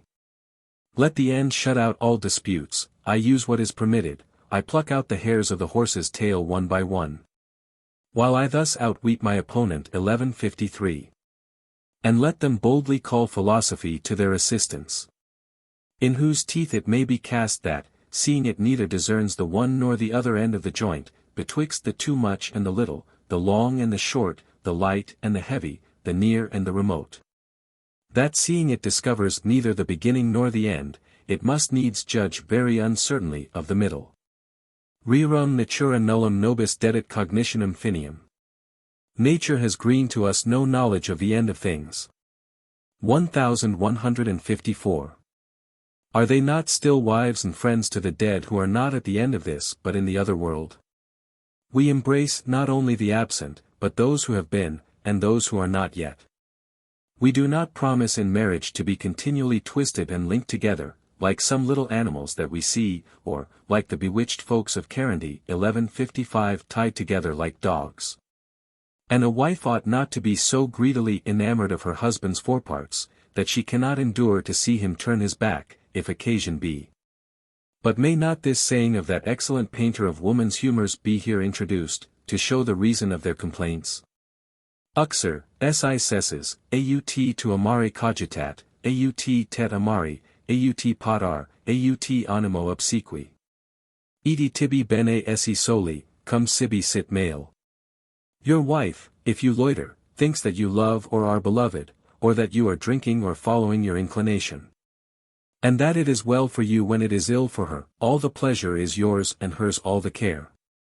1156. Or may it not be, that of itself opposition and contradiction entertain and nourish them, and that they sufficiently accommodate themselves, provided they incommodate you? In true friendship, wherein I am perfect, I more give myself to my friend, than I endeavor to attract him to me. I am not only better pleased in doing him service than if he conferred a benefit upon me, but, moreover, had rather he should do himself good than me, and he most obliges me when he does so. And if absence be either more pleasant or convenient for him, 'tis also more acceptable to me than his presence. Neither is it properly absence, when we can write to one another. I have sometimes made good use of our separation from one another, we better filled and further extended the possession of life in being parted. He, la boete, lived, enjoyed, and saw for me, and I for him, as fully as if he had himself been there. One part of us remained idle, and we were too much blended in one another when we were together. The distance of place rendered the conjunction of our wills more rich. This insatiable desire of personal presence a little implies weakness in the fruition of souls. As to what concerns age, which is alleged against me, 'tis quite contrary. 'Tis for youth to subject itself to common opinions, and to curb itself to please others. It has wherewithal to please both the people and itself. We have but too much ado to please ourselves alone. As natural conveniences fail, let us supply them with those that are artificial. 'Tis injustice to excuse youth for pursuing its pleasures, and to forbid old men to seek them. When young, I concealed my wanton passions with prudence. Now I am old, I chase away melancholy by debauch. And thus do the Platonic laws forbid men to travel till 40 or 50 years old, so that travel might be more useful and instructive in so mature an age. I should sooner subscribe to the second article of the same laws, which forbids it after 80. But, at such an age, you will never return from so long a journey. What care I for that? I neither undertake it to return, nor to finish it. My business is only to keep myself in motion, whilst motion pleases me. I only walk for the walk's sake. They who run after a benefit or a hare, run not. They only run who run at base, and to exercise their running. My design is divisible throughout, it is not grounded upon any great hopes. Every day concludes my expectation, and the journey of my life is carried on after the same manner. And yet I have seen places enough a great way off, where I could have wished to have stayed. And why not, if Chrysippus, Cleanthes, Diogenes, Zeno, Antipater, so many sages of the sourest sect, readily abandoned their country, without occasion of complaint, and only for the enjoyment of another air? In earnest, that which most displeases me in all my travels is, that I cannot resolve to settle my abode where I should best like, but that I must always propose to myself to return, to accommodate myself to the common humor. If I feared to die in any other place than that of my birth, if I thought I should die more uneasily remote from my own family, I should hardly go out of France, I should not, without fear, step out of my parish. I feel death always pinching me by the throat or by the back. But I am otherwise constituted, 'tis in all places alike to me. Yet, might I have my choice, I think I should rather choose to die on horseback than in bed. Out of my own house, and far from my own people. There is more heartbreaking than consolation in taking leave of one's friends. I am willing to omit that civility, for that, of all the offices of friendship, is the only one that is unpleasant. And I could, with all my heart, dispense with that great and eternal farewell. If there be any convenience in so many standers-by, it brings 100 inconveniences along with it. I have seen many dying miserably surrounded with all this train. 'Tis a crowd that chokes them. 'Tis against duty, and is a testimony of little kindness and little care, to permit you to die in repose. One torments your eyes, another your ears, another your tongue, you have neither sense nor member that is not worried by them. Your heart is wounded with compassion to hear the mourning of friends, and, perhaps with anger, to hear the counterfeit condolings of pretenders. Whoever has been delicate and sensitive, when well, is much more so when ill. In such a necessity, a gentle hand is required, accommodated to his sentiment, to scratch him just in the place where he itches, otherwise scratch him not at all. If we stand in need of a wise woman 1157 to bring us into the world, we have much more need of a still wiser man to help us out of it. Such a one, and a friend to boot, a man ought to purchase at any cost for such an occasion. I am not yet arrived to that pitch of disdainful vigor that is fortified in itself, that nothing can assist or disturb. I am of a lower form. I endeavor to hide myself, and to escape from this passage, not by fear, but by art. I do not intend in this act of dying to make proof and show of my constancy. For whom should I do it? All the right and interest I have in reputation will then cease. I content myself with a death involved within itself, quiet, solitary, and all my own, suitable to my retired and private life. Quite contrary to the Roman superstition, where a man was looked upon as unhappy who died without speaking, and who had not his nearest relations to close his eyes. I have enough to do to comfort myself, without having to console others. Thoughts enough in my head, not to need that circumstances should possess me with new, and matter enough to occupy me without borrowing. This affair is out of the part of society, 'tis the act of one single person. Let us live and be merry amongst our friends, let us go repine and die amongst strangers. A man may find those, for his money, who will shift his pillow and rub his feet, and will trouble him no more than he would have them. Who will present to him an indifferent countenance, and suffer him to govern himself, and to complain according to his own method. I wean myself daily by my reason from this childish and inhuman humor, of desiring by our sufferings to move the compassion and mourning of our friends. We stretch our own incommodities beyond their just extent when we extract tears from others. And the constancy which we commend in every one in supporting his adverse fortune, we accuse and reproach in our friends when the evil is our own. We are not satisfied that they should be sensible of our condition only, unless they be, moreover, afflicted. A man should diffuse joy, but, as much as he can, smother grief. He who makes himself lamented without reason is a man not to be lamented when there shall be real cause. To be always complaining is the way never to be lamented. By making himself always in so pitiful a taking, he is never commiserated by any. He who makes himself out dead when he is alive, is subject to be thought living when he is dying. I have seen some who have taken it ill when they have been told that they looked well, and that their pulse was good. Restrain their smiles, because they betrayed a recovery, and be angry, at their health because it was not to be lamented, and, which is a great deal more, these were not women. I describe my infirmities, such as they really are, at most, and avoid all expressions of evil prognostic and composed exclamations. If not mirth, at least a tempered countenance in the standers-by, is proper in the presence of a wise sick man. He does not quarrel with health, for, seeing himself in a contrary condition, he is pleased to contemplate it sound and entire in others, and at least to enjoy it for company. He does not, for feeling himself melt away, abandon all living thoughts, nor avoid ordinary discourse. I would study sickness whilst I am well. When it has seized me, it will make its impression real enough, without the help of my imagination. We prepare ourselves beforehand for the journeys we undertake, and resolve upon them. We leave the appointment of the hour when to take horse to the company, and in their favor defer it. I find this unexpected advantage in the publication of my manners, that it in some sort serves me for a rule. I have, at times, some consideration of not betraying the history of my life. This public declaration obliges me to keep my way, and not to give the lie to the image I have drawn of my qualities, commonly less deformed and contradictory than consists with the malignity and infirmity of the judgments of this age. The uniformity and simplicity of my manners produce a face of easy interpretation, but because the fashion is a little new and not in use, it gives too great opportunity to slander. Yet so it is, that whoever would fairly assail me, I think I so sufficiently assist his purpose in my known and avowed imperfections, that he may that way satisfy his ill nature without fighting with the wind.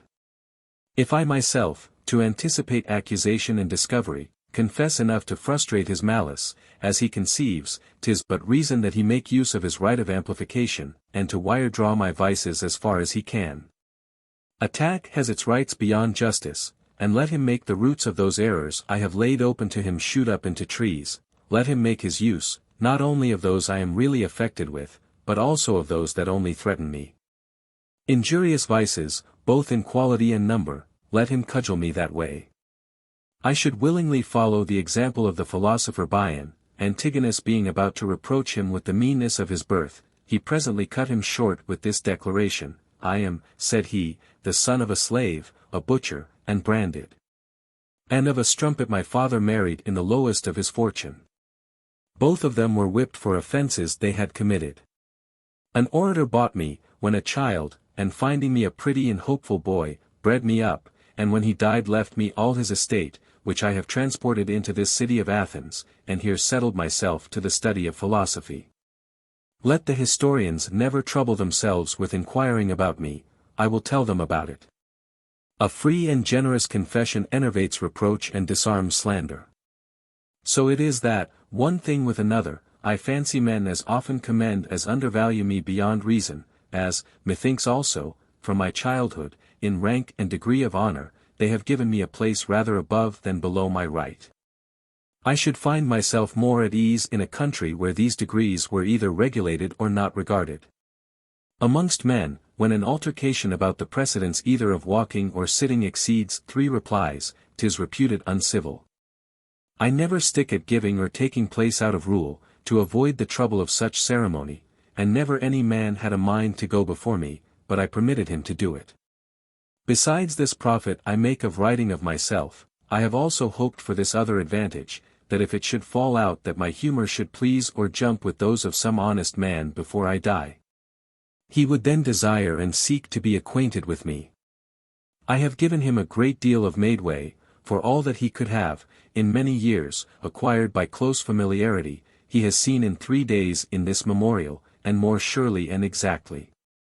A pleasant fancy, many things that I would not confess to any one in particular, I deliver to the public, and send my best friends to a bookseller's shop, there to inform themselves concerning my most secret thoughts. Excutienda Damus Precordia. We give our hearts to be examined. 1158. Did I, by good direction, know where to seek any one proper for my conversation, I should certainly go a great way to find him out, for the sweetness of suitable and agreeable company cannot, in my opinion, be bought too dear. Oh, what a thing is a true friend! How true is that old saying, that the use of a friend is more pleasing and necessary than the elements of water and fire. To return to my subject, there is, then, no great harm in dying privately and far from home. We conceive ourselves obliged to retire for natural actions less unseemly and less terrible than this. But, moreover, such as are reduced to spin out a long languishing life, ought not, perhaps, to wish to trouble a great family with their continual miseries. Therefore the Indians, in a certain province, thought it just to knock a man on the head when reduced to such a necessity, and in another of their provinces, they all forsook him to shift for himself as well as he could. To whom do they not, at last, become tedious and insupportable? The ordinary offices of fife do not go that length. You teach your best friends to be cruel perforce, hardening wife and children by long use neither to regard nor to lament your sufferings. The groans of the stone are groans so familiar to my people, that nobody takes any notice of them. And though we should extract some pleasure from their conversation, which does not always happen, by reason of the disparity of conditions, which easily begets contempt or envy toward any one whatever, is it not too much to make abuse of this half a lifetime? The more I should see them constrain themselves out of affection to be serviceable to me, the more I should be sorry for their pains. We have liberty to lean, but not to lay our whole weight upon others, so as to prop ourselves by their ruin. Like him who caused little children's throats to be cut to make use of their blood for the cure of a disease he had, or that other, who was continually supplied with tender young girls to keep his old limbs warm in the night, and to mix the sweetness of their breath with his, sour and stinking. I should readily advise Venice as a retreat in this decline of life. Decrepitude is a solitary quality. I am sociable even to excess, yet I think it reasonable that I should now withdraw my troubles from the sight of the world and keep them to myself. Let me shrink and draw up myself in my own shell, like a tortoise, and learn to see men without hanging upon them. I should endanger them in so slippery a passage, 'tis time to turn my back to company. But, in these travels, you will be taken ill in some wretched place, where nothing can be had to relieve you. I always carry most things necessary about me, and besides, we cannot evade fortune if she once resolves to attack us. I need nothing extraordinary when I am sick. I will not be beholden to my bolus to do that for me which nature cannot. At the very beginning of my fevers and sicknesses that cast me down, whilst still entire, and but little, disordered in health, I reconcile myself to Almighty God by the last Christian offices, and find myself by so doing less oppressed and more easy, and have got, methinks, so much the better of my disease. And I have yet less need of a notary or counsellor than of a physician. What I have not settled of my affairs when I was in health, let no one expect I should do it when I am sick. What I will do for the service of death is always done.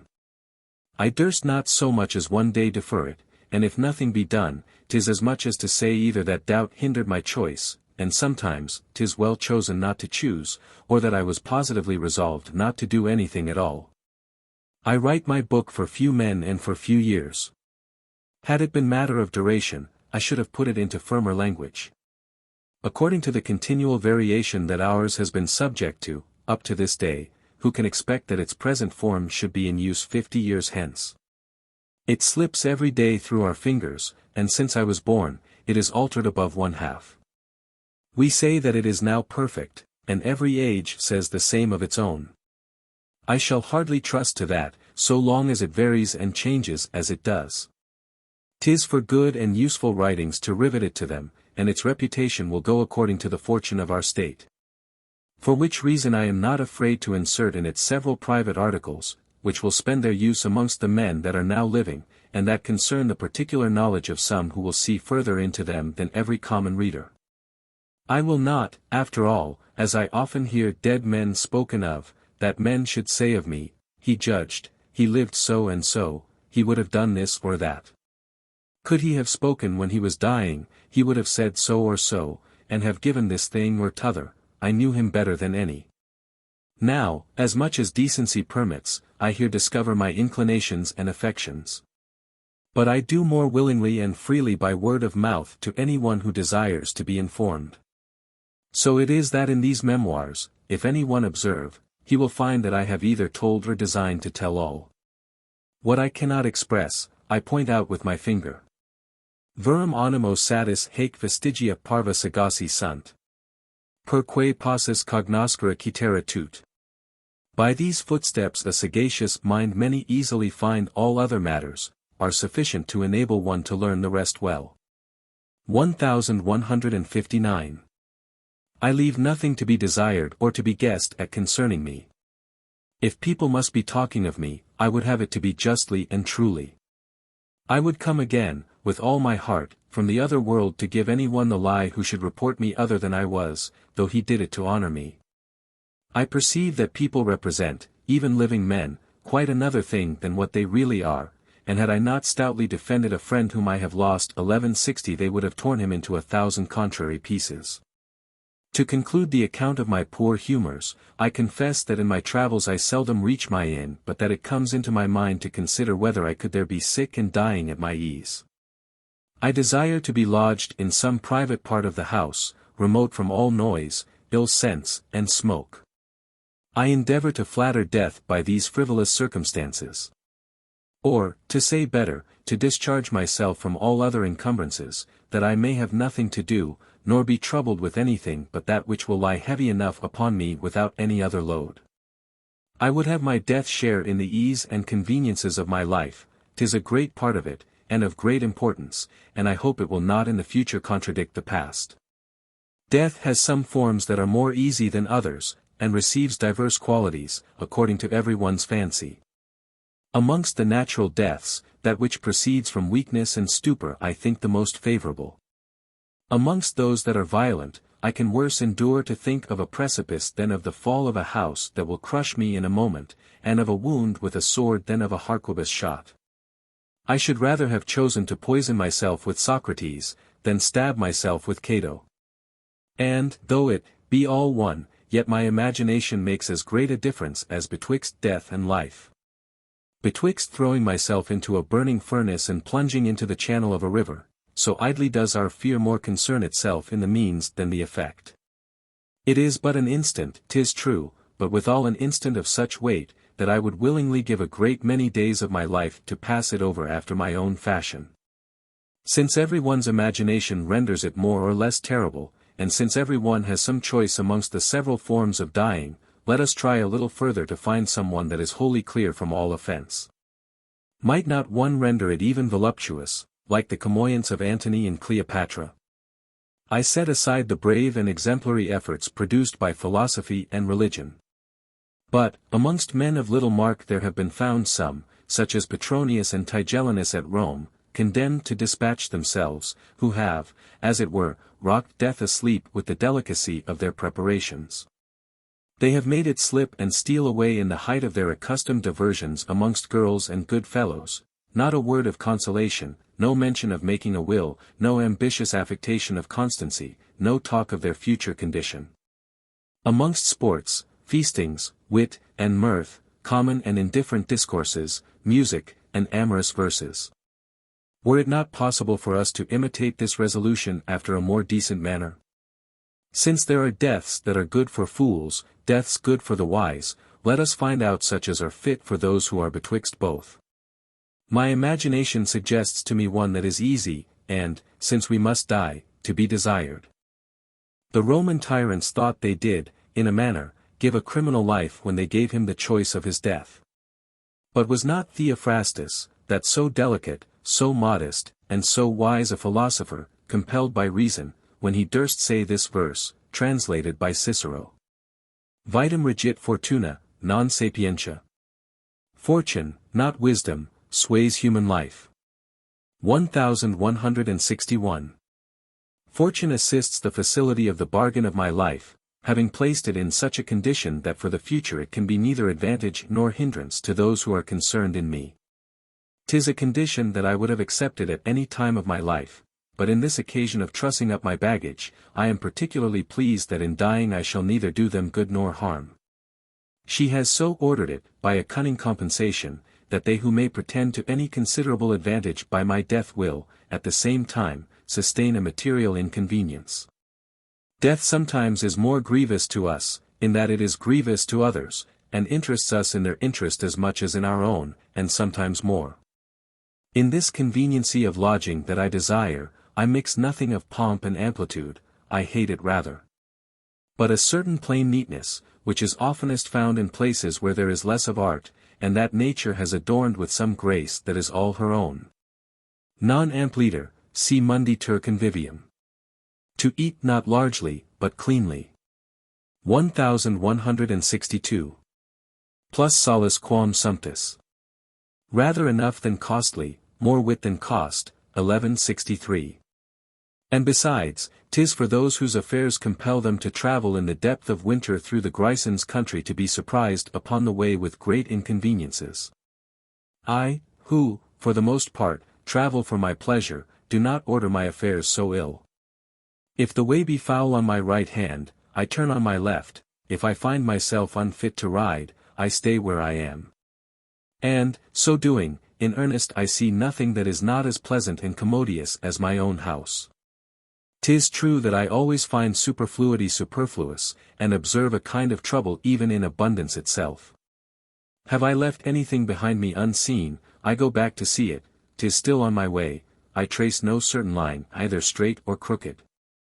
1164 Do I not find in the place to which I go what was reported to me, as it often falls out that the judgments of others do not jump with mine, and that I have found their reports for the most part false, I never complain of losing my labor, I have. At least, informed myself that what was told me was not true. I have a constitution of body as free, and a palate as indifferent, as any man living. The diversity of manners of several nations only affects me in the pleasure of variety. Every usage has its reason. Let the plate and dishes be pewter, wood, or earth, my meat be boiled or roasted, let them give me butter or oil, of nuts or olives, hot or cold, 'tis all one to me. And so indifferent, that growing old, I accuse this generous faculty, and would wish that delicacy and choice should correct the indiscretion of my appetite and sometimes soothe my stomach. When I have been abroad out of France and that people, out of courtesy, have asked me if I would be served after the French manner, I laughed at the question, and always frequented tables the most filled with foreigners. I am ashamed to see our countrymen besotted with this foolish humor of quarreling with forms contrary to their own. They seem to be out of their element when out of their own village. Wherever they go, they keep to their own fashions and abominate those of strangers. Do they meet with a compatriot in Hungary? Oh, the happy chance! They are henceforward inseparable. They cling together, and their whole discourse is to condemn the barbarous manners they see about them. Why barbarous? Because they are not French. And those have made the best use of their travels who have observed most to speak against.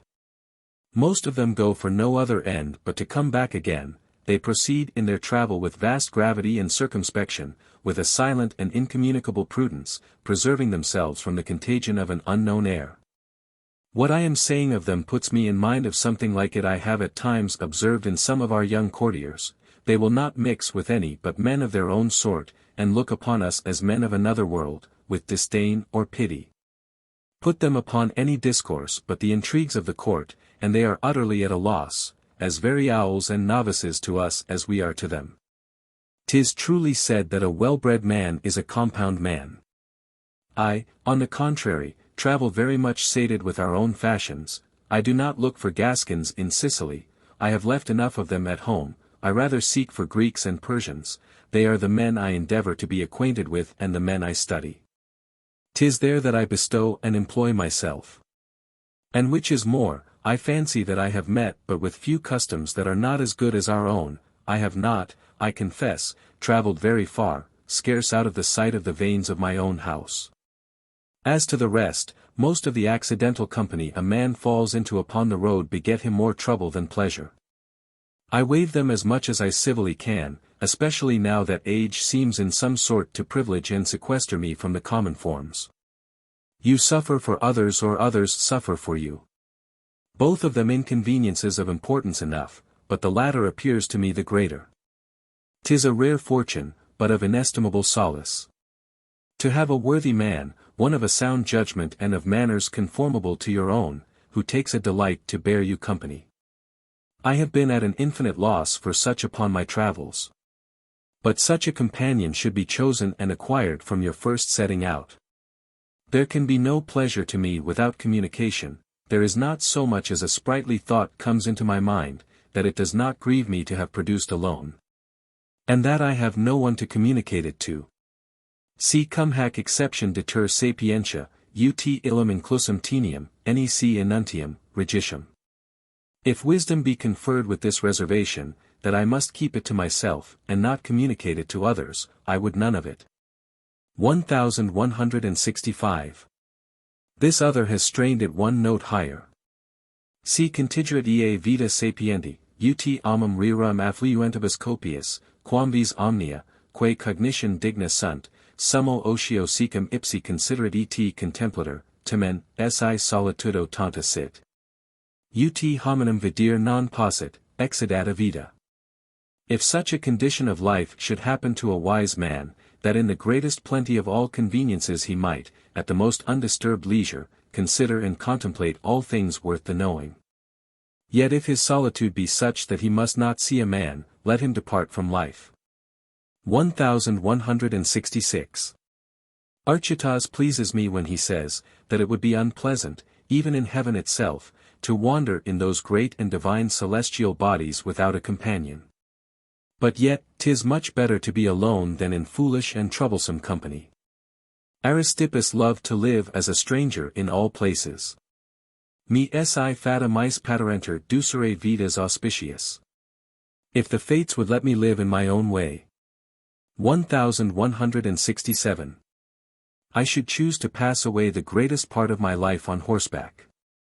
Visir gestions, qua pain debicenter ignes, qua nebula, pluviique roars. Visit the regions where the sun burns, where are the thick rain clouds and the frosts. 1168. Have you not more easy diversions at home? What do you there want? Is not your house situated in a sweet and healthful air, sufficiently furnished, and more than sufficiently large? Has not the royal majesty been more than once there entertained with all its train? Are there not more below your family in good ease than there are above it in eminence? Is there any local, extraordinary, indigestible thought that afflicts you? Qua te nunc coquat, e vexit sub pector fixa. That may now worry you, and vex, fixed in your breast. 1169.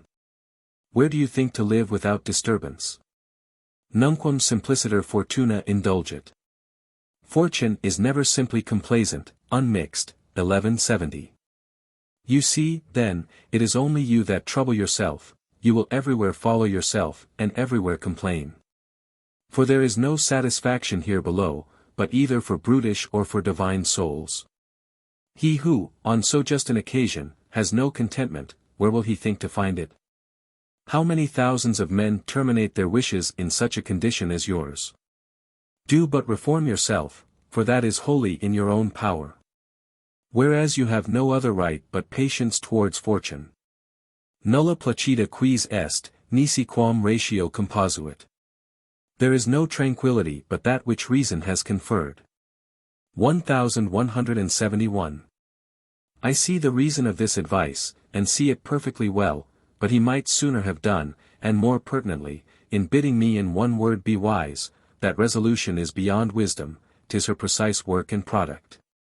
Thus the physician keeps preaching to a poor languishing patient to be cheerful, but he would advise him a little more discreetly in bidding him be well. For my part, I am but a man of the common sort. 'Tis a wholesome precept, certain and easy to be understood, be content with what you have, that is to say, with reason, and yet to follow this advice is no more in the power of the wise men of the world than in me. 'Tis a common saying, but of a terrible extent. What does it not comprehend? All things fall under discretion and qualification.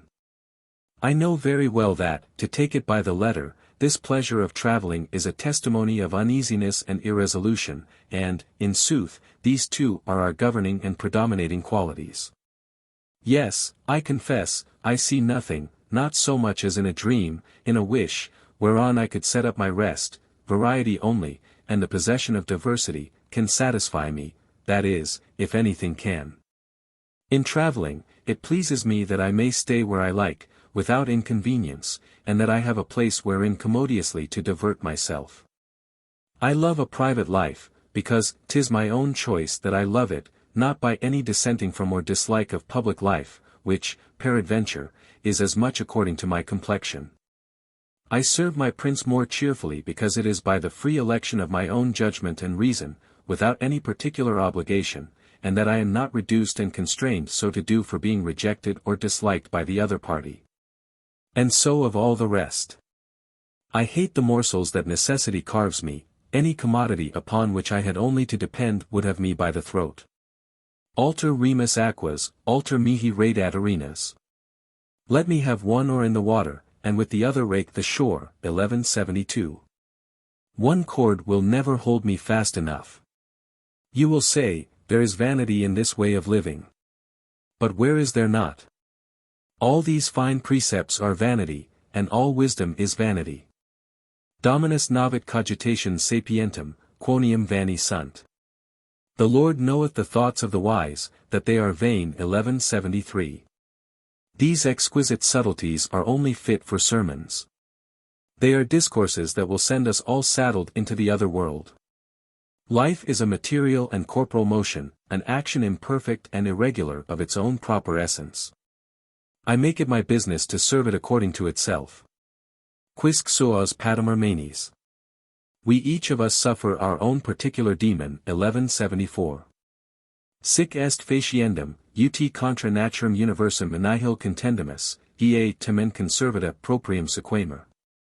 We must so order it as by no means to contend against universal nature, but yet, that rule being observed, to follow our own. 1175. To what end are these elevated points of philosophy, upon which no human being can rely? And those rules that exceed both our use and force?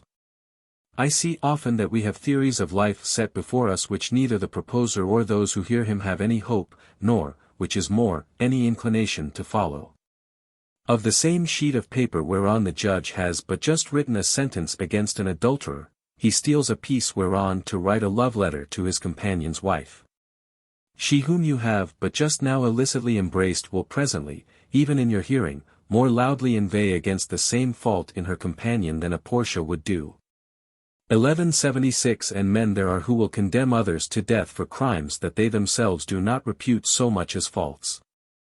I have, in my youth, seen a man of good rank with one hand present to the people verses that excelled both in wit and debauchery, and with the other, at the same time.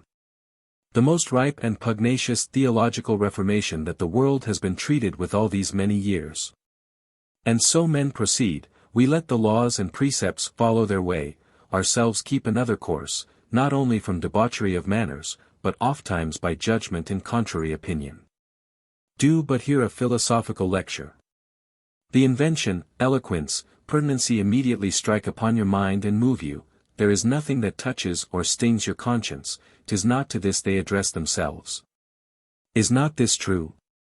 It made Aristo say, that neither a bath nor a lecture did aught unless it scoured and made men clean.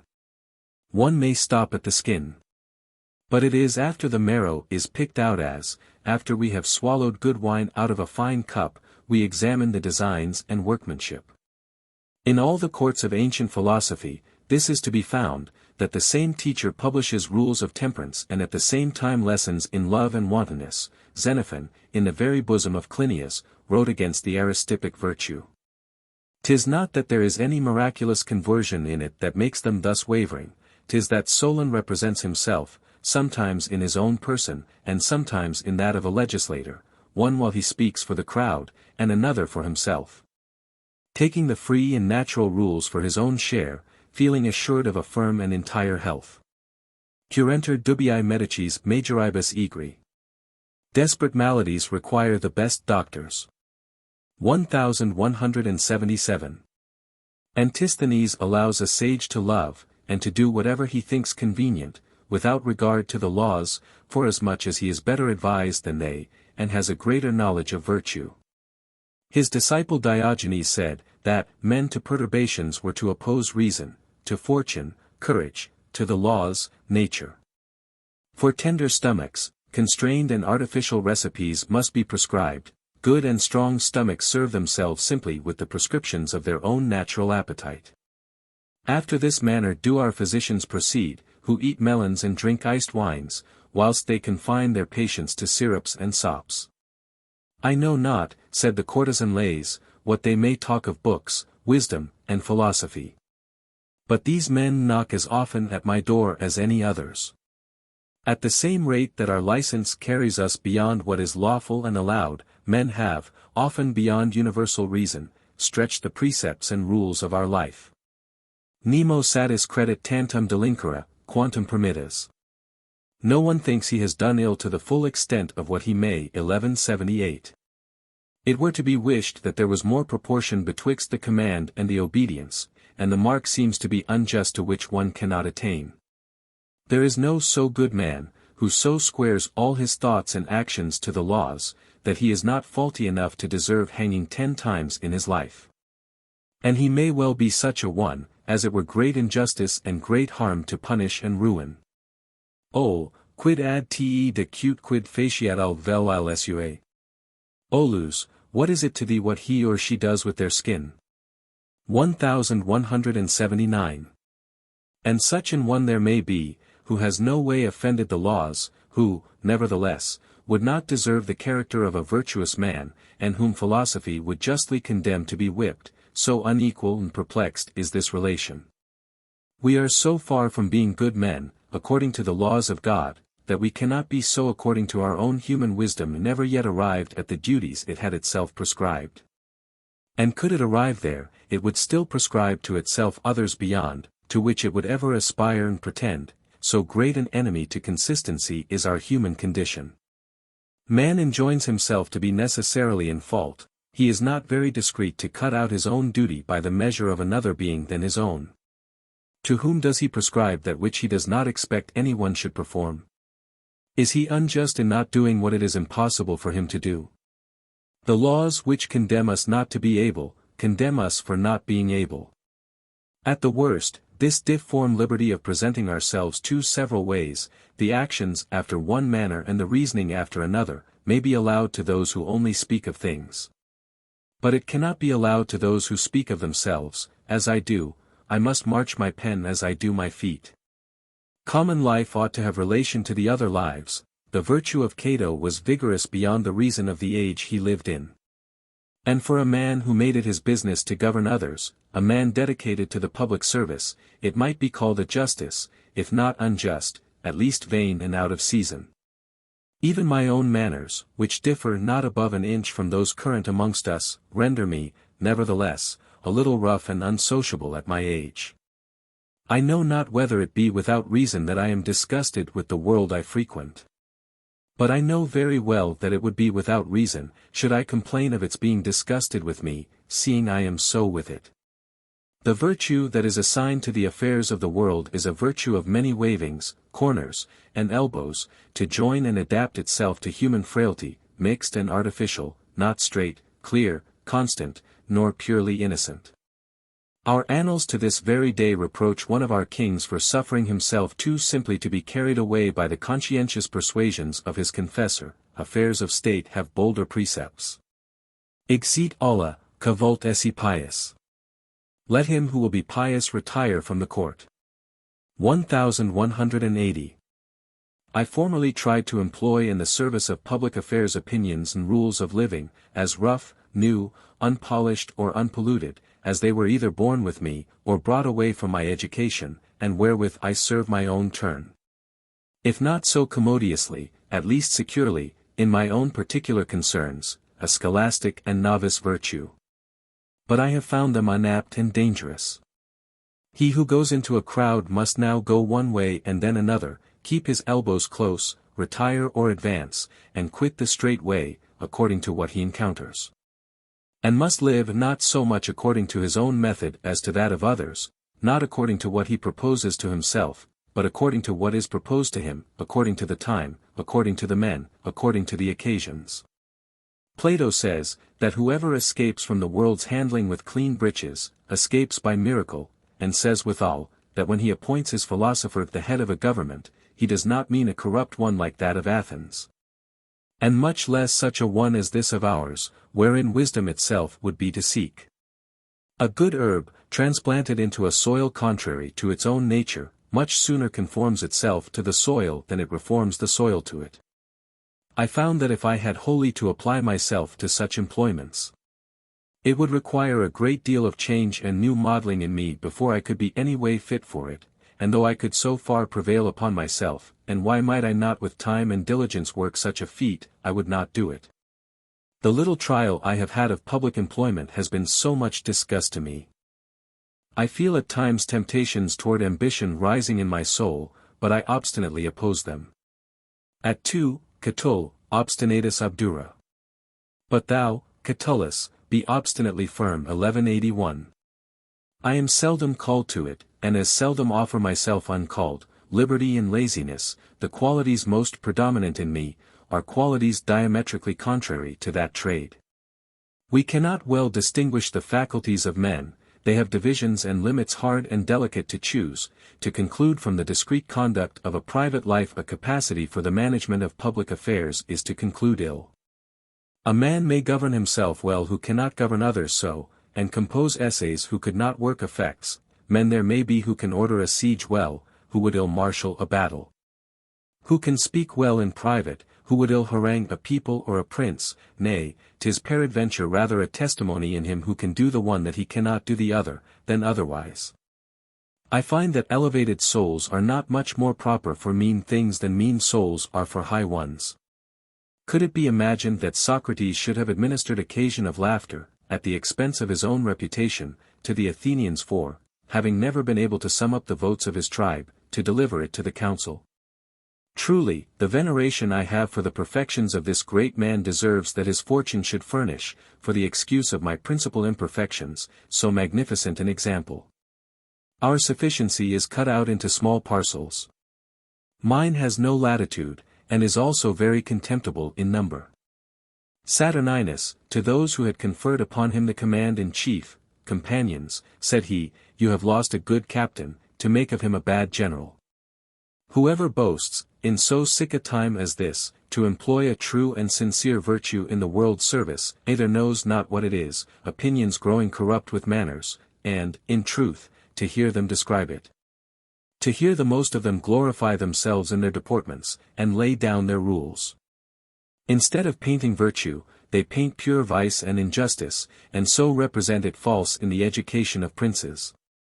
Or if he does know it, boasts unjustly, and let him say what he will, does 1,000 things of which his own conscience must necessarily accuse him. I should willingly take Seneca's word on the experience he made upon the like occasion, provided he would deal sincerely with me. The most honorable mark of goodness in such a necessity is freely to confess both one's own faults and those of others, with the power of its virtue to stay one's inclination towards evil, unwillingly to follow this propension. To hope better, to desire better.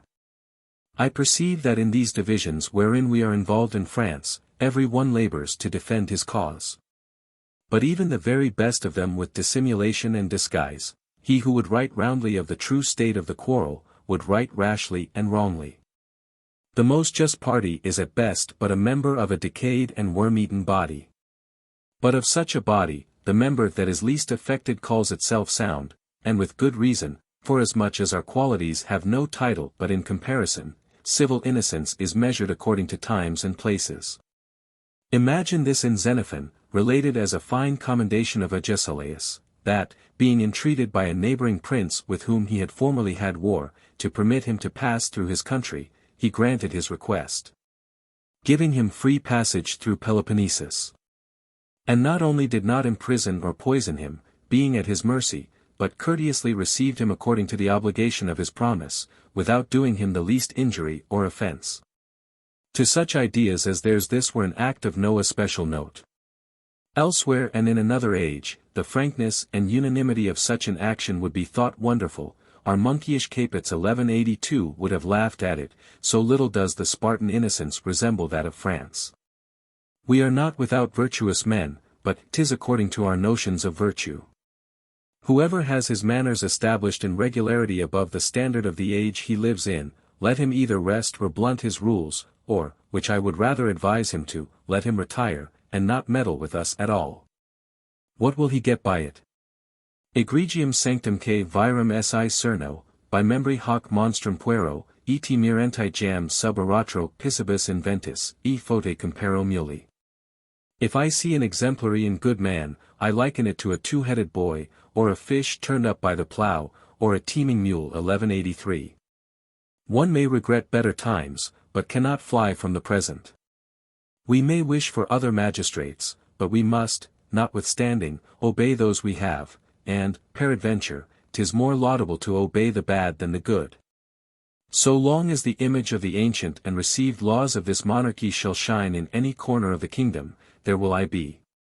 If they unfortunately happen to thwart and contradict one another, so as to produce two parts, of doubtful and difficult choice, I will willingly choose to withdraw and escape the tempest.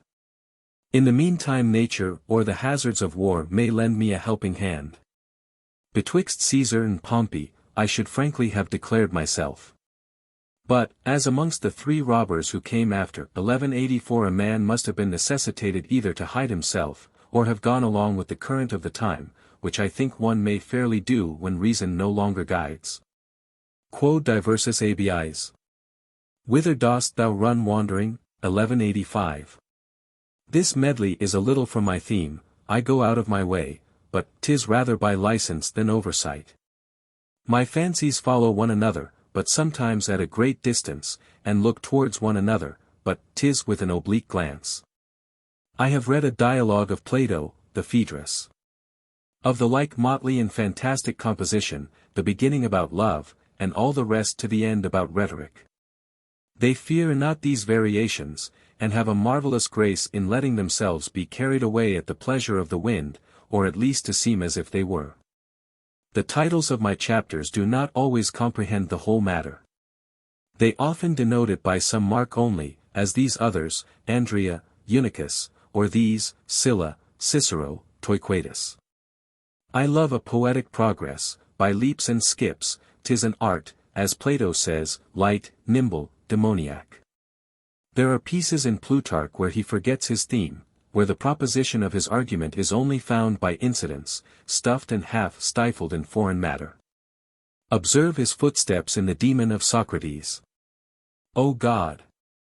How beautiful are these frolicsome sallies, those variations and digressions, and all the more when they seem most fortuitous and careless. 'Tis the indiligent reader who loses my subject, and not I. There will always be found some word or other in a corner that is to the purpose, though it lie very close. I ramble indiscreetly and tumultuously, my style and my wit wander at the same rate. He must fool it a little who would not be deemed wholly a fool, say both the precepts, and, still more, the examples of our masters. 1,000 poets flag and languish after a prosaic manner. But the best old prose, and I strew it here up and down indifferently for verse, shines throughout with the luster, vigor, and boldness of poetry, and not without some air of its fury. And certainly prose ought to have the preeminence in speaking. The poet, says Plato, seated upon the muse's tripod, pours out with fury whatever comes into his mouth, like the pipe of a fountain, without considering and weighing it.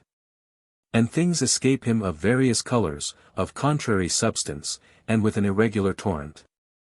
Plato himself is throughout poetical, and the old theology, as the learned tell us, is all poetry.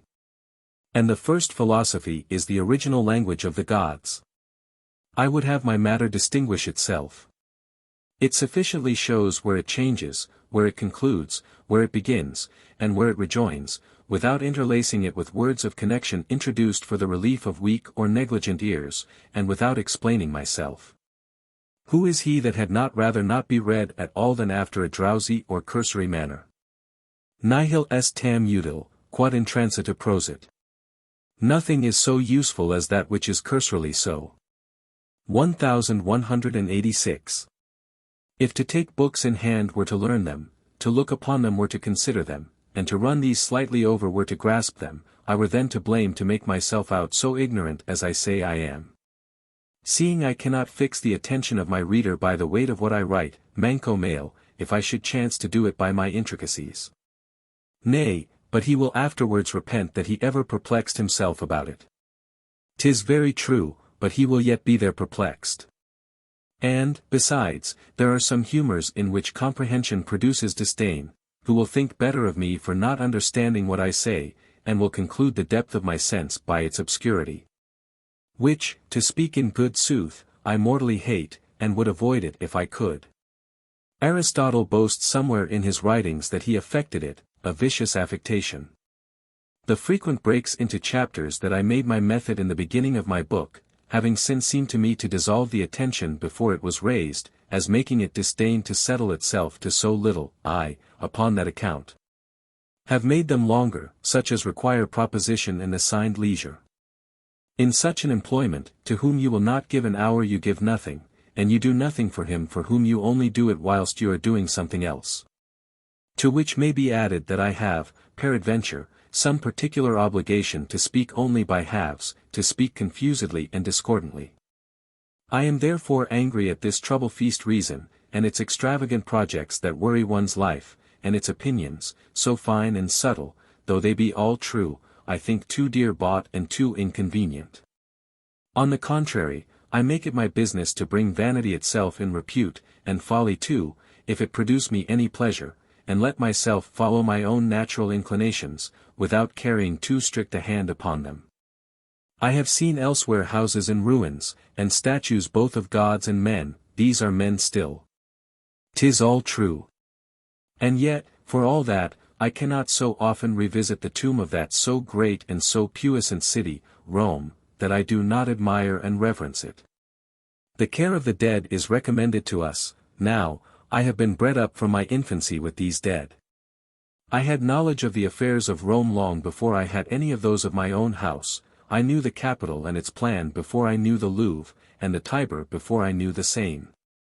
The qualities and fortunes of Lucullus, Metellus, and Scipio have ever run more in my head than those of any of my own country. They are all dead. So is my father as absolutely dead as they, and is removed as far from me in life in 18 years as they are in 1600, whose memory, nevertheless, friendship and society, I do not cease to embrace and utilize with a perfect and lively union. Nay, of my own inclination, I pay more service to the dead. They can no longer help themselves, and therefore, methinks, the more require my assistance. 'Tis there that gratitude appears in its full luster. The benefit is not so generously bestowed, where there is retrogradation and reflection.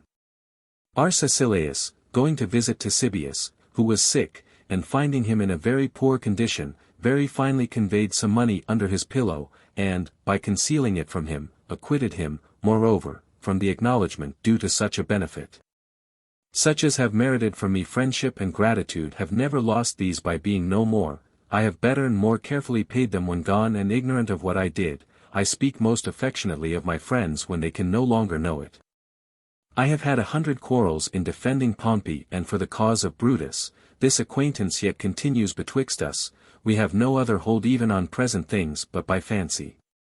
Finding myself of no use to this age, I throw myself back upon that other, and am so enamored of it, that the free, just, and flourishing state of that ancient Rome, for I neither love it in its birth nor its old age, interests and impassionates me. And therefore I cannot so often revisit the sites of their streets and houses, and those ruins profound even to the antipodes, that I am not interested in them. Is it by nature, or through error of fancy, that the sight of places which we know to have been frequented and inhabited by persons whose memories are recommended in story, moves us in some sort more than to hear a recital of their acts or to read their writings? Tanta vis admonitionis inest in locis, edii cadem in hac urb infinitum, quacumque enim ingredimer, in aliquam historiam vestigium ponimus. So great a power of reminiscence resides in places. And that truly in this city infinite, for which way soever we go, we find the traces of some story. 1187. It pleases me to consider their face, bearing, and vestments. I pronounce those great names betwixt my teeth, and make them ring in my ears. Ego illos venerer, eti tantis nominibus semper assurgo. I reverence them, and always rise to so great names. 1188. Of things that are in some part great and admirable, I admire even the common parts. I could wish to see them in familiar relations, walk and sup. It were ingratitude to condemn the relics and images of so many worthy and valiant men as I have seen live and die, and who, by their example, give us so many good instructions, knew we how to follow them. And, moreover, this very Rome that we now see, deserves to be beloved, so long and by so many titles allied to our crown, the only common and universal city. The sovereign magistrate that commands there is equally acknowledged elsewhere. 'Tis the metropolitan city of all the Christian nations. The Spaniard and Frenchman is there at home, to be a prince of that state. There needs no more but to be of Christendom wheresoever. There is no place upon earth that heaven has embraced with such an influence and constancy of favor. Her very ruins are grand and glorious. Laudandis preciosia ruinis. More precious from her glorious ruins. 1189. She yet in her very tomb retains the marks and images of empire. Ut pulam sit, uno in loco gadentis opus esse natrix. That it may be manifest that there is in one place the work of rejoicing nature. 1190. Some would blame and be angry at themselves to perceive themselves tickled with so vain a pleasure. Our humours are never too vain that are pleasant, let them be what they may, if they constantly content a man of common understanding. I could not have the heart to blame him. I am very much obliged to fortune, in that, to this very hour, she has offered me no outrage beyond what I was well able to bear. Is it not her custom to let those live in quiet by whom she is not importuned? Quanto quisque sibi plum negavit, a dies plum ferit, nil cupientium nudus castra pedo. Multa petentibus desunt multa. The more each man denies himself, the more the gods give him. Poor as I am, I seek the company of those who ask nothing. They who desire much will be deficient in much. 1191. If she continue her favor, she will dismiss me very well satisfied. Nihil supra deos lacesso. I trouble the gods no farther. 1192. But beware a shock, there are 1,000 who perish in the port. I easily comfort myself for what shall here happen when I shall be gone, present things trouble me enough. Fortuni citera mando. I leave the rest to fortune. 1193. Besides, I have not that strong obligation that they say ties men to the future, by the issue that succeeds to their name and honor, and peradventure, ought less to covet them, if they are to be so much desired. I am but too much tied to the world, and to this life, of myself. I am content to be in fortune's power by circumstances properly necessary to my being, without otherwise enlarging her jurisdiction over me. And have never thought that to be without children was a defect that ought to render life less complete or less contented. A sterile vocation has its conveniences too. Children are of the number of things that are not so much to be desired, especially now that it would be so hard to make them good. Bona jam nec nasi licet, ita corrupta bunt semina. Nothing good can be born now, the seed is so corrupt. 1194. And yet they are justly to be lamented by such as lose them when they have them. He who left me my house in charge, foretold that I was like to ruin it, considering my humor so little inclined to look after household affairs. But he was mistaken, for I am in the same condition now as when I first entered into it, or rather somewhat better, and yet without office or any place of profit.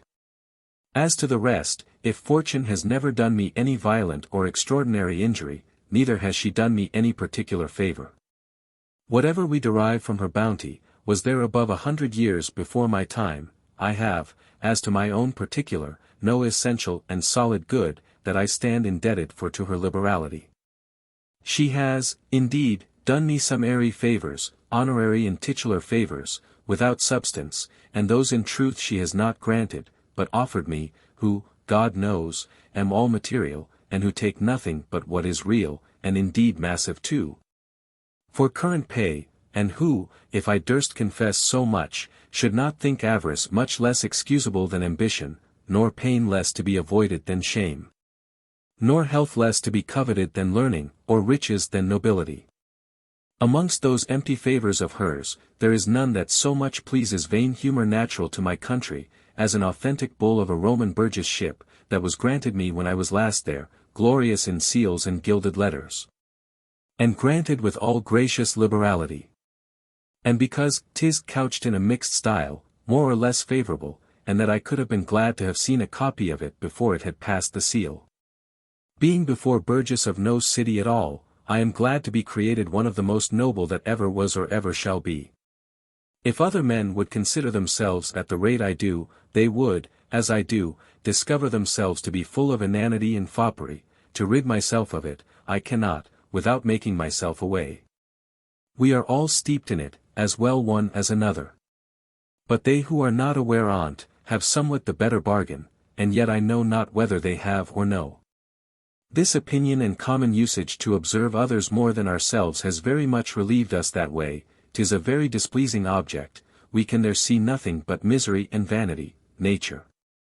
That we may not be dejected with the sight of our own deformities, has wisely thrust the action of seeing outward. We go forward with the current, but to turn back towards ourselves is a painful motion, so is the sea moved and troubled when the waves rush against one another. Observe, says every one, the motions of the heavens, of public affairs. Observe the quarrel of such a person, take notice of such a one's pulse, of such another's last will and testament. In sum, be always looking high or low, on one side, before or behind you.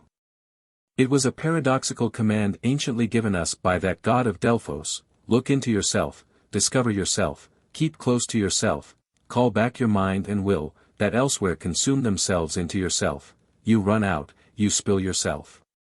Carry a more steady hand, men betray you, men spill you, men steal you from yourself. Dost thou not see that this world we live in keeps all its sight confined within, and its eyes open to contemplate itself? 'Tis always vanity for thee, both within and without, but 'tis less vanity when less extended. Excepting thee, O man, said that God, everything studies itself first, and has bounds to its labors and desires, according to its need. There is nothing so empty and necessitous as thou, who embracest the universe. Thou art the investigator without knowledge, the magistrate without jurisdiction, and, after all, the fool of the farce. Chapter 10. Of managing the will. Few things, in comparison of what commonly affect other men, move, or, to say better, possess me, for 'tis but reason they should concern a man, provided they do not possess him. I am very solicitous, both by study and argument, to enlarge this privilege of insensibility, which is in me naturally raised to a pretty degree, so that consequently I espouse and am very much moved with very few things. I have a clear sight enough, but I fix it upon very few objects. I have a sense delicate and tender enough, but an apprehension and application hard and negligent. I am very unwilling to engage myself. As much as in me lies, I employ myself wholly on myself, and even in that subject should rather choose to curb and restrain my affection from plunging itself over head and ears into it, it being a subject that I possess at the mercy of others, and over which fortune has more right than I.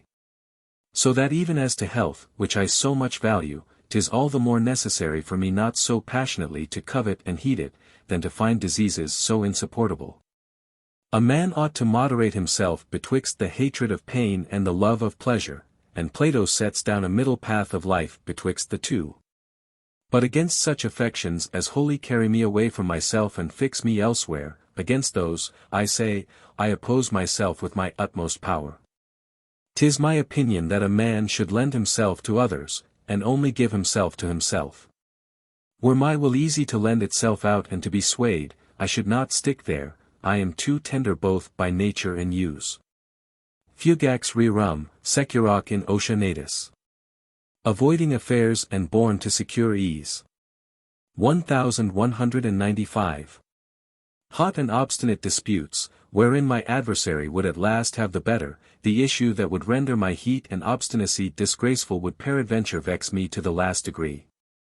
Should I set myself to it at the rate that others do, my soul would never have the force to bear the emotion and alarms of those who grasp at so much, it would immediately be disordered by this inward agitation.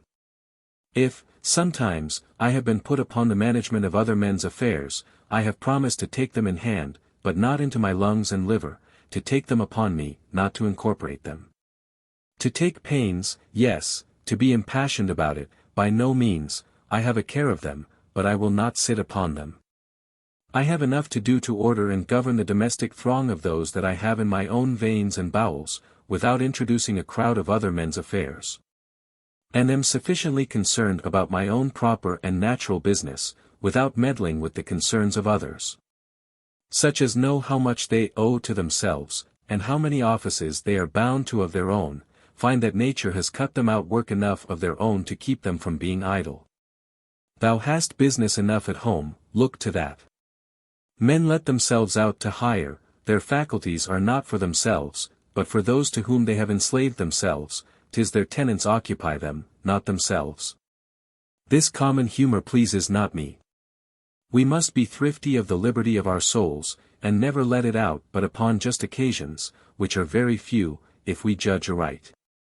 Do but observe such as have accustomed themselves to be at every one's call, they do it indifferently upon all, as well little as great, occasions, in that which nothing concerns them, as much as in what imports them most. They thrust themselves in indifferently wherever there is work to do and obligation, and are without life when not in tumultuous bustle. In negotia sunt, negotiae cause. They are in business for business sake. 1196. It is not so much that they will go, as it is that they cannot stand still, like a rolling stone that cannot stop till it can go no further. Occupation, with a certain sort of men, is a mark of understanding and dignity. Their souls seek repose in agitation, as children do by being rocked in a cradle. They may pronounce themselves as serviceable to their friends, as they are troublesome to themselves. No one distributes his money to others, but every one distributes his time and his life. There is nothing of which we are so prodigal as of these two things, of which to be thrifty would be both commendable and useful. I am of a quite contrary humor. I look to myself, and commonly covet with no great ardor what I do desire, and desire little, and I employ and busy myself at the same rate, rarely and temperately. Whatever they take in hand, they do it with their utmost will and vehemence. There are so many dangerous steps, that, for the more safety, we must a little lightly and superficially glide over the world, and not rush through it. Pleasure itself is painful in profundity.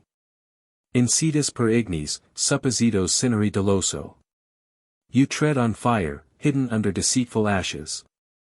1197. The Parliament of Bordeaux chose me mayor of their city at a time when I was at a distance from France 1198 and still more remote from any such thought. I entreated to be excused, but I was told by my friends that I had committed an error in so doing, and the greater because the king had, moreover, interposed his command in that affair. 'Tis an office that ought to be looked upon so much more honorable, as it has no other salary nor advantage than the bare honor of its execution. It continues 2 years, but may be extended by a second election, which very rarely happens.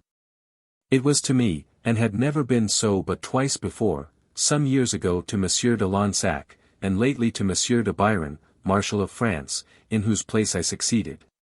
And, I left mine to Monsieur de Matignon, Marshal of France also, proud of so noble a fraternity. Uterque bonus pacis bellicae minister.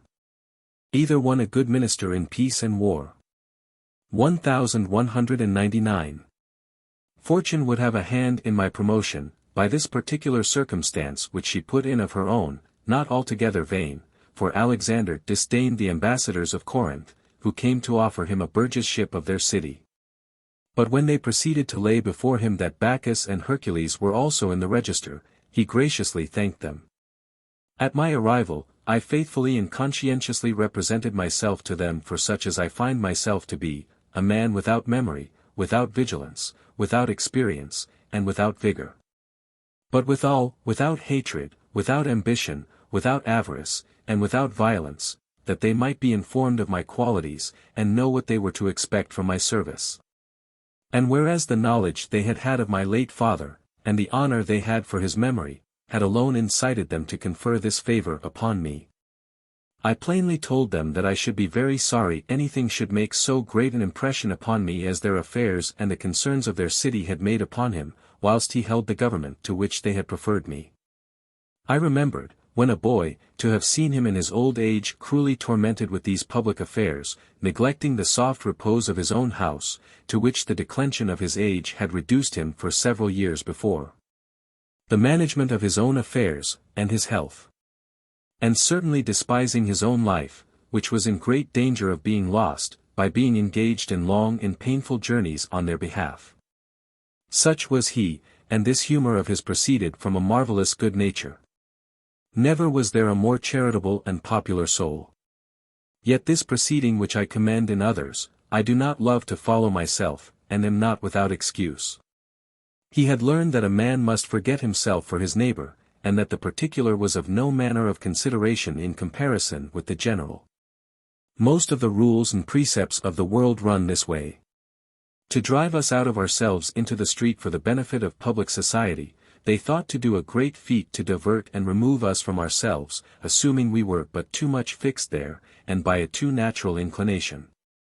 And have said all they could to that purpose, for 'tis no new thing for the sages to preach things as they serve, not as they are. Truth has its obstructions, inconveniences, and incompatibilities with us. We must often deceive that we may not deceive ourselves, and shut our eyes and our understandings to redress and amend them.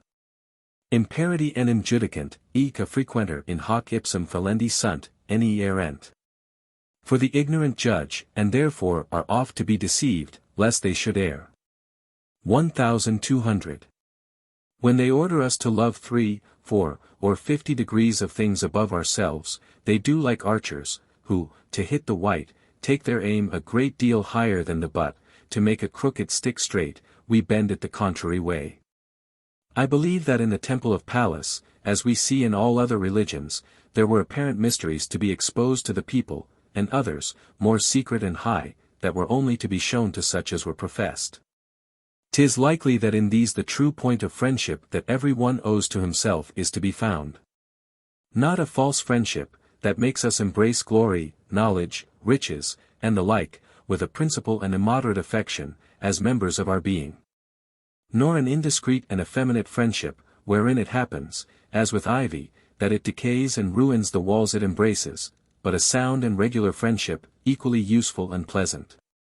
He who knows the duties of this friendship and practices them is truly of the cabinet of the Muses, and has attained to the height of human wisdom and of our happiness, such an one, exactly knowing what he owes to himself, will on his part find that he ought to apply to himself the use of the world and of other men. And to do this, to contribute to public society the duties and offices appertaining to him. He who does not in some sort live for others, does not live much for himself. Ca sibi amicus est, cito hunc amicum omnibus esse. He who is his own friend, is a friend to everybody else. 1201. The principal charge we have is, to every one his own conduct, and 'tis for this only that we here are. As he who should forget to live a virtuous and holy life, and should think he acquitted himself of his duty in instructing and training others up to it, would be a fool. Even so he who abandons his own particular healthful and pleasant living to serve others therewith, takes, in my opinion, a wrong and unnatural course.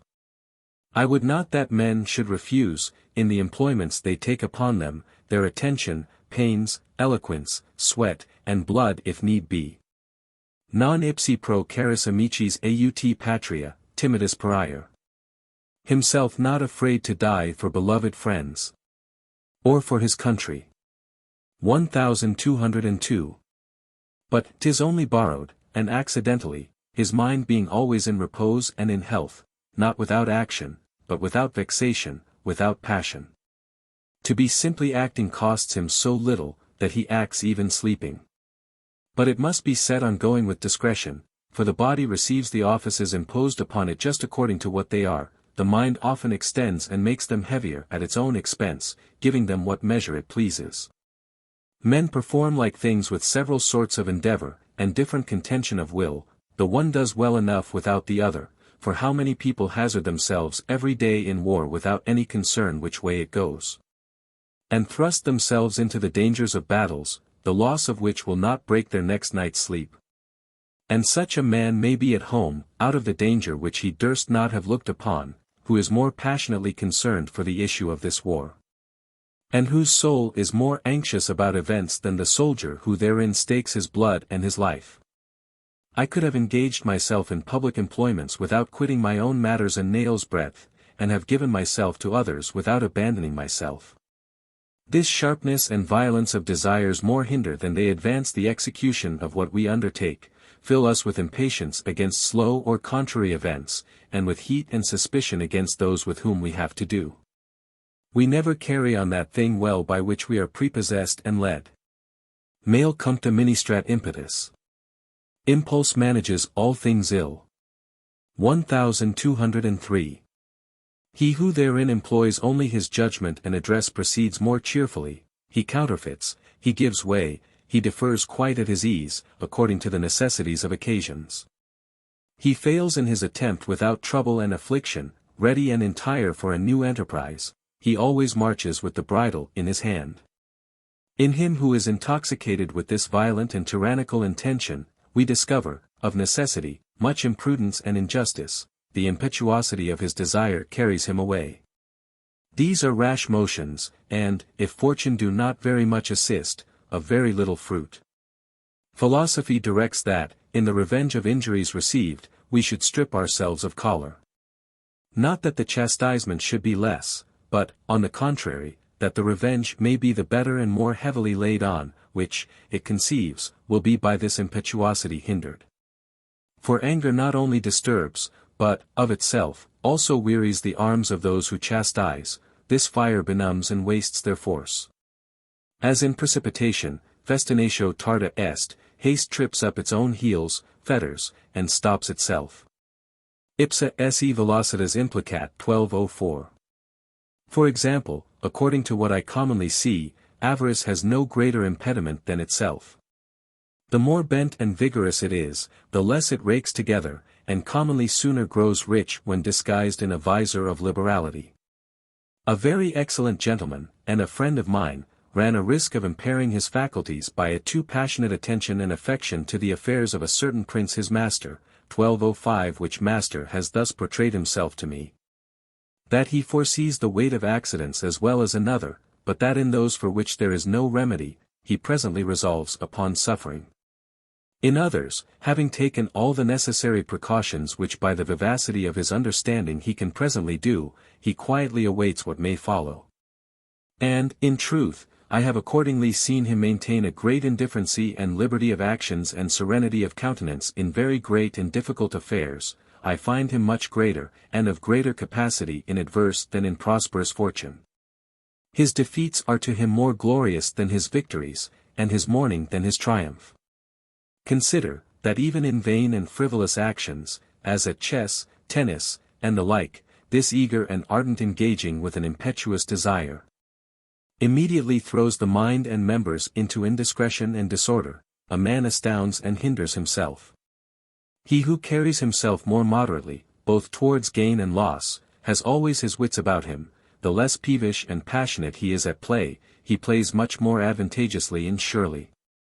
As to the rest, we hinder the mind's grasp and hold, in giving it so many things to seize upon. Some things we should only offer to it, tie it to others, and with others incorporate it.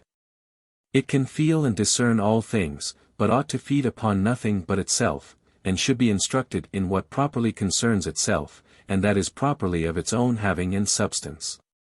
The laws of nature teach us what justly we need. After the sages have told us that no one is indigent according to nature, and that every one is so according to opinion, they very subtly distinguish betwixt the desires that proceed from her, and those that proceed from the disorder of our own fancy. Those of which we can see the end are hers. Those that fly before us, and of which we can see no end, are our own. The poverty of goods is easily cured. The poverty of the soul is irreparable. Nam si, quod satis est homini, id satis esse potset hoc sat erat, nunc, cum hoc non est, que credimus poro divicias ullas animum me explere pates. For if what is for man enough, could be enough, it were enough. But since it is not so, how can I believe that any wealth can give my mind content? 1206. Socrates, seeing a great quantity of riches, jewels, and furniture carried in pomp through his city, how many things, said he, I do not desire. 1207 Metrodorus lived on 12 ounces a day, Epicurus upon less. Metricles slept in winter abroad amongst sheep, in summer in the cloisters of churches. Sufficit ad id natura, quod possit. Nature suffices for what he requires. 1208. Cleanthes lived by the labor of his own hands, and boasted that Cleanthes, if he would, could yet maintain another Cleanthes. If that which nature exactly and originally requires of us for the conservation of our being be too little, as in truth what it is, and how good cheap life may be maintained, cannot be better expressed than by this consideration. That it is so little that by its littleness it escapes the gripe and shock of fortune, let us allow ourselves a little more. Let us call every one of our habits and conditions nature, let us rate and treat ourselves by this measure, let us stretch our appurtenances and accounts so far, for so far, I fancy, we have some excuse. Custom is a second nature, and no less powerful.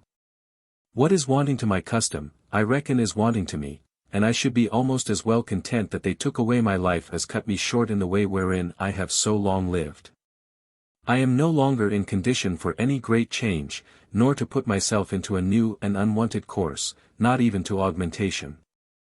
'Tis past the time for me to become other than what I am. And as I should complain of any great good hap that should now befall me, that it came not in time to be enjoyed. Quo mihi fortunas, si non conceditur uti. What is the good fortune to me, if it is not granted to me to use it? 1209. So should I complain of any inward acquisition. It were almost better never, than so late, to become an honest man, and well fit to live, when one has no longer to live. I, who am about to make my exit out of the world, would easily resign to any newcomer, who should desire it, all the prudence I am now acquiring in the world's commerce, after meat, mustard. I have no need of goods of which I can make no use. Of what use is knowledge to him who has lost his head?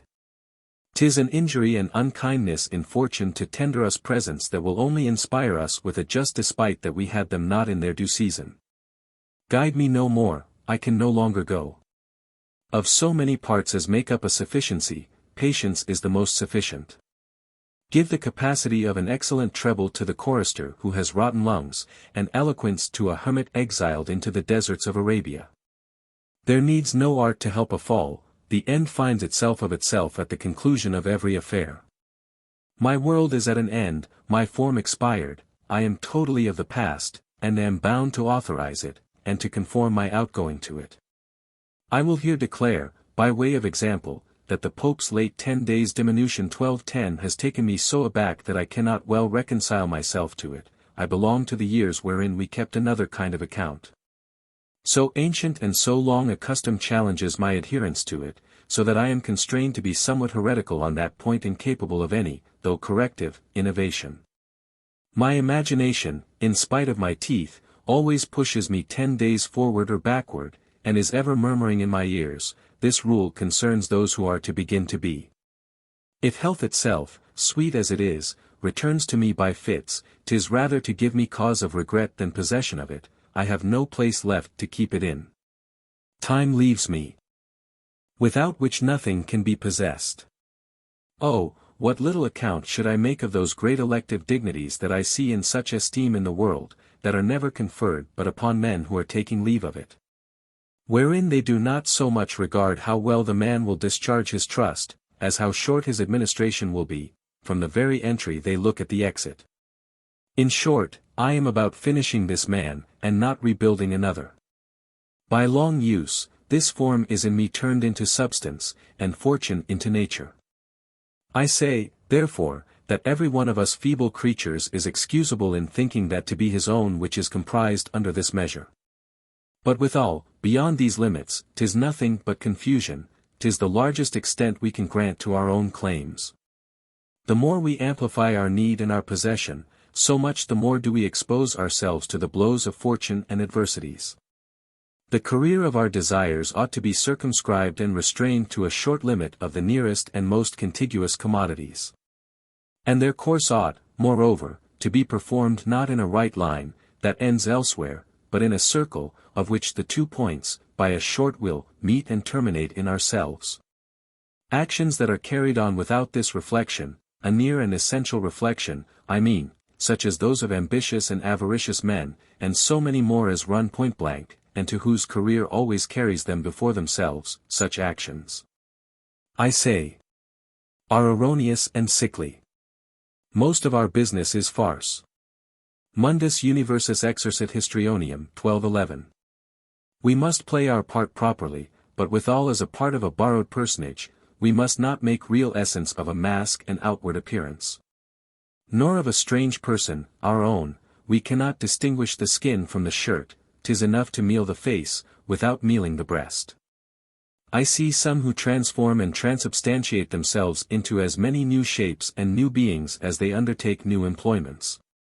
And who strut and fume even to the heart and liver, and carry their state along with them even to the close stool. I cannot make them distinguish the salutations made to themselves from those made to their commission, their train, or their mule. Tantum se fortunx permittent, etiam ut naturam dediscant.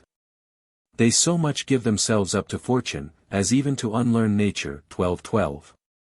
They swell and puff up their souls, and their natural way of speaking, according to the height of their magisterial place. The mayor of Bordeaux and Montaigne have ever been two by very manifest separation. Because one is an advocate or a financier, he must not ignore the knavery there is in such callings. An honest man is not accountable for the vice or absurdity of his employment, and ought not on that account refuse to take the calling upon him.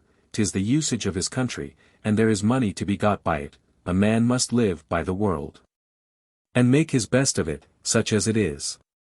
But the judgment of an emperor ought to be above his empire, and see and consider it as a foreign accident. And he ought to know how to enjoy himself apart from it, and to communicate himself as James and Peter, to himself, at all events. I cannot engage myself so deep and so entire. When my will gives me to anything, 'tis not with so violent an obligation that my judgment is infected with it. In the present broils of this kingdom, my own interest has not made me blind to the laudable qualities of our adversaries, nor to those that are reproachable in those men of our party. Others adore all of their own side. For my part, I do not so much as excuse most things in those of mine. A good work has never the worst grace with me for being made against me. The knot of the controversy excepted, I have always kept myself in equanimity and pure indifference. Nec extra necessitates belli praecipium odium gero. Nor bear particular hatred beyond the necessities of war. For which I am pleased with myself, and the more because I see others commonly fail in the contrary direction. Such as extend their anger and hatred beyond the dispute in question, as most men do, show that they spring from some other occasion and private cause. Like one who, being cured of an ulcer, has yet a fever remaining, by which it appears that the ulcer had another more concealed beginning. The reason is that they are not concerned in the common cause, because it is wounding to the state and general interest, but are only nettled by reason of their particular concern. This is why they are so especially animated, and to a degree so far beyond justice and public reason. Non tam omnia universi, quam ea, quae ad quemp pertinent, singuli carpabant. Every one was not so much angry against things in general, as against those that particularly concern himself. 12:13. I would have the advantage on our side, but if it be not, I shall not run mad. I am heartily for the right party. But I do not want to be taken notice of as an especial enemy to others, and beyond the general quarrel. I marvelously challenge this vicious form of opinion. He is of the League because he admires the graciousness of Monsieur de Guise. He is astonished at the King of Navarre's energy, therefore he is a Huguenot. He finds this to say of the manners of the king, he is therefore seditious in his heart. And I did not grant to the magistrate himself that he did well in condemning a book because it had placed a heretic 1214 amongst the best poets of the time. Shall we not dare to say of a thief that he has a handsome leg? If a woman be a strumpet, must it needs follow that she has a foul smell? Did they in the wisest ages revoke the proud title of Capitolinus they had before conferred on Marcus Manlius as conservator of religion and the public liberty, and stifle the memory of his liberality, his feats of arms, and military recompenses granted to his valor, because he, afterwards aspired to the sovereignty, to the prejudice of the laws of his country? If we take a hatred against an advocate, he will not be allowed the next day to be eloquent. I have elsewhere spoken of the zeal that pushed on worthy men to the like faults. For my part, I can say, such an one does this thing ill, and another thing virtuously and well. So in the prognostication or sinister events of affairs they would have every one in his party blind or a blockhead, and that our persuasion and judgment should subserve and not truth, but to the project of our desires. I should rather incline towards the other extreme, so much I fear being suborned by my desire, to which may be added that I am a little tenderly distrustful of things that I wish. I have in my time seen wonders in the indiscreet and prodigious facility of people in suffering their hopes and belief to be led and governed, which way best pleased and served their leaders, despite 100 mistakes one upon another. Despite mere dreams and phantasms. I no more wonder at those who have been blinded and seduced by the fooleries of Apollonius and Mahomet. Their sense and understanding are absolutely taken away by their passion. Their discretion has no more any other choice than that which smiles upon them and encourages their cause. I had principally observed this in the beginning of our intestine distempers. That other, which has sprung up since, in imitating, has surpassed it, by which I am satisfied that it is a quality inseparable from popular errors. After the first, that rolls, opinions drive on one another like waves with the wind. A man is not a member of the body, if it be in his power to forsake it, and if he do not roll the common way. But, doubtless, they wrong the just side when they go about to assist it with fraud. I have ever been against that practice. 'Tis only fit to work upon weak heads. For the sound, there are surer and more honest ways to keep up their courage and to excuse adverse accidents. Heaven never saw a greater animosity than that betwixt Caesar and Pompey, nor ever shall. And yet I observe, methinks, in those brave souls, a great moderation towards one another. It was a jealousy of honor and command, which did not transport them to a furious and indiscreet hatred. And was without malignity and detraction. In their hottest exploits upon one another, I discover some remains of respect and goodwill, and am therefore of opinion that, had it been possible, each of them would rather have done his business without the ruin of the other than with it.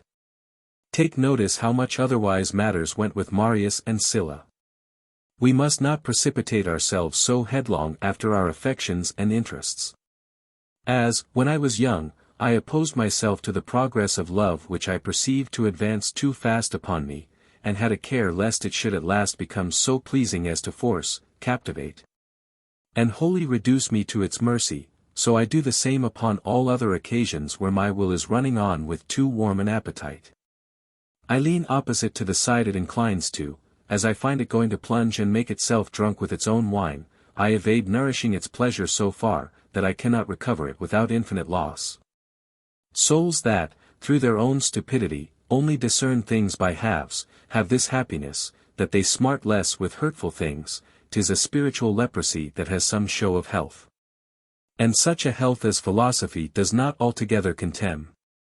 But yet we have no reason to call it wisdom, as we often do. And after this manner some one anciently mocked Diogenes, who, in the depth of winter and quite naked, went embracing an image of snow for a trial of his endurance. The other seeing him in this position, "Art thou now very cold?" said he. "Not at all," replied Diogenes. "Why, then," pursued the other, "what difficult and exemplary thing dost thou think thou doest in embracing that snow? To take a true measure of constancy, one must necessarily know what the suffering is. But souls that are to meet with adverse events and the injuries of fortune, in their depth and sharpness, that are to weigh and taste them according to their natural weight and bitterness. Let such show their skill in avoiding the causes and diverting the blow. What did King Cotys do? He paid liberally for the rich and beautiful vessel that had been presented to him, but, seeing it was exceedingly brittle, he immediately broke it betimes, to prevent so easy a matter of displeasure against his servants. In like manner, I have willingly avoided all confusion in my affairs, and never coveted to have my estate contiguous to those of my relations, and such with whom I coveted a strict friendship. For thence matter of unkindness and falling out often proceeds.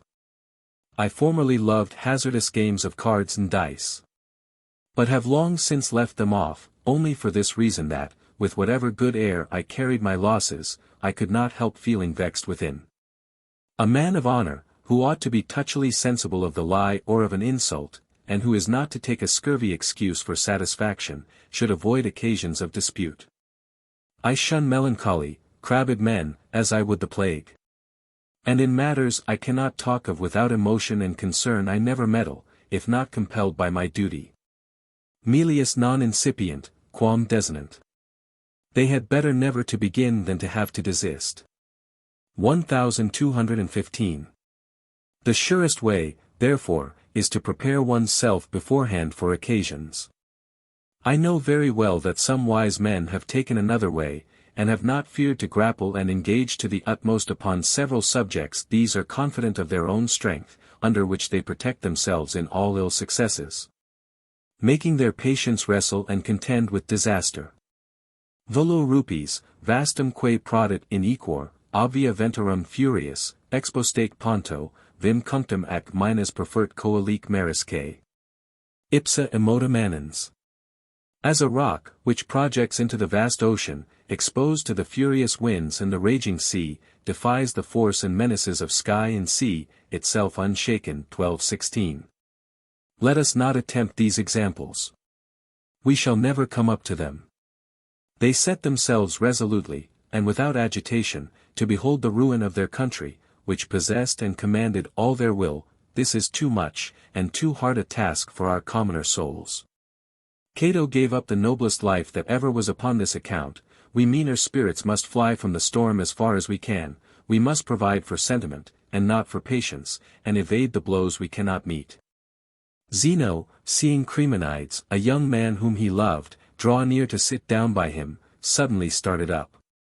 And Cleanthes demanding of him the reason why he did so, I hear, said he, that physicians especially order repose, and forbid emotion in all tumors. Socrates does not say, do not surrender to the charms of beauty. Stand your ground, and do your utmost to oppose it. Fly it, says he, shun the fight and encounter of it, as of a powerful poison that darts and wounds at a distance. And his good disciple, feigning or reciting, but, in my opinion, rather reciting than feigning, the rare perfections of the great Cyrus, makes him distrustful of his own strength to resist the charms of the divine beauty of that illustrious Panthea. His captive, and committing the visiting and keeping her to another, who could not have so much liberty as himself. And the Holy Ghost in like manner. Ne nos inducas in temptationem.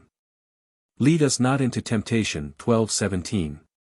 We do not pray that our reason may not be combated and overcome by concupiscence, but that it should not be so much as tried by it. That we should not be brought into a state wherein we are so much as to suffer the approaches, solicitations, and temptations of sin, and we beg of Almighty God to keep our consciences quiet, fully and perfectly delivered from all commerce of evil. Such as say that they have reason for their revenging passion, or any other sort of troublesome agitation of mind, often say true, as things now are. But not as they were, they speak to us when the causes of their error are by themselves nourished and advanced. But look backward, recall these causes to their beginning, and there you will put them to a nonplus. Will they have their faults less, for being of longer continuance, and that of an unjust beginning, the sequel can be just? Whoever shall desire the good of his country, as I do, without fretting or pining himself, will be troubled, but will not swoon to see it threatening either its own ruin, or a no less ruinous continuance. Poor vessel, that the waves, the winds, and the pilot toss and steer to so contrary designs.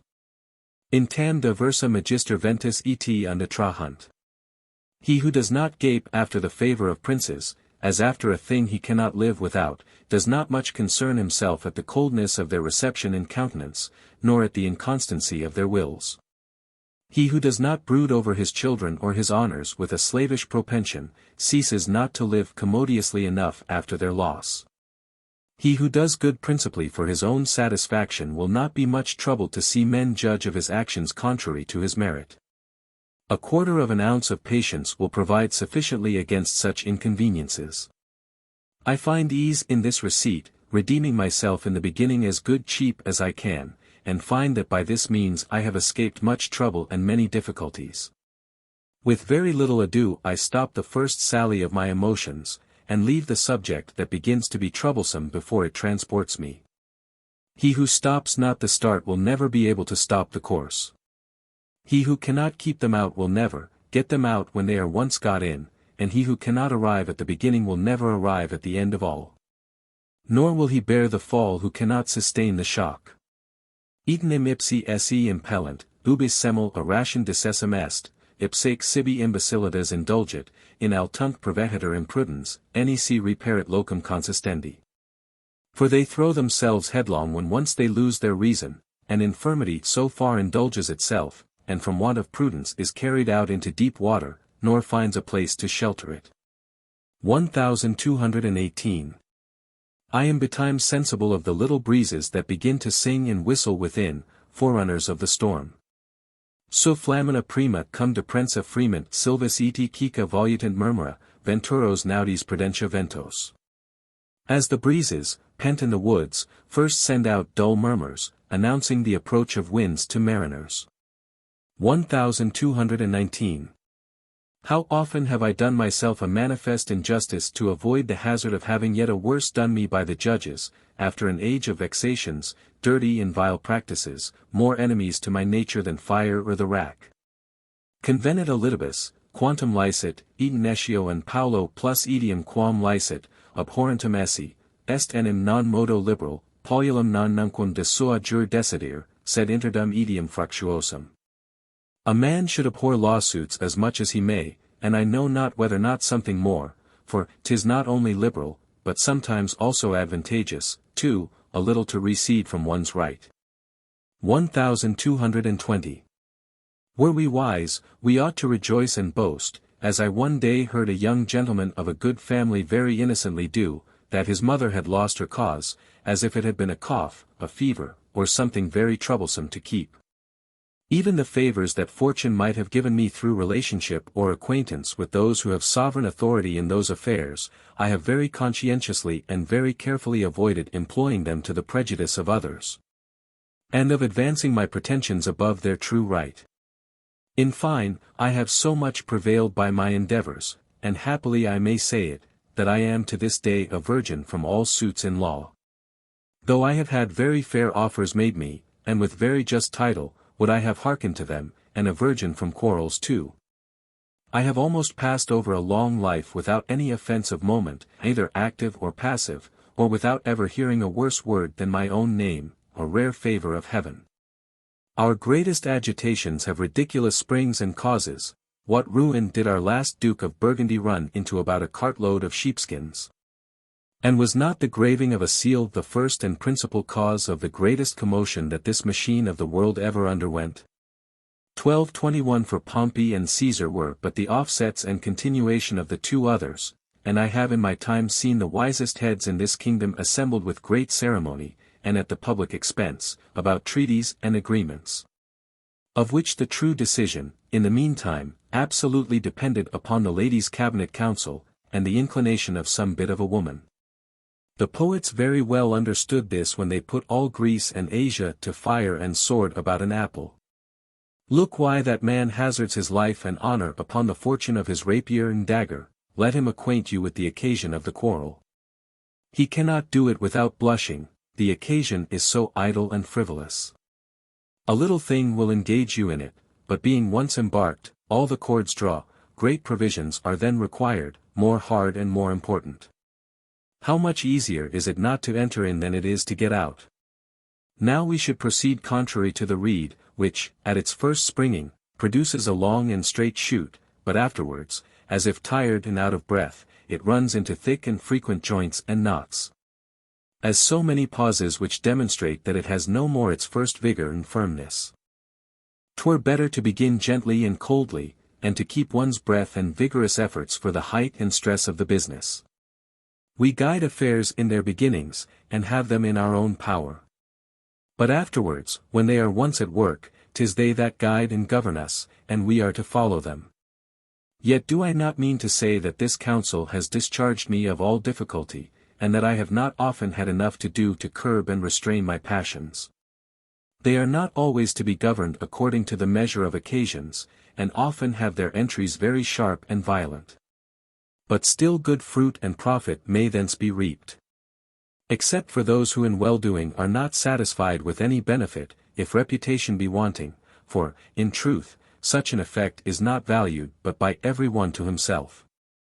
You are better contented, but not more esteemed, seeing you reformed yourself before you got into the whirl of the dance, or that the provocative matter was in sight. Yet not in this only, but in all other duties of life also, the way of those who aim at honor is very different from that they proceed by, who propose to themselves order and reason. I find some who rashly and furiously rush into the lists and cool in the course.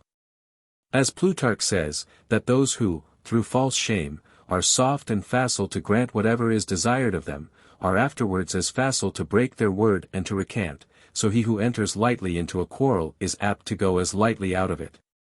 The same difficulty that keeps me from entering into it, would, when once hot and engaged in quarrel, incite me to maintain it with great obstinacy and resolution. 'Tis the tyranny of custom, when a man is once engaged. He must go through with it, or die. Undertake coolly, said Bias, but pursue with ardor. For want of prudence, men fall into want of courage, which is still more intolerable. Most accommodations of the quarrels of these days of ours are shameful and false. We only seek to save appearances, and in the meantime betray and disavow our true intentions. We salve over the fact. We know very well how we said the thing, and in what sense we spoke it, and the company know it, and our friends whom we have wished to make sensible of our advantage. Understand it well enough too, 'tis at the expense of our frankness and of the honor of our courage, that we disown our thoughts, and seek refuge in falsities, to make matters up. We give ourselves the lie, to excuse the lie we have given to another. You are not to consider if your word or action may admit of another interpretation. 'Tis your own true and sincere interpretation, your real meaning in what you said or did, that you are thenceforward to maintain, whatever it cost you. Men speak to your virtue and conscience, which are not things to be put under a mask. Let us leave these pitiful ways and expedients to the jugglers of the law. The excuses and reparations that I see every day made and given to repair indiscretion, seem to me more scandalous than the indiscretion itself. It were better to affront your adversary a second time than to offend yourself by giving him so unmanly a satisfaction. You have braved him in your heat and anger, and you would flatter and appease him in your cooler and better sense. And by that means lay yourself lower and at his feet, whom before you pretended to overtop. I do not find anything a gentleman can say so vicious in him as unsaying what he has said is infamous, when to unsay it is authoritatively extracted from him, forasmuch as obstinacy is more excusable in a man of honor than pusillanimity. Passions are as easy for me to evade, as they are hard for me to moderate. Excidentur facilius amo, quam temperantur. They are more easily to be eradicated than governed. He who cannot attain the noble stoical impassibility, let him secure himself in the bosom of this popular stolidity of mine. What they performed by virtue, I inure myself to do by temperament. The middle region harbors storms and tempests. The two extremes, of philosophers and peasants, concur in tranquility and happiness. Felix, capituit rerum cognoscere causas, ac metus omnes eti inexorable fatum subjacit pedibus, strepitumque accurantis avari. Fortunatus ideal, deos cannavit agrestes, panac, sylvanumque sinum, nymphask sorors. Happy is he who could discover the causes of things, and place under his feet all fears and inexorable fate, and the sound of rapacious Acheron. He is blessed who knows the country gods, and Pan, and old Sylvanus, and the sister nymphs. 1222. The births of all things are weak and tender, and therefore we should have our eyes intent on beginnings, for as when, in its infancy, the danger is not perceived, so when it is grown up, the remedy is as little to be found. I had every day encountered a million of crosses, harder to digest in the progress of ambition, than it has been hard for me to curb the natural propension that inclined me to it. Jur perhorui lath conspicuum tolera verticem. I ever justly feared to raise my head too high. 1223. All public actions are subject to uncertain and various interpretations, for too many heads judge of them. Some say of this civic employment of mine, and I am willing to say a word or two about it, not that it is worth so much, but to give an account of my manners in such things. That I have behaved myself in it as a man who is too supine and of a languid temperament. And they have some color for what they say. I endeavored to keep my mind and my thoughts in repose. Cum semper natura, tum etiam etate jam quietus. As being always quiet by nature, so also now by age. 1224. And if they sometimes lash out upon some rude and sensible impression, 'tis in truth without my advice. Yet from this natural heaviness of mine, men ought not to conclude a total inability in me, for want of care and want of sense are two very different things. And much less any unkindness or ingratitude towards that corporation who employed the utmost means they had in their power to oblige me, both before they knew me and after. And they did much more for me in choosing me anew than in conferring that honor upon me at first. I wish them all imaginable good, and assuredly had occasion been, there is nothing I would have spared for their service. I did for them as I would have done for myself. 'Tis a good, warlike, and generous people, but capable of obedience and discipline, and of whom the best use may be made, if well guided. They say also that my administration passed over without leaving any mark or trace. Good. They moreover accuse my cessation in a time when everybody almost was convicted of doing too much. I am impatient to be doing where my will spurs me on. But this itself is an enemy to perseverance. Let him who will make use of me according to my own way, employ me in affairs where vigor and liberty are required, where a direct, short, and, moreover, a hazardous conduct are necessary. I may do something, but if it must be long, subtle, laborious, artificial and intricate, he had better call in somebody else. All important offices are not necessarily difficult. I came prepared to do somewhat rougher work, had there been great occasion, for it is in my power to do something more than I do, or than I love to do. I did not, to my knowledge, omit anything that my duty really required. I easily forgot those offices that ambition mixes with duty and palliates with its title. These are they that, for the most part, fill the eyes and ears, and give men the most satisfaction, not the thing but the appearance contents them. If they hear no noise, they think men sleep. My humor is no friend to tumult.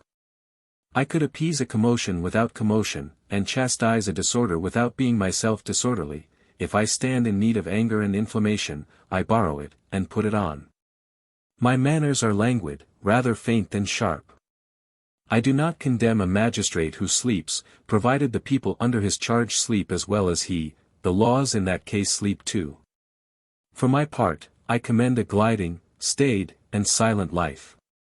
Nec submissum eti objectum, nec esse effrentem. Neither subject and abject, nor obtrusive. 1225. My fortune will have it so. I am descended from a family that has lived without luster or tumult, and, time out of mind, particularly ambitious of a character for probity. Our people nowadays are so bred up to bustle and ostentation, that good nature, moderation, equability, constancy, and such like quiet and obscure qualities, are no more thought on or regarded. Rough bodies make themselves felt. The smooth are imperceptibly handled, sickness is felt, health little or not at all, no more than the oils that foment us, in comparison of the pains for which we are fomented. 'Tis acting for one's particular reputation and profit, not for the public good, to refer that to be done in the public squares which one may do in the council chamber, and to noonday what might have been done the night before. And to be jealous to do that himself which his colleague can do as well as he, so were some surgeons of Greece wont to perform their operations upon scaffolds in the sight of the people, to draw more practice and profit. They think that good rules cannot be understood but by the sound of trumpet. Ambition is not a vice of little people, nor of such modest means as ours. One said to Alexander, "Your father will leave you a great dominion, easy and pacific."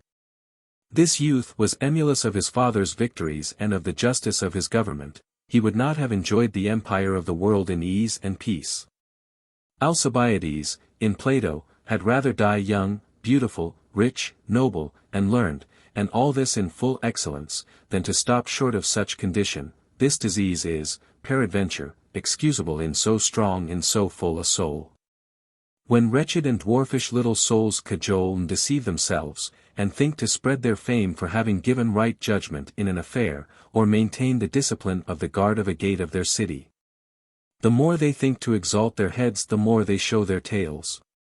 This little well-doing has neither body nor life, it vanishes in the first mouth, and goes no further than from one street to another. Talk of it by all means to your son or your servant, like that old fellow who, having no other auditor of his praises nor approver of his valor, boasted to his chambermaid, crying, "O Perit, what a brave, clever man hast thou for thy master." At the worst, talk of it to yourself, like a counselor of my acquaintance, who, having disgorged a whole cartful of law jargon with great heat and as great folly, coming out of the council chamber to make water, was heard very complacently to mutter betwixt his teeth, "Non nobis, Domini, non nobis, sed nomini tua de gloriam." Not unto us, O Lord, not to us, but unto thy name be the glory. 1226. He who gets it of nobody else, let him pay himself out of his own purse. Fame is not prostituted at so cheap a rate. Rare and exemplary actions, to which it is due, would not endure the company of this prodigious crowd of petty daily performances. Marble may exalt your titles, as much as you please, for having repaired a rod of wall or cleansed a public sewer, but not men of sense. Renown does not follow all good deeds, if novelty and difficulty be not conjoined. Nay, so much as mere esteem, according to the Stoics, is not due to every action that proceeds from virtue, nor will they allow him bear thanks who, out of temperance, abstains from an old blear-eyed crone. Those who have known the admirable qualities of Scipio Africanus, deny him the glory that Panetius attributes to him, of being abstinent from gifts, as a glory not so much his as that of his age. We have pleasures suitable to our lot. Let us not usurp those of grandeur, our own are more natural, and by so much more solid and sure, as they are lower. If not for that of conscience, yet at least for ambition's sake, let us reject ambition. Let us disdain that thirst of honor and renown, so low and mendicant, that it makes us beg it of all sorts of people. Quae est istilausque, possit e micello pedi? What praise is that which is to be got in the marketplace, meat market? 1227. By abject means, and at what cheap rate soever, 'tis dishonor to be so honored. Let us learn to be no more greedy, than we are capable, of glory. To be puffed up with every action that is innocent or of use, is only for those with whom such things are extraordinary and rare, they will value it as it costs them. The more a good effect makes a noise, the more do I abate of its goodness, as I suspect that it was more performed for the noise, than upon account of the goodness. Exposed upon the stall, 'tis half sold. Those actions have much more grace and lustre, that slip from the hand of him that does them, negligently and without noise, and that some honest man thereafter finds out and raises from the shade, to produce it to the light upon its own account. Mihi cadem laudabiliora videnter omnia, quae sine venditation, e sine populo test fiant. All things truly seem more laudable to me that are performed without ostentation, and without the testimony of the people. 1228. Says the most ostentatious man that ever lived. I had but to conserve and to continue, which are silent and insensible effects, innovation is of great lustre. But 'tis interdicted in this age, when we are pressed upon and have nothing to defend ourselves from but novelties. To forbear doing is often as generous as to do, but 'tis less in the light, and the little good I have in me is of this kind. In fine, occasions in this employment of mine have been confederate with my humor, and I heartily thank them for it. Is there any who desires to be sick, that he may see his physician at work? And would not the physician deserve to be whipped who should wish the plague amongst us, that he might put his art in practice? I have never been of that wicked humor, and common enough, to desire that troubles and disorders in this city should elevate and honor my government. I have ever heartily contributed all I could to their tranquility and ease.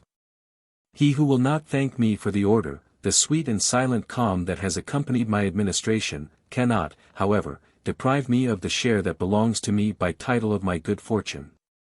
And I am of such a composition, that I would as willingly be lucky as wise, and had rather owe my successes purely to the favor of Almighty God, than to any operation of my own. I had sufficiently published to the world my unfitness for such public offices, but I have something in me yet worse than incapacity itself. Which is, that I am not much displeased at it, and that I do not much go about to cure it, considering the course of life that I have proposed to myself. Neither have I satisfied myself in this employment. But I have very near arrived at what I expected from my own performance, and have much surpassed what I promised them with whom I had to do, for I am apt to promise something less than what I am able to do, and than what I hope to make good. I assure myself that I have left no offense or hatred behind me, to leave regret or desire for me amongst them. I at least know very well that I never much aimed at it. Min huic confidere monstro. Min solus placidi voltum, fluctus quietos ignorare. Should I place confidence in this monster? Should I be ignorant of the dangers of that seeming placid sea, those now quiet waves? 1229. Chapter 11. Of Cripples. 'Tis now 2 or 3 years ago that they made the year 10 days shorter in France. 1230. How many changes may we expect should follow this reformation? It was really moving heaven and earth at once. Yet nothing for all that stirs from its place. My neighbors still find their seasons of sowing and reaping, the opportunities of doing their business, the hurtful and propitious days, dust at the same time where they had, time out of mind, assigned them. There was no more error perceived in our old use, than there is amendment found in the alteration, so great an uncertainty there is throughout, so gross, obscure, and obtuse is our perception. 'Tis said that this regulation might have been carried on with less inconvenience, by subtracting for some years, according to the example of Augustus, the bissextile, which is in some sort a day of impediment and trouble. Till we had exactly satisfied this debt, the which itself is not done by this correction, and we yet remain some days in arrear, and yet, by this means, such order might be taken for the future. Arranging that after the revolution of such or such a number of years, the supernumerary day might be always thrown out, so that we could not, henceforward, err above 24 hours in our computation. We have no other account of time but years, the world has for many ages made use of that only. And yet it is a measure that to this day we are not agreed upon, and one that we still doubt what form other nations have variously given to it, and what was the true use of it. What does this saying of some mean, that the heavens in growing old bow themselves down nearer towards us, and put us into an uncertainty even of hours and days? And that which Plutarch says of the months, that astrology had not in his time determined as to the motion of the moon, what a fine condition are we in to keep records of things past. I was just now ruminating, as I often do, what a free and roving thing human reason is. I ordinarily see that men, in things propounded to them, more willingly study to find out reasons than to ascertain truth. They slip over presuppositions, but are curious in examination of consequences. They leave the things, and fly to the causes. Pleasant talkers. The knowledge of causes only concerns him who has the conduct of things. Not us, who are merely to undergo them, and who have perfectly full and accomplished use of them, according to our need, without penetrating into the original and essence. Wine is none the more pleasant to him who knows its first faculties. On the contrary, both the body and the soul interrupt and weaken the right they have of the use of the world and of themselves, by mixing with it the opinion of learning. Effects concern us, but the means not at all. To determine and to distribute appertain to superiority and command, as it does to subjection to accept. Let me reprehend our custom. They commonly begin thus, how is such a thing done? Whereas they should say, is such a thing done? Our reason is able to create 100 other worlds, and to find out the beginnings and contexture. It needs neither matter nor foundation, let it but run on, it builds as well in the air as on the earth, and with inanity as well as with matter. Der pondus idonia fumo. Able to give weight to smoke. 1231. I find that almost throughout we should say, there is no such thing, and should myself often make use of this answer, but I dare not, for they cry that it is an evasion produced from ignorance and weakness of understanding. And I am fain, for the most part, to juggle for company, and prate of frivolous subjects and tales that I believe not a word of. Besides that, in truth, 'tis a little rude and quarrelsome flatly to deny a stated fact. And few people but will affirm, especially in things hard to be believed, that they have seen them, or at least will name witnesses whose authority will stop our mouths from contradiction.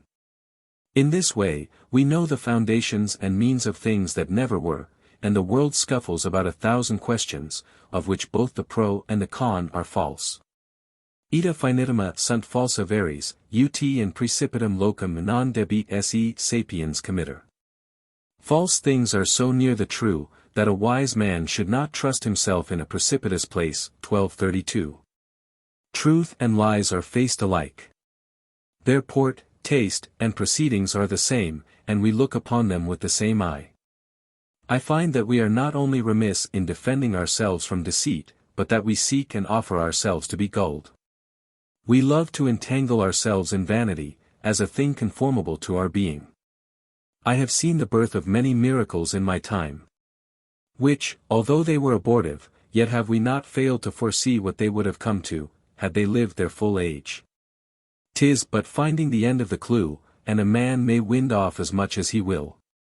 And there is a greater distance betwixt nothing and the least thing in the world than there is betwixt this and the greatest. Now the first that are imbued with this beginning of novelty, when they set out with their tale, find, by the oppositions they meet with, where the difficulty of persuasion lies, and so cock up that place with some false piece. 1233. Besides that, incita hominibus libido allendi de industria rumors. Men having a natural desire to nourish reports. 1234. We naturally make a conscience of restoring what has been lent us, without some usury and accession of our own. The particular error first makes the public error, and afterwards, in turn, the public error makes the particular one. And thus all this vast fabric goes forming and piling itself up from hand to hand, so that the remotest witness knows more about it than those who were nearest, and the last informed is better persuaded than the first. 'Tis a natural progress.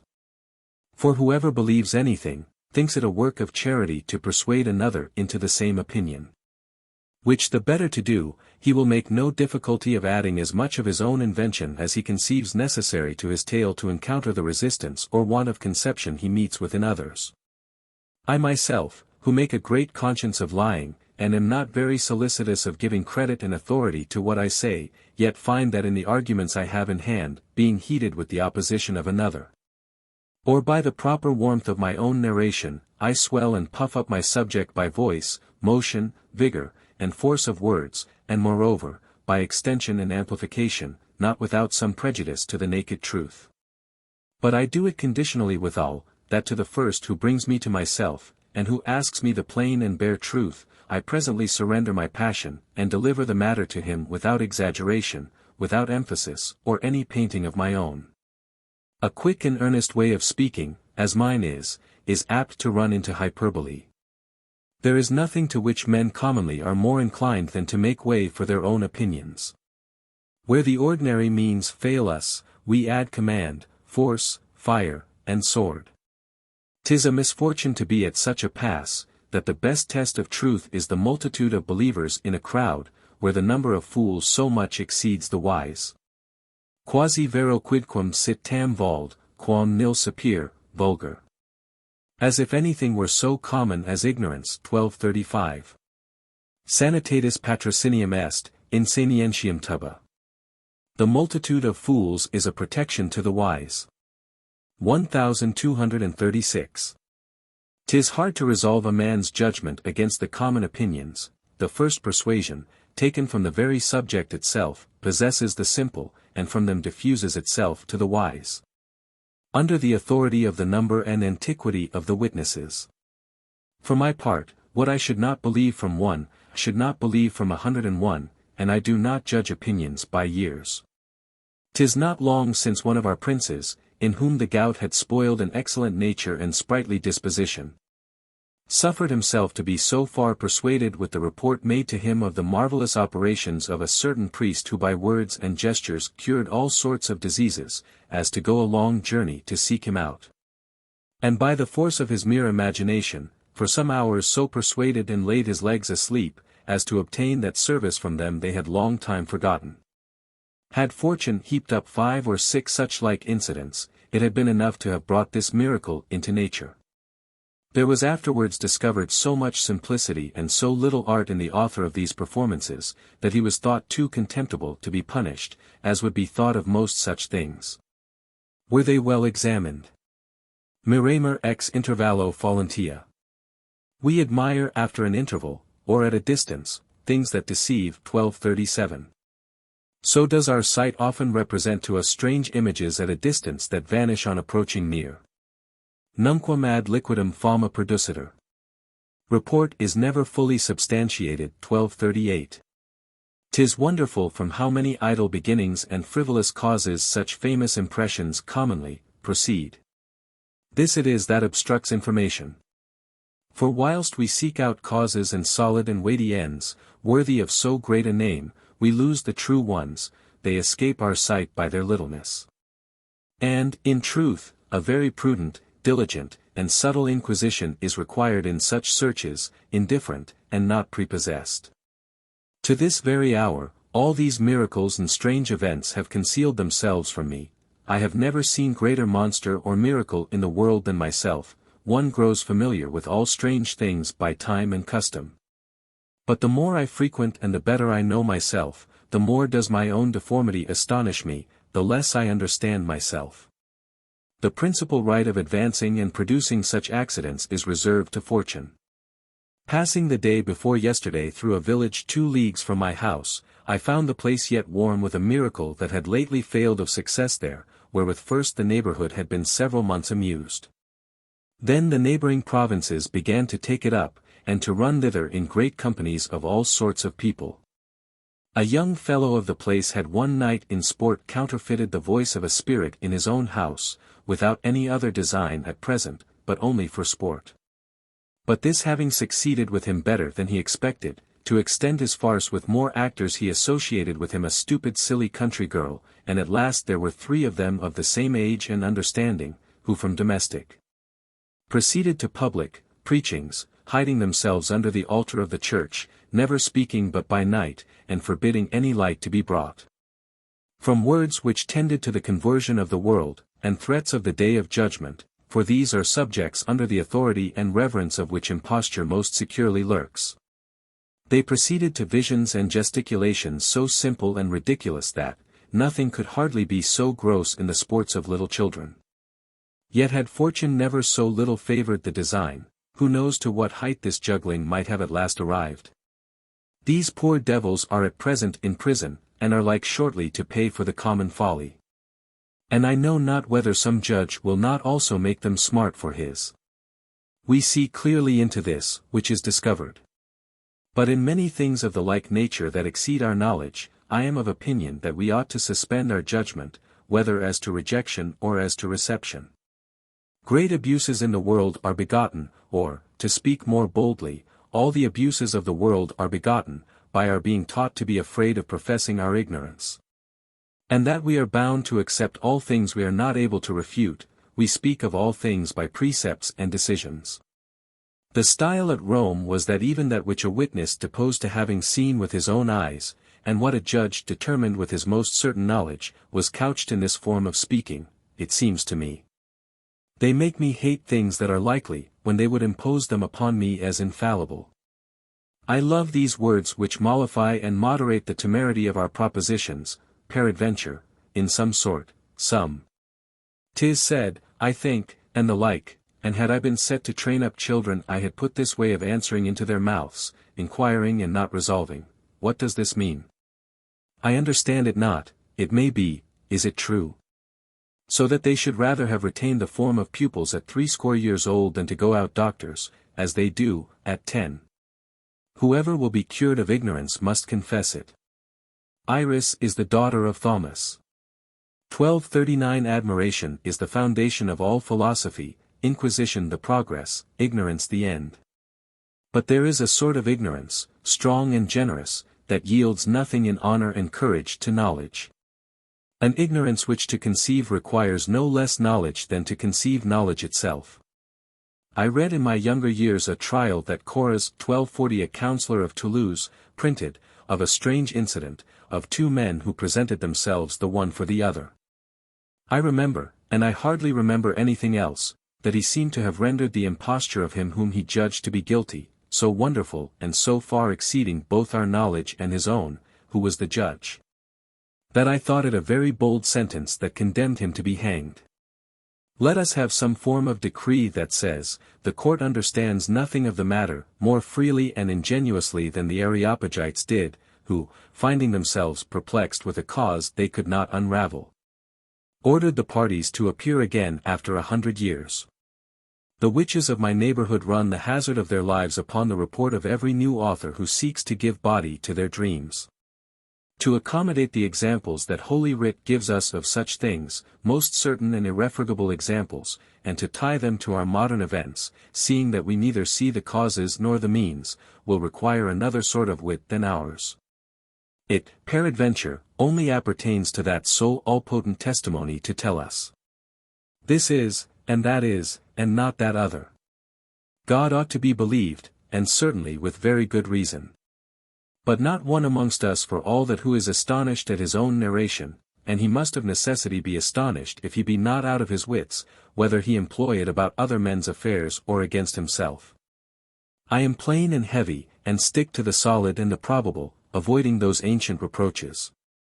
Majorum fidem homines adhabent iis, quae non intelligant, Cupidine humani ingenii libentius obscura creduntur. Men are most apt to believe what they least understand, and from the acquisitiveness of the human intellect, obscure things are more easily credited. 1241.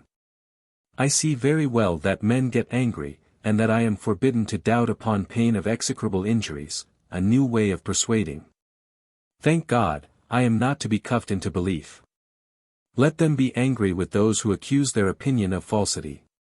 I only accuse it of difficulty and boldness, and condemn the opposite affirmation equally, if not so imperiously, with them. He who will establish this proposition by authority and huffing discovers his reason to be very weak. For a verbal and scholastic altercation let them have as much appearance as their contradictors. Videantur sane, non affirmantur modo. They may indeed appear to be, let them not be affirmed, let them state the probabilities, but not affirm. 1242. But in the real consequence they draw from it these have much the advantage. To kill men, a clear and strong light is required, and our life is too real and essential to warrant these supernatural and fantastic accidents. As to drugs and poisons, I throw them out of my count, as being the worst sort of homicides, yet even in this, 'tis said, that men are not always to rely upon the personal confessions of these people. For they have sometimes been known to accuse themselves of the murder of persons who have afterwards been found living and well. In these other extravagant accusations, I should be apt to say, that it is sufficient a man, what recommendations soever he may have, be believed as to human things. But of what is beyond his conception, and of supernatural effect, he ought then only to be believed when authorized by a supernatural approbation. The privilege it has pleased Almighty God to give to some of our witnesses, ought not to be lightly communicated and made cheap. I have my ears battered with 1,000 such tales as these. 3 persons saw him such a day in the east, 3, the next day in the west, at such an hour, in such a place, and in such habit. Assuredly I should not believe it myself. How much more natural and likely do I find it that 2 men should lie than that 1 man in 12 hours' time should fly with the wind from east to west? How much more natural that our understanding should be carried from its place by the volubility of our disordered minds, than that one of us should be carried by a strange spirit upon a broomstaff, flesh and bones as we are, up the shaft of a chimney? Let not us seek illusions from without and unknown, we who are perpetually agitated with illusions domestic and our own. Methinks one is pardonable in disbelieving a miracle, at least, at all events where one can elude its verification as such, by means not miraculous, and I am of St. Augustine's opinion, that 'tis better to lean towards doubt than assurance, in things hard to prove and dangerous to believe.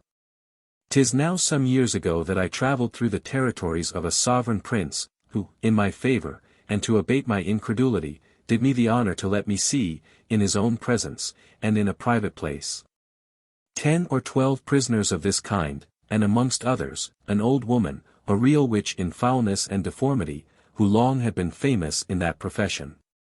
I saw both proofs and free confessions, and I know not what insensible mark upon the miserable creature. I examined and talked with her and the rest as much and as long as I would, and gave the best and soundest attention I could. And I am not a man to suffer my judgment to be made captive by prepossession. In the end, and in all conscience, I should rather have prescribed them hellebore than hemlock. Captisque residential magis mentibus, quam cancelleratis similis visa. The thing was rather to be attributed to madness, than malice. The thing seemed to resemble minds possessed rather than guilty. 1243. Justice has its corrections proper for such maladies. As to the oppositions and arguments that worthy men have made to me, both there, and often in other places, I have met with none that have convinced me, and that have not admitted a more likely solution than their conclusions. It is true, indeed, that the proofs and reasons that are founded upon experience and fact, I do not go about to untie, neither have they any end, I often cut them, as Alexander did the Gordian knot. After all, 'tis setting a man's conjectures at a very high price upon them to cause a man to be roasted alive. We are told by several examples, as Prostantius of his father, that being more profoundly asleep than men usually are, he fancied himself to be a mare, and that he served the soldiers for a sumpter. And what he fancied himself to be, he really proved. If sorcerers dream so materially, if dreams can sometimes so incorporate themselves with effects, still I cannot believe that therefore our will should be accountable to justice. Which I say as one who am neither judge nor privy councillor, and who think myself by many degrees unworthy so to be, but a man of the common sort, born and avowed to the obedience of the public reason, both in its words and acts. He who should record my idle talk as being to the prejudice of the pettiest law, opinion, or custom of his parish, would do himself a great deal of wrong, and me much more. For, in what I say, I warrant no other certainty, but that 'tis what I had then in my thought, a tumultuous and wavering thought. All I say is by way of discourse, and nothing by way of advice. Nec me pudet, ut istos fateri nescire, quat nescium. Neither am I ashamed, as they are, to confess my ignorance of what I do not know. 1244. I should not speak so boldly, if it were my due to be believed. And so I told a great man, who complained of the tartness and contentiousness of my exhortations.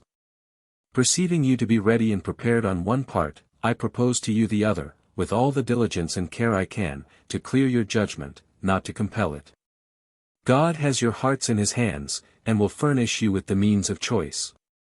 I am not so presumptuous even as to desire that my opinions should bias you, in a thing of so great importance. My fortune has not trained them up to so potent and elevated conclusions. Truly, I have not only a great many humors, but also a great many opinions, that I would endeavor to make my son dislike, if I had one.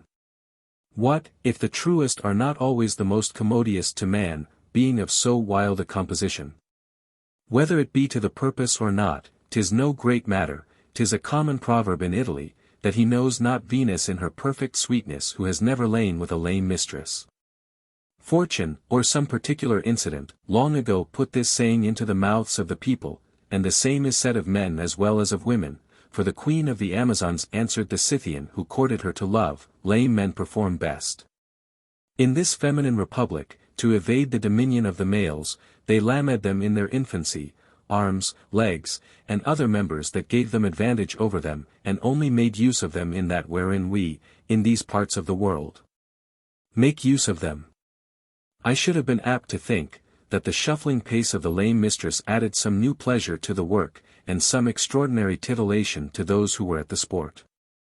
But I have lately learnt that ancient philosophy has itself determined it, which says that the legs and thighs of lame women, not receiving, by reason of their imperfection, their due aliment. It falls out that the genital parts above are fuller and better supplied and much more vigorous. Or else that this defect, hindering exercise, they who are troubled with it less dissipate their strength, and come more entire to the sports of Venus. Which also is the reason why the Greeks decried the women weavers as being more hot than other women by reason of their sedentary trade, which they carry on without any great exercise of the body. What is it we may not reason of at this rate? I might also say of these, that the jaggling about whilst so sitting at work, rouses and provokes their desire, as the swinging and jolting of coaches does that of our ladies. Do not these examples serve to make good what I said at first, that our reasons often anticipate the effect, and have so infinite an extent of jurisdiction that they judge and exercise themselves even on inanity itself and non-existency? Besides the flexibility of our invention to forge reasons of all sorts of dreams, our imagination is equally facile to receive impressions of falsity by very frivolous appearances. For, by the sole authority of the ancient and common use of this proverb, I have formerly made myself believe that I have had more pleasure in a woman by reason she was not straight, and accordingly reckoned that deformity amongst her graces. Torquato Tasso, in the comparison he makes betwixt France and Italy, says that he has observed that our legs are generally smaller than those of the Italian gentleman, and attributes the cause of it to our being continually on horseback. Which is the very same cause from which Suetonius draws a quite opposite conclusion, for he says, on the contrary, that Germanicus had made his legs bigger by the continuation of the same exercise. Nothing is so supple and erratic as our understanding, it is the shoe of Theramenes, fit for all feet. It is double and diverse, and the matters are double and diverse too. Give me a dram of silver, said a Cynic philosopher to Antigonus. That is not a present befitting a king, replied he. Give me then a talent, said the other. That is not a present befitting a Cynic. Seu plurs calor il viasiti cica relaxat sperimenta, novas veniat qua succus in herbas seu durat magis, e venas astringit hyantes, netenuis pluvii, rapidae potentia colic acrier, aut borii penetrabile frigus durat. Whether the heat opens more passages and secret pores through which the sap may be derived into the newborn herbs. Or whether it rather hardens and binds the gaping veins that the small showers and keen influence of the violent sun or penetrating cold of Boreas may not hurt them. 1245. Ogni medaglia ha il suo rovescio. Every medal has its reverse. 1246. This is the reason why Clitomachus said of old that Carneades had outdone the labors of Hercules, in having eradicated consent from men, that is to say, opinion and the courage of judging. This so vigorous fancy of Carneades sprang, in my opinion, anciently from the impudence of those who made profession of knowledge and their immeasurable self-conceit. Aesop was set to sail with 2 other slaves.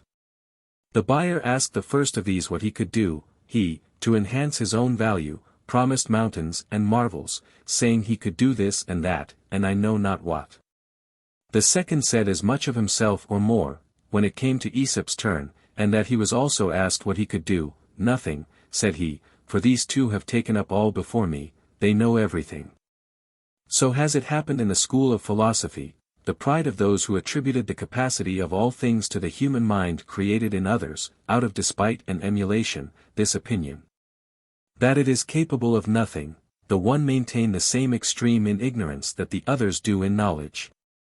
To make it undeniably manifest that man is immoderate throughout, and can never stop but of necessity and the want of ability to proceed further. Chapter 12. Of Physiognomy. Almost all the opinions we have are taken on authority and trust, and 'tis not amiss, we could not choose worse than by ourselves in so weak an age. That image of Socrates' discourses, which his friends have transmitted to us, we approve upon no other account than a reverence to public sanction. 'Tis not according to our own knowledge, they are not after our way. If anything of the kind should spring up now, few men would value them.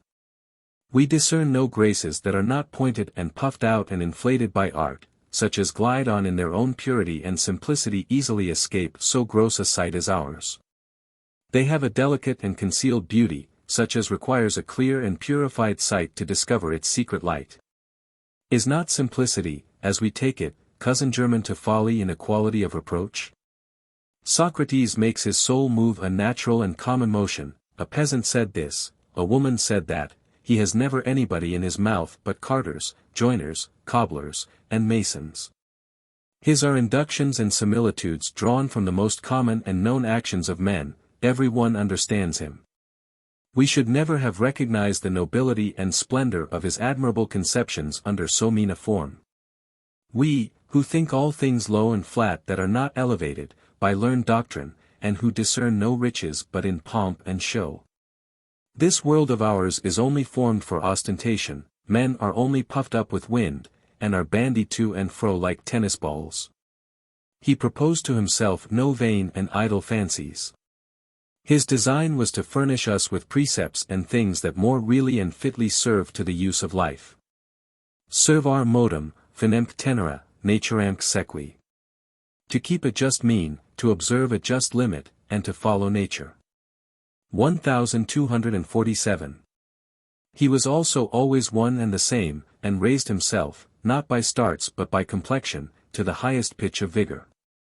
Or, to say better, mounted not at all, but rather brought down, reduced, and subjected all asperities and difficulties to his original and natural condition. For in Cato 'tis most manifest that 'tis a procedure extended far beyond the common ways of men, in the brave exploits of his life, and in his death, we find him always mounted upon the great horse. Whereas the other ever creeps upon the ground, and with a gentle and ordinary pace, treats of the most useful matters, and bears himself, both at his death and in the rudest difficulties that could present themselves, in the ordinary way of human life. It has fallen out well that the man most worthy to be known and to be presented to the world for example should be he of whom we have the most certain knowledge. He has been pried into by the most clear-sighted men that ever were. The testimonies we have of him are admirable both in fidelity and fullness. 'Tis a great thing that he was able so to order the pure imaginations of a child, that, without altering or resting them, he thereby produced the most beautiful effects of our soul. He presents it neither elevated nor rich. He only represents it sound, but assuredly with a brisk and full health. By these common and natural springs, by these ordinary and popular fancies, without being moved or put out, he set up not only the most regular, but the most high and vigorous beliefs, actions, and manners that ever were. 'Tis he who brought again from heaven, where she lost her time, human wisdom, to restore her to man with whom her most just and greatest business lies. See him plead before his judges. Observe by what reasons he rouses his courage to the hazards of war. With what arguments he fortifies his patience against calumny, tyranny, death, and the perverseness of his wife. You will find nothing in all this borrowed from arts and sciences. The simplest may there discover their own means and strength. 'Tis not possible more to retire or to creep more low. He has done human nature a great kindness in showing it how much it can do of itself. We are all of us richer than we think we are. But we are taught to borrow and to beg, and brought up more to make use of what is another's than of our own. Man can in nothing fix himself to his actual necessity. Of pleasure, wealth, and power, he grasps at more than he can hold. His greediness is incapable of moderation. And I find that in curiosity of knowing he is the same. He cuts himself out more work than he can do, and more than he needs to do, extending the utility of knowledge to the full of its matter. Ut omnium rerum, sic literarum quoque, intemperantia laboramus. We carry intemperance into the study of literature, as well as into everything else. 1248. And Tacitus had reason to commend the mother of Agricola for having restrained her son in his too violent appetite for learning. 'Tis a good, if duly considered, which has in it, as the other goods of men have, a great deal of vanity and weakness, proper and natural to itself, and that costs very dear. Its acquisition is far more hazardous than that of all other meat or drink. For, as to other things, what we have bought we carry home in some vessel, and there have full leisure to examine our purchase, how much we shall eat or drink of it, and when, but sciences we can, at the very first, stow into no other vessel than the soul.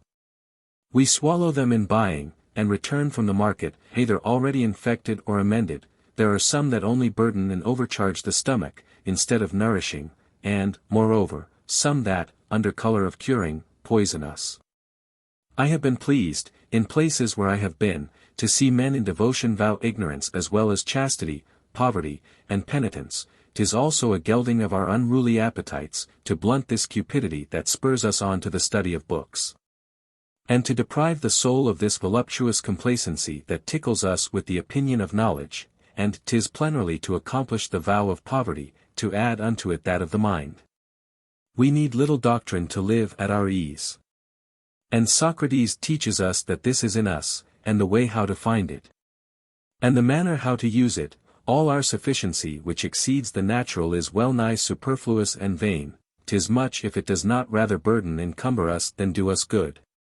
Paucis opus est literis ad mentem bonum. Little learning is needed to form a sound mind. 1249.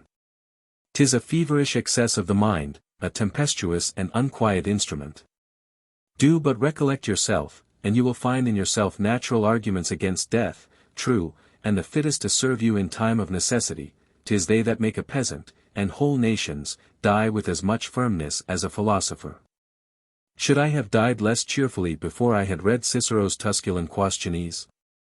I believe not, and when I find myself at the best, I perceive that my tongue is enriched indeed, but my courage little or nothing elevated by them. That is just as nature framed it at first, and defends itself against the conflict only after a natural and ordinary way. Books have not so much served me for instruction as exercise. What if knowledge, trying to arm us with new defenses against natural inconveniences, has more imprinted in our fancies their weight and greatness, than her reasons and subtleties to secure us from them? They are subtleties, indeed, with which she often alarms us to little purpose. Do but observe how many slight and frivolous, and, if nearly examined, incorporeal arguments. The closest and wisest authors scatter about one good one, they are but verbal quirks and fallacies to amuse and gull us, but forasmuch as it may be with some profit, I will sift them no further. Many of that sort are here and there dispersed up and down this book, either borrowed or by imitation. Therefore one ought to take a little heed not to call that force which is only a pretty knack of writing, and that solid which is only sharp, or that good which is only fine. Quae magis gustata quam potata, delectant. Which more delight in the tasting than in being drunk. 1250. Everything that pleases does not nourish. Ubi non ingenii, sed animi negotium agitur. Where the question is not about the wit, but about the soul. 1251. To see the trouble that Seneca gives himself to fortify himself against death. To see him so sweat and pant to harden and encourage himself, and bustle so long upon this perch, would have lessened his reputation with me, had he not very bravely held himself at the last. His so ardent and frequent agitations discover that he was in himself impetuous and passionate. Magnus animus remissius loquitur, e securius, non est alias ingenio, alias amo color. A great courage speaks more calmly and more securely. There is not one complexion for the wit and another for the mind. 1252. He must be convinced at his own expense, and he in some sort discovers that he was hard pressed by his enemy. Plutarch's way, by how much it is more disdainful and farther stretched, is, in my opinion, so much more manly and persuasive, and I am apt to believe that his soul had more assured and more regular motions. The one more sharp, pricks and makes us start, and more touches the soul, the other more constantly solid, forms, establishes, and supports us, and more touches the understanding. That ravishes the judgment, this wins it. I have likewise seen other writings, yet more reverenced than these, that in the representation of the conflict they maintain against the temptations of the flesh, paint them, so sharp, so powerful and invincible, that we ourselves, who are of the common herd, are as much to wonder at the strangeness and unknown force of their temptation, as at the resisting it. To what end do we so arm ourselves with this harness of science? Let us look down upon the poor people that we see scattered upon the face of the earth, prone and intent upon their business, that neither know Aristotle nor Cato, example or precept. From these nature every day extracts effects of constancy and patience, more pure and manly than those we so inquisitively study in the schools. How many do I ordinarily see who slight poverty? How many who desire to die, or who die without alarm or regret? He who is now digging in my garden, has this morning buried his father or his son. The very names by which they call diseases sweeten and mollify the sharpness of them. The phtisic is with them no more than a cough, dysentery but a looseness, the pleurisy but a stitch, and, as they gently name them, so they patiently endure them. They are very great and grievous indeed when they hinder their ordinary labor, they never keep their beds but to die. Simplex illa eti aperta virtus in obscurum et solertem scientiam versa est. That overt and simple virtue is converted into an obscure and subtle science. 1253. I was writing this about the time when a great load of our intestine troubles for several months lay with all its weight upon me. I had the enemy at my door on one side, and the freebooters, worse enemies, on the other. Non armis, sed vitiis, certitur. The fight is not with arms, but with vices. 1254. And underwent all sorts of military injuries at once. Hostis audeus dextra levac apart temendis. Vicinoque malo territ utrum clatis. Right and left a formidable enemy is to be feared, and threatens me on both sides with impending danger. 1255. A monstrous war. Other wars are bent against strangers, this against itself, destroying itself with its own poison. It is of so malignant and ruinous a nature, that it ruins itself with the rest, and with its own rage mangles and tears itself to pieces. We more often see it dissolve of itself than through scarcity of any necessary thing or by force of the enemy. All discipline evades it, it comes to compose sedition, and is itself full of it, would chastise disobedience, and itself is the example, and, employed for the defense of the laws, rebels against its own. What a condition are we in! Our physic makes us sick.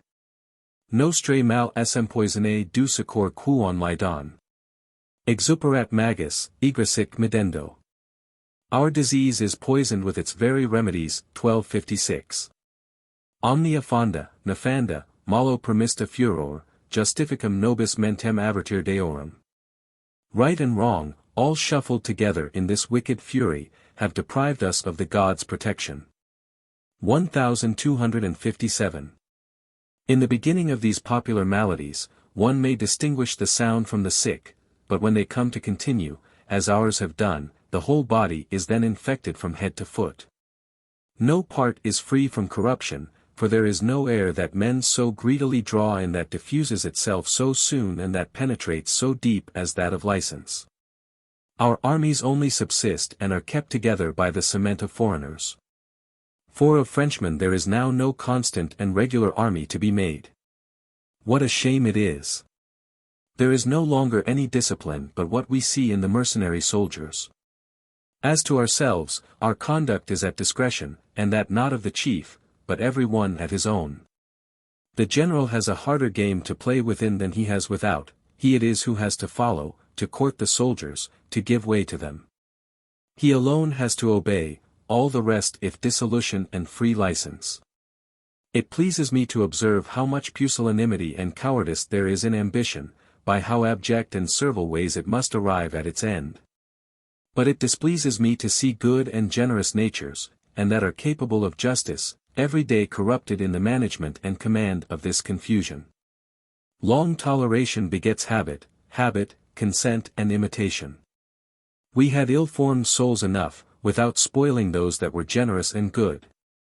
So that, if we hold on, there will scarcely remain any with whom to entrust the health of this state of ours, in case fortune chance to restore it. Hunc saltem everso juvenum secura seclo, ne prohibit. Forbid not, at least, that this young man repair this ruined age. 1258. What has become of the old precept, that soldiers ought more to fear their chief than the enemy? 1259. And of that wonderful example, that an orchard being enclosed within the precincts of a camp of the Roman army, was seen at their dislodgment the next day in the same condition, not an apple, though ripe and delicious, being pulled off, but all left to the possessor. I could wish that our youth, instead of the time they spend in less fruitful travels and less honorable employments, would bestow one half of that time in being an eyewitness of naval exploits, under some good captain of Rhodes, and the other half in observing the discipline of the Turkish armies. For they have many differences and advantages over ours. One of these is, that our soldiers become more licentious in expeditions, theirs more temperate and circumspect. For the thefts and insolencies committed upon the common people, which are only punished with a cudgel in peace, are capital in war. For an egg taken by a Turkish soldier without paying for it, 50 blows with a stick is the fixed rate. For anything else, of what sort or how trivial soever, not necessary to nourishment, they are presently impaled or beheaded without mercy. I am astonished, in the history of Selim, the most cruel conqueror that ever was, to see that when he subdued Egypt, the beautiful gardens about Damascus being all open, and in a conquered land, and his army encamped upon the very place, should be left untouched by the hands of the soldiers, by reason they had not received the signal of pillage.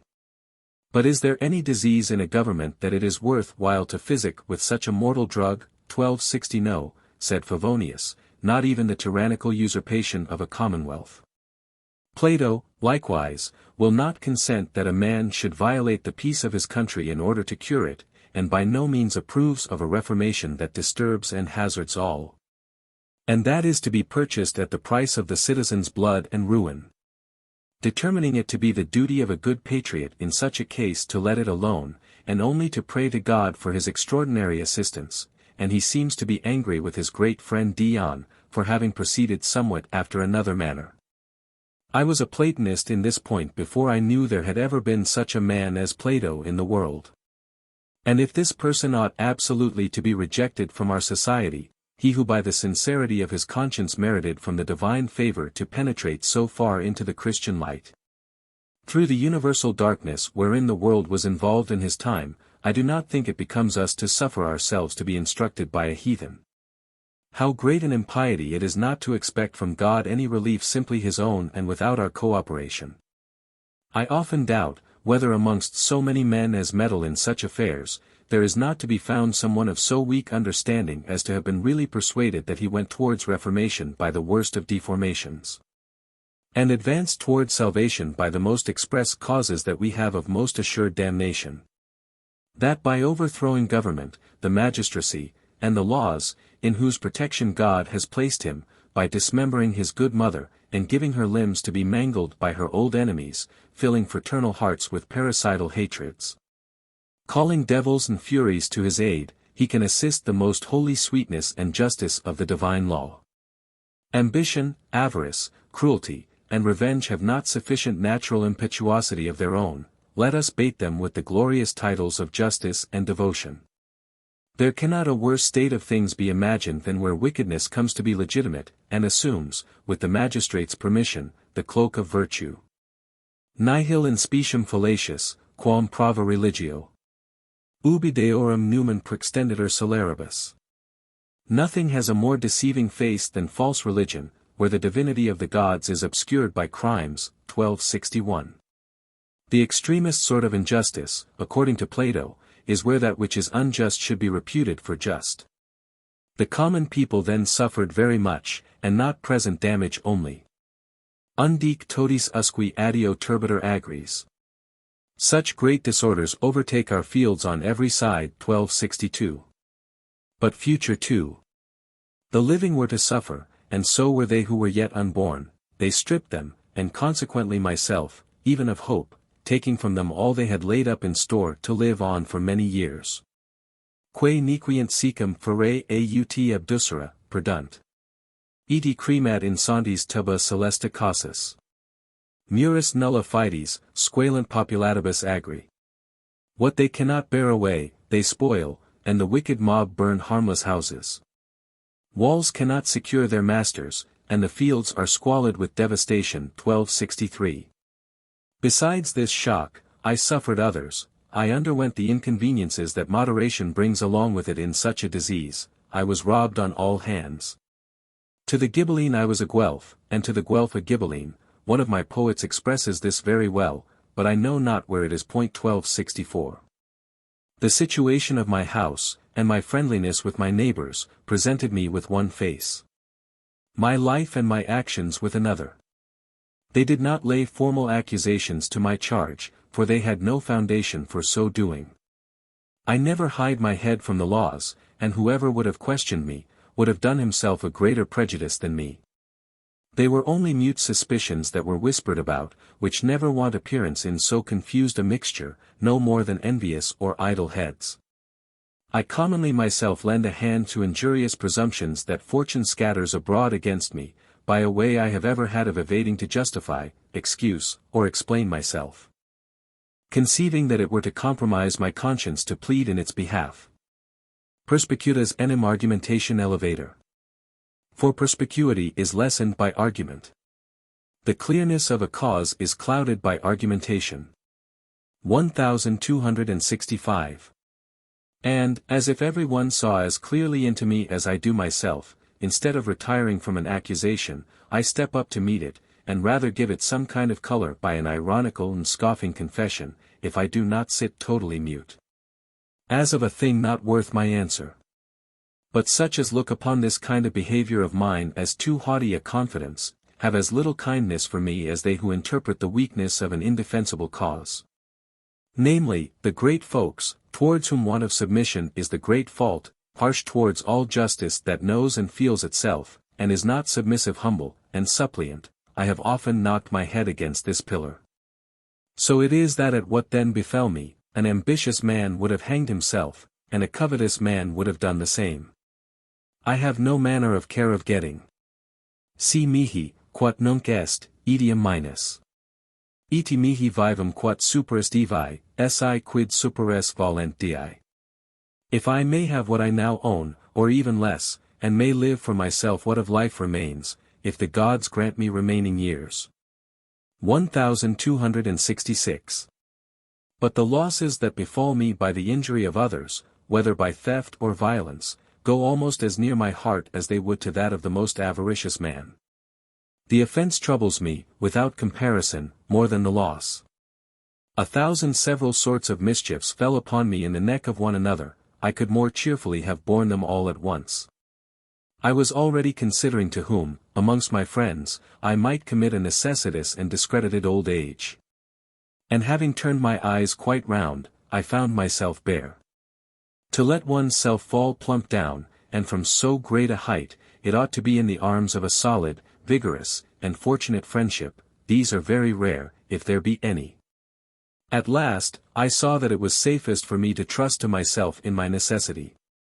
And if it should so fall out, that I should be but upon cold terms in fortune's favor, I should so much the more pressingly recommend me to my own, and attach myself and look to myself all the more closely. Men on all occasions throw themselves upon foreign assistance to spare their own, which is alone certain and sufficient to him who knows how therewith to arm himself. Every one runs elsewhere, and to the future, forasmuch as no one is arrived at himself. And I was satisfied that they were profitable inconveniences. Forasmuch as, first, ill scholars are to be admonished with the rod, when reason will not do, as a crooked piece of wood is by fire and straining reduced to straightness. I have a great while preached to myself to stick close to my own concerns, and separate myself from the affairs of others, yet I am still turning my eyes aside. A bow, a favorable word, a kind look from a great person tempts me. Of which God knows if there is scarcity in these days, and what they signify. I, moreover, without wrinkling my forehead, hearken to the persuasions offered me, to draw me into the marketplace, and so gently refuse, as if I were half willing to be overcome. Now for so indocile a spirit blows are required. This vessel which thus chops and cleaves, and is ready to fall one piece from another, must have the hoops forced down with good sound strokes of a mallet. Secondly, that this accident serve me for exercise to prepare me for worse, if I, who both by the benefit of fortune, and by the condition of my manners, hope to be among the last, should happen to be one of the first assailed by this storm. Instructing myself betimes to constrain my life, and fit it for a new state. The true liberty is to be able to do what a man will with himself. Potentissimus est, que esse habet in potestate. He is most potent who is master of himself. 1267. In an ordinary and quiet time, a man prepares himself for moderate and common accidents. But in the confusion wherein we have been for these 30 years, every Frenchman, whether personal or in general, sees himself every hour upon the point of the total ruin and overthrow of his fortune. By so much the more ought he to have his courage supplied with the strongest and most vigorous provisions. Let us thank fortune, that has not made us live in an effeminate, idle, and languishing age. Some who could never have been so by other means will be made famous by their misfortunes. As I seldom read in histories the confusions of other states without regret that I was not present, the better to consider them. So does my curiosity make me in some sort please myself in seeing with my own eyes this notable spectacle of our public death, its form and symptoms. And since I cannot hinder it, I am content to have been destined to be present therein, and thereby to instruct myself. So do we eagerly covet to see, though but in shadow and the fables of theatres, the pomp of tragic representations of human fortune. 'Tis not without compassion at what we hear, but we please ourselves in rousing our displeasure, by the rarity of these pitiable events. Nothing tickles that does not pinch. And good historians skip over, as stagnant water and dead sea, calm narrations, to return to seditions, to wars, to which they know that we invite them.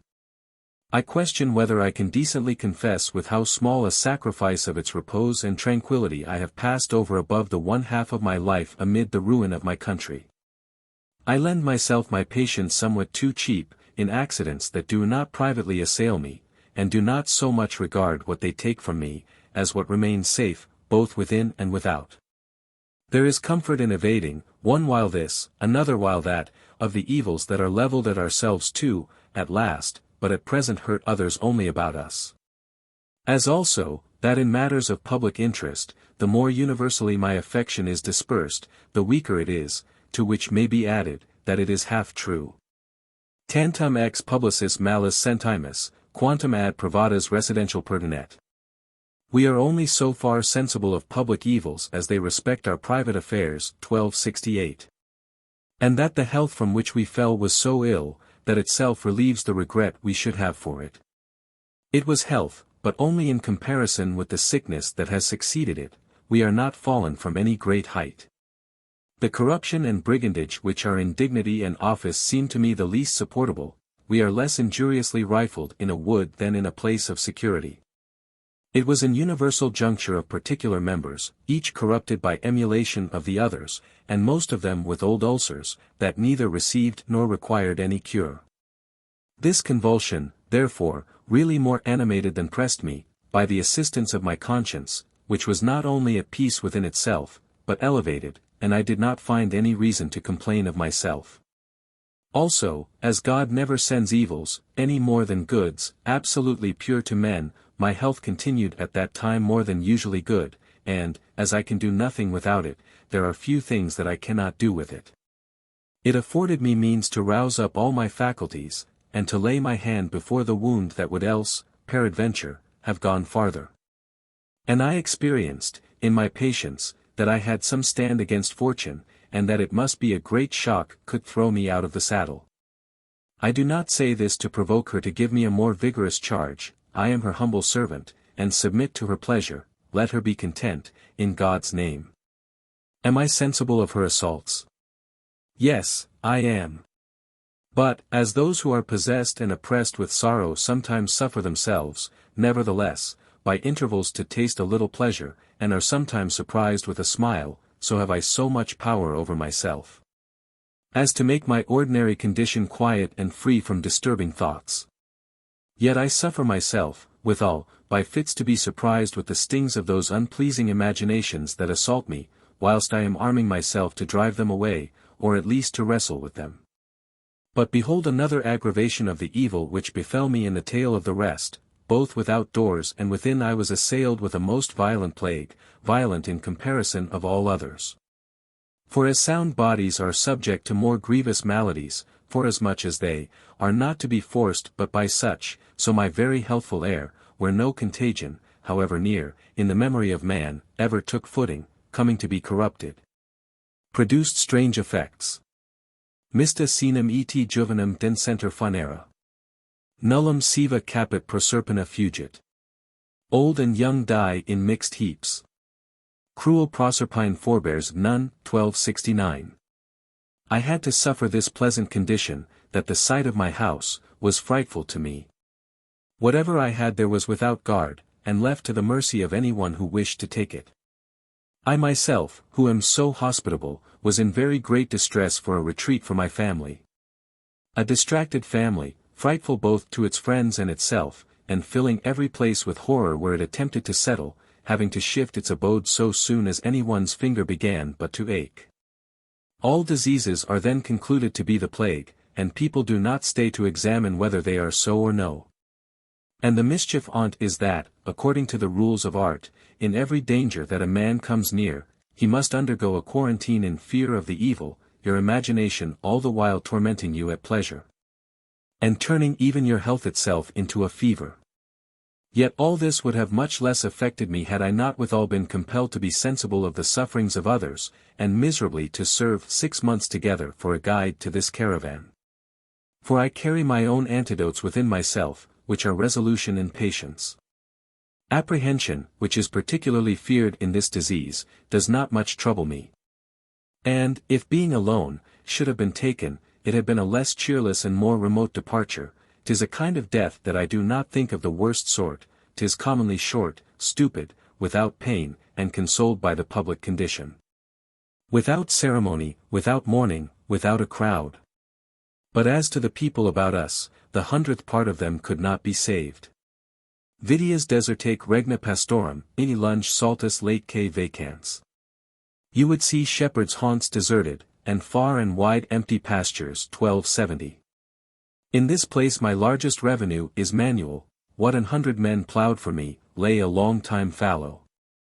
But then, what example of resolution did we not see in the simplicity of all this people? Generally, every one renounced all care of life. The grapes, the principal wealth of the country, remained untouched upon the vines. Every man indifferently prepared for an expected death, either tonight or tomorrow, with a countenance and voice so far from fear, as if they had come to terms with this necessity, and that it was an universal and inevitable sentence. 'Tis always such, but how slender hold has the resolution of dying? The distance and difference of a few hours, the sole consideration of company, renders its apprehension various to us. Observe these people. By reason that they die in the same month, children, young people, and old, they are no longer astonished at it, they no longer lament. I saw some who were afraid of staying behind, as in a dreadful solitude. And I did not commonly observe any other solicitude amongst them than that of sepulture. They were troubled to see the dead bodies scattered about the fields, at the mercy of the wild beasts that presently flocked thither. How differing are the fancies of men! The Neorites, a nation subjected by Alexander, threw the bodies of their dead into the deepest and less frequented part of their woods, on purpose to have them there eaten. The only sepulture reputed happy amongst them. Some, who were yet in health, dug their own graves, others laid themselves down in them whilst alive, and a laborer of mine, in dying, with his hands and feet pulled the earth upon him. Was not this to nestle and settle himself to sleep at greater ease? A bravery in some sort like that of the Roman soldiers who, after the battle of Cannae, were found with their heads thrust into holes in the earth, which they had made, and in suffocating themselves, with their own hands pulled the earth about their ears. In short, a whole province was, by the common usage, at once brought to a course nothing inferior in undauntedness to the most studied and premeditated resolution. Most of the instructions of science to encourage us herein have in them more of show than of force, and more of ornament than of effect. We have abandoned nature, and will teach her what to do, teach her who so happily and so securely conducted us. And in the meantime, from the footsteps of her instruction, and that little which, by the benefit of ignorance, remains of her image imprinted in the life of this rustic rout of unpolished men, science is constrained every day to borrow patterns for her disciples of constancy, tranquillity, and innocence.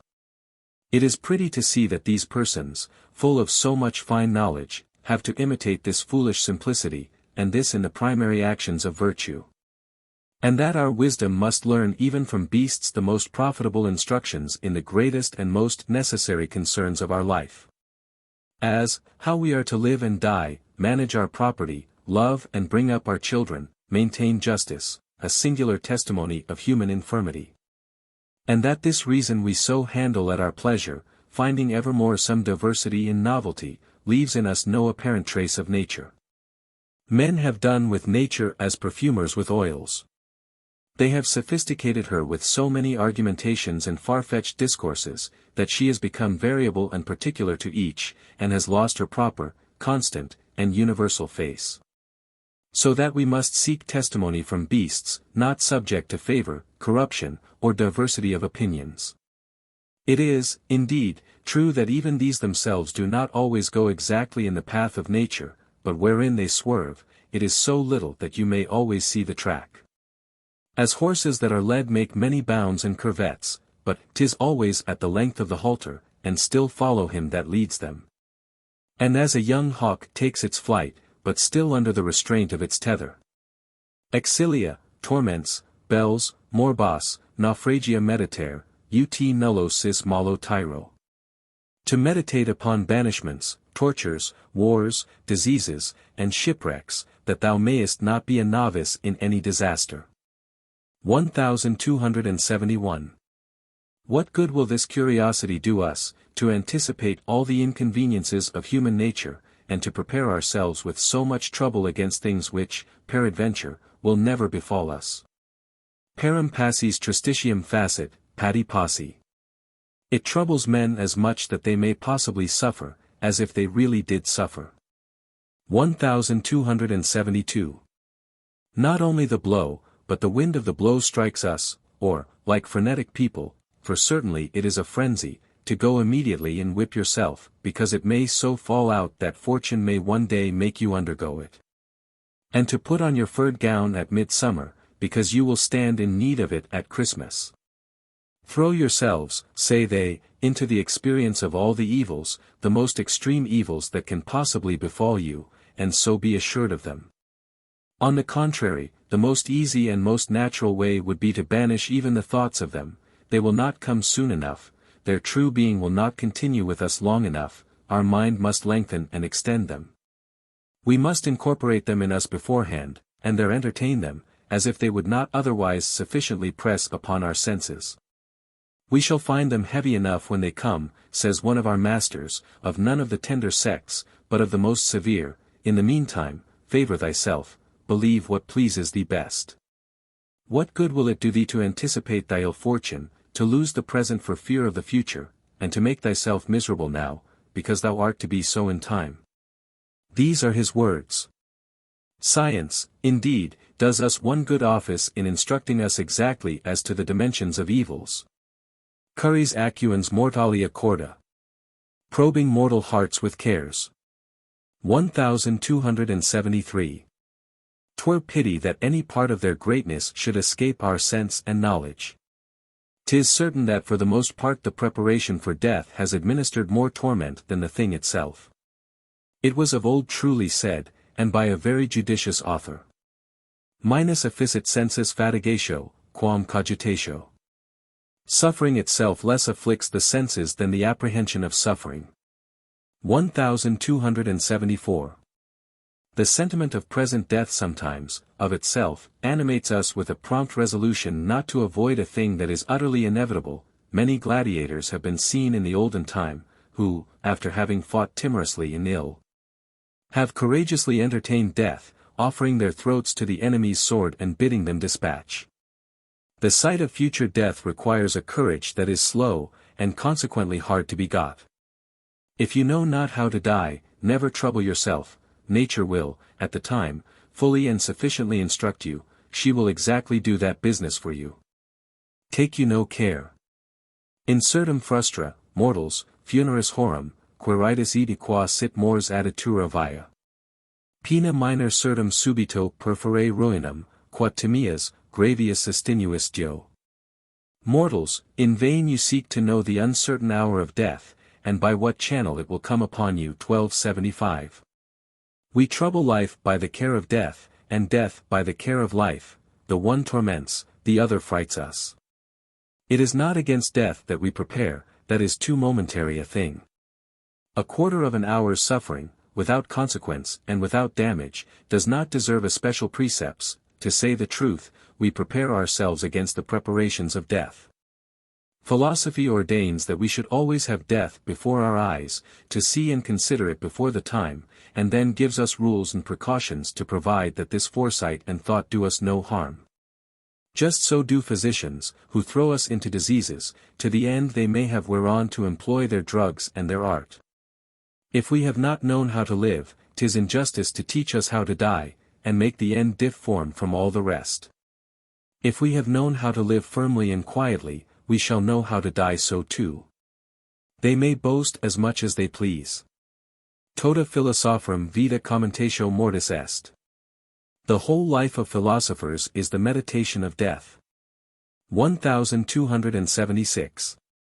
But I fancy that, though it be the end, it is not the aim of life. 'Tis its end, its extremity, but not, nevertheless, its object. It ought itself to be its own aim and design.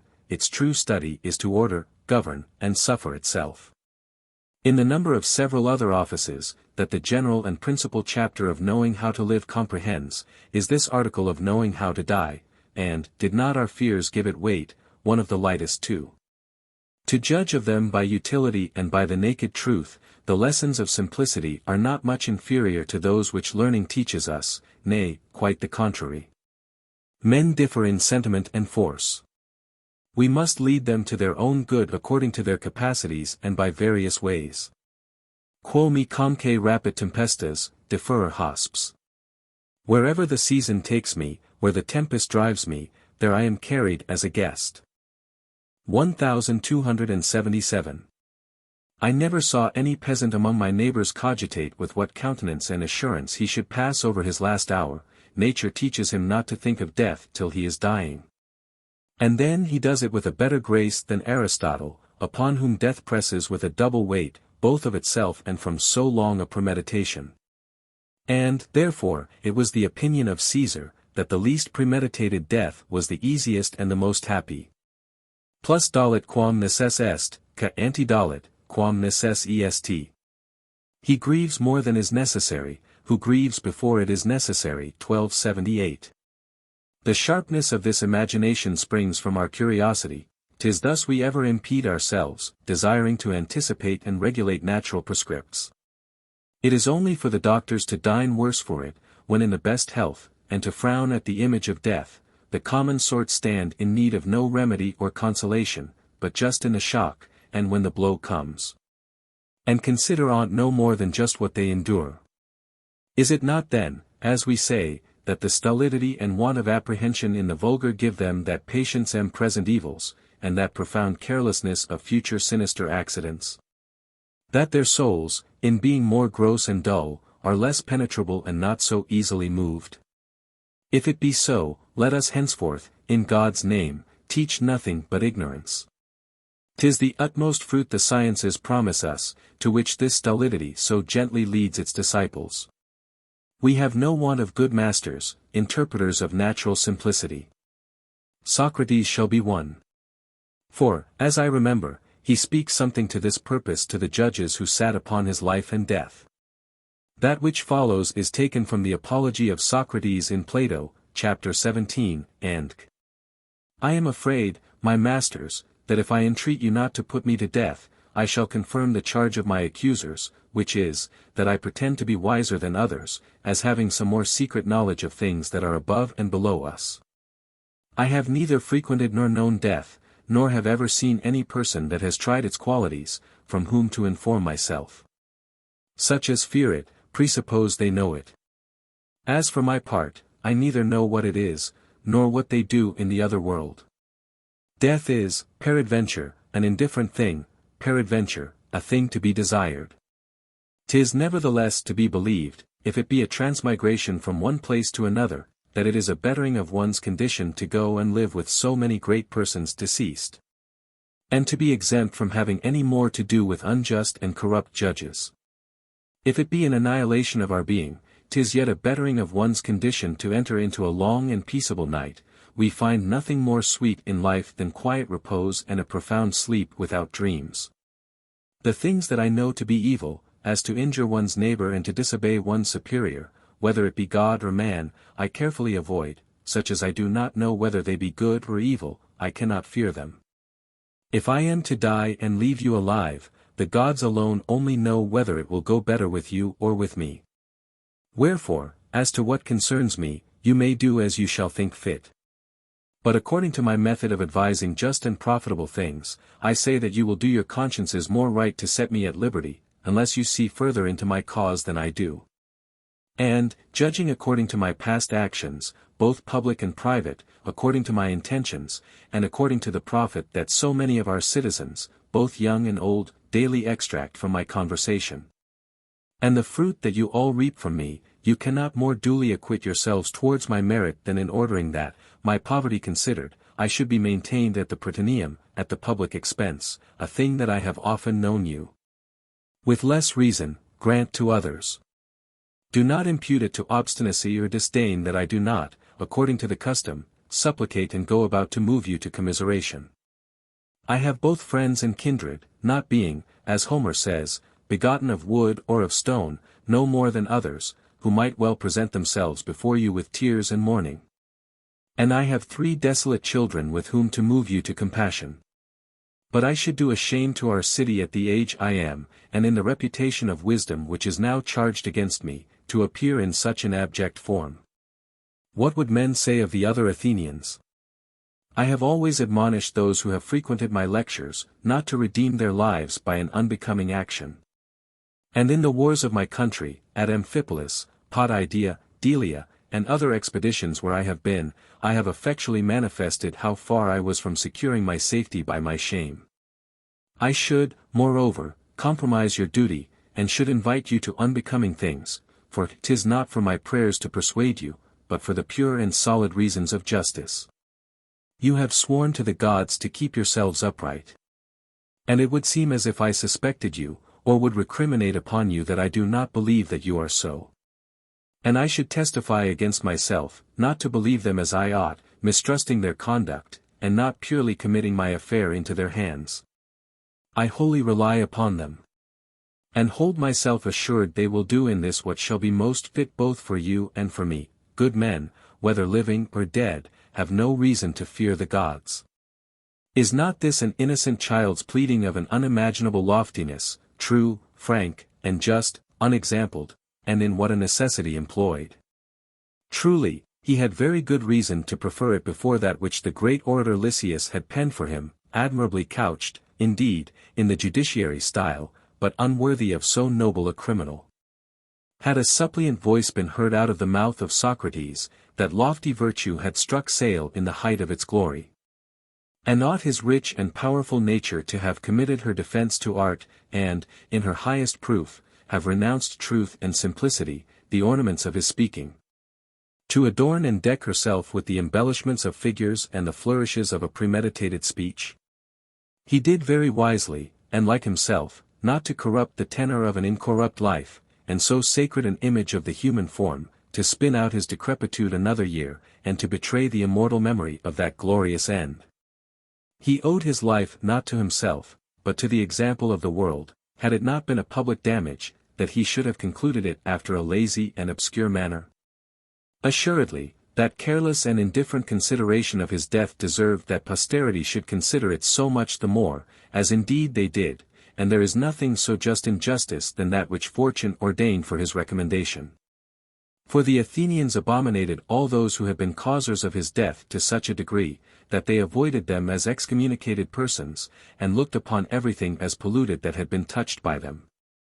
No one would wash with them in the public baths, none would salute or own acquaintance with them, so that, at last, unable longer to support this public hatred, they hanged themselves.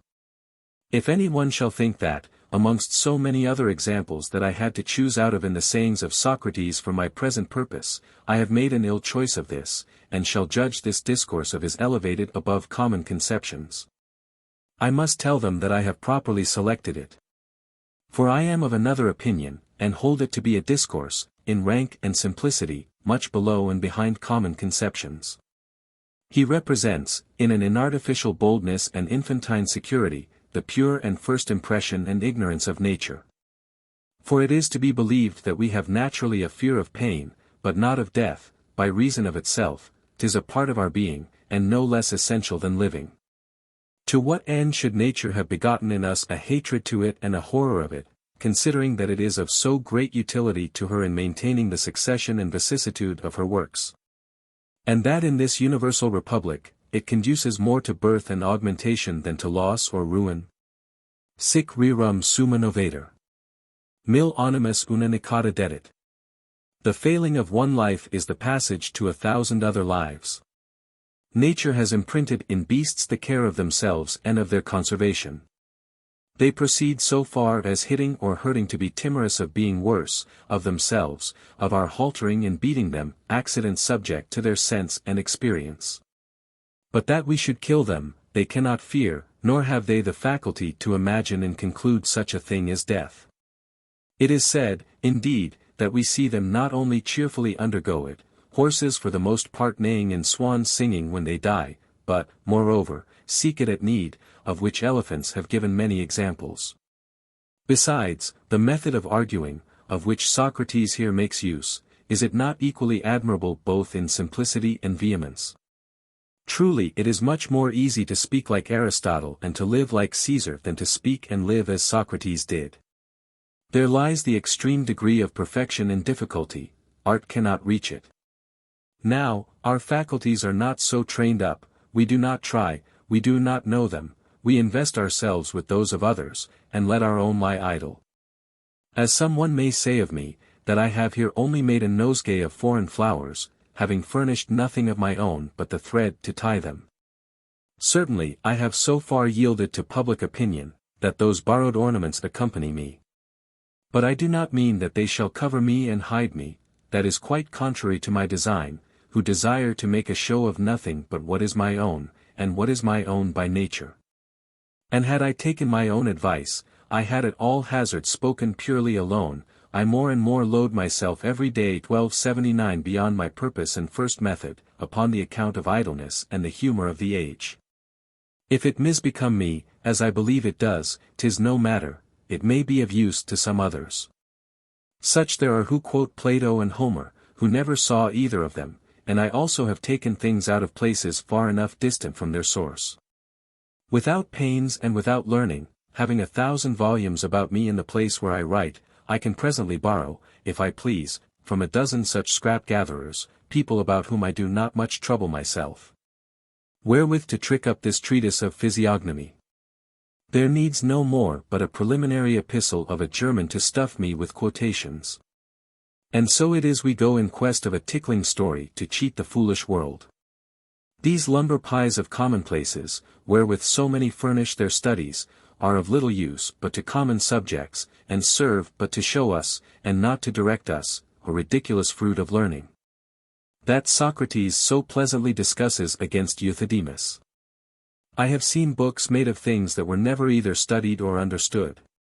The author committing to several of his learned friends the examination of this and t'other matter to compile it, contenting himself, for his share, with having projected the design. And by his industry to have tied together this faggot of unknown provisions. The ink and paper, at least, are his. This is to buy or borrow a book, and not to make one, 'tis to show men not that he can make a book, but that, whereof they may be in doubt, he cannot make one. A president, where I was, boasted that he had amassed together 200 and odd commonplaces in one of his judgments. In telling which, he deprived himself of the glory he had got by it, in my opinion, a pusillanimous and absurd vanity for such a subject and such a person. I do the contrary. And amongst so many borrowed things, am glad if I can steal one, disguising and altering it for some new service, at the hazard of having it said that 'tis for want of understanding its natural use. I give it some particular touch of my own hand, to the end it may not be so absolutely foreign. These set their thefts in show and value themselves upon them, and so have more credit with the laws than I have. We naturalists I think that there is a great and incomparable preference in the honor of invention over that of allegation. If I would have spoken by learning, I had spoken sooner. I had written of the time nearer to my studies, when I had more wit and better memory, and should sooner have trusted to the vigor of that age than of this, would I have made a business of writing. And what if this gracious favor 1280 which fortune has lately offered me upon the account of this work, had befallen me in that time of my life, instead of this, wherein 'tis equally desirable to possess, soon to be lost? Two of my acquaintance, great men in this faculty, have, in my opinion, lost half, in refusing to publish at 40 years old, that they might stay till 60. Maturity has its defects as well as green years, and worse. And old age is as unfit for this kind of business as any other. He who commits his decrepitude to the press plays the fool if he think to squeeze anything out thence that does not relish of dreaming, dotage, and drivelling. The mind grows costive and thick in growing old. I deliver my ignorance in pomp and state, and my learning meagerly and poorly, this accidentally and accessorily, that principally and expressly. And write specifically of nothing but nothing, nor of any science but of that ancients. I have chosen a time when my life, which I am to give an account of, lies wholly before me, what remains has more to do with death. And of my death itself, should I find it a prating death, as others do, I would willingly give an account at my departure. Socrates was a perfect exemplar in all great qualities, and I am vexed that he had so deformed a face and body as is said, and so unsuitable to the beauty of his soul, himself being so amorous and such an admirer of beauty, nature did him wrong. There is nothing more probable than the conformity and relation of the body to the soul. Ipsi animi magni refert, quali in corpore locati sint, multo enim a corpore existent, cux acuant mentem, multa qua obtundant. It is of great consequence in what bodies minds are placed, for many things spring from the body that may sharpen the mind, and many that may blunt it. 1281. This refers to an unnatural ugliness and deformity of limbs. But we call ugliness also an unseemliness at first sight, which is principally lodged in the face, and disgusts us on very slight grounds, by the complexion, a spot, a rugged countenance, for some reasons often wholly inexplicable. In members nevertheless of good symmetry and perfect.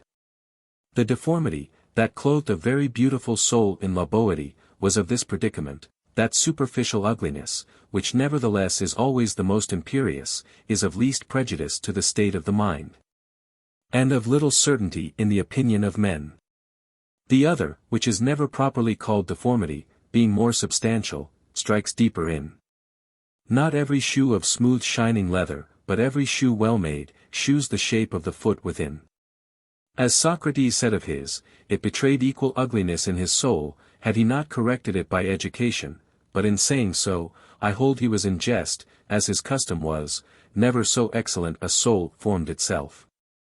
I cannot often enough repeat how great an esteem I have for beauty, that potent and advantageous quality. He, La Boétie, called it a short tyranny, and Plato, the privilege of nature. We have nothing that excels it in reputation. It has the first place in the commerce of men, it presents itself in the front, seduces and prepossesses our judgments with great authority and wonderful impression. Phryne had lost her cause in the hands of an excellent advocate, if, opening her robe, she had not corrupted her judges by the luster of her beauty. And I find that Cyrus, Alexander, and Caesar, the three masters of the world, never neglected beauty in their greatest affairs, no more did the first Scipio. The same word in Greek signifies both fair and good. And the holy word often says good when it means fair. I should willingly maintain the priority in good things, according to the song that Plato calls an idle thing, taken out of some ancient poet, health, beauty, riches. Aristotle says that the right of command appertains to the beautiful, and that, when there is a person whose beauty comes near the images of the gods, veneration is equally due to him. To him who asked why people oftener and longer frequent the company of handsome persons, that question, said he, is only to be asked by the blind. Most of the philosophers, and the greatest, paid for their schooling, and acquired wisdom by the favor and mediation of their beauty. Not only in the men that serve me, but also in the beasts, I consider it within 2 fingers' breadth of goodness. And yet I fancy that those features and molds of face, and those lineaments, by which men guess at our internal complexions and our fortunes to come, is a thing that does not very directly and simply lie under the chapter of beauty and deformity. No more than every good odor and serenity of air promises health, nor all fog and stink infection in a time of pestilence. Such as accuse ladies of contradicting their beauty by their manners, do not always hit right, for, in a face which is none of the best, there may dwell some air of probity and trust. As, on the contrary, I have read, betwixt 2 beautiful eyes, menaces of a dangerous and malignant nature. There are favorable physiognomies, so that in a crowd of victorious enemies, ye shall presently choose, amongst men you never saw before, one rather than another to whom to surrender, and with whom to entrust your life. And yet not properly upon the consideration of beauty. A person's look is but a feeble warranty, and yet it is something considerable too. And if I had to lash them, I would most severely scourge the wicked ones who belie and betray the promises that nature has planted in their foreheads. I should with greater severity punish malice under a mild and gentle aspect. It seems as if there were some lucky and some unlucky faces. And I believe there is some art in distinguishing affable from merely simple faces, severe from rugged, malicious from pensive, scornful from melancholic, and such other bordering qualities. There are beauties which are not only haughty, but sour, and others that are not only gentle, but more than that, insipid. To prognosticate from them future events is a matter that I shall leave undecided. I have, as I have said elsewhere as to my own concern, simply and implicitly embraced this ancient rule, that we cannot fail in following nature, and that the sovereign precept is to conform ourselves to her. I have not, as Socrates did, corrected my natural composition by the force of reason, and have not in the least disturbed my inclination by art. I have let myself go as I came, I contend not. My two principal parts live, of their own accord, in peace and good intelligence, but my nurse's milk, thank God, was tolerably wholesome and good. Shall I say this by the way, that I see in greater esteem than 'tis worth, and in use solely among ourselves, a certain image of scholastic probity, a slave to precepts, and fettered with hope and fear? I would have it such as that laws and religions should not make, but perfect and authorize it, that finds it has wherewithal to support itself without help, born and rooted in us from the seed of universal reason, imprinted in every man by nature. That reason which strengthens Socrates from his vicious bend renders him obedient to the gods and men of authority in his city, courageous in death, not because his soul is immortal, but because he is mortal. 'Tis a doctrine ruinous to all government, and much more hurtful than ingenious and subtle, which persuades the people that a religious belief is alone sufficient, and without conduct, to satisfy the divine justice. Use demonstrates to us a vast distinction betwixt devotion and conscience. I have a favorable aspect, both in form and in interpretation. Quid dixi, habere me? Immo habui, cream. What did I say? That I have? No, creams, I had, 1282. Hugh. Tantum atridi corporis ossavides. Alas! Of a worn body thou sayest only the bones. And that makes a quite contrary show to that of Socrates. It has often befallen me, that upon the mere credit of my presence and air, persons who had no manner of knowledge of me have put a very great confidence in me, whether in their own affairs or mine. And I have in foreign parts thence obtained singular and rare favors. But the two following examples are, peradventure, worth particular relation. A certain person planned to surprise my house and me in it. His scheme was to come to my gates alone, and to be importunate to be let in. I knew him by name, and had fair reason to repose confidence in him, as being my neighbor and something related to me. I caused the gates to be opened to him, as I do to every one. There I found him, with every appearance of alarm, his horse panting and very tired. He entertained me with this story, that, about half a league off, he had met with a certain enemy of his, whom I also knew, and had heard of their quarrel. That his enemy had given him a very brisk chase, and that having been surprised in disorder, and his party being too weak, he had fled to my gates for refuge. And that he was in great trouble for his followers, whom, he said, he concluded to be all either dead or taken. I innocently did my best to comfort, assure, and refresh him. Shortly after came 4 or 5 of his soldiers, who presented themselves in the same countenance and affright, to get in too. And after them more, and still more, very well mounted and armed, to the number of 25 or 30, pretending that they had the enemy at their heels. This mystery began a little to awaken my suspicion. I was not ignorant what an age I lived in, how much my house might be envied, and I had several examples of others of my acquaintance to whom a mishap of this sort had happened. But thinking there was nothing to be got by having begun to do a courtesy, unless I went through with it, and that I could not disengage myself from them without spoiling all, I let myself go the most natural and simple way, as I always do. And invited them all to come in. And in truth I am naturally very little inclined to suspicion and distrust, I willingly incline towards excuse and the gentlest interpretation. I take men according to the common order, and do not more believe in those perverse and unnatural inclinations, unless convinced by manifest evidence, than I do in monsters and miracles. And I am, moreover, a man who willingly commit myself to fortune, and throw myself headlong into her arms. And I have hitherto found more reason to applaud than to blame myself for so doing, having ever found her more discreet about, and a greater friend to, my affairs than I am myself.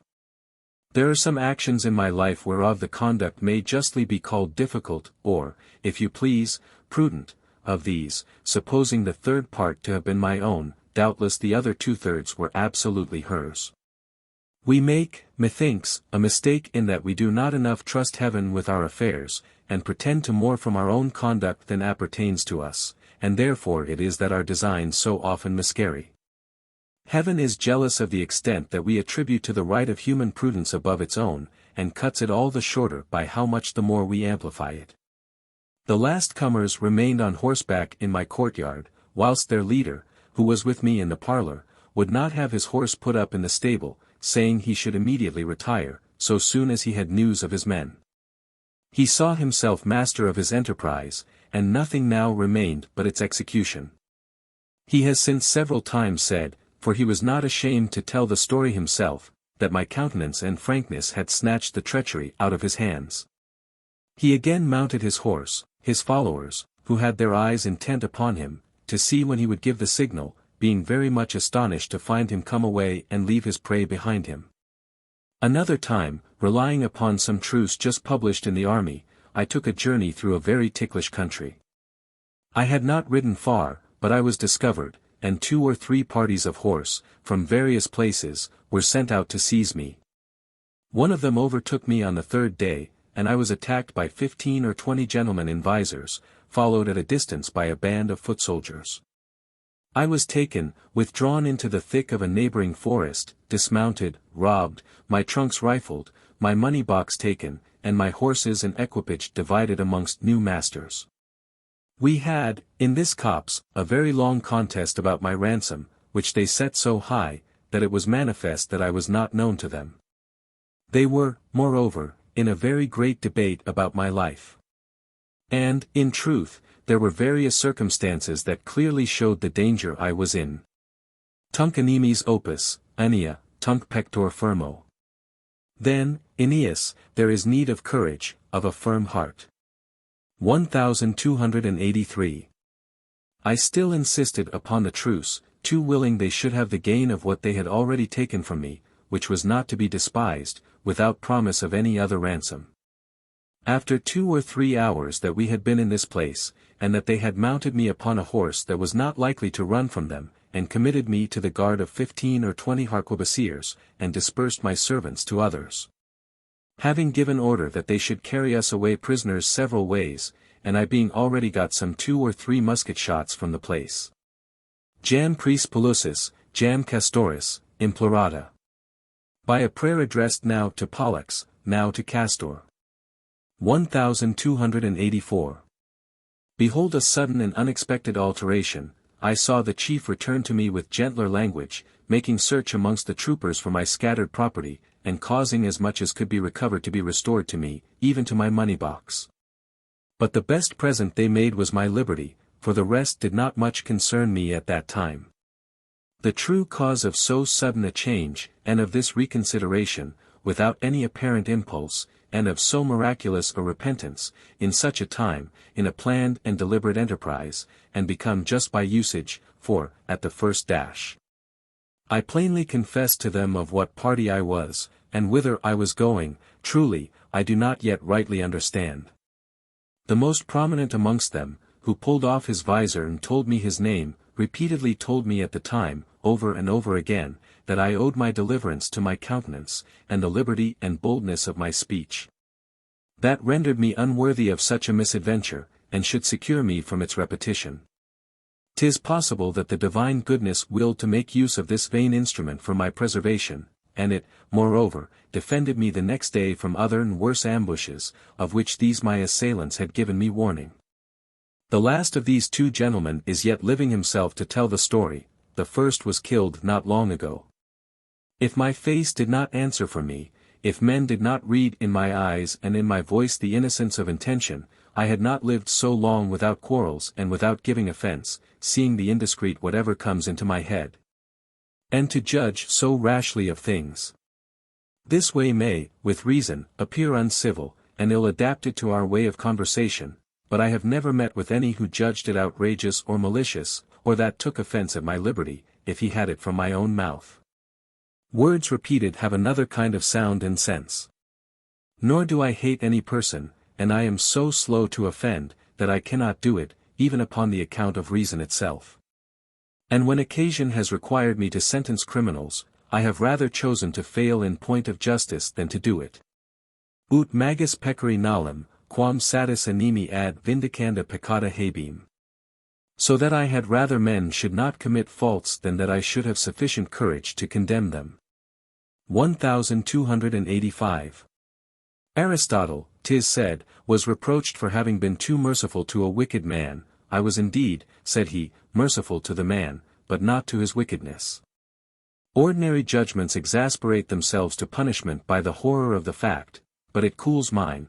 The horror of the first murder makes me fear a second, and the deformity of the first cruelty makes me abhor all imitation of it. That may be applied to me, who am but a squire of clubs, which was said of Charillus, king of Sparta, he cannot be good, seeing he is not evil even to the wicked. Or thus, for Plutarch delivers it both these ways, as he does 1,000 other things, variously and contradictorily, he must needs be good, because he is so even to the wicked. Even as in lawful actions I dislike to employ myself when for such as are displeased at it, so, to say the truth, in unlawful things I do not make conscience enough of employing myself when it is for such as are willing.